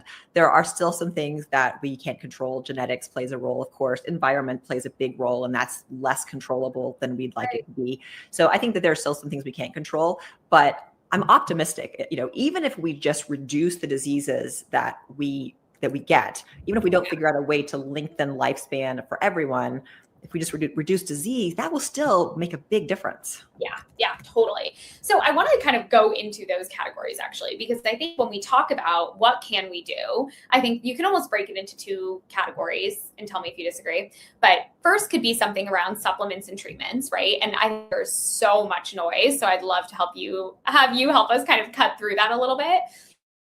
and then lifestyle and kind of what actually are those drivers and those behaviors. So maybe let's start with supplements and treatments. I'd love to hear your perspective on what's real, what's not. What are the treatments, therapies, supplements that you actually either personally use or that you actually recommend? I mean, I was weary of supplements for a long time. I was an ER doctor. I never used them. I thought they were stupid. But then as I kind of got into this other world, there's actually a lot of data for certain supplements, certain ingredients there's millions of randomized controlled trials out there in the supplement space. So I would say it's not all garbage. Certainly some of it is. So, I have a supplement company. So full disclosure, that I created essentially 19 ingredients together in a little once daily pack for women. It's called Hot Boxes like this. And I created that because I was having a hard time just myself finding all the things that I wanted to take and putting it together into a daily pack. So, certainly things like vitamin D with K2, B vitamins, magnesium. I like spermidine a lot. I like alpha ketoglutarate. I like magnesium. We have an NAD precursor. We have NR as well as apigenin in there, and then some of the antioxidants as well. Like astaxanthin, I think is fabulous, and curcumin can be great. Dihydroberberine for blood sugar. So some of those are my favorites. I think creatine has great evidence behind it also for both brain health and sports performance, muscle building kind of health. And then I think some kind of omega-3 fatty acid is usually good as well. 100%. And all of those are in your supplements, so it can be that. Not all of the creatine is not, and fish oil is not, but everything else is in Hotbox. That's amazing. So I guess flip side of that question, what are some of the things that you think from a treatments or supplement standpoint that are potentially overhyped or maybe not things that you're currently recommending? Oh, that's a hard one. I think that one of the things I'm having a little bit of and I'm actually talking with my Humanot team a lot about this, is our approach to peptides. And that was my question. What we do offer peptides, and I think that there are some amazing peptides, but there are also a lot of peptides that don't have any human data, and it's all just kind of like animal data and anecdotal data. Like my cousin got better when he took it, so you should take it. And I'm not saying that we shouldn't listen to that. I think real world data is important, but that's kind of one of the questions I have from my team. Like, what kind of rigor do we require for peptides in order to recommend them to our patients? And there's a category of peptides that has great rigor. GLP-1 activators, like semaglutide, that's a peptide, amazing rigor. SS31, which is approved, that's a mitochondrial peptide, great rigor. There's a lot of things like that are not even questions. But then there are a whole bucket of peptides that are probably safe, but we just don't have a lot of data. Right. I mean, it's like saying supplements are all one thing, right? To your point, there's tons of different ones. They've been studied in different ways. They carry different levels of risk. So yeah, it's a really interesting time to be in our field. I think that hopefully we will find a lot more solutions to actually help us mitigate some of these challenges, and specifically for women as well. Yeah, and the good news is we can measure so much more now than we used to be able to. Like for people who want to experiment a little bit with, within healthy guardrails, that you can measure all your different vital signs, your HRV, your pulse, your sleep scores. You can get your multiple different labs, as and you can track things. So if you want to try something, as long as it's not dangerous, you can see if it's working for you, in the course of several weeks or months. And then if it doesn't work, you can kind of move on. Right. And I think that's what's so exciting about this age of testing and data collection, is that we can move away from this model of, everything needs to be done in a trial with these 20, 50, 100 patients, but those patients aren't you, right? Yeah. And it's like a lot of times historically, we've had to design healthcare for the masses and for the average. And for now, we can actually say what works for me, right? And I think it's really exciting for patients to finally have access to that information so that they can actually be the experts. Yeah, and companies too. One of the companies that I kind of helped co-found, but I'm not involved day to day, it's called Reputable, and they are a digital health platform, and the entire goal is to do clinical studies in real world settings using wearable data. These are IRB approved studies, these are real studies, but using wearable data, lab data, from home draws, and in real world settings, and figuring out, especially some of these wellness things like supplements or devices, are these things making a difference or not in a clinically meaningful way, and then using that information to potentially run larger randomized controlled trials. So I think that because of AI, because of all of the information we have out there now, we're going to make some pretty quick movements here. Yeah. It's really exciting. Okay, before we get on to lifestyle, I actually want to also talk about testing, which I'm curious, obviously I run a company that looks at the vaginal microbiome. We're here on a platform that Viome created. They look at the gut microbiome and at RNA of human cells. I'm curious kind of how you think about testing and the role of kind of data collection on the body before you kind of get into the supplements and optimization phase. Yeah, at Humanaut, we do a lot of different testing, and we have different testing kind of tiers depending on how deep you want to go. Certainly, we do a bunch of different blood tests, far more than just your regular doctor will do generally in terms of your lipids and your inflammatory markers and those kinds of things, blood sugar, et cetera. Of course, hormones. And then we also offer any number of other different testing. We, certainly the microbiome testing, gut testing. We're adding Evie to our selection. I've been talking to my peers about that one. We offer other like biological age testing, like glycan age, where you're looking at like the age of your immune system cells or inflammation in the body.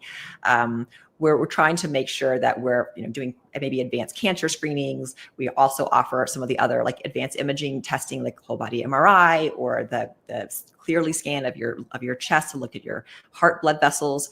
So not everyone's going to want all these tests, but people who want them, we want to make sure that we have them and we can offer you that data to then make decisions. Yeah, I mean, I'm so curious for your vision. When you think, 10 years in the future, do you think that everyone is going to be doing these tests, or what do you imagine is the future from this 10 years? I think not all the tests. I mean, certainly some of these tests are more kind of for fun than they are for making decisions. But I think eventually we'll have a suite of tests that you go in, you get, you spend two hours getting poked and prodded, and you get all of your liquids taken from your body, and then they get processed.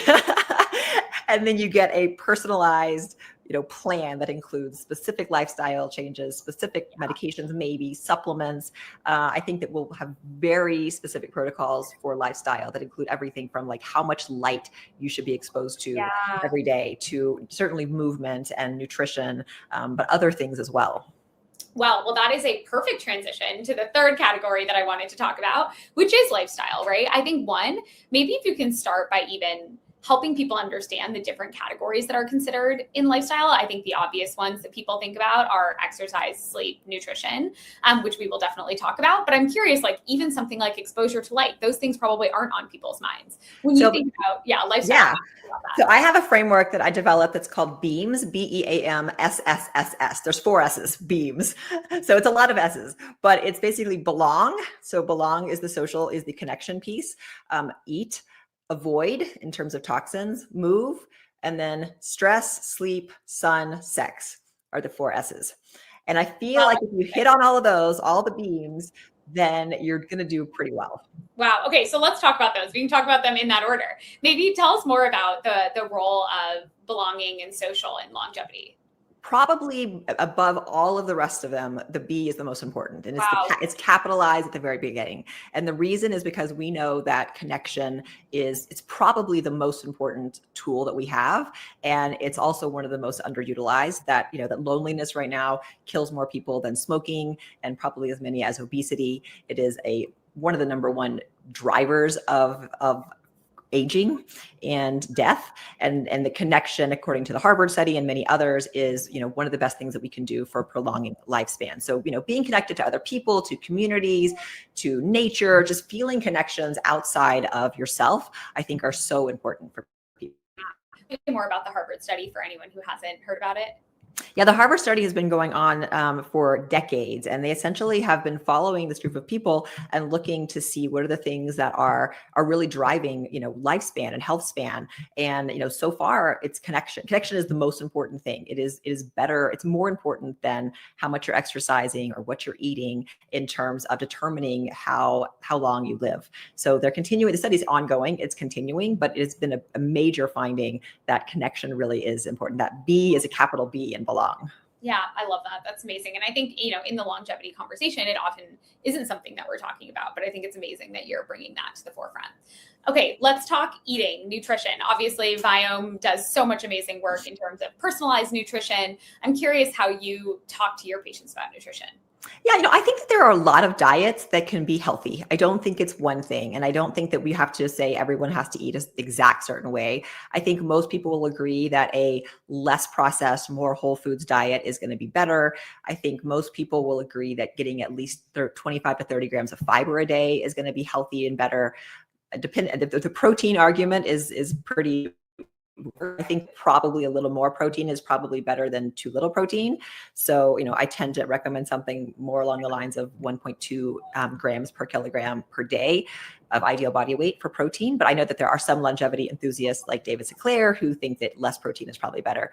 But, in general, eating more whole foods, making sure you're getting protein and fiber, and then that's kind of my go-to. Start with those things, and I suspect you won't have room for much else. Yeah, totally. No, I mean, one of the findings that I remember Viome sharing that really blew my mind was around how actually 30% of people can't process the good parts of broccoli or avocado or kale. And I think it's just so interesting. We as a society have adopted these foods that we put in the, they are great for you. Other foods that we put in the, they are terrible for you. But I think it's so interesting to think that what makes a food good is when your body breaks it down, is it providing you with those nutrients? And if you can't break them down, then you're actually not getting those nutrients. Right. And I feel like as someone whose Viome test told them to eat way less kale, I was like, oh, that makes sense, because I usually actually feel kind of bad after Yeah, I was gonna say, I think our bodies often tell us when something is not great.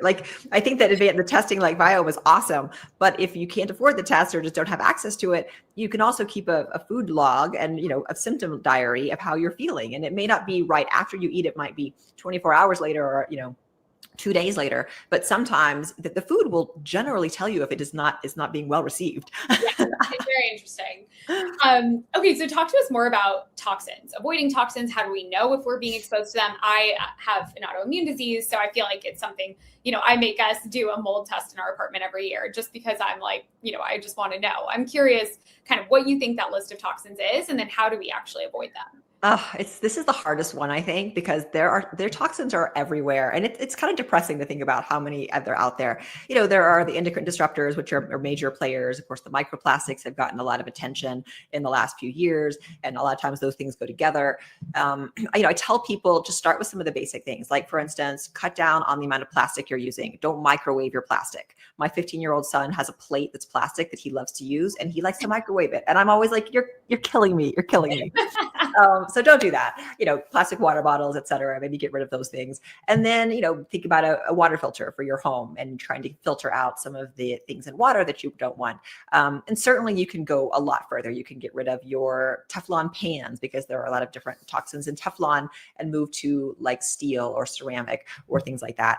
There's whole lists. I also am really careful with body products, things that, lotions, makeup, shampoos, conditioners, things like that. A lot of it will have phthalates and parabens and things that can be endocrine disruptors in there. So you don't have to do it all at once, but if you can make small changes and every few weeks, make a change, then, at the end of a year, you've made a lot of changes for the better. 100%. Okay, on to movement. What are your thoughts on movement, resistance training, cardio? Tell us more. Yes, all of it. I think with movement, certainly you want to do some cardio and you want to do some resistance training. I think people get in fights. For most people, it's the most important thing is to move, to not be sitting all day, to spend at least an hour, preferably most days or more, moving around, walking, biking, lifting weights. I think at least 3 days a week for most people, or doing some kind of resistance activity, especially for women as they get older. I've noticed myself just muscle loss. I've just turned 50 yesterday, so happy birthday! The whole thing. But I have to be very careful and make sure that I'm not losing muscle as I get older. So resistance training is important, but so is high intensity intervals and sprinting and getting your heart rate up. So you need both. Yeah, 100%. Isn't that going to be the answer everywhere? We just need balance. It's funny. It's it's so complicated, and then it's so simple. Yeah. Right? Yeah. It goes all the ways. Okay, stress. Stress is such a big one. I think that I heard a lecture recently by Ellen Langer, who is from Harvard, about the effect of stress on chronic disease. And of course, I knew a lot of this, but just the way that she said it, stress plays a role in almost all diseases. It, essentially increases your risk for or worsens almost all diseases, because we know that stress has such an effect on the immune system. And the more stress you have, your cortisol goes up, and then your immune system, ability to fight diseases and infections goes down. And this counterbalance is really important. So I think that it's one of those things, it's like environmental toxin. It's one of those things that we don't even realize is out there. But I think like our time on our phones, our devices is a huge driver of stress. I'm really trying. As my husband's loneliness. Yeah, and loneliness. And exactly. It's worse. And probably lack of sex. It's probably all of it. My husband talks about to my kids. He's like, put your rectangles away. Put your rectangles away. So we're trying to work on that. But I think that, stress is modifiable. I always tell myself this. I'm certainly not perfect, but stress is really how you perceive something, right? Like it's not like, certainly things happen that you can't control, but the stress is actually how your brain perceives it and whether it perceives it as stress or not. And so I think, trying to reframe some of the thoughts we have is helpful, although very difficult. Yeah, 100%. Okay, sleep, my favorite one.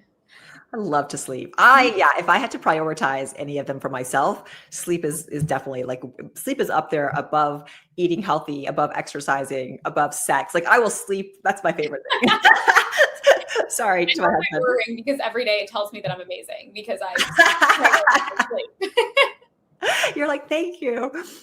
Sleep and stress are very much tied together, right? People who have poor sleep tend to have higher cortisol, higher stress, and vice versa. So you really need those. They both need to be in sync with each other. But we know that lack of sleep is a major driver of dementia, of heart disease, that circadian rhythm upset, and sleep problems are increased inflammation system wide. So they're going to increase disease risk system wide. Yeah, exactly. Okay, sun. Sun is one that's not on a lot of people's lists. And it's kind of sun/light. I think that sun can be dangerous. Certainly I like to wear a mineral sunblock on my face and neck because sun is the number one driver of skin aging and wrinkles and things like that. But we also know that people who have more sun exposure tend to have lower disease risks for things like diabetes, heart disease, multiple different types of cancer, people who get some sun exposure.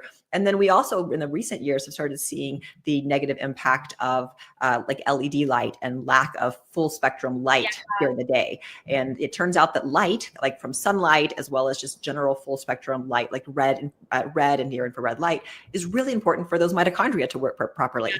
And if you're sitting in an office with LED lights all day and you never get outside and you never get real sun or other types of full spectrum light, then your mitochondria are very sluggish and you'll feel it. Your energy is low, you're not sleeping well, you've got brain fog. So I think it's one of the underutilized longevity hacks, if you will, is just to get a little sun and or some red or near infrared light. Yeah, 100%. Okay, last and the one that you are obviously the greatest expert on, tell us about sex.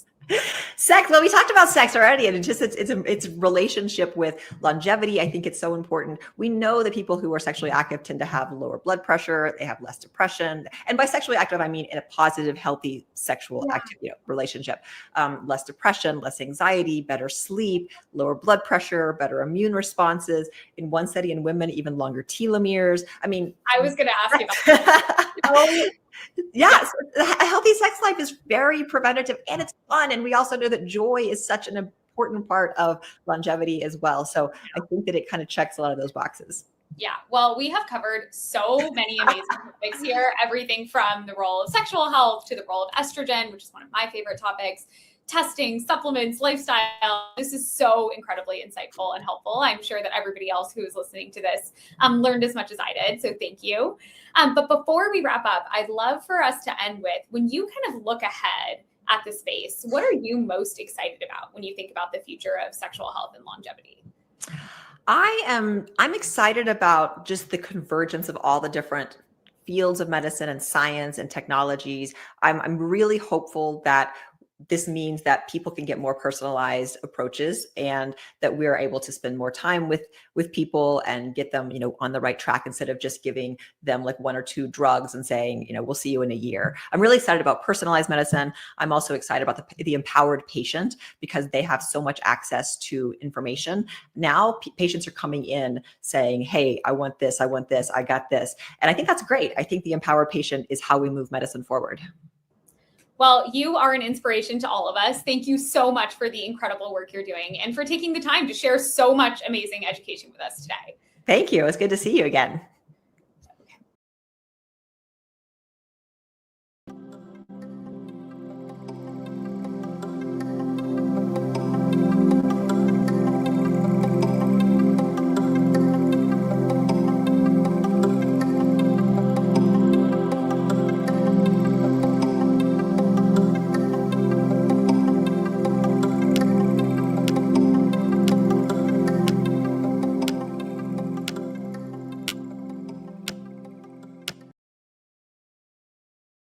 What a pleasure to see your smiling face.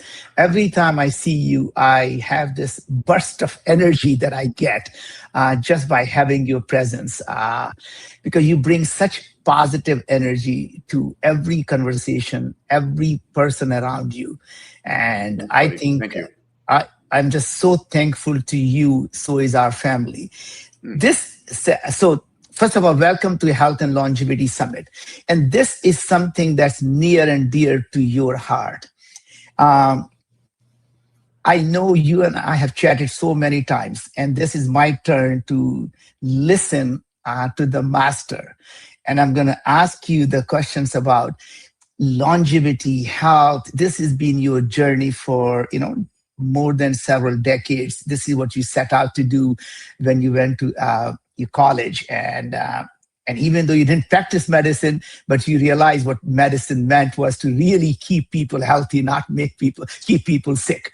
So with that, Peter, most people know you, but for some few people who may not know who you are a legend. You are a legend in the industry in terms of innovation, in terms of things you have done. Entrepreneur that's not one time, many times over. You're on a mute, Peter, so whatever you're saying is not coming through.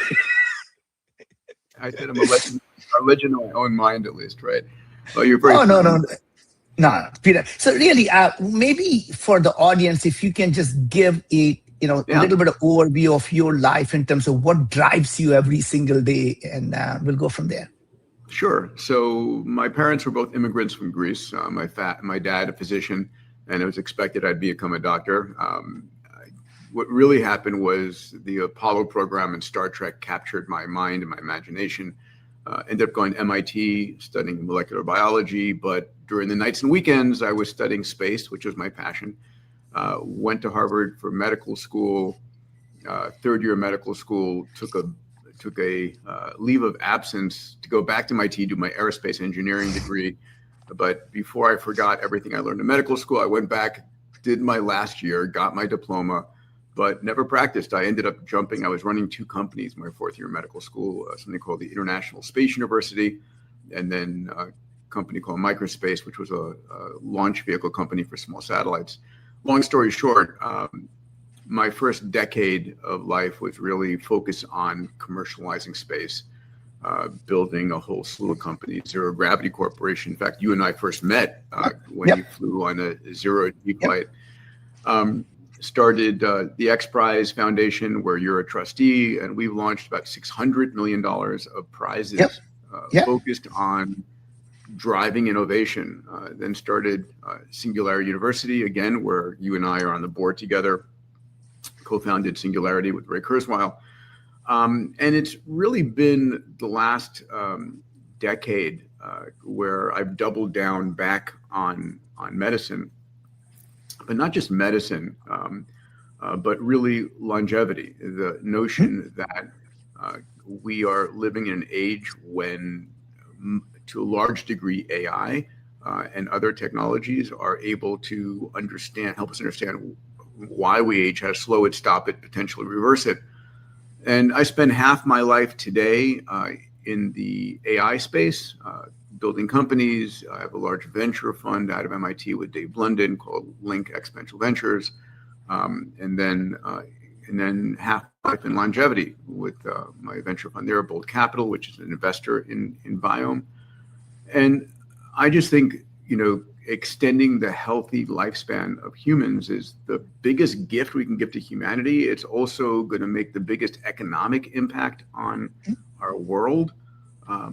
And it's happening now, right? It's this next decade that we're going to reach what Ray Kurzweil calls longevity escape velocity. So those are my passions. And you and I have had, I call you my brother from another mother. We've had a lot of fun adventures together in the space world, the X Prize world, Singularity. And then finally, I should say, I run something called Abundance 360 and the Abundance Longevity Trips. Again, I love educating. I love opening people's mind as to what's possible so that they have these holy, I'll say holy shit moments and like, wow, this is an extraordinary time to be alive. Well, Peter, first of all, before we go too far, what does longevity means to you? So we got to remember that the average human lifespan for all of human history, since we became Homo sapiens as a species, if you would, 200,000 years ago, for 99.99% of that time period, the average human lifespan was under the age of 30.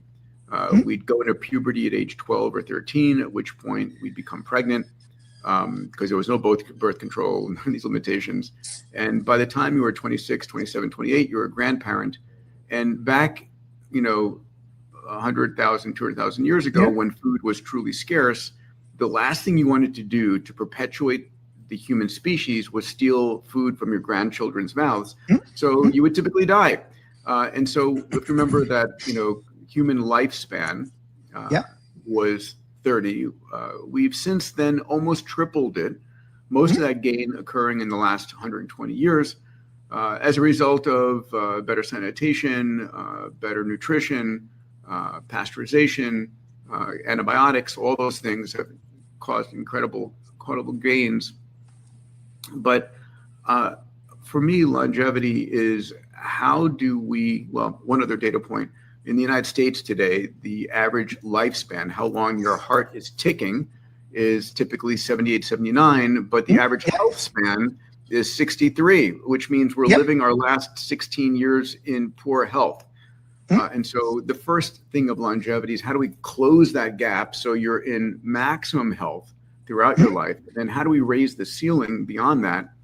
And one of my motivations for raising the ceiling is I want to see us, colonize the planets and go to the stars. I want to see all of these things, and I need more time on this planet. So longevity is health and length. So Peter, obviously, we're going to talk about a lot in terms of what is happening in the industry that makes you so optimistic that in this decade, in the next 5 years, that we're going to see the changes that people can't even fathom in terms of the health, the longevity, and the kind of things that are happening. So maybe you want to just take a trip to the future for the next 5 years. What do you expect will be happening? And then I'm going to bring you back to the present. People who are sitting here listening to it, you say, all that is wonderful, but what should I do now? Yeah, sure. I think the biggest thing that's happening that's giving me great confidence of this health span revolution is the impact of AI. The ability, we are, as you well know, a collection of 40 trillion human cells and 100 trillion bacteria, fungi, the whole microbiome ecosystem in our bodies, throughout our bodies. And every one of our human cells is running about 5 to 10 billion chemical reactions per cell per second. We're very complicated beings. And the only way to truly understand the breadth of what's going on in our bodies is AI to support us there. So many, if not all of the frontier labs, right, from Anthropic to OpenAI to Google to X, one of the number one uses of these large language models and what's coming in next is the analysis of human medical data and giving us better insights and better controls over our health. So AI is driving that. I saw a video of Dario Amodei, the CEO of Anthropic, which he delivered at the World Economic Forum, saying that if AI has the impact that he expects it to have, that we could see a doubling of the human lifespan in the next 5 to 10 years. Incredibly ambitious, right? But even if he's wrong by a little bit, it's a lot. It's still a lot, right? Now we see Demis Hassabis, the CEO of DeepMind, an incredible individual who his mission is to cure all disease by 2035, 2036. We've got the X Prize, HealthSpan X Prize going on. And for folks who don't know, the X Prize is an organization that launches large-scale global competitions. It says, okay, the first person to achieve this goal wins this money. And we set out very clear, objective, measurable goals. I got the idea from the prize that Lindbergh won flying New York to Paris, the Orteig Prize.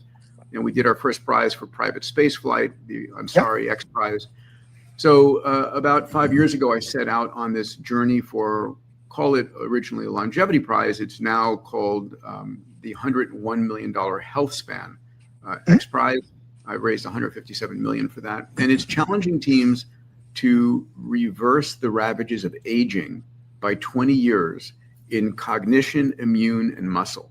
So that if you win this thing, you've demonstrated that a therapy could bring your cognitive abilities, your ability to mount an immune reaction, your ability to build muscle back to where it was 20 years ago. So a lot going on. We're seeing David Sinclair about to launch the first partial epigenetic reprogramming studies in humans in the first quarter of 2026. So all these things give me this incredibly optimistic mindset. I call it longevity mindset about the future. Well, so Peter, I think that's really, really good. I mean, it's AI, but at the end of the day, AI is only as good as the data it is given. So I think that, that is really where the magic is happening. Yeah. So want to talk a little bit more about how that's happening? Yeah. So data collection is absolutely fundamental, right? It's okay for you to know something happens in general, but what, is it good for you? You need to have the medical data. And, I'm a proud investor and advisor to Viome, which is generating massive amounts of data from sputum, blood, and feces, from stool. So that is a massive data collection platform right there. I'm also the chairman of Fountain Life, which collects about 200 gigabytes of data, full body imaging, full genome, and a wide variety of blood biochemistries. And again, all of the data, whether it's from Viome or Fountain, it's about your AI being able to analyze your data to understand what's going on in your body, not in theory, but in actuality. But Peter, one of the really interesting things is that a lot of people listening to this, to them, doing a 50 biomarker test and the lab test request, and they think they are done. And if that thing is somehow in the range, they are living healthy. And you want to both know that's an outcome. That is not the precursor to the disease. That is the disease, right? By the time you get those things to be out of range, you have been sick for a very long time. So coming back to the things, what should, you, and I think, Peter, I learned this from you. You can't improve something unless you measure it. So, people who are listening to it today, you mentioned Fountain Life. Tell me, is this something that people can do today, or is there something in the future people would do? Yeah, so this is something you can do today, right? Fountain operates 4 centers. We're open in Houston, New York, Naples, Palm Beach, in Orlando, okay. and then we're opening up Dallas. Okay, I'm sorry. The current centers are Dallas, New York, Naples, and Orlando. We're opening up Houston and Miami and Los Angeles in the next 6 months. So you can go to these centers. They're 10,000 square foot diagnostic centers, and you're uploaded. We digitize you everything. You know, skin imaging, retinal imaging, brain imaging, full body, coronary, lung. Everything is imaged. Your full genome, all of the stuff. There's a product at a $10,000 level, a $21,000 level. So it's not cheap. You get a medical team as part of our Apex membership. So you've got a functional medicine doctor, nurse, health coach, dietitian that works with you. And it's the gold standard, right? And then you've got, Viom's full body intelligence test, which is at the other end of the spectrum. What's the test run now, Naveen? Oh, it's only for a couple of $100. It's the $399. Yeah. So it's, again, there's a wide range of things that people can do to gather the data. And you said this a minute ago, and it's really important. Very few of us truly understand what's going on inside our bodies. Everybody's an optimist. You think you're fine, because going well, but your body is incredibly good at hiding disease. You don't, on one end, and I'm sure there's a huge range of examples here, but 70% of heart attacks have no precedent, no shortness of breath, no pain, no nothing. First symptoms of a heart attack, and half those people don't wake up. You don't feel a cancer until stage 3 or stage 4. So you need to be not constantly, but on a regular basis, measuring what's going on in your body, because your AI systems, humans are part of it too, but your AI systems can then evaluate this mass amount of data to say, okay, let's be careful. You've got a precursor here. Let's dive in further and learn. I'm a pilot, and when I fly, I know everything about my airplane. But most people have no idea what's going on inside their bodies. They're optimists.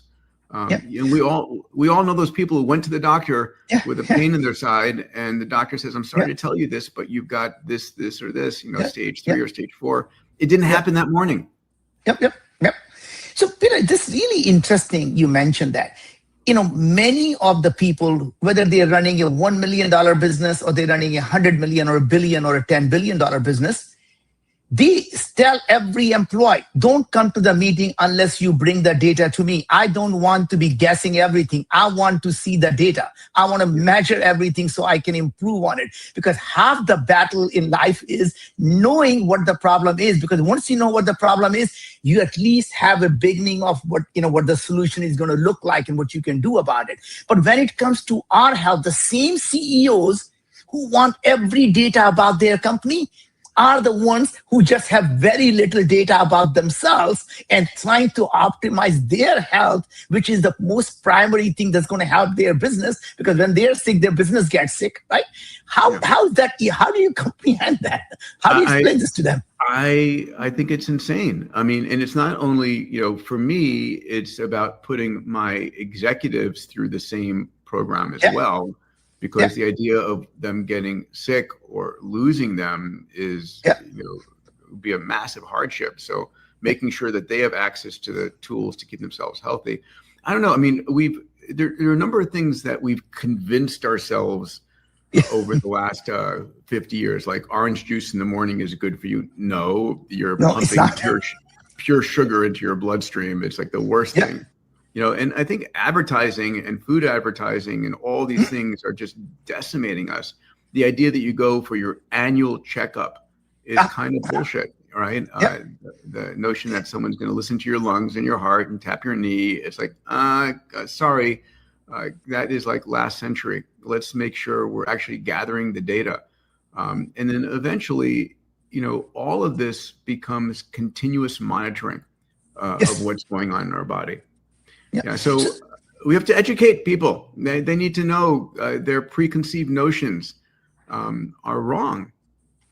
But Peter, here we are, and you probably have, a couple of 100,000 people going to be listening to it. And each one of them, they probably are listening to us and thinking, what are these people talking about? Isn't the annual exam, my doctor looks at everything. I mean, they even do a blood test. They take the few tubes of blood, and sometimes even, big ones take 20, 24 tubes of blood, and they look at 100 biomarkers. Isn't that my whole body? And you just mentioned that our single cell is doing billions of biochemical reaction. By the time you have high cholesterol, by the way, even that doesn't mean anything. As you say, people get heart attack when they have no high cholesterol, and they just boom, because the underlying cellular process is broken. So how do we get people to start thinking about that these biomarkers that your lab test that you're doing are actually, by the time you see something there, that things have been bad for 10, 15 years. Your A1C doesn't start to go up. When your A1C is diabetic, you have had fasting glucose problem, you had fasting insulin problem for 10 years, right? Yeah. So how do you get people to start understanding that they have to really look at their body at a much deeper level to understand their health? And how do you do that? So let's talk about you first. Yeah. I think I have really done a deep dive into my health. You have to have, the very first thing for me, you have to have a reason to care. And to have a longevity mindset. So, during my longevity trips that I run this every fall. I bring 70 or 80 top family offices, investors, and I introduce them to the top 40, 50 CEOs, entrepreneurs. You've been on this trip. Absolutely, Peter. Presenting Viome. And I say, okay, here's the deal. If you were going to have an extra 20 healthy years, what would you do with it? If you're going to have 50 extra healthy years, what would you do with it? And a lot of times people have the ability to plan for 20 years. Okay, I'm going to vacation a little bit more. I'm going to keep my career going. But when I say, what do you do with an extra 50 years? People's minds break. And you have to get in touch with what would you do with those extra health? What if you have the aesthetics, the cognition, the mobility at age 90 that you had at age 40, and you feel great? And the last thing you want to do at the top of your career is actually, give up.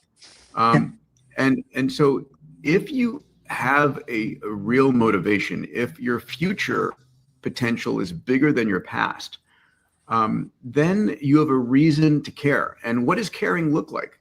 Caring looks like exercising 5 days a week, getting out of bed, going to the gym. It looks like not eating that piece of chocolate cake at dessert after you've had your meal. It means not, over imbibing in alcohol. It means getting, 7 to 8 full hours of sleep. It means having a positive mindset. These are the things that you can do right now that keep you healthy. And then also it means actively being curious about what's going on inside your body and getting access to the best tools out there to help you evaluate your health metrics, and doing that on a regular basis. And Peter, one more myth I want you to help people understand is this. Most of the things that when people say I am in the range or I'm average, my doctor tells me I'm totally fine because somehow my A1C is below 6.4, I'm totally fine. These things are based on a very large, populations. And as population is getting sicker and sicker, we just keep moving biomarkers higher and higher because these are for average people. And that means if everybody is sick, then even when you're sick, they tell you you're healthy. So how do you get people to start thinking those things is not what they should be looking for? They should be looking for individual things. And how do you optimize from where you are and where you want to be? Yeah, you are not an average. You are you, right? Understanding your data is very important, and understanding what your objectives are. So part of this is educating yourself. Another part of it is having, the tools to monitor your numbers over time. And I think that's what companies like Viome and Fountain Life give you. And it's also important not to boil the ocean. I mean, it's taking specific steps, right? Like changing your diet. Your diet can have such a massive impact on your how you feel, your physiology, your functionality, all of that. And then, of course, exercise and sleep. Again, these are the fundamental things. They don't cost very much. But if you can't measure it, you can't improve it. So how are you measuring these elements, right? So I have my Oura Ring. I have my my scale that gives me body mass index, measuring muscle. I have my various my continuous glucose monitor, my Apple Watch, all of these devices, and then the testing I do. To go deeper in data. Yeah, Naveen, go ahead. No, what I was going to say was, Peter, that obviously even the sleep, just because you get 7 hours of sleep doesn't mean you're getting a good sleep. So knowing the quality of sleep matters a lot. You want to talk a little bit more about how the REM sleep and deep sleep it's not just about sleeping; it's about really body. Yeah. So let's dive into sleep, right? So for me, the single most important thing is my amount of deep sleep, right? Deep sleep is when your lymphatic system, this is the system, not your lymphatic in your body, but your lymphatic in your brain, is able to clear toxic proteins, the sort of the residues that you have during the day, clear it from your body. If you don't have enough deep sleep, this can lead to neurodegenerative disease. So I measure my deep sleep as my number one thing. My goal is over an hour of deep sleep every night. Also, obviously REM is important for formation of memory and looking at the structure of your sleep. So you can get that from your Oura Ring. But another thing, I just met a company doing their at-home sleep study. It's called Hour Sleep. And they send you a kit, you wear it home for 5-6 days to understand, do you have disrupted sleep, or do you have sleep apnea, which can cause incredible havoc on your body. So measuring the quality of your sleep, sleep is such that if there's a right window, 7 to 8 hours. If you do over 9 hours, it's not good for you. If you do under 6 hours, it's not good for you. Like 7 to 8 is the ideal sleep. And this is data measured over time and has huge impacts. And so there are things you can do. Like I need to be in bed by 9 o'clock at night because my brain wakes up at 5 and 5:30 in the morning. I think you get up at like 4 in the morning sometimes. What time do you get up? So I go to sleep, Peter, about between 8:30 and 9, and I get up around 4:30. So I get about 7 hours. But even if I looked at this morning, I had hour and 47 minutes of REM sleep and hour and 17 minutes of deep sleep. Perfect. And I get that in a good 7 hours, sometimes 6.5 hours. I get a really, really good REM and deep sleep because I go to bed and within 10 minutes, I am out. Yeah. It's interesting, right? Because when I was going through graduate school and medical school and into my early 30s, I was a late night owl. I'd be like doing my best work at midnight to 2 a.m. And now it's totally flipped. And in my morning time, from 5:30 to 7 is like my highest quality productive time. I do my writing there. I do my thinking there. Yeah. Is that the same for you? Well, I think, first of all, there is a lot of science also, Peter, that in the morning, when you look at the early sunrise, that in fact is your best red light therapy. It resets your circadian rhythm. So when you see the early sunrise, your body knows now it's the daytime. So it resets your circadian rhythm. But I want to just a little bit more in terms of day-to-day, what you do. And I think in terms of sleeping, one thing I also do, Peter, is I don't eat at least 3 hours, 2 to 3 hours before I sleep. And that is so important because I want to get to your routine and then I'll tell you what I do. Absolutely. Right. So first of all, I've given up alcohol. Alcohol has no physiological benefit other than maybe being a social lubricant, and socialization is important. Peter, I disagree. I think I just want to stop right there. I think there is no amount of alcohol that's good for you, period. I don't care what someone tells you. I agree. I don't drink alcohol. It disrupts my sleep. It's, the resveratrol is kind of a myth in the levels that you have here. But having, I'm just saying, some people say it relaxes me and so forth. Okay. But maybe it's a half a glass of wine. It's not, a bottle of wine. Well, long story short, I've given up alcohol. I don't drink any caffeine. I'll drink after 1 o'clock is my cutoff time. Yep. I will drink 3 or 4 cups in the morning. In fact, coffee is a pro longevity mixture of molecules. And I try and eat as early as possible. If I can eat at 5, so that my cutoff is when I'm going to sleep at 9, is super important. And then I'll typically in the morning, I'll have a cup of black coffee or a couple, and I will try and delay eating till 10 or 11. So my eating window is like typically 10 or 11 a.m. till 6 p.m. in that concentrated time. And I have more energy when I don't, because when you eat a heavy breakfast, all your blood goes to your digestive system and sort of makes you feel groggy. So those are my areas. In the morning when I wake up, I'll do red light therapy in front of a red light panel and meditate for a period of time. And then I'll plan out my day. I have a healing sauna, and I love doing a sauna, but my workouts are my touch touch rock working out. I really try for 5 days a week. Yeah. So Peter, so let's just go.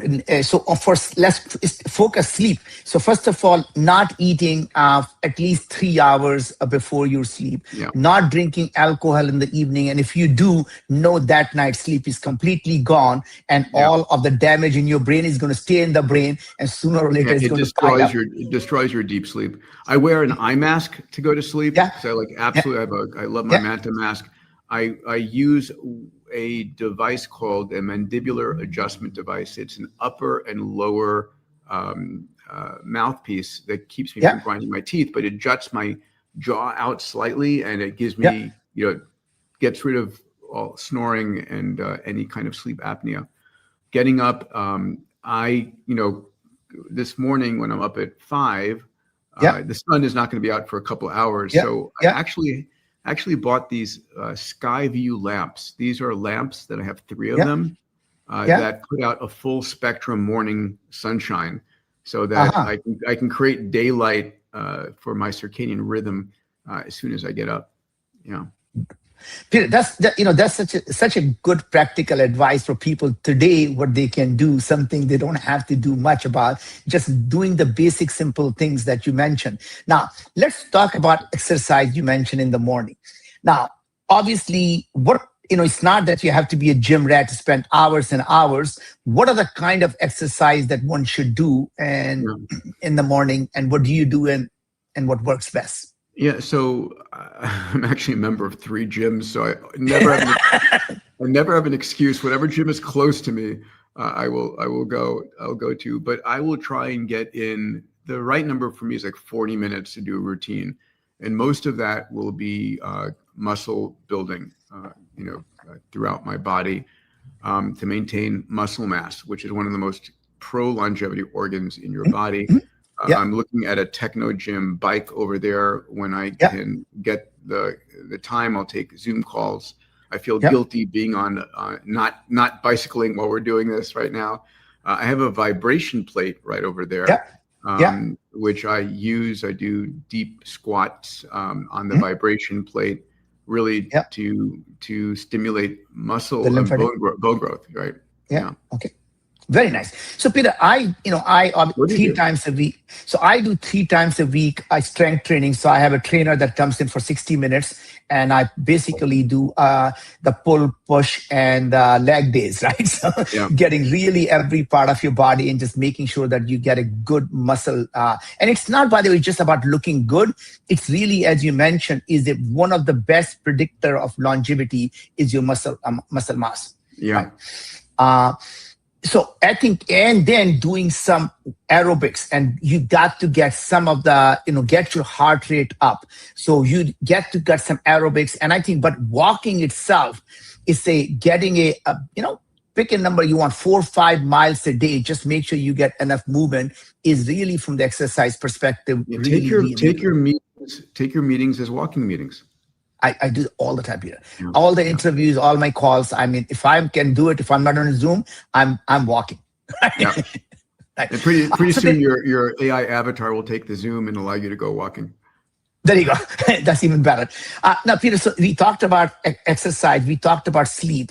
There are three other things that we're going to talk about next. That one is your favorite subject. But before we go to your favorite subject about mindset, we're going to talk a little bit about stress, and we're going to talk about nutrition, because I think those are the two other things that are super, super important in terms of longevity. So what's your routine in terms of not being stressed? Yeah, so I have not conquered stress, my friend. I am operating 7 days a week, 12 hours a day at a minimum. You know, if all the things I do, the detractor to my longevity is work levels and stress levels, because this is like the most exciting time ever to be alive. I try to use my mindset to, if there's a stressful situation, my mindset is, okay, how do I turn this to my advantage? I'm not going to let that bother me. I can, it's my reaction to it that is causing stress. It's not the thing itself. I'll do meditation for 15 minutes in the morning during my red light period of time, just to try and get myself balanced into the day, imagine what the day is going to be like and look like. But there's no question that stress, I use a pulsetto vagal nerve stimulator to try and put myself into parasympathetic. So it's important. It's the one area I think I'm the weakest in. What do you do for stress? Before I answer that, give me one situation that, recently that caused you, and you thought you were in a stress situation. What was that? Oh, it might be an argument with my wife. It might be a deal that I was working on, that I thought absolutely sure was going to materialize, vaporized in the last minute. And you're like, okay, what do I do now? Let's focus on that. Let's focus on that. So let's assume there is a deal that you thought was going to happen. It did not happen. Now, look back and, 20, 30 years from now, would this matter? Absolutely. The answer is and that to me is really about what I have learned, Peter, is that is over time I realized what is the worst that can happen. If this deal doesn't happen, life is going to be just fine. And accepting the fact that it is out of your control and it is what it is, and it's not, and by the way, it is probably for the good. And believing the universe is your friend and it is for the good just takes away. It is what it is, and you move on to the next thing. Now that did not happen, done. I no longer have to waste my time on it. What should I do next? And focusing on the next step, next action. So this is my advice in terms of reducing stress, is to just simply, whatever happens, you just simply say, it is. That happened. And now what am I going to do next? Yep, 100%. Love that. So you want to talk? Yeah, go on. What's next? Nutrition, and then the mindset, and then we're going to talk about a little bit more about how people develop before I go to mindset, because I have a lot of questions on mindset for you. On the nutrition side, obviously, you and I have spent probably more time talking about it than anyone, which is no such thing as universal healthy food. How do people know how to eat healthy? What do they do? And then we talk about the mindset. Yeah, I think that's so important, that there is no right diet for everyone. There is a optimal diet for you. I think there are a few fundamentals, right? Minimizing sugar in your life. So there are foods that are bad for everyone. So there are foods that are bad for everyone, but there may not be foods that are good for everyone. So let's talk about things that are bad for everyone first. Yeah. Everyone, no one should do this. We talked about alcohol. Let's, sugar. We have, for most of human history, we did not have, all we had was fruit. All we had, and by the way, it's not a orange juice or an apple juice, which is pure sugar. It is the entire fruit with all the fiber in it. Right. It's very important. So minimizing sugar in our lives. When you go out to a restaurant and they serve you a glass of wine and bread in the beginning, they're not doing you a favor. They're causing you to have a glucose and insulin spike that makes you hungry, that makes you order more, and just ruins your night's sleep that night. So I minimize sugar in my life. I'm not an angel, but I work on minimizing it wherever possible. And a lot of that is not having anything within easy reach. And by the way, if you have a bad night's sleep the night before, your willpower is shot the next day. And it's a downwards. I make sure to get enough protein because I am focused on maintaining muscle mass, and having enough protein in my diet is critically important. You know, I focus on increased vegetable. I love broccoli, and that's, you know, it's a plant that I know is good for me from my biome testing. But at the end of the day, you know, getting enough variety of color and vegetables, I mean, those are fundamentals. You know, eliminating soda, you know, phosphoric acid, and diet sodas are just awful, and people should know that. Artificial sweeteners, I mean, those are even worse than, I would say, if you're going to have to drink something, I would say take the regular glucose is better than the artificial sweetener if you have to ever make a choice, right?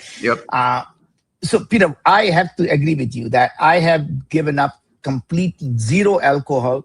I have, in fact, in the last 30 days, I've taken a complete sugar challenge that I'm not going to eat or drink anything with added sugar, right? And the best thing I do is, if I get a real desire to eat sugar, I eat some fruits. And the worst I do is eat some raisins. And that's I know I'm getting some fiber with that, right?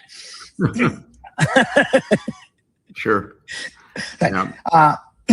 But now let's focus. The biggest thing that really, once you have achieved all of that, is mindset. And Peter, I want to talk a little bit more about Abundance 360, your platinum trip, and all the things that you do in terms of developing that mindset of abundance, and how do you go change of what the possibilities are. And everyone who's listening to it, what can they do?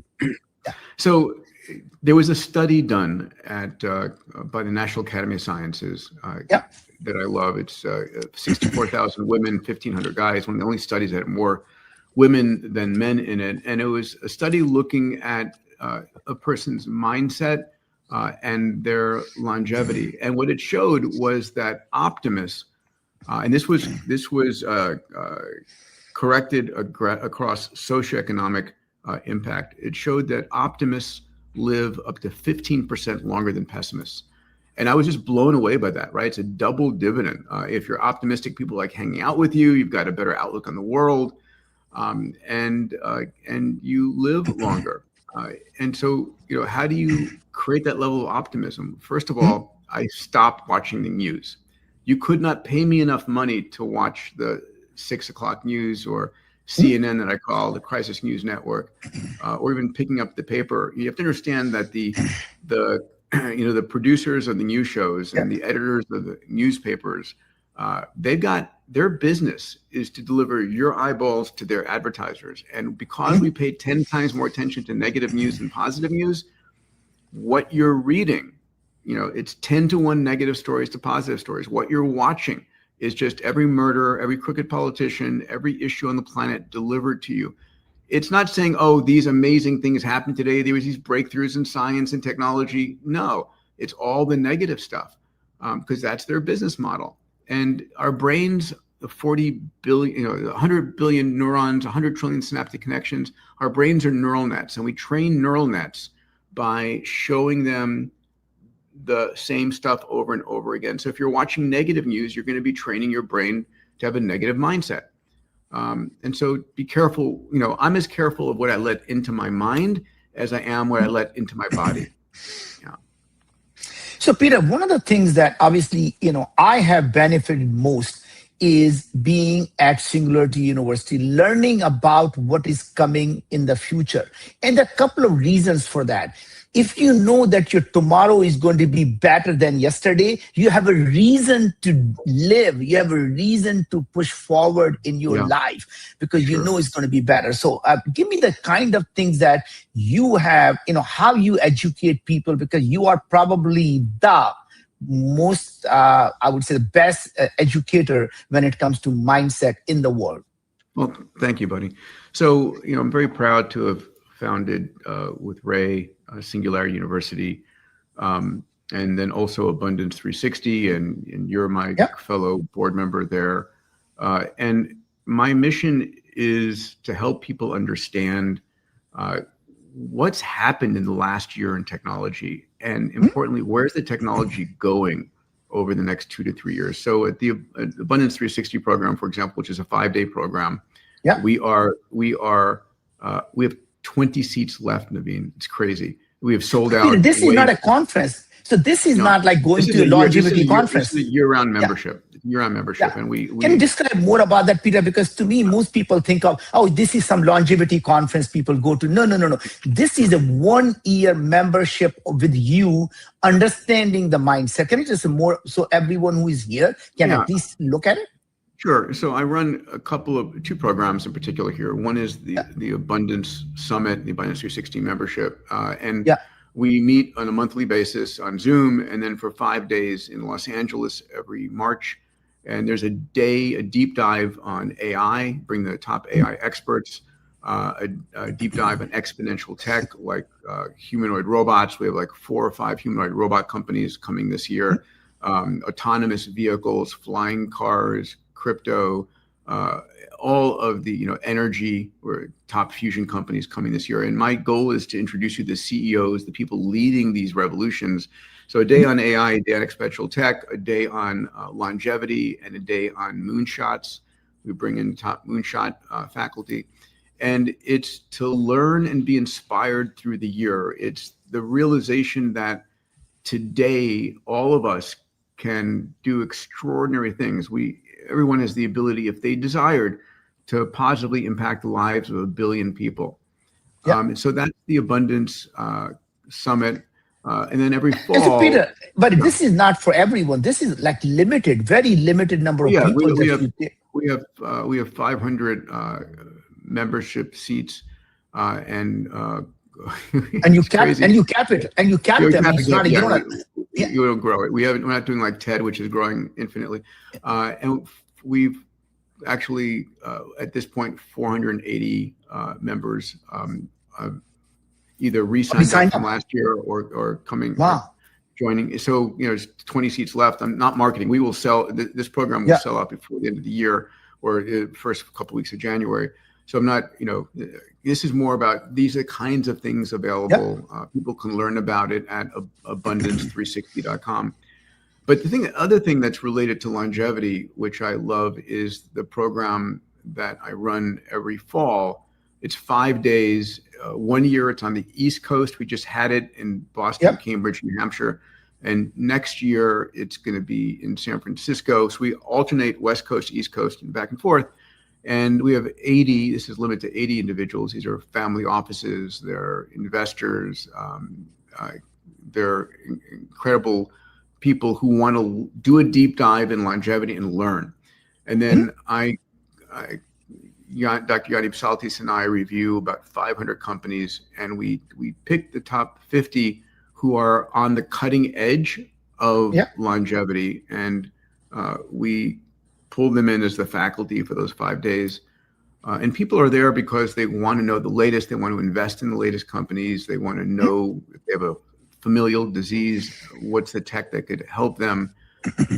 And I use those 5 days to sort of up level my knowledge about what the top tech and longevity is out there. Yeah. So Peter, I was with you on the summit in Boston, and you had, some of the people who were just the best in the top of the game, whether Dr. George Church, Dr. David Sinclair, Dean Kamen. These are the people that were talking about what is going on today, not someday in the future, and what is in the lab that you're going to be hearing about in the next 3 to 5 years.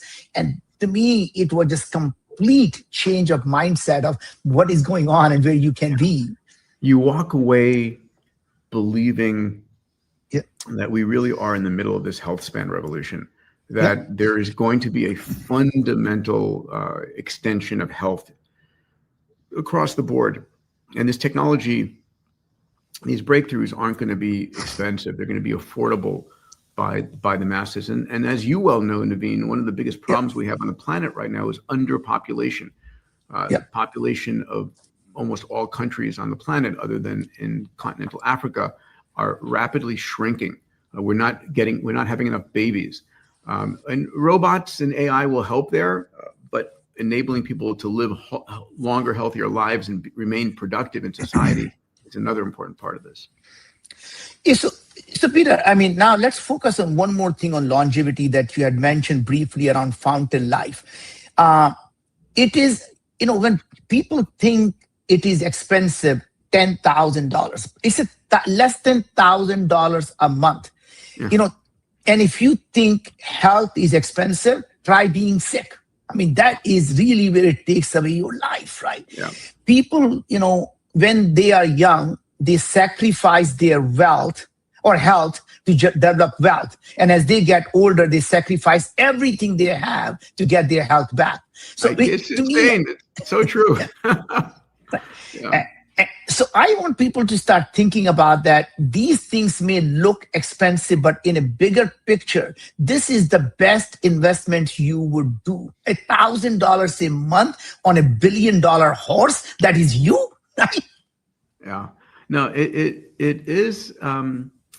It's strange because we spend so much money in the last year of our life in this red alert trying to, and if you had just spent the time and a fraction of that money earlier, you could have avoided this, right? So our mission at Fountain is threefold. One, can we find disease super early, right? So for example, we detect cancer in 3.2% of our members have a cancer they don't know about. Really? 3.2%? Wow. Yes. Yeah. 2.5% have an aneurysm they don't know about. And 14.4% have either cardiovascular, neurodegenerative disease, metabolic disease, something they need to take immediate action on. And, we said this before, your body is incredibly good at hiding disease. It does you a service to some degree of compensating always. And then at a point where it can't compensate anymore, you're at the doctor and your doctor is saying, operating room, go to operating room. I'm sorry to tell you this, but you've got, and then people say, I don't want to know. It's like bullshit. You're going to find out. You want to find out now when you can do something or when it's too late. And as the work that you've done with Viome, which is helping you gather massive amounts of data about what's going on early enough and giving you the direction to steer, right? I mean, and we didn't talk about this in diet, but not all foods are right for everybody. Broccoli is great for me, but it may not be great for somebody else. So what are your foods that you should avoid? What are the foods that are healthiest for you? I mean, food is your first medical defense. Truly is. So Peter, before we go, I have to ask you about obviously your book, Abundance, changed my life. That was one of the best books I have ever read in terms of mindset and possibilities. And you finally have a new version of Abundance and it's coming out soon. And I think people can actually buy that now, can't they? Yeah. Thank you. Thank you, pal. Yeah. The book is called We Are as Gods, a survival guide for the age of abundance. It is the best work I've ever done with my co-author, Stephen Kotler. We wrote Abundance, Bold, The Future's Faster Than You Think as a partnership, New York Times bestsellers. And We Are as Gods looks at the fact that we are, for all intents and purposes, what we are able to do today between breakfast and lunch is godlike. We're omniscient, omnipotent, omnipresent. And this is accelerating. And how do you get ready for that? And so we talk about, all the technologies that are creating increasing abundance in the world and the implications, but there's a lot of conversation from a mindset standpoint, from a purpose-driven standpoint, from up-leveling your ambitions in life. Very proud of the book. We have a pre-order campaign. If you go to diamandis.com/weareasgods, there's a whole bunch of bonuses you get access to. The book comes out in April, but the bonuses are available today. And really, we're as you well know, bestsellers are not just Yeah. randomly happen; they're engineered. So we want to give Amazon all of the data to tip its algorithms and support. So yeah, so diamandis.com/weareasgods, and you'll get a bunch of bonuses for the book. But I guarantee you, it's again one of the best book in my collaboration with Stephen. So excited for people to read it. And thank you. Peter, I cannot wait. I was hoping that it would be an audio book as well. I haven't seen It the will be an audio book, version. of course. I know. My kids say, Dad, you don't read books anymore. You just listen to them. And in fact, I went to diamandis.com and I was trying to order one, and there was only Kindle version and hardcover. Couldn't see the audible version yet. Oh no, it's not. That one is not out yet. I guess. Interesting. I wonder if we can allow people to buy an Audible version before the Audible is recorded. It's going to be recorded in February for the April. Well, I would love to buy one because, as a matter of fact, to me, that's the only way I read books nowadays. Yeah, the same. Yeah. So, Peter, as we're coming to an end of this session, I first of all want to thank you again for spending an hour with you. It really uplifts everyone. So everyone who's listening to it, probably now you can see why I enjoy spending my time with Peter, because your life is all about the time you spend with the people you spend the time with. Yes. And Peter, you're one of those people that I really have uplifted me and my family here. So last question for you is obviously you have been using Viome for the last 4 or 5 years. Just wanted to hear from you in terms of how have you incorporated Viome in your life, and what would you tell people who are listening to it? So first of all, one of the things that Viome did that I loved was help me personalize my toothpaste in the morning and in evening, right? Just because oral health is so critically important for you. I've gotten incredible respect for oral health, right? It is the passageway to the brain, and being careful about that.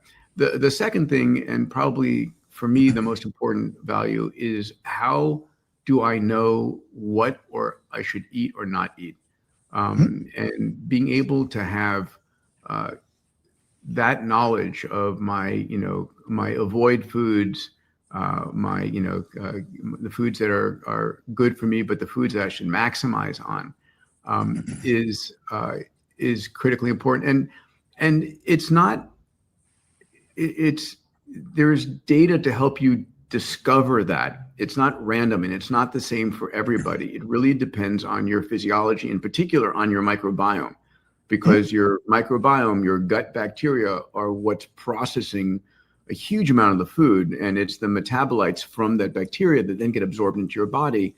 And depending on what bacteria are there, it's either a food that you should eat or shouldn't eat. So critically important.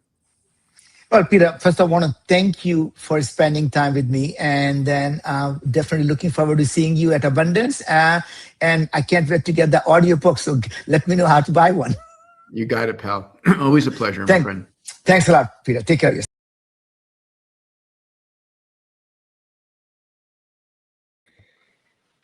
Ladies and gentlemen, we are coming to the close of the block 2 of day 3, and therefore of the Health and Longevity Summit. There is still some things for us to do together, but I want to know here, who are the Health and Longevity Summit warriors? If you have been here, day 1 from beginning to end, day 2 from beginning to end, day 3 from beginning to end, put a big yes in the chat. If you have been here only for day 3, put number 3. If you have been here only for day 2 and day 3, put 2 and 3. I want to know where you're at, because some of us have got so much input, so much knowledge from the leading doctors and the leading researchers in health and longevity. I'm seeing Jade, yes, Gagandeep Singh, advisor near me, Hoti, Toddy, Tina, yes, and I'm super behind on my 4 or 5 miles. per day. Well, this is an investment, right? I am also out of my routine here. As you know, people who have been here for a couple of days know that when we are closing the day, I kind of speak a little lower because it's late, it's middle of the night and my wife is sleeping. So I'm also making an investment here. But this is why it's good for you to take care of your health, for you to have your routines, because it allows you to get off it and experience the extraordinary. You have the ordinary where you take care of things, and this gives you tickets to the extraordinary. And here you are learning things that can bring back to your ordinary routines and make them even better. So this is what I am asking you right now here on the chat. If you have been here for 1 day, for 2 days, or for 3 days, tell me in the chat why specifically it was worthwhile to you to have come to the Health and Longevity Summit. What is something that you learned, or a couple of things that you learned? What is something that you did, that you started in this couple of days, or something that you stopped, a choice that you have made, a decision that you came up with that made these 3 days worth it? It's paramount that now you get the flashlight of attention. Remember, we were talking about awareness yesterday, and now your mind is full of different insights. Now it's time to capture them. How do you capture them? You be intentional in seeing where the mind is pointing at. Why was it worthwhile for me to dedicate this time and be here at the Health and Longevity Summit? So, I stopped using mouthwash, some people told me today. I already stopped eating late at night. I cooked more vegetables. I got myself the full body intelligence by Viome to get clarity on my direction for foods that improve my longevity, improve my quality of life. I'm here, a spirited bohemian, saying I'm here for 3 days. I have to be in the longevity coaching field. I have found my purpose. So we're talking about direction, life direction, perhaps here. It's so refreshing to hear so many smart people confirm the life that I choose to live. Linda is saying awareness, knowledge is power. Hotitori is saying to add new behaviors, to follow new leaders in longevity for curiosity and personal health development. And also saying that I took my Viome test because you held me accountable. I remember from yesterday. It's wonderful that you did it. You said that you had it at home and you needed to take the test. Now it's taken, and 2-3 weeks from now, you're going to have the results, and then you take action on that. If now, whenever you receive the results, send me a message. Go find me on Instagram or something. You can find my Instagram over here. Send me a DM. Say, hey, I got my results, and these are the changes that I'm making in my nutrition. Can we agree on that? Yeah, on the implementation of the results. I would love to know from you. Let me see. Jade is saying, I blocked these days ahead of time because of my belief in Naveen, and how do I pick only a few things to express? So very many things inspired me, and you have been so active, Jade, since day one here with us, and I really appreciate the how lively you and so many others kept the chat throughout the entire Health and Longevity Summit. With that said, ladies and gentlemen, who we have here to finalize and close the Health and Longevity Summit is the man himself, Naveen Jain, just waiting in the backstage. So now let me call you Naveen here to the stage. Naveen, brother, it's good to start and good to close the Health and Longevity Summit with you. How are you doing? Well, first of all, I'm doing absolutely amazing. And Ronan, such a, thank you to you for being here for 3 days and everyone else who has been part of our journey for 3 days.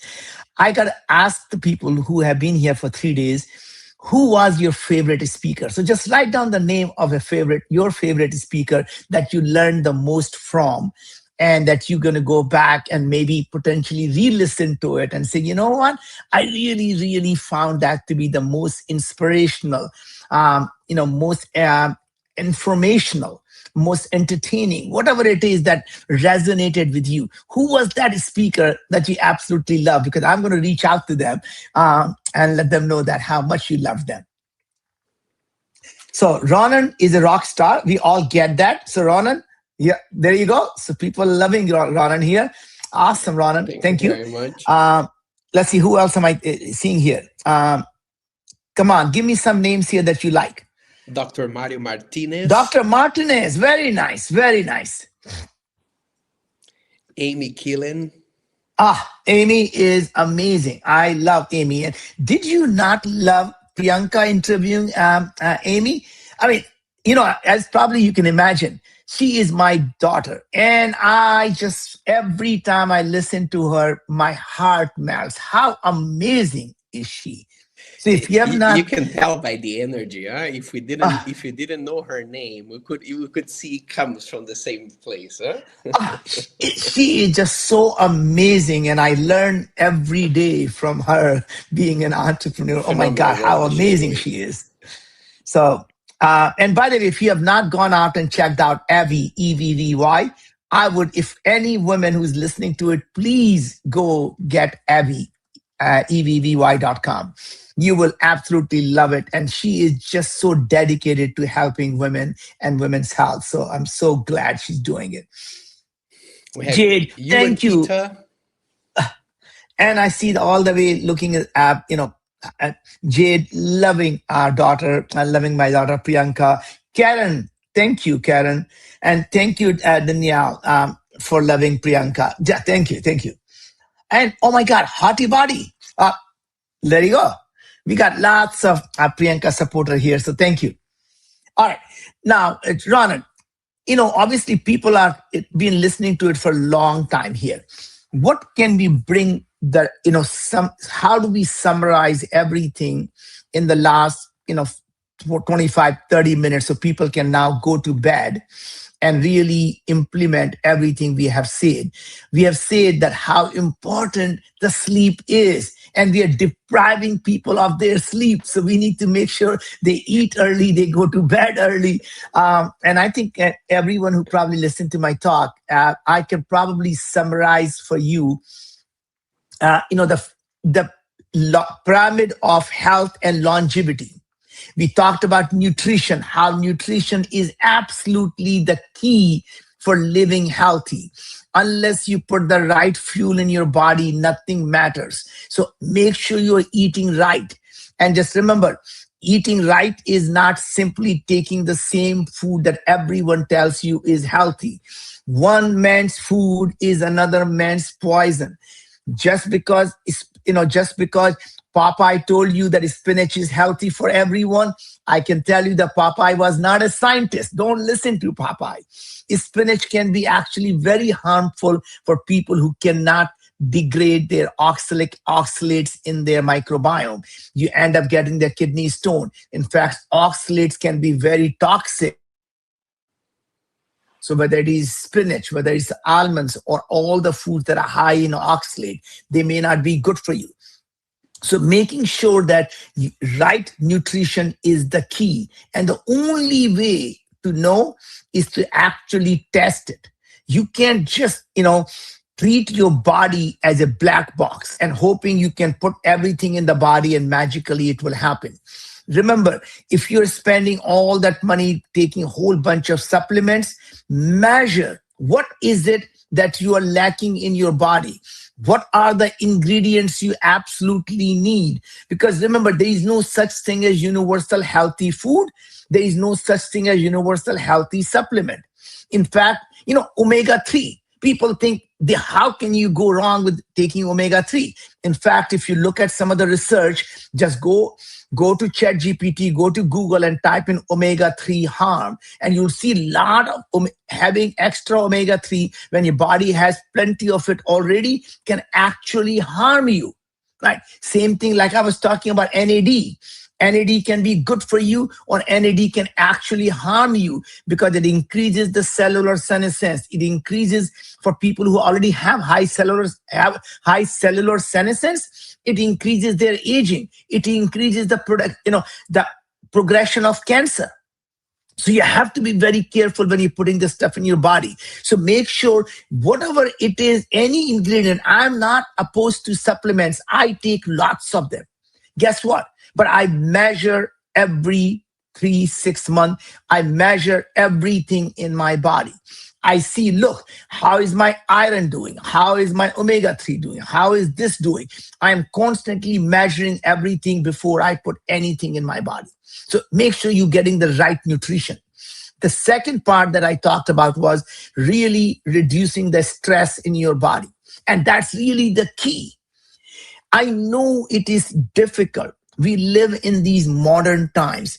It is so difficult not to be stressed because after all, you watch the news, it is designed to stress you. Think about why the news exists. They're not there to inform you.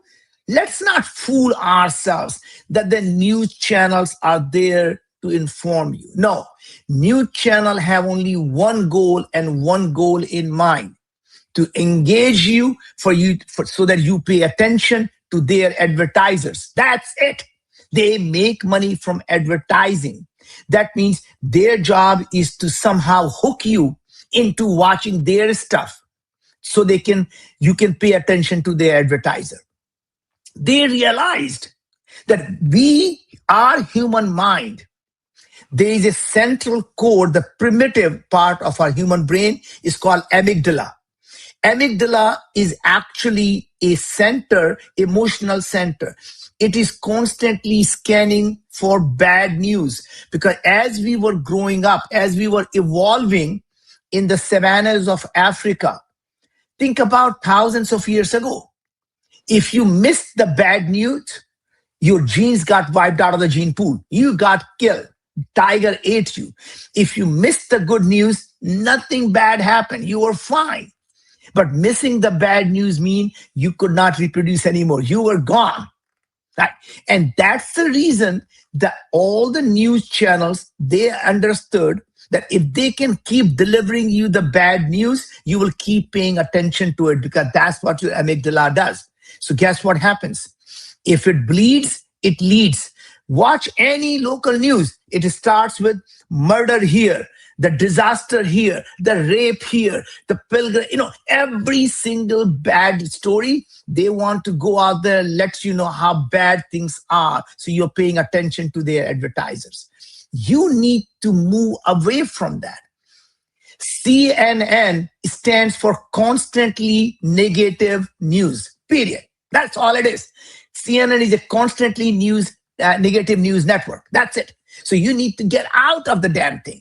So shut down all the news. Find the things you care about and learn specifically. Ask the question, go to AI and say, tell me about this. And use that to actually learn what you want to learn.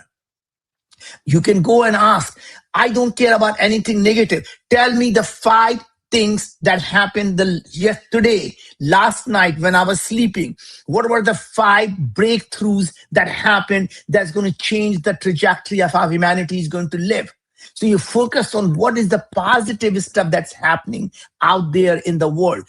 Start thinking about what are the things you're curious about, and you go out and search for the news for those items, not for the things that news channels want you to pay attention to for their advertisers, right? So that is the key, is to make sure your body is never into the fight or flight response, because when your body goes into fight or flight response, you're no longer processing the food, because as I mentioned, when you are actually stressed, your body in a fight or flight response gets rid of all the system that it thinks are non-essential. Digesting your food is not essential because you're about to be lunch for someone else, right? So immune system. So those are the things you need for longevity, health, and longevity. But those things don't work when you're stressed. So make sure, couple of things. Don't watch news. Find the news that are positive news by looking out for them. Number two, make sure that you are constantly practicing gratitude. When you go to sleep, what are the 5 things that happened today that you're thankful for? What are the things in your life that you absolutely thankful for? And it doesn't have to be anything big. It can be the fact I'm able to walk without pain. Thank you, universe, for allowing me to do the things I can do without having pain. Look around.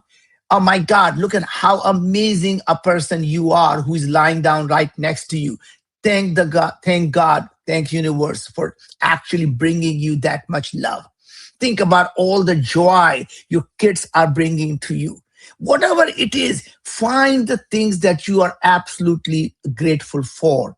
And before sleeping, repeat, I'm so thankful. I am grateful for all I have, right? And just do that multiple times every day. When you wake up in the morning, make sure you go into you don't have time, take 5 minutes.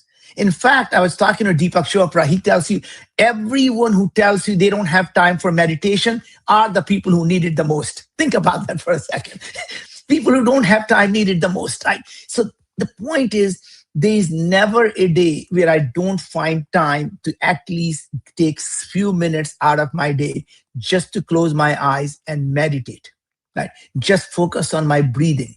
Be thankful for that amazing breathing. You can feel the air going into your nostrils. You can feel it going down. It's rejuvenating your heart. It's rejuvenating your lung. It's rejuvenating your gut. It's rejuvenating every part of your body. Go as you're breathing, you start to feel every part of your body, how that oxygen, how is that air is going to rejuvenate every part of your body. And as you start to pay attention to your body, suddenly all your problems just melt away. Right? So that's something I do for reducing stress every single day. Now, third is exercise. Now, exercise is something I take it very seriously, and I am now preaching to the choir here. Ronan is the man when it comes to the 10x, the how to go out and get the 10x out of your body. I do really, really simple things. I at least walk 4-5 miles every single day, period. If I am doing a phone call, I put my AirPods on and I go for a walk. If I'm meeting someone, I take them out for a walk. If nothing else, I put my audiobook and I go out for a walk. But I'm always walking, and thankfully in Seattle where I live, there are lots of ups and downs. So I get a really nice uphills all the time. Right? And then 3 times a week, I religiously do my weight training. Now, I have a trainer, but you don't need, if you can't afford a trainer, it's okay. You can use your body weight. Just make sure you do push-ups. Make sure you do squats. Make sure you can do lunges. And Ronan, you can probably give them a bunch of strength thing you can do using body weight. And not, even if you have nothing else, pick a carton of a milk and just do the bicep with a carton of a milk. I don't care, but find something at your home, lift it and just do the bicep, triceps. What would you recommend, Ronan, for exercise at home for people? I did, during COVID, I did a program called Advanced Home Workouts that is using bottles of water, broomsticks and things like that. But the easiest and cheapest thing is to buy a set of resistance bands. Resistance bands are these elastic bands that you can stretch. Some of them are open, some of them are a closed loop. You can step on them, and then you can do a tricep extension here. If you step on the band and pull it overhead, you can step on them and pull them and work on the bicep. You can hold on the side and work on the shoulder. You can hold in front and squat your body. You can do deadlifts. You can do all the different types of exercise. And really, really, you need 6. You need a form of horizontal push. There's something like a push-up or against the wall. You need a horizontal pull. That is when you are bending over, and imagine that you're holding a resistance band and pulling it towards your back. You need a vertical push, that when you get a resistance band over here and you push it overhead. You need a vertical pull, so you put this elastic on the around the door, and then you pull it towards your back. You need something for the legs in which you push, like a squat when you're sitting down, and you stand up, and it's something like a hip thrust. That is that movement when you're lifting a box from the ground. You bend your body forward, and then you bring your hips forward, because you have a hip hinge movement. With this 6, you work your entire body, and you can do this from your home if you have resistance bands. But they're really, really cheap on Amazon. I got the bands. I mean, you basically get them in multiple colors. They have a multiple resistance. So you can get, the green, the red, and the black. And really, they're very, very cheap. And Linda, thank you very much. I know you have to go to sleep now. So good night. And thank you very much for being here. And just wanted to acknowledge you. So point is, that's important, and you should really do that. And you don't have to spend a lot of money. As you said, resistant bands, you can probably buy them for $10, $15 on Amazon, and you could do literally all the exercise that Ronan talked about, all 6 exercises for push, pull, legs, and bicep, triceps, or overhead, all of the stuff you can do with resistant bands. Right? Number 4 is my most important thing: sleep. And again, as I mentioned, it is the quality of sleep more than just the quantity of sleep. Don't just lie in the bed for 8 hours and thinking you got 8 hours to sleep. No, sir. No. What you need is about hour and a half to hour and 45 minutes of REM sleep, and hour and 15 minutes to hour and 30 minutes of deep sleep. And the tools that I use for sleeping are 3 or 4 things. First thing, you can't improve something unless you measure it. So I measure it multiple ways. I have an 8 sleep mattress. I have an Oura Ring. I have an Apple Watch here, right? So I do all 3 things. But religiously, I take my Apple Watch off in the night, actually, some of the times. But I'm always wearing my Oura Ring and my 8 sleep. I need to know the couple of most important things I measure. My resting heart rate. Resting heart rate is a predictor of how well are you recovering from your exercise. How well are you, recovered from your stress? Because when you're stressed, your heart rate is high. So you want to bring your heart rate down. And most of the time, my heart rate in the night goes down to about 50, which is really good. If you can bring into high 40s or mid 40s, more power to you. I'm really hoping with my meditation and stuff, I can bring it down. But when it's in 60, that means I'm not getting a good recovery. And that's really a problem. Heart rate variability. It also tells you that how well you in fact have recovered. Because when you have a low heart rate variability, that means you're not recovered fully well. REM sleep and deep sleep. As I said, deep sleep is so important because this is the only time when your brain goes into the slow motion wave. And the slow motion wave actually impact your glymphatic system. Glymphatic system is that pushes the fluid in your brain to remove the toxic and gets it into your spinal fluid. So this is really about, mopping, really pushing the fluid out and getting all the toxins from the brain out. So deep sleep is absolutely important. And here are the things I would suggest. Don't eat at least 3 hours before sleeping. Right. So I go to sleep at 9 p.m. That means I don't eat after 6 p.m. period. Right. Number 2, don't drink any alcohol ever, period. Don't care in the morning, and don't care in the afternoon, don't care in the evening. There is no amount of alcohol that is good for you, period. Anybody who tells you 1 glass of red wine is good, it is not good. There's zero scientific proof that any amount of alcohol is good for you. And I can assure you that you can have a tremendous amount of fun without drinking alcohol. Right? Here is my party trick. When I am normally having dinner, I have a still water. When I'm in absolutely party mode, I get sparkling water and I even squeeze the lime in there, right? And that's my party drink. A sparkling water with a squeeze of lime is my mojito, right? I am drunk. I'm having fun.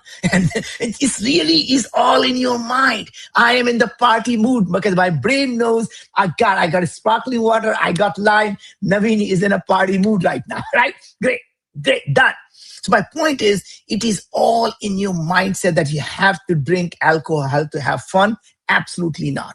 Now, caffeine is something, I'm going to tell you something totally controversial.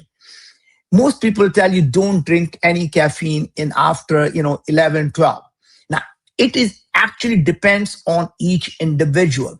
I normally take caffeine even 3 or 4 o'clock. It does not impact my sleep, but I know my wife, if she drinks any caffeine in the afternoon, she cannot sleep well. Right. So yes, it's very, very personalized to each individual. So I would say, if caffeine does not work for you, please just don't drink it, but know what is working for you, what is not working for you by measuring your sleep. And the last thing, Ronan, in terms of health and longevity, I would summarize is really purpose and community. Now, in this summit, all the people that you saw on the comments, people who were around here, who listened to it for 3 days, that is your community. Ronan, is there a way people can find a way to communicate with these people who were at Summit and really create a community of the thing? Or maybe we could do it at Wyoming, bring all these people together and really so they can continue to have a journey, share their experiences, what they have done to change their things, and how other people are doing that, so they can actually continue to grow together in their health and longevity journey. I would love to see if that's possible.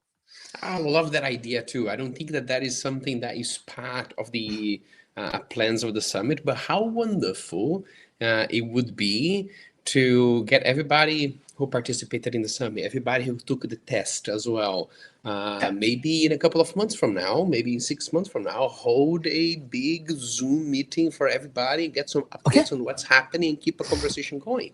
Yeah. Good. So I will find it for that. Say me in the chat. Yeah, and I think maybe if everybody wants that to have a connection to the community, please say yes. And I'll find a way to get someone in our side to create a community of all the people who are here so they can continue to communicate with each other. Okay, now let's see. The other thing is purpose. You really have to have a purpose in life. If you're not living a life of purpose and a mission, you are wasting your life away. Find something that you care so deeply about that you're willing to dedicate 10, 20 years of your life to. Find something that you're willing to die for and then live for it, right? Find something that you have a deep connection to, your deep purpose. And once you do that, you will find that you have this North Star that's constantly driving you forward. How can you possibly be sick when you have so much to do in your life? When you're not living just for yourself, you're living it for making the humanity better, right? That is the kind of things you need in life to continue to push you forward so you can help more people live healthier, longer, better lives, right? If there's no one else doing it, start your own company to go find your mission and go out and make that mission come true. I am here for you. You can reach out to me anytime on Instagram, on LinkedIn. You can send me an email. I'm the easiest person to communicate with. If there is anything I can do for you, just know I'm here for you. I want you to succeed. I want you to be healthy. I'm here because I think I have a mission to make people healthier. Having gone through my own life journey on health, watching my dad die from cancer, I am committed to solving this problem. I don't need to do this for money. God has been very kind to us. I don't need to make a dime to be happy. I am very satisfied in my life. I have more than I could ever ask for. And here I am always working 16, 17-hour days, 7 days a week, because I believe we can change the way people are going to live their life.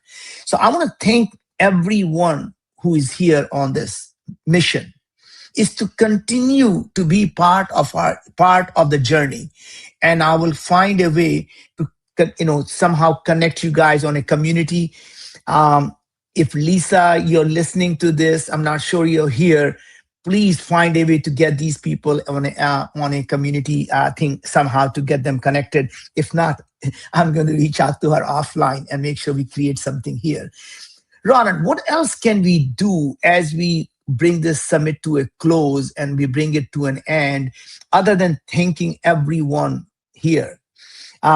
Somebody, Spirited Bohemian, has a question. Does it? No, you don't have a question. No. Yeah, no. it's a comment. Yeah, saying that health coaching and longevity coaching is something that they would love to do, and say I would love to work with Viome as a coach, which is something that very well expressed throughout the entire summit by a lot of people saying, hey, not only want to change my health, but eventually I want to help other people change theirs, which I think is a very beautiful sentiment to build a community upon. Okay, in that case, why don't you reach out to me on LinkedIn and Instagram, and I will see if somebody on my clinical nutrition team can talk to you and figure out how we can help you becoming a health coach. Anything else, Ronan, we need to do before we let our friends here go? And I know it is a sad, at the end of the thing, it's like party is over, the club is closing. And to me, actually, it reminds me more of the things that, you're on a great vacation in your family and the vacation is ending. You're saying, oh my God, do we have to really go? We're here trying to keep it going for just a little more and just a little more. But I want to make one reminder to everybody. First, as I make this reminder, I want to ask to everybody in the chat here, as your last words, I think what would be really fulfilling to all of us, and also for us to share with other speakers, is what is your summary? What is your main insight? Naveen just came here and summarized the entire structure for health and longevity. What reached you? What is the one insight, the one summary, the one epiphany that you are carrying with yourself beyond the summit? That is something that I would love to know. And while I give a reminder to everybody, go ahead and put in the chat. For you, what stuck with you is fill in the blank. What I want to remind Ronan, would you be, I know I'm going to probably regret it. I'm going to throw my email here. And if anybody wants to actually send me their comments, send me the stuff, I will be thrilled to hear from you. And my email is Naveen, N as in Nancy, A as in Alaska, V as in Victor, E as in Edward, E as in England, N as in Nancy, Naveen at Viome.com, V as in Victor, IOME.com. Please send me your comments, send me what you learned. If you have any question, anything I can do for you, just reach out to me, Naveen at Viome.com. There's something that I appreciate, and I think everybody here appreciates about you, Naveen, is how you show up in life, and how full of life and full of passion for life you are. I remember the first time I've ever seen you speaking.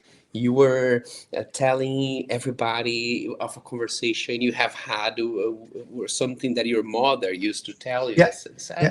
Naveen, the sky is the limit. And he would say, no, the sky is not the limit. I want to go beyond that, right? And I found such a genuine, beautiful way of seeing life in your actions up until today. The way that you show up in a online summit, in the conversations that you have had, they just reverberate that. And I think me and everybody here has a lot of appreciation for you, for your family, for your company, and for the things that you're doing to all of us. Thank you so much, brother. It's truly an honor to Thank you. Be present with such a fantastic human being. It's such my heart. Beautiful. Thank you so much, and thank you everyone who is here.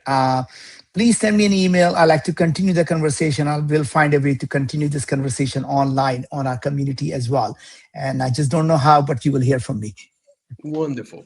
For everybody who is here and still are in the haven't got your full body intelligence test yet, remember that there's a QR code will show up in the screen at some point here in the top left corner.